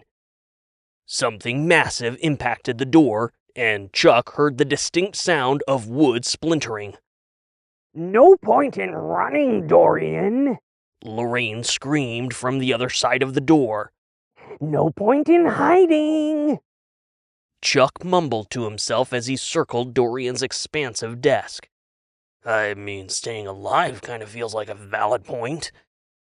He sank into the executive chair behind the desk. It was overstuffed, plush, and probably the nicest thing Chuck had ever sat in. He traced his fingertips across the grain in the leather. "A long way from Africa indeed," he muttered. Lorraine and the monster cock pounded against the door, unleashing a violent fury. Chuck's heart thumped in time with the impacts, and he could feel it beating all the way up in his throat. He placed his hands flat on the empty surface of the desk, taking several deep breaths to calm himself. After what he had witnessed at Terry's hole, nips and sips, and the reveal of Lorraine's apparent psychopathy, it was no mystery to Chuck how this would end. And after grappling with the existential dread of what had happened in Africa, Chuck had to believe the karmic balance of the universe wanted him in Dorian King's office. Right here. Right now. It was just a question of when. Lorraine and the monster cock would get through the door. And when they did, Chuck knew he would have to do something to slow them down, giving Richard and Justine a chance to get to the roof and figure something out with Dorian. His finger began tapping the desk, his nervous energy finding a beat that went strangely well with the heavy, bone-shaking impacts Lorraine was making against the door. Chuck sucked in a shaky breath as he thought about the parking lot outside Terry's hole. He beat the shit out of that red hat with the help of Justine, a clear violation of his pacifistic beliefs. Chuck knew it was justified. Both he and his friends were in immediate, potentially mortal danger. If he couldn't or wouldn't defend himself in the face of imminent death, what kind of man would that make him? What kind of human would that make him? Chunks of the wall crumbled from the impacts, and Chuck wondered if that same logic applied here. The cold reality was that no matter what he did to fight against Lorraine and the monster cock, Chuck wasn't getting out of this office alive. On the other hand, putting up a fight might buy his friends a few precious minutes. On the other hand, Chuck already felt the weight of guilt for violating his pacifistic principles, both last night and unwittingly in Africa. And the idea of meeting this monster cock of rage with even more violence felt counterintuitive on a deep, profound level. The proliferation of nuclear warheads was a strange way to find peace, but mutually assured destruction had been an effective outcome, at least right up until the moment it wouldn't be.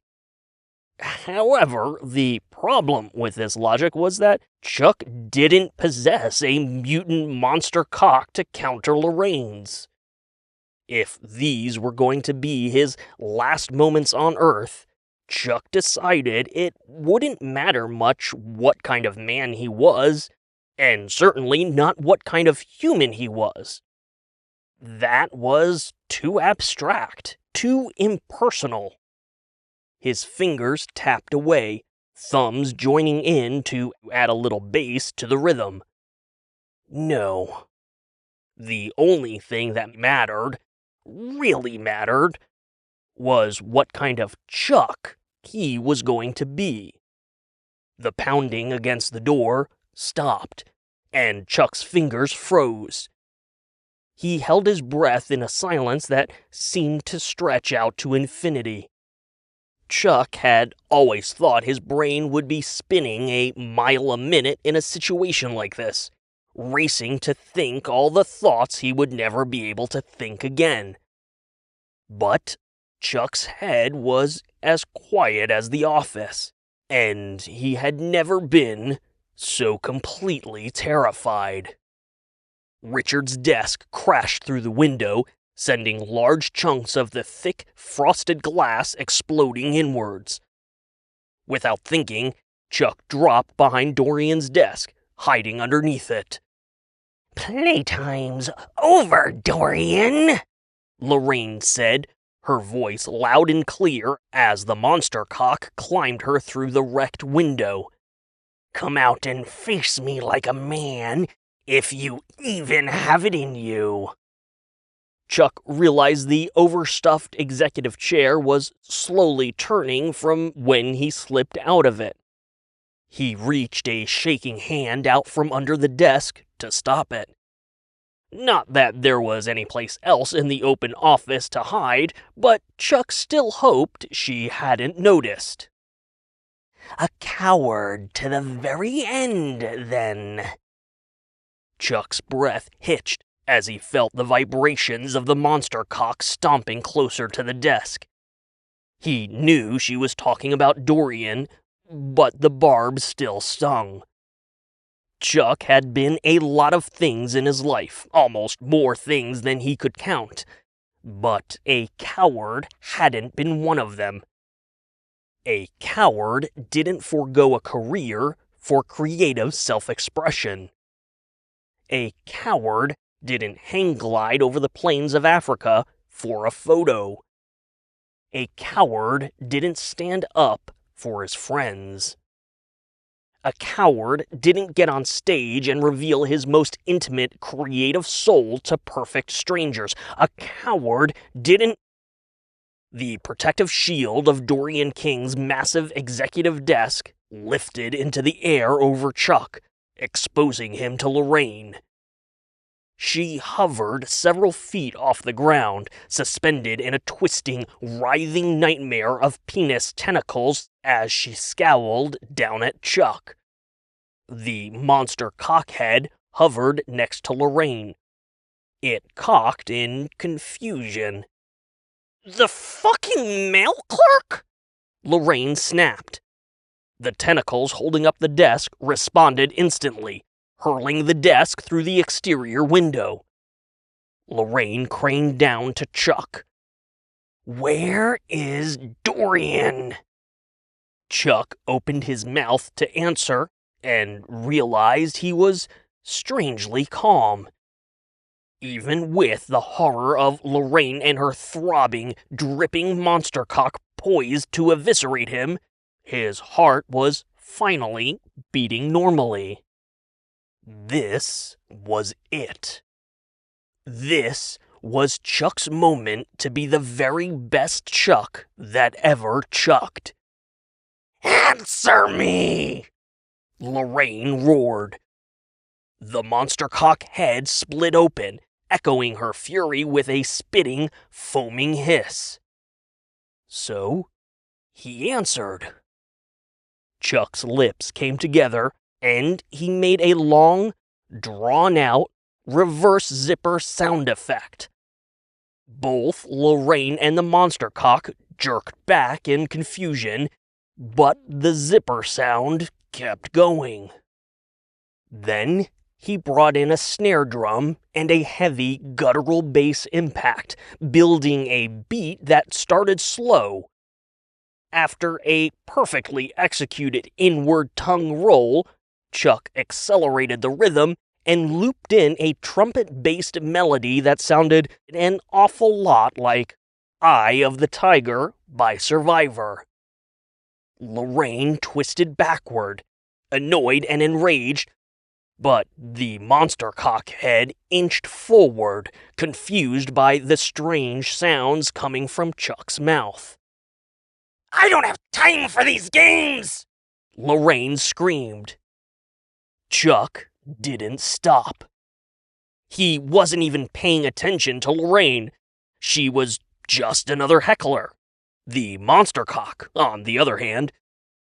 Chuck hadn't been on stage very much, but he knew when he had someone. And the monster cock received every creative beat and inflection Chuck could muster. In return, the cock sent back an unspoken, nearly invisible enthusiasm that only encouraged Chuck to keep going. The creator and his audience, a perfect symbiosis. He amped up the growl bass, playing with a bit of theremin while moving his head in and out to the rhythm. The monster cock started mirroring Chuck's movements with its own head. Lorraine's feet sank to the floor as the monster cock was mesmerized by Chuck's beatboxing. She ground her heels in, pulling at the cock. "If he's not here, he has to be on the roof. Let's go!" Chuck could feel his mouth going dry, but he didn't want to risk slowing or stopping the beat. He threw in some strange-sounding record scratches, which seemed to have a mystifying effect on the monster cock. Then Chuck returned to the growl bass and layered in multi-dimensional, hum-backed lyrics. Chuck was singing along with beatboxing, and the monster cock twitched in shock. "I said let's go!" Lorraine yanked hard against the monster cock, pulling it away from Chuck's performance. Chuck almost heard a whimper as the mutant member recoiled from Lorraine's fury, slithering back to its place around her body. They stepped through the window and disappeared. Chuck's mouth was sore and his beatbox slowed to a weak, zippered finish.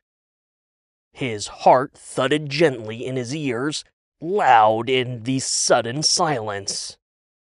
Well, that was weird. Chapter 37. Dorian King's Other Office. As soon as they slammed through the roof access door, Richard scooped up a 2x4 that was usually used to prop the door open and jammed it into the door handle. "Okay, that should buy us a minute." "Richard?" "Oh, I just hope Chuck's okay. I don't even want to think about what Lorraine is doing to him." "Richard?" He turned around from the door and immediately stopped talking. The roof of Vector Defense's administration building spread out before them. A helipad was to the left, complete with Dorian's private helicopter ready to whisk him away at a moment's notice. Across from the helipad, on the far side of the roof and overlooking the lake, was an exact duplicate of Dorian's office in the executive suite. It was completely open air. The executive desk and chair were positioned for the optimum view of the lake, while the conference table had the exact same 2 chairs around it. In this mirror universe version of Dorian King's office, the conference table's minimal seating had been expanded with white folding chairs. About a dozen people were working at the table, all diligently hunched over laptop computers, in constant communication with unknown collaborators over blinking headsets. Leaning against his desk, Dorian King sipped sparkling water from a clear glass. Standing next to him was a man Richard had never seen before. He wore a black suit with a black tie. In fact, Richard realized, all the people around the conference table were in black suits too, and he held a glass of straight whiskey while he chewed on the last half of a fat cigar. "Holy shit," Justine muttered. "That's Mr. Sampson, Vector's chief security officer. No one has ever seen him before." "The guy that looks like Patrick Warburton?" Richard asked. "Who?" Dorian King had spotted his assistant. He lifted his glass in her direction before starting to walk over. "Justine. Very good." Richard and Justine followed a stone path surrounded by bright white gravel, meeting Dorian and Mr. Sampson in front of carefully manicured Zen garden trappings. Dorian King had always been indifferent, but the casualness with how Mr. Sampson sipped his whiskey was too much for Justine. "What are you doing up here?" she asked. "The rioters breached the entrance, and Lorraine, you need to be on that helicopter now." With the cigar between his fingers, Mr. Sampson waved a dismissive hand. Everything is under control. We're in contact with all local law enforcement, at least the ones that matter, the National Guard, and my people at Homeland Security. Green and his people have already been escorted off the property, the campus perimeter has been hardened, and I've got the last of the rioters being rounded up as we speak. Richard was impressed. For the first time since this whole thing started, it actually felt like someone had some semblance of control. Like this wasn't the nation's capital, but, in fact, a high-security military defense contractor. Maybe no one ever saw Mr. Sampson because he was kept hidden to deal with major crises. No, Justine said, waving her hands. Forget Green, forget the rally, none of that matters anymore. I assure you, Mr. Sampson said, his voice deep and calming. You have absolutely nothing to worry about. Whang! Everyone turned to the rooftop access door. Whang! The surface of the door dented outward. Several men at the conference table stood, reaching for holstered weapons. Justine and Richard began backing away. Whang! The 2x4 stuck in the door handle exploded into splinters and the door flew off its hinges, hurtling across the roof before slamming into the helicopter's cockpit. The men at the conference table hurried to move in front of Dorian and Mr. Sampson, training their weapons on the empty doorway. When Lorraine Dillon stepped out of the shadows and onto the roof, she looked perfectly normal. Instead of hovering ominously in the air, Lorraine walked on her own 2 feet, and there was no mutant, murderous monster cock to be seen. Richard and Justine heard actual sighs of relief as guns were lowered. It was as if everyone somehow forgot that she literally just smashed a solid metal door right off its hinges. Dorian King slipped between Sampson's elite security guards, lifting his glass to Lorraine. Oblivious as ever. Lorraine. Very good. She smiled warmly, and for once, Richard saw the facade for what it was. Good to see our lockdown protocols are being observed and followed to the letter. Dotting every I and crossing every T, Ms. Dillon, Mr. Sampson said with a curt nod. Dorian continued walking toward her. Lorraine, we need to discuss the political donation policies. The man's obliviousness was goddamn hazardous. Justine panicked, lunging forward to try and grab at him to pull him back. Dorian, no! It was too late. It was all too late. The monster cock sprang out from Lorraine Dillon's crotch, a penile-shaped missile rocketing across the rooftop, swelling to an impossible size. It bowled Dorian King over, knocking him into the gravel alongside a cement planter. The monster cock shaft arched, and the head split open, revealing its murderous maw. Some of the guards had holstered their sidearms. The ones who still had their weapons drawn tried to bring their guns up, squeezing off random shots that never had a chance of hitting their mark. The monster cock flung them off the rooftop like ticks off a tree. And, like ticks, they plummeted to their deaths, popping on their eventual impact, spilling blood and gore in tiny impact craters below. The men struggling to draw their weapons were next. One went flying to join his colleagues. Another lost his head. The last one managed to squeeze off a shot, but that was after his arm had been ripped from his body and the shorn muscles on his dismembered limb twitched violently, firing the gun harmlessly into gravel. Lorraine stepped calmly down the stone path as the monster cock whipped violently across the rooftop, decimating the remaining workers at the conference table. Dorian King's other desk was flipped off the roof. The helicopter, with the metal roof access door jutting out of the cockpit, was knocked off its pad. When Dorian King finally pushed himself upright, Lorraine turned her attention to him. After all, this was what she had come for. The monster cock twisted away from the helicopter, wound its way between the Zen garden, and rose up over Dorian King, its pee-hole splitting open and hissing down at the CEO. Dorian King stared up at the beast, but he did not cower. Instead, he watched the monster cock with a strange curiosity.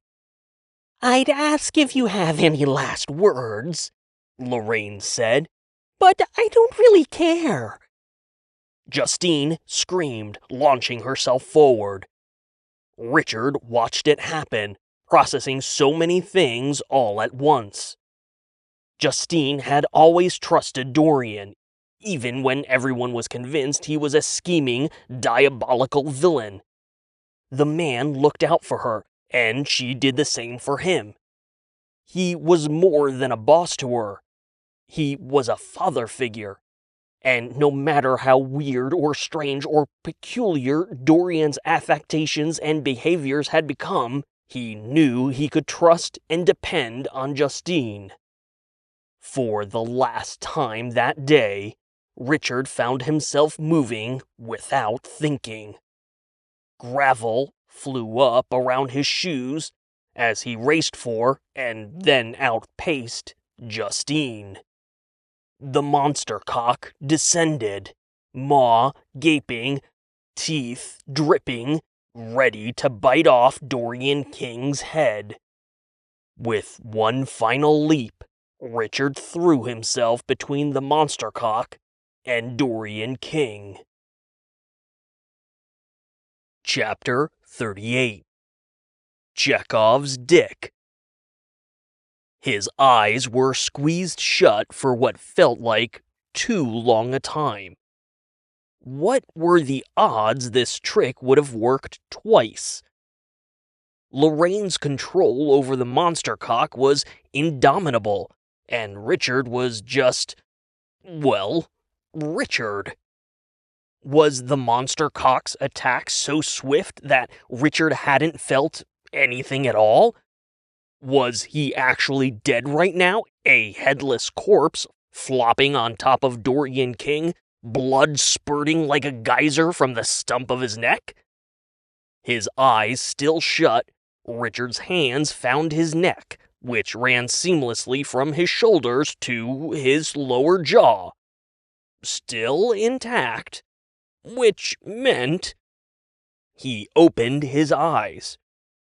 The monster cockhead filled his vision, its massive maw shrunk back to giant pee-hole status, flexing and puckering in Richard's face. The monster cock stretched forward, poking Richard in the cheek. Lorraine scowled. "Really? This again?" Dorian King pressed himself against the concrete planter behind Richard. Knocked to the side of the path, Justine looked up at this peculiar portrait of perverse still life. "It's you, Richard," Justine said. "That thing might not like you, but it's still from you." Richard swallowed hard as he stared at the monster cock hovering in front of him. Justine was right. There was a reason this trick worked twice. The monster cock wasn't able to hurt Richard. It would be like biting off its own testicle. "You stupid, fucking, useless little prick," Lorraine growled. Richard wasn't sure if she was talking to him or the monster cock. She started moving around the confused penis, reaching behind her back to pull something out of her waistband. "Never send a dick to do a woman's job," she said, glaring at Richard. The Ginsu knife arced through the air.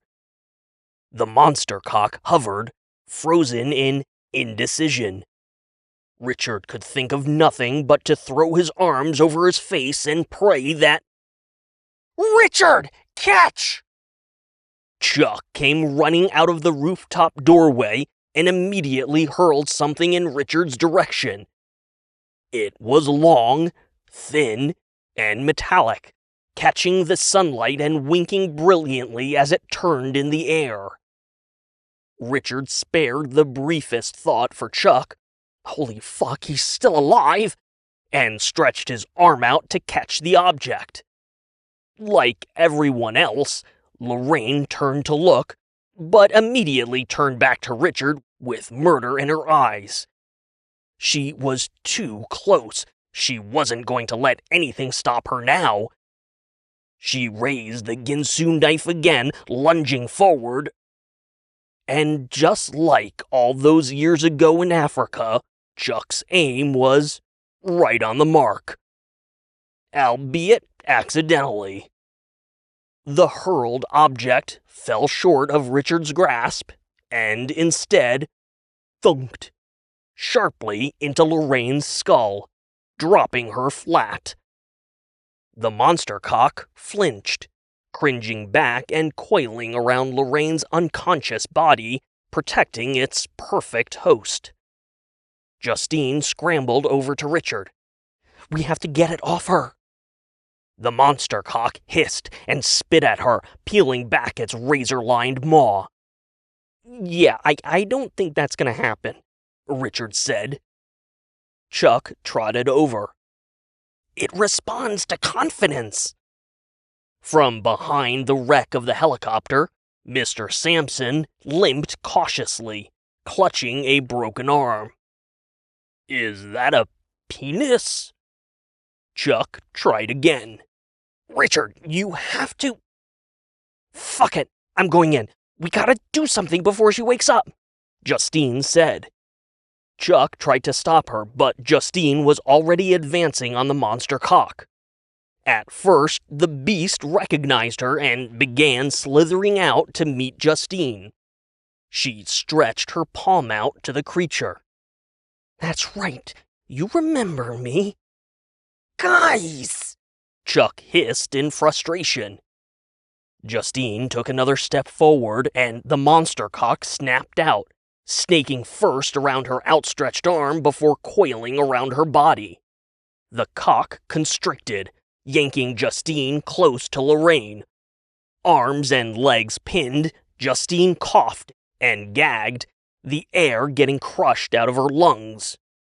The cockhead reared up, poised over Justine's skull. "Richard!" she wheezed. But before Richard could leap onto the back of his mutant penis, Chuck started spitting a fast, snare-heavy beatbox. The monster cock responded instantly, closing its maw and tilting its massive head in confusion. Between beats and breaths, Chuck grunted, "Richard, grab it!" While Justine continued choking under the monster cock, Richard stared at the beatboxing mail clerk, frozen with confusion. "What?" Again, through the bass and drums, "It responds to confidence. It responds to music." Clarity dawned on Richard.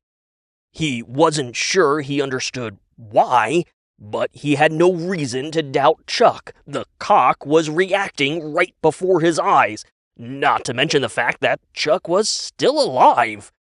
Richard began searching the surface of the roof. There! The metal object Chuck had hurled. Richard scrambled to grab it, dodging under a twisting limb of the monster cock and skidding across gravel. Chuck hadn't thrown a pipe or a knife or another random blunt object to beat the monster cock with. He had thrown Richard his flute. The one Tess had brought in earlier after Brad exposed Richard's shame to the entire company. Justine coughed. Richard! Chuck snapped his fingers, his beat starting to falter as he ran out of steam. Play it, Richard! Play it!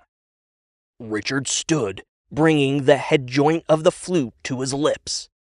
Crippling anxiety, that dear old friend, seized Richard's heart and sent a laser-focused tunnel vision at Justine, Mr. Sampson, and Dorian King. It was crippling. Not in front of them. Not in front of all of them. Justine's eyes bulged from her skull. Please. Chuck sputtered, his mouth running dry. Come on, Richard! The anxiety screamed no, but Richard knew he didn't have the luxury of shame. He had instinctively thrown himself directly into mortal danger 3 times already, but each of those moments paled in comparison to positioning his mouth across the lip plate of the flute. Chuck's beat faltered. The monster cock rolled its head, shaking off the mesmerizing effects. Richard's heart throbbed with an unnatural rhythm, and he felt faint. Dude, god damn it, dude! Chuck wheezed. Fuck it. Fuck it. Fuck it. Fuck it. Fuck it. Fuck it. Fuck it! Fuck!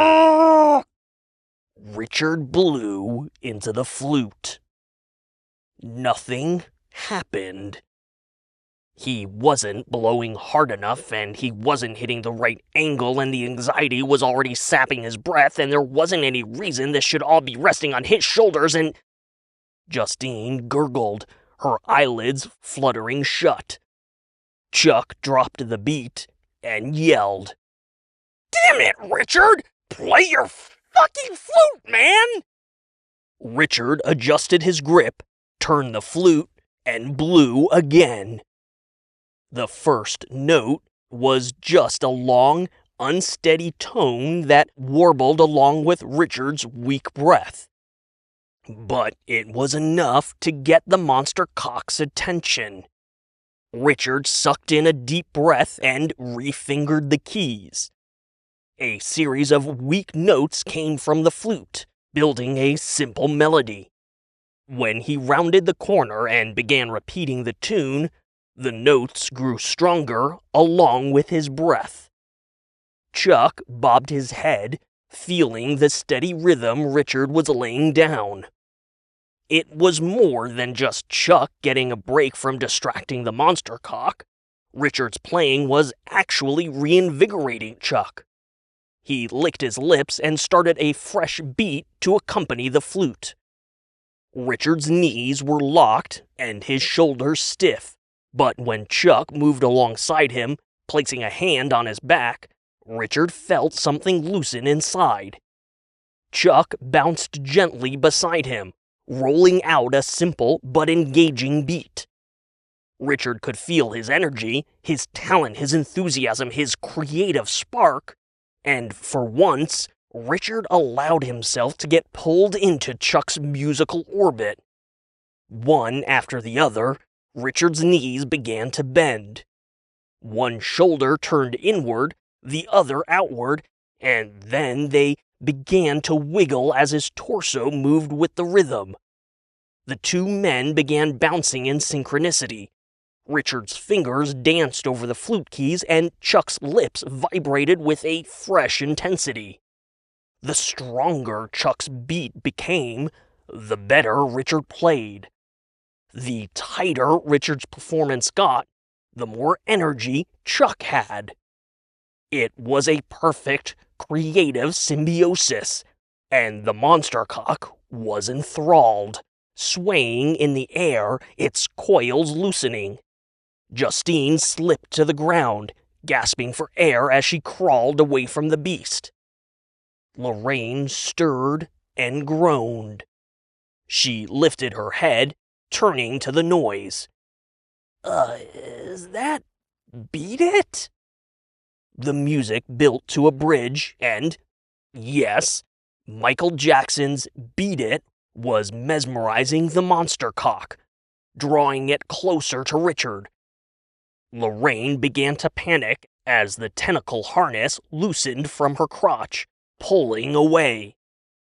Her power, that ultimate strength, and her only shot at salvaging what was left of her master plan, was slipping away as fast as it was shrinking down to just another useless, stupid penis. She grasped at the retreating coils. No! No! Lorraine shouted, lunging forward and scraping her knees against gravel. We're not done yet! Richard and Chuck kept playing, and the monster cock kept worming closer. Justine stepped forward, pressing her foot down onto Lorraine's outstretched hand. Ah! Get off me, you cunt! Justine crouched down as the last tendril of monster cock slipped away. I guess you were never taught to ask for consent before grabbing someone's dick. Lorraine's face twisted into an annoyed scowl. Now fuck off! Justine punched her in the face, knocking Vector Defense's chief operations officer flat on her ass. Justine sucked in a breath between her teeth, shaking her sore knuckles. Satisfaction had never hurt so good. Justine turned to Richard and Chuck, still jamming to Beat It, and saw the monster cock, shrunk all the way back down to Richard's comparatively small dick and balls, caterpillaring across the roof back to where it belonged. Richard had done it. Lorraine Dillon's brief reign of terror had been stopped. The horrors of the day were finally at an end. Richard would finally be able to reclaim his dick. A loud whooshing drowned out the rooftop jam session, causing everyone to look up in the sky. Just as the roaring thrusters cut out, Richard was able to process the fact that Brad Johnson had suited up in Vector Defense's weaponized exoskeleton, that dollar store ripoff of the Iron Man armor. He also just barely processed the unfortunate trajectory of the suit's descent, right as Brad executed a perfect superhero landing, slamming hard into the surface of the roof, right on top of Richard's flaccid dick and balls. Chapter 39. You didn't forget about him, did you? Brad couldn't stop grinning. He had put the exoskeleton through its paces, but it had always been in carefully controlled environments while he executed stringent tests. This was the first time he was able to see how the suit performed in the real world. It didn't disappoint. The exoskeleton was initially designed to enhance the physical strength of the wearer. Eventually, as the technology improved, thrusters had been added, a primary jetpack on the rear shield, complemented by navigational jets at the end of each appendage. Unlike the Iron Man suit Brad liked to compare it to, the Vector Defense exoskeleton was an airy design, but still provided weapons-grade armor for the wearer's vital organs. The engineers had used these necessary bulky sections to pack in all the technology that made the exoskeleton function. The result was that, after his dramatic entrance, Brad stood about 4 inches taller when he rose to his full height. The exoskeleton bulked up his torso, and a shiny metal helmet featured a high-tech visor with a heads-up display. Brad had already scoped out the scene from overhead, but after landing on the roof, he saw that Richard had doubled over in some kind of agonizing pain, probably dying from embarrassment after what looked like the worst flute performance in the history of ever. Lorraine was crumpled in the gravel. That nasty tranny bitch had cold-cocked her, and Dorian King was helping a man in a black suit to his feet. Speaking of the tranny bitch, she came storming over to Brad, eyes burning with rage. Damn it, Brad! What the fuck are you doing after everything? Brad's arm shot out, the exoskeleton supercharging his every movement right down to the wired metal fingertips. He snatched Justine by the throat, his elbow locking in place and fingers tightening. She choked, grabbing at his arm and swinging her fists uselessly against the exoskeleton. Oh, I am so going to enjoy this, Brad laughed. Chuck sprang forward, launching himself at Brad. Let her go, Brad! With his free arm, Brad gave Chuck a backhanded swipe. The force of the exoskeleton sent him flipping backward and skidding across gravel.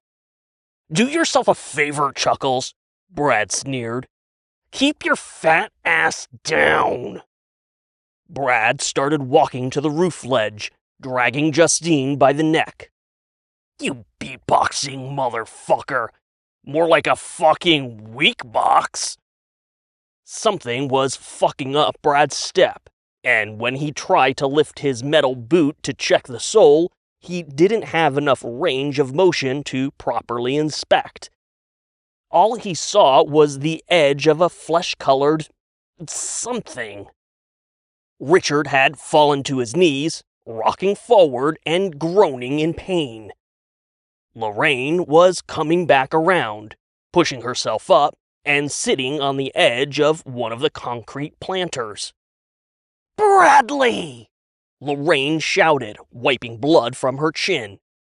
He didn't turn around and instead kept stomping to the ledge. Calm your tits, princess. There's still time to... I said shut up, Brad snapped. I've got this, all right? Captain Asperger McFuckface over there has got to go, right? That was the whole point of your whole play school fucking insurrection, yeah? Take out the queer fuck at the helm and the ship is all yours? Lorraine nodded slowly. You're not as dumb as you look, flyboy. Brad laughed, lifting his boot to the ledge as he hauled Justine over it. And you're not nearly as smart as you look, he yelled back at Lorraine. I'll clean this shit up, but I want assurances. Name it, she responded without hesitation. I'm your number 2, Brad said. None of this manager or director R&D bullshit. I want your job, with the office, with the salary. I want everything you have. Done. Lorraine didn't even have to think about it. At the moment, it was her only option. As long as no one here lives to tell the tale, it's all yours. Brad scanned the rooftop. Richard was pulling himself to his feet, fists balled up as he glared at Brad. Chuck was doing likewise, but the mail clerk was the least of Brad's concerns. Dorian King, the man of the fucking hour, had the man in black's arm over his shoulder, shuffling for the stairwell. The mysterious man in black was the only actual wild card, but nothing the exoskeleton couldn't handle. Brad dropped his head in a single nod. Easy peasy, pussy grabbed and squeezied. Brad scraped the sole of his boot against the ledge to remove the offending substance.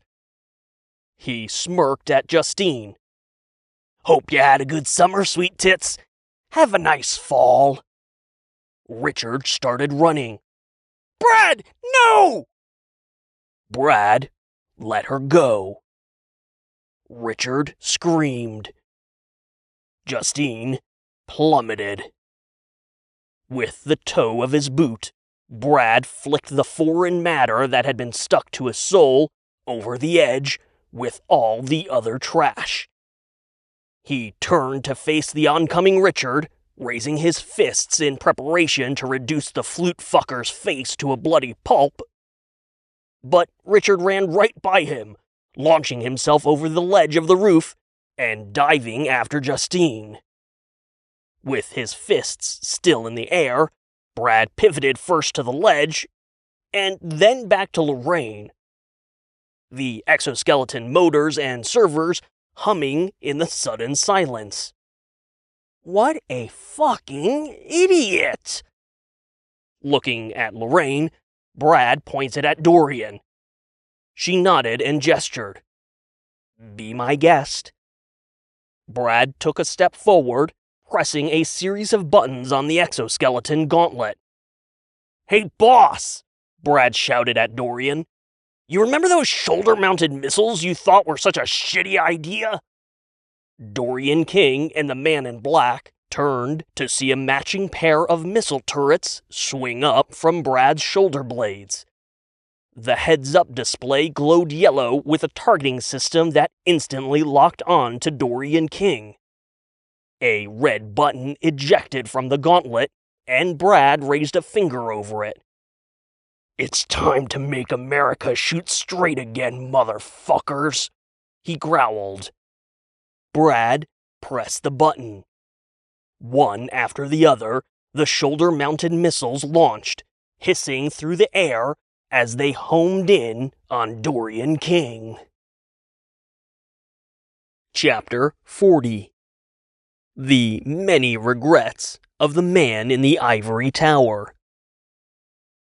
Dorian King found himself in an all-too-familiar state of intense internal contemplation.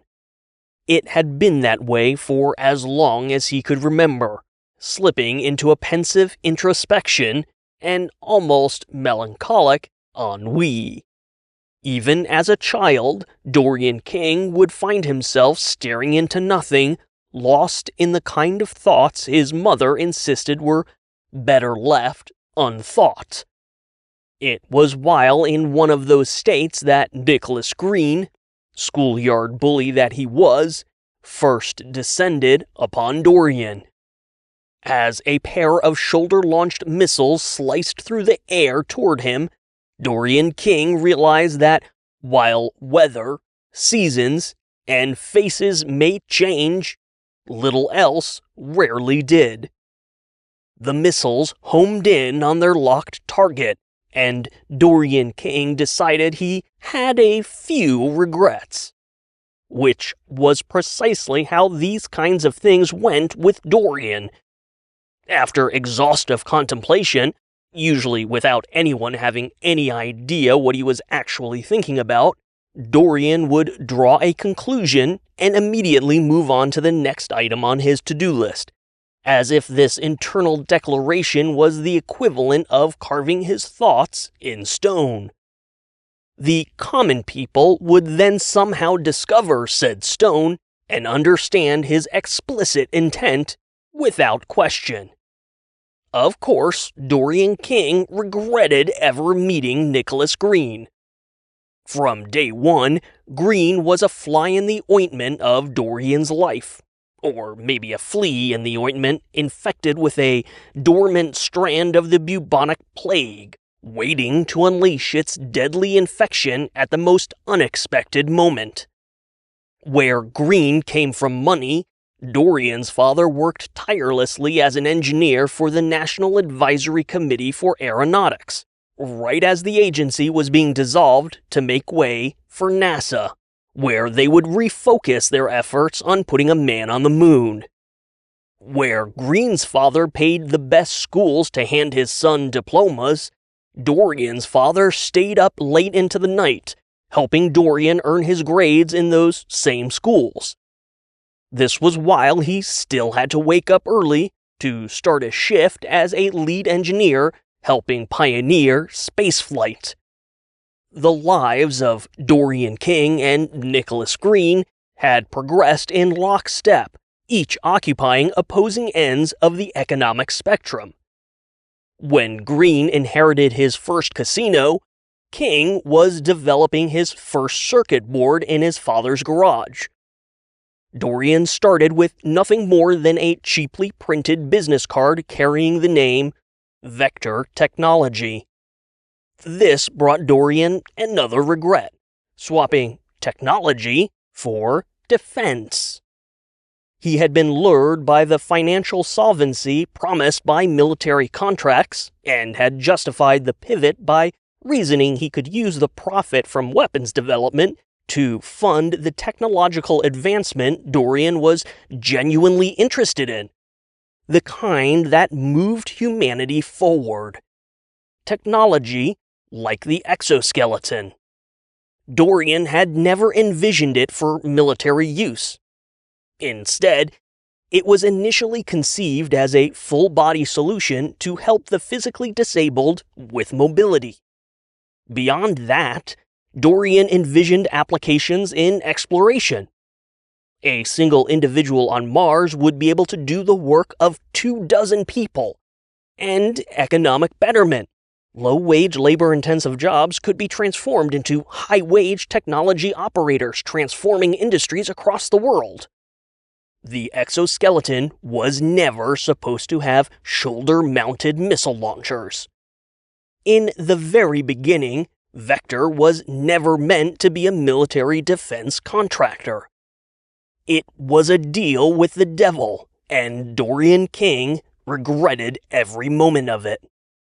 Worse, as the missiles of his own creation bore down on him, Dorian King regretted how his lifelong experience with Nicholas Green had made him a prime target for Lorraine Dillon.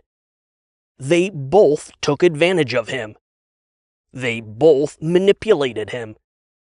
They both used him to achieve their own nefarious goals.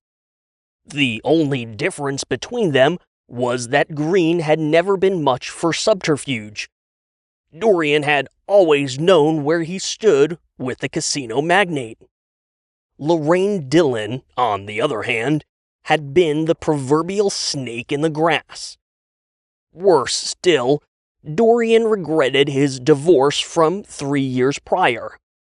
During the litigious proceedings, he was forced to undergo court-mandated therapy, individual and couples, where Dorian King received an official autism spectrum disorder diagnosis at the ripe age of 59. It came with a warning from his departing ex-wife. There were people out there who would take advantage of both his diagnosis and Dorian's particular affectations. She was right. Dorian King regretted not finding a way to make his marriage with Jane work.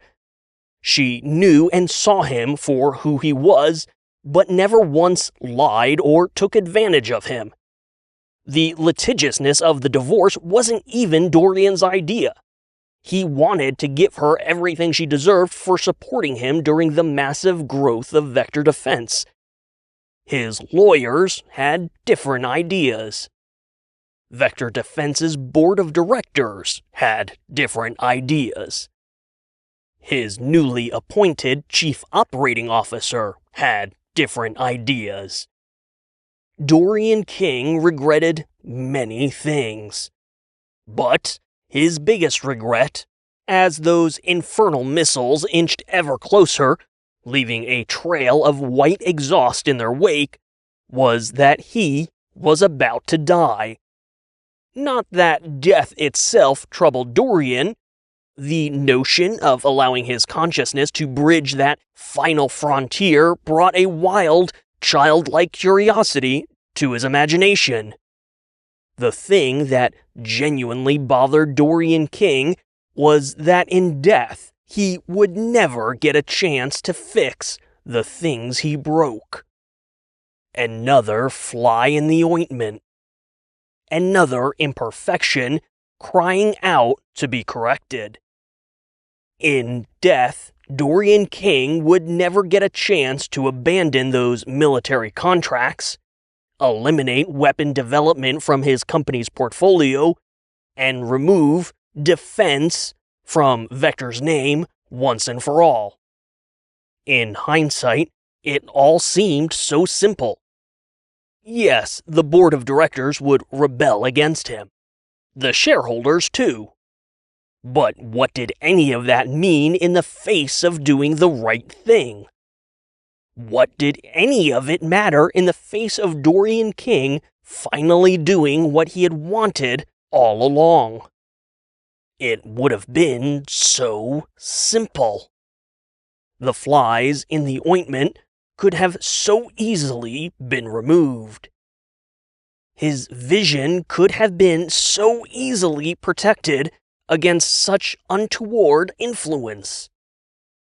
Yes, Dorian King had many, many regrets. Chapter 41. The one where they finally say the thing.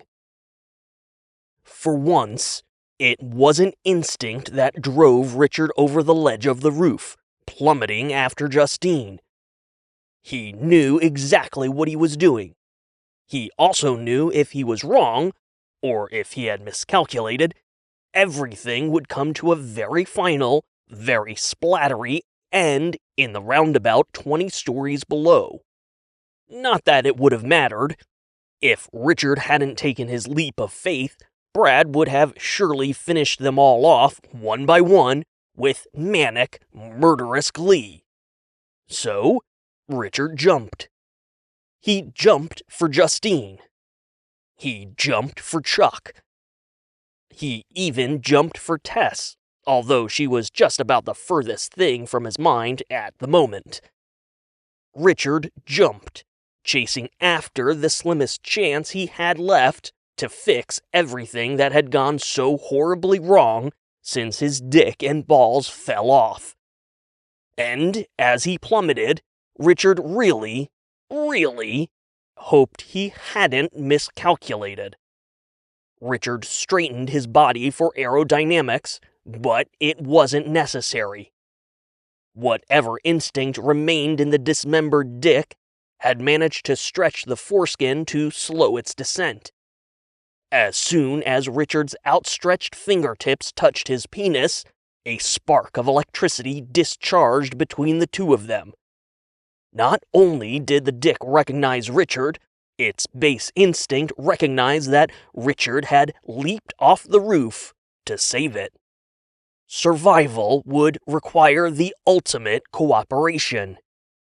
Penile tendrils snapped almost instantly up Richard's arm, and the monster cock exploded into a frenzied whirlwind of motion. It coiled, whipped, and harnessed.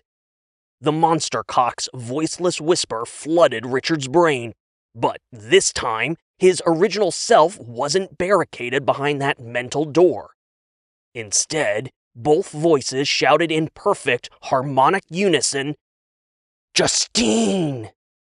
Meaty, grasping tentacles shot out in two directions, upward to latch onto the outcropping ledge of the nearest floor, and downward to snatch Justine before the pavement could catch her.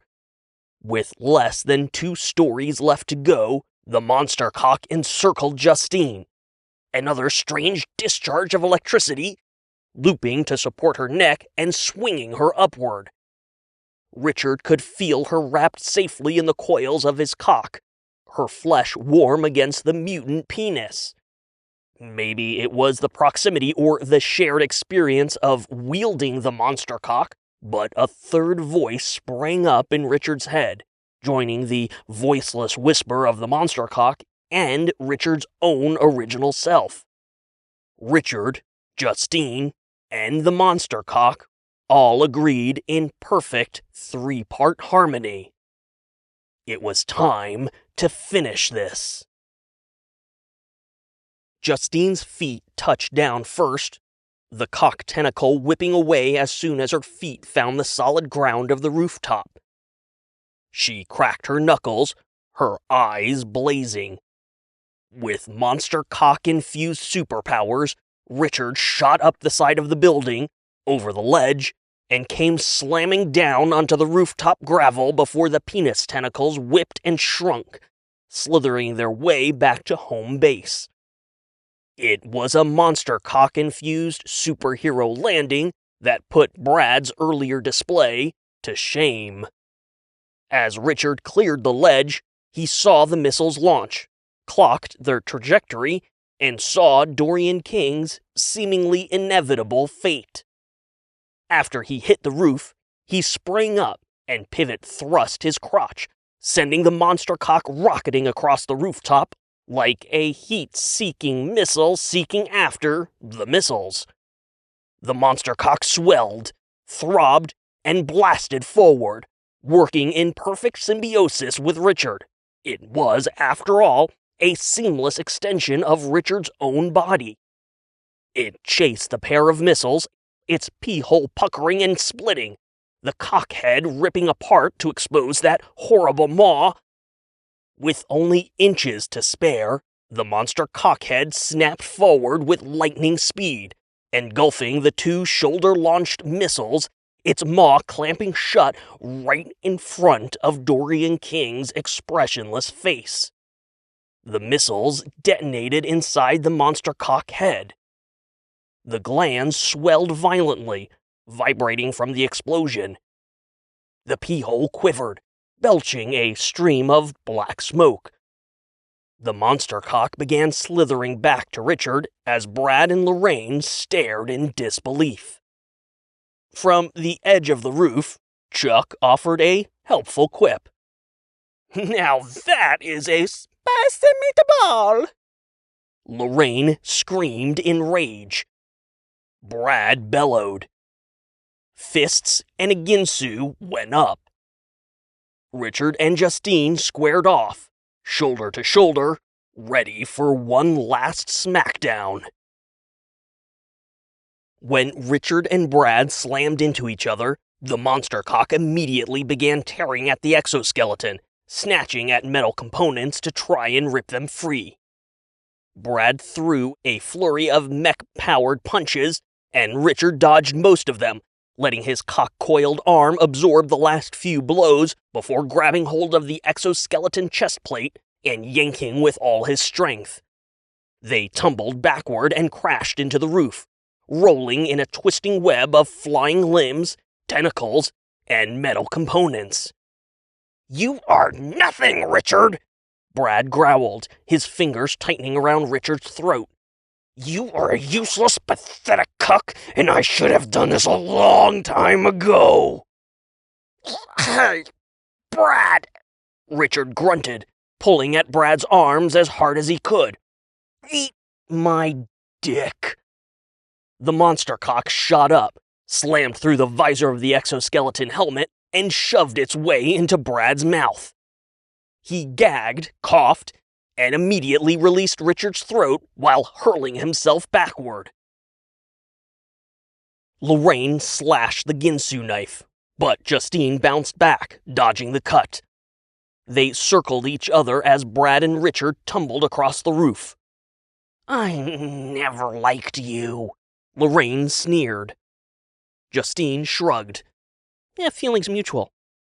"You had the cock, and you still didn't take advantage of it." "You had it, and look where it got you!" Justine shot back. She thrust an arm in Richard's direction. "It was always his, and you knew it just like I did." Lorraine pointed the knife at Justine's gut and charged. But, just like the night before, Justine wasn't facing this psychopath alone.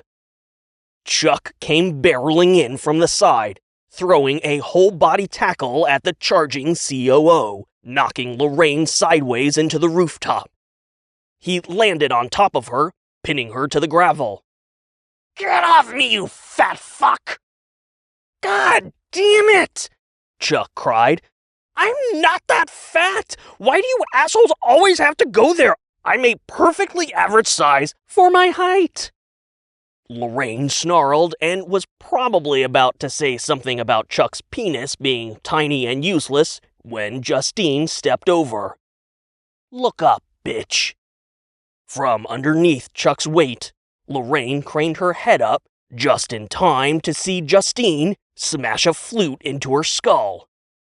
Lorraine's head flopped into the gravel, and the head joint of the flute snapped off, leaving a jagged edge along the body. Like the monster cock that swirled around him, wrenching off chunks of that infernal exoskeleton, years of repressed anger swirled inside Richard, boiling over in a liquid rage he was only too happy to take out on Brad fucking Johnson. And as much as Richard was furious at external sources like the Second Amendment fanatics, Lorraine's betrayal, and Brad himself, the white-hot center of Richard's fury was directed inwards. He hated himself for never being able to open up and be honest with Tess. That shameful impotence had shoved open the door, practically waving Brad inside to have his way with Tess. He hated all the toxic masculinity plaguing him wherever he went. The mere notion that Tess was something to possess or lose, or that he had any entitlement whatsoever. And Richard hated himself for succumbing to that same toxicity just as soon as he had felt empowered by the monster cock. Blood spurted from Brad's mouth as the last of the exoskeleton helmet was knocked away. Richard landed another punch, and the monster cock ripped off an actuator that controlled the hardware in the left leg. Brad spat more blood and tried to knee Richard in the groin, but the monster groin pressed his knee sideways, tearing the tendons in Brad's crotch. He screamed, tears pricking his eyes. The right knee unit was shorn from the exoskeleton as twisting tendrils of cock tumbled Richard and Brad across the roof. Richard clutched at the chest plate, ramming his fist into Brad's face over and over and over. They stopped rolling with Richard perched on top of Brad, pinning him down. He gave the chest plate one final yank, tearing it free with his bare hands. He hurled it aside and felt a cock tentacle pull at his arm. Richard looked and saw the monster cock press his broken flute into his hand. The jagged edge. Brad's exposed chest. Without another thought, Richard grasped the flute in both hands, raising it in the air. Blood rushed in Richard's ears, a cacophony of crushing white noise. Brad stared up at Richard in silent horror. Monster cock tentacles whipped in a mad frenzy behind Richard's back. From somewhere, very, very far away, someone was screaming. "Richard! Hey, stop! Richard! Get it together!" Richard's fingers tightened around the flute, the jagged edge hovering over Brad's chest. The voiceless whisper was in agreement. It was the only way for this to end. Again, that distant voice, Chuck, screamed out to him. "Richard! Dude, please! Not like this! Not like this!" Brad sneered up at him. "Even with all that cock, you still don't have the balls, do you? Dick Cheese McFlute fucker!" Richard's mouth dropped open, and a primal, animalistic scream fell out. The sound would have shriveled the most hardened of penises. With all his strength, Richard rammed the flute down. "Dick!" A new voice shouted, stopping Richard's deadly arc centimeters from Brad's chest. Richard looked sideways and saw Justine pointing a stern finger. "Don't be a monster, Dick!" Richard blinked, turning a confused gaze from Justine to Brad, and then back again. The rushing blood in his ears began to ease. Justine stepped over to them. It's over, dude, she said. This isn't worth it. Richard looked back down at Brad. He was sickened to realize he hadn't even thought twice about ending this asshole's life. Horrified and repulsed, Richard fell backward, scrambling away from Brad. Justine scurried over shrinking tentacles before dropping to the roof next to Richard, grabbing hold of him. It's okay, we did it. Richard was shaking. I was just gonna kill him. Justine cradled his head. Yeah, but you didn't. And you could have. You had the power, and it was a beautiful thing, that strength and confidence. The monster cock shrunk, shriveling back into Richard's groin. But you didn't, Justine said. You had the power and you had the means, but you made a choice, and you're still making the choice. You don't have to be a monster, Richard. You don't have to let it control you. It makes you stronger, but it doesn't define you, because it never did. And it doesn't make you a bad person, because you are who you want to be. Choose to be a good person. Choose to be selfless. Choose to care for other people. Choose love, not war, buddy, Chuck chimed in, squatting alongside them. Choose creation, not destruction. We did it, Richard, Justine said. You did it. Richard's racing heartbeat began to slow, and the shakes slowly dissipated. He looked across the rooftop and saw Lorraine's unconscious body. Dorian King was helping Mr. Sampson to the stairwell. We got him? Chuck nodded. We got the ever-loving fuck out of him. Hey, Justine whispered. Richard looked up at her. Hey. She smiled. Thanks for jumping off the roof for me. Again, metaphorically and literally. Richard tried to shrug a shoulder, but found his whole body was too sore. He winced, smiling up at Justine. Yeah, well, you know. She bent over and kissed him. Chuck made one final plummeting zipper sound effect.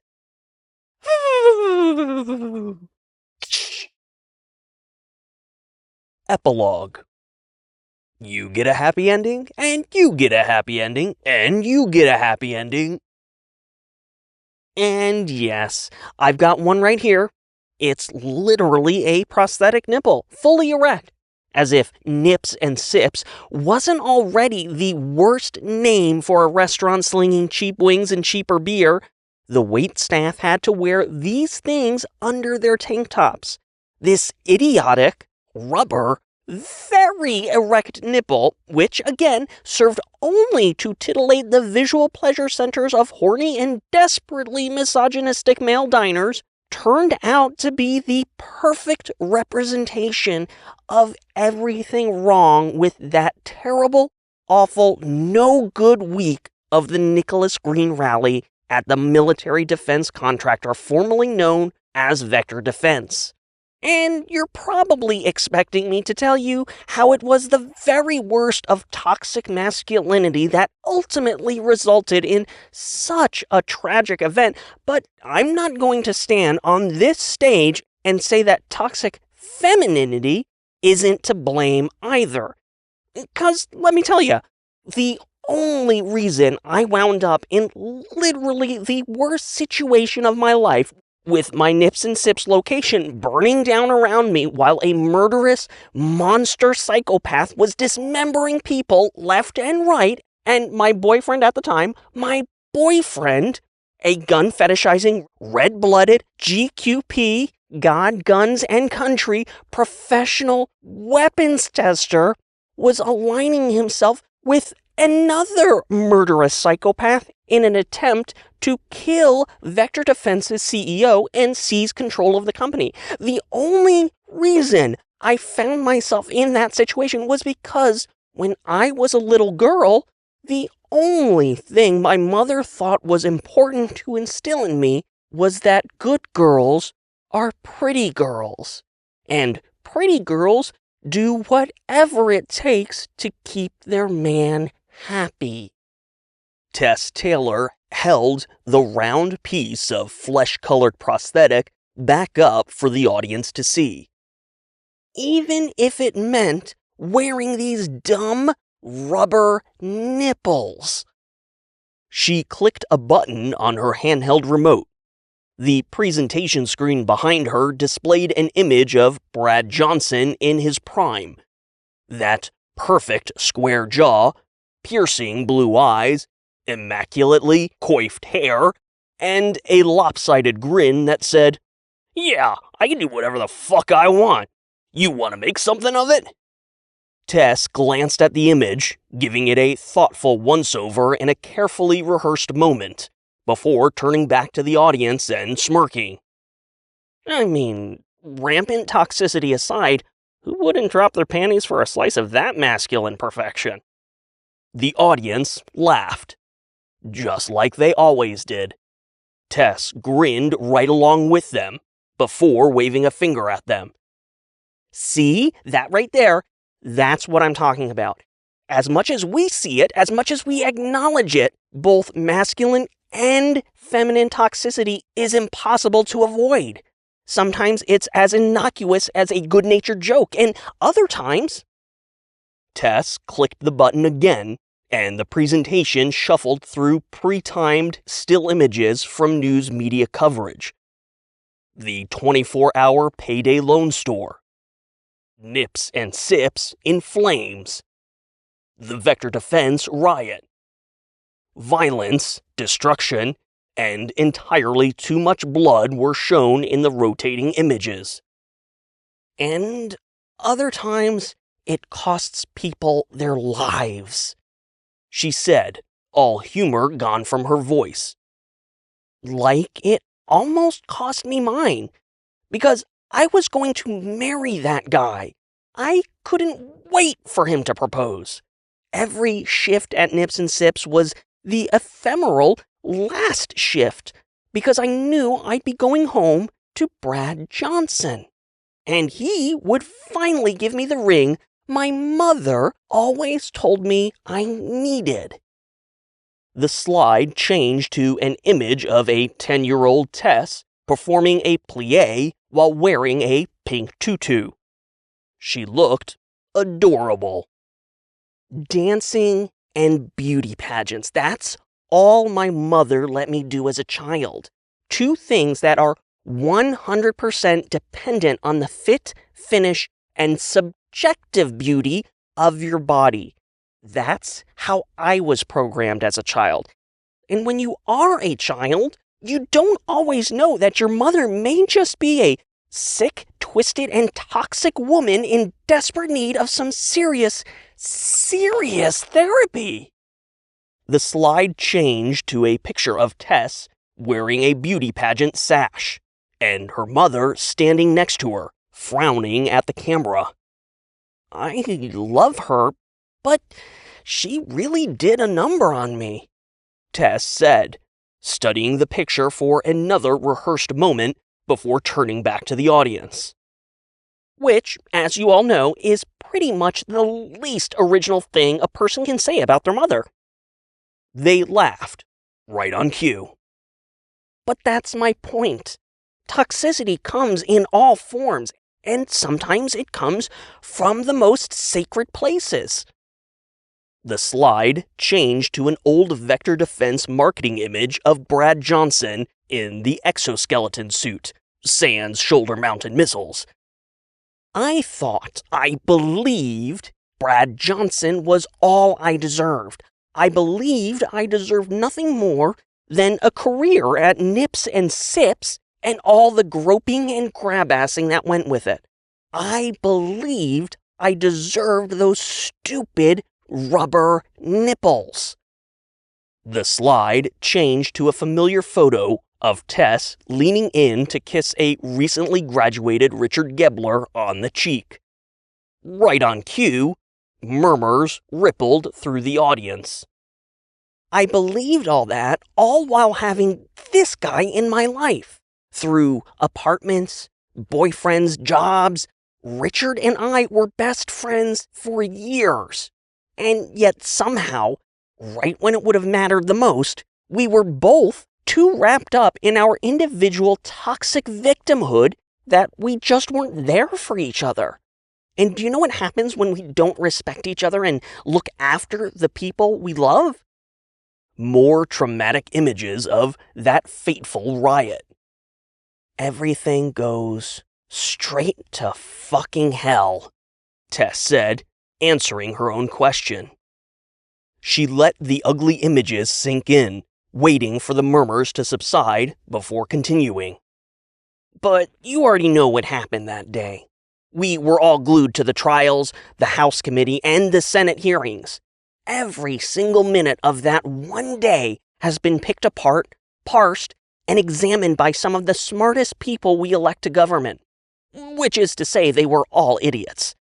Here's what you probably haven't heard, and why you're all sitting here today.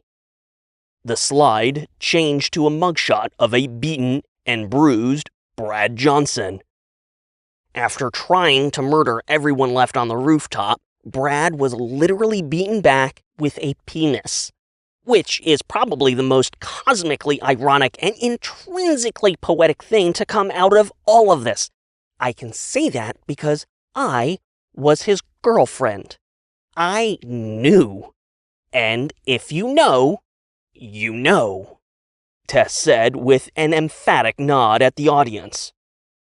After the dust settled, Brad served 2 out of his 10-year sentence in the state prison.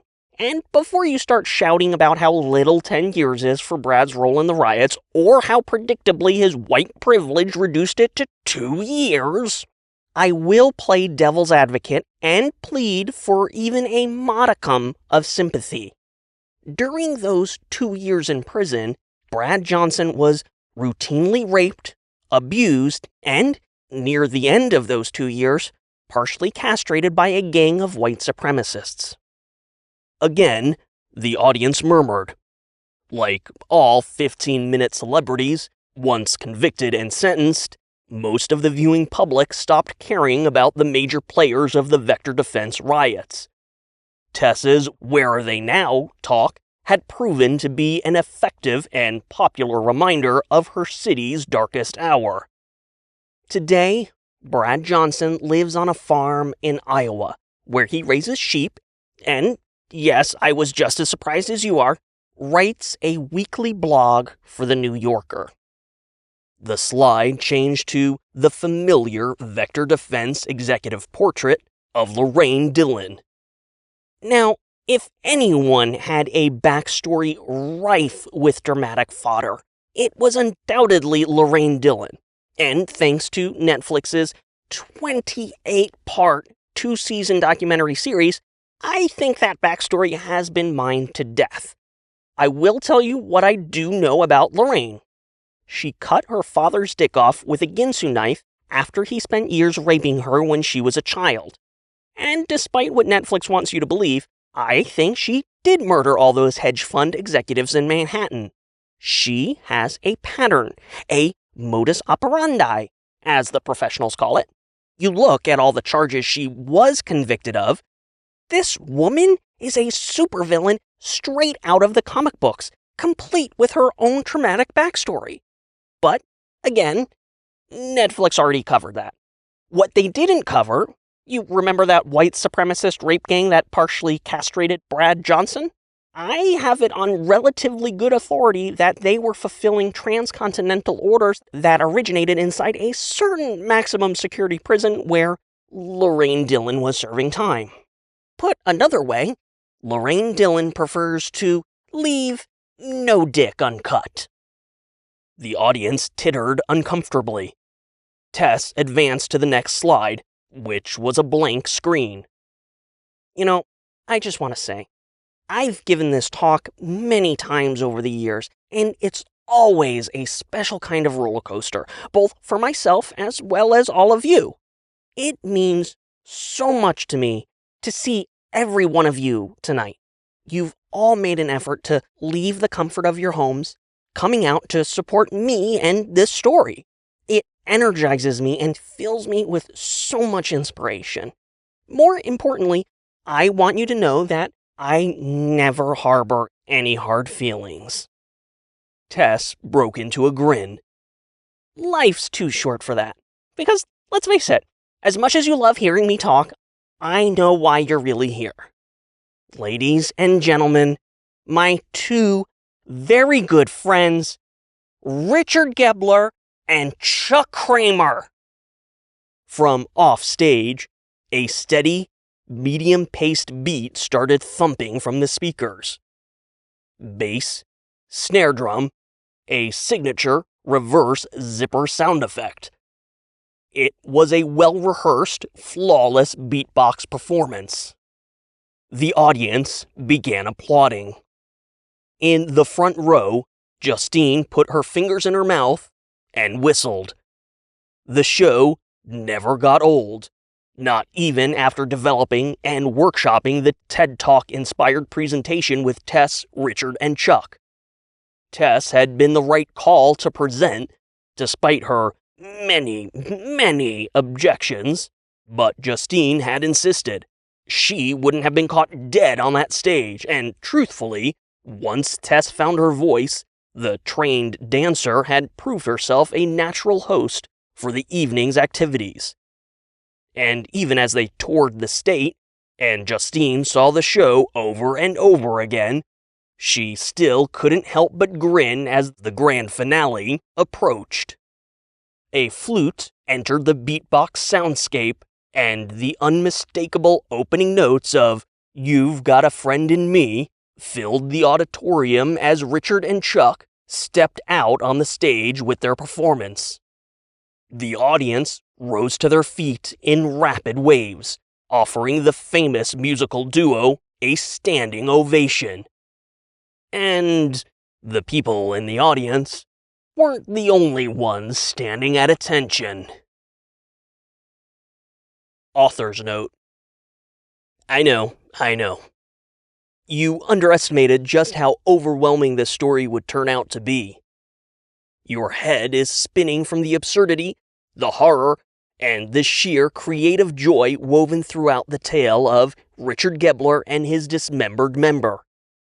And you're asking yourself, when will those cowards in Hollywood finally nut up and deliver the cocktastic cinematic masterpiece our world wants, nay, needs, right now? Your guess is as good as mine, but the answer is probably never. Amazon, call me, maybe? You should know this novel was a work of pure creative fantasy. And by that, I mean I tore free from every personal inhibition and indulged all the ridiculous creative instincts that normal people prefer to pretend don't exist. You should also know that the genesis of Monsterdick was exactly what you would imagine.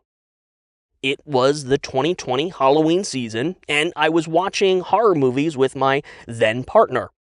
We were midway through Jack Frost, the 1997 Murder Snowman version, not the 1998 Michael Keaton family-friendly version, which probably was just as scary, although I've never seen it, so I'm just guessing here.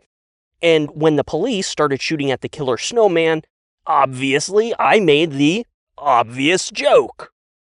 You can't shoot the snowman! About 5 minutes later, the title, "Don't Be a Monster, Dick," was birthed into this ugly, depressing, hilariously awful world we all are suffering through. At the time, I was under contract writing a feature screenplay to be produced in the Philippines. The project had reignited my passion for screenwriting. I was prolific in my 20s, and after hammering out this action horror thriller in about 2 weeks, I wanted nothing more than to keep writing. I wrote the first 10 or so pages of a Monsterdick screenplay. Ignoring that prologue, it was Tess's opening monologue all the way through Richard's dick falling off. Then I sketched out a rough outline for the rest of the story and drafted detailed character bios for the cast. And after that, like all good creative processes, everything ground to a very stubborn halt. I could speculate as to the whys. After a year of a pandemic-driven furlough, and then being laid off, I finally landed the best professional creative job of my career. But the truth behind my creative motivation was simple. That screenplay I wrote in 2 weeks, I was paid for it. It was actually being produced. Although, as of this writing, the pandemic put the kibosh on that too. As much as I loved the screenwriting process, literally my favorite software applications tend to have Final in them, Final Draft for screenwriting, and Final Cut Pro for video editing. There wasn't any point to writing a Monster Dick screenplay on spec.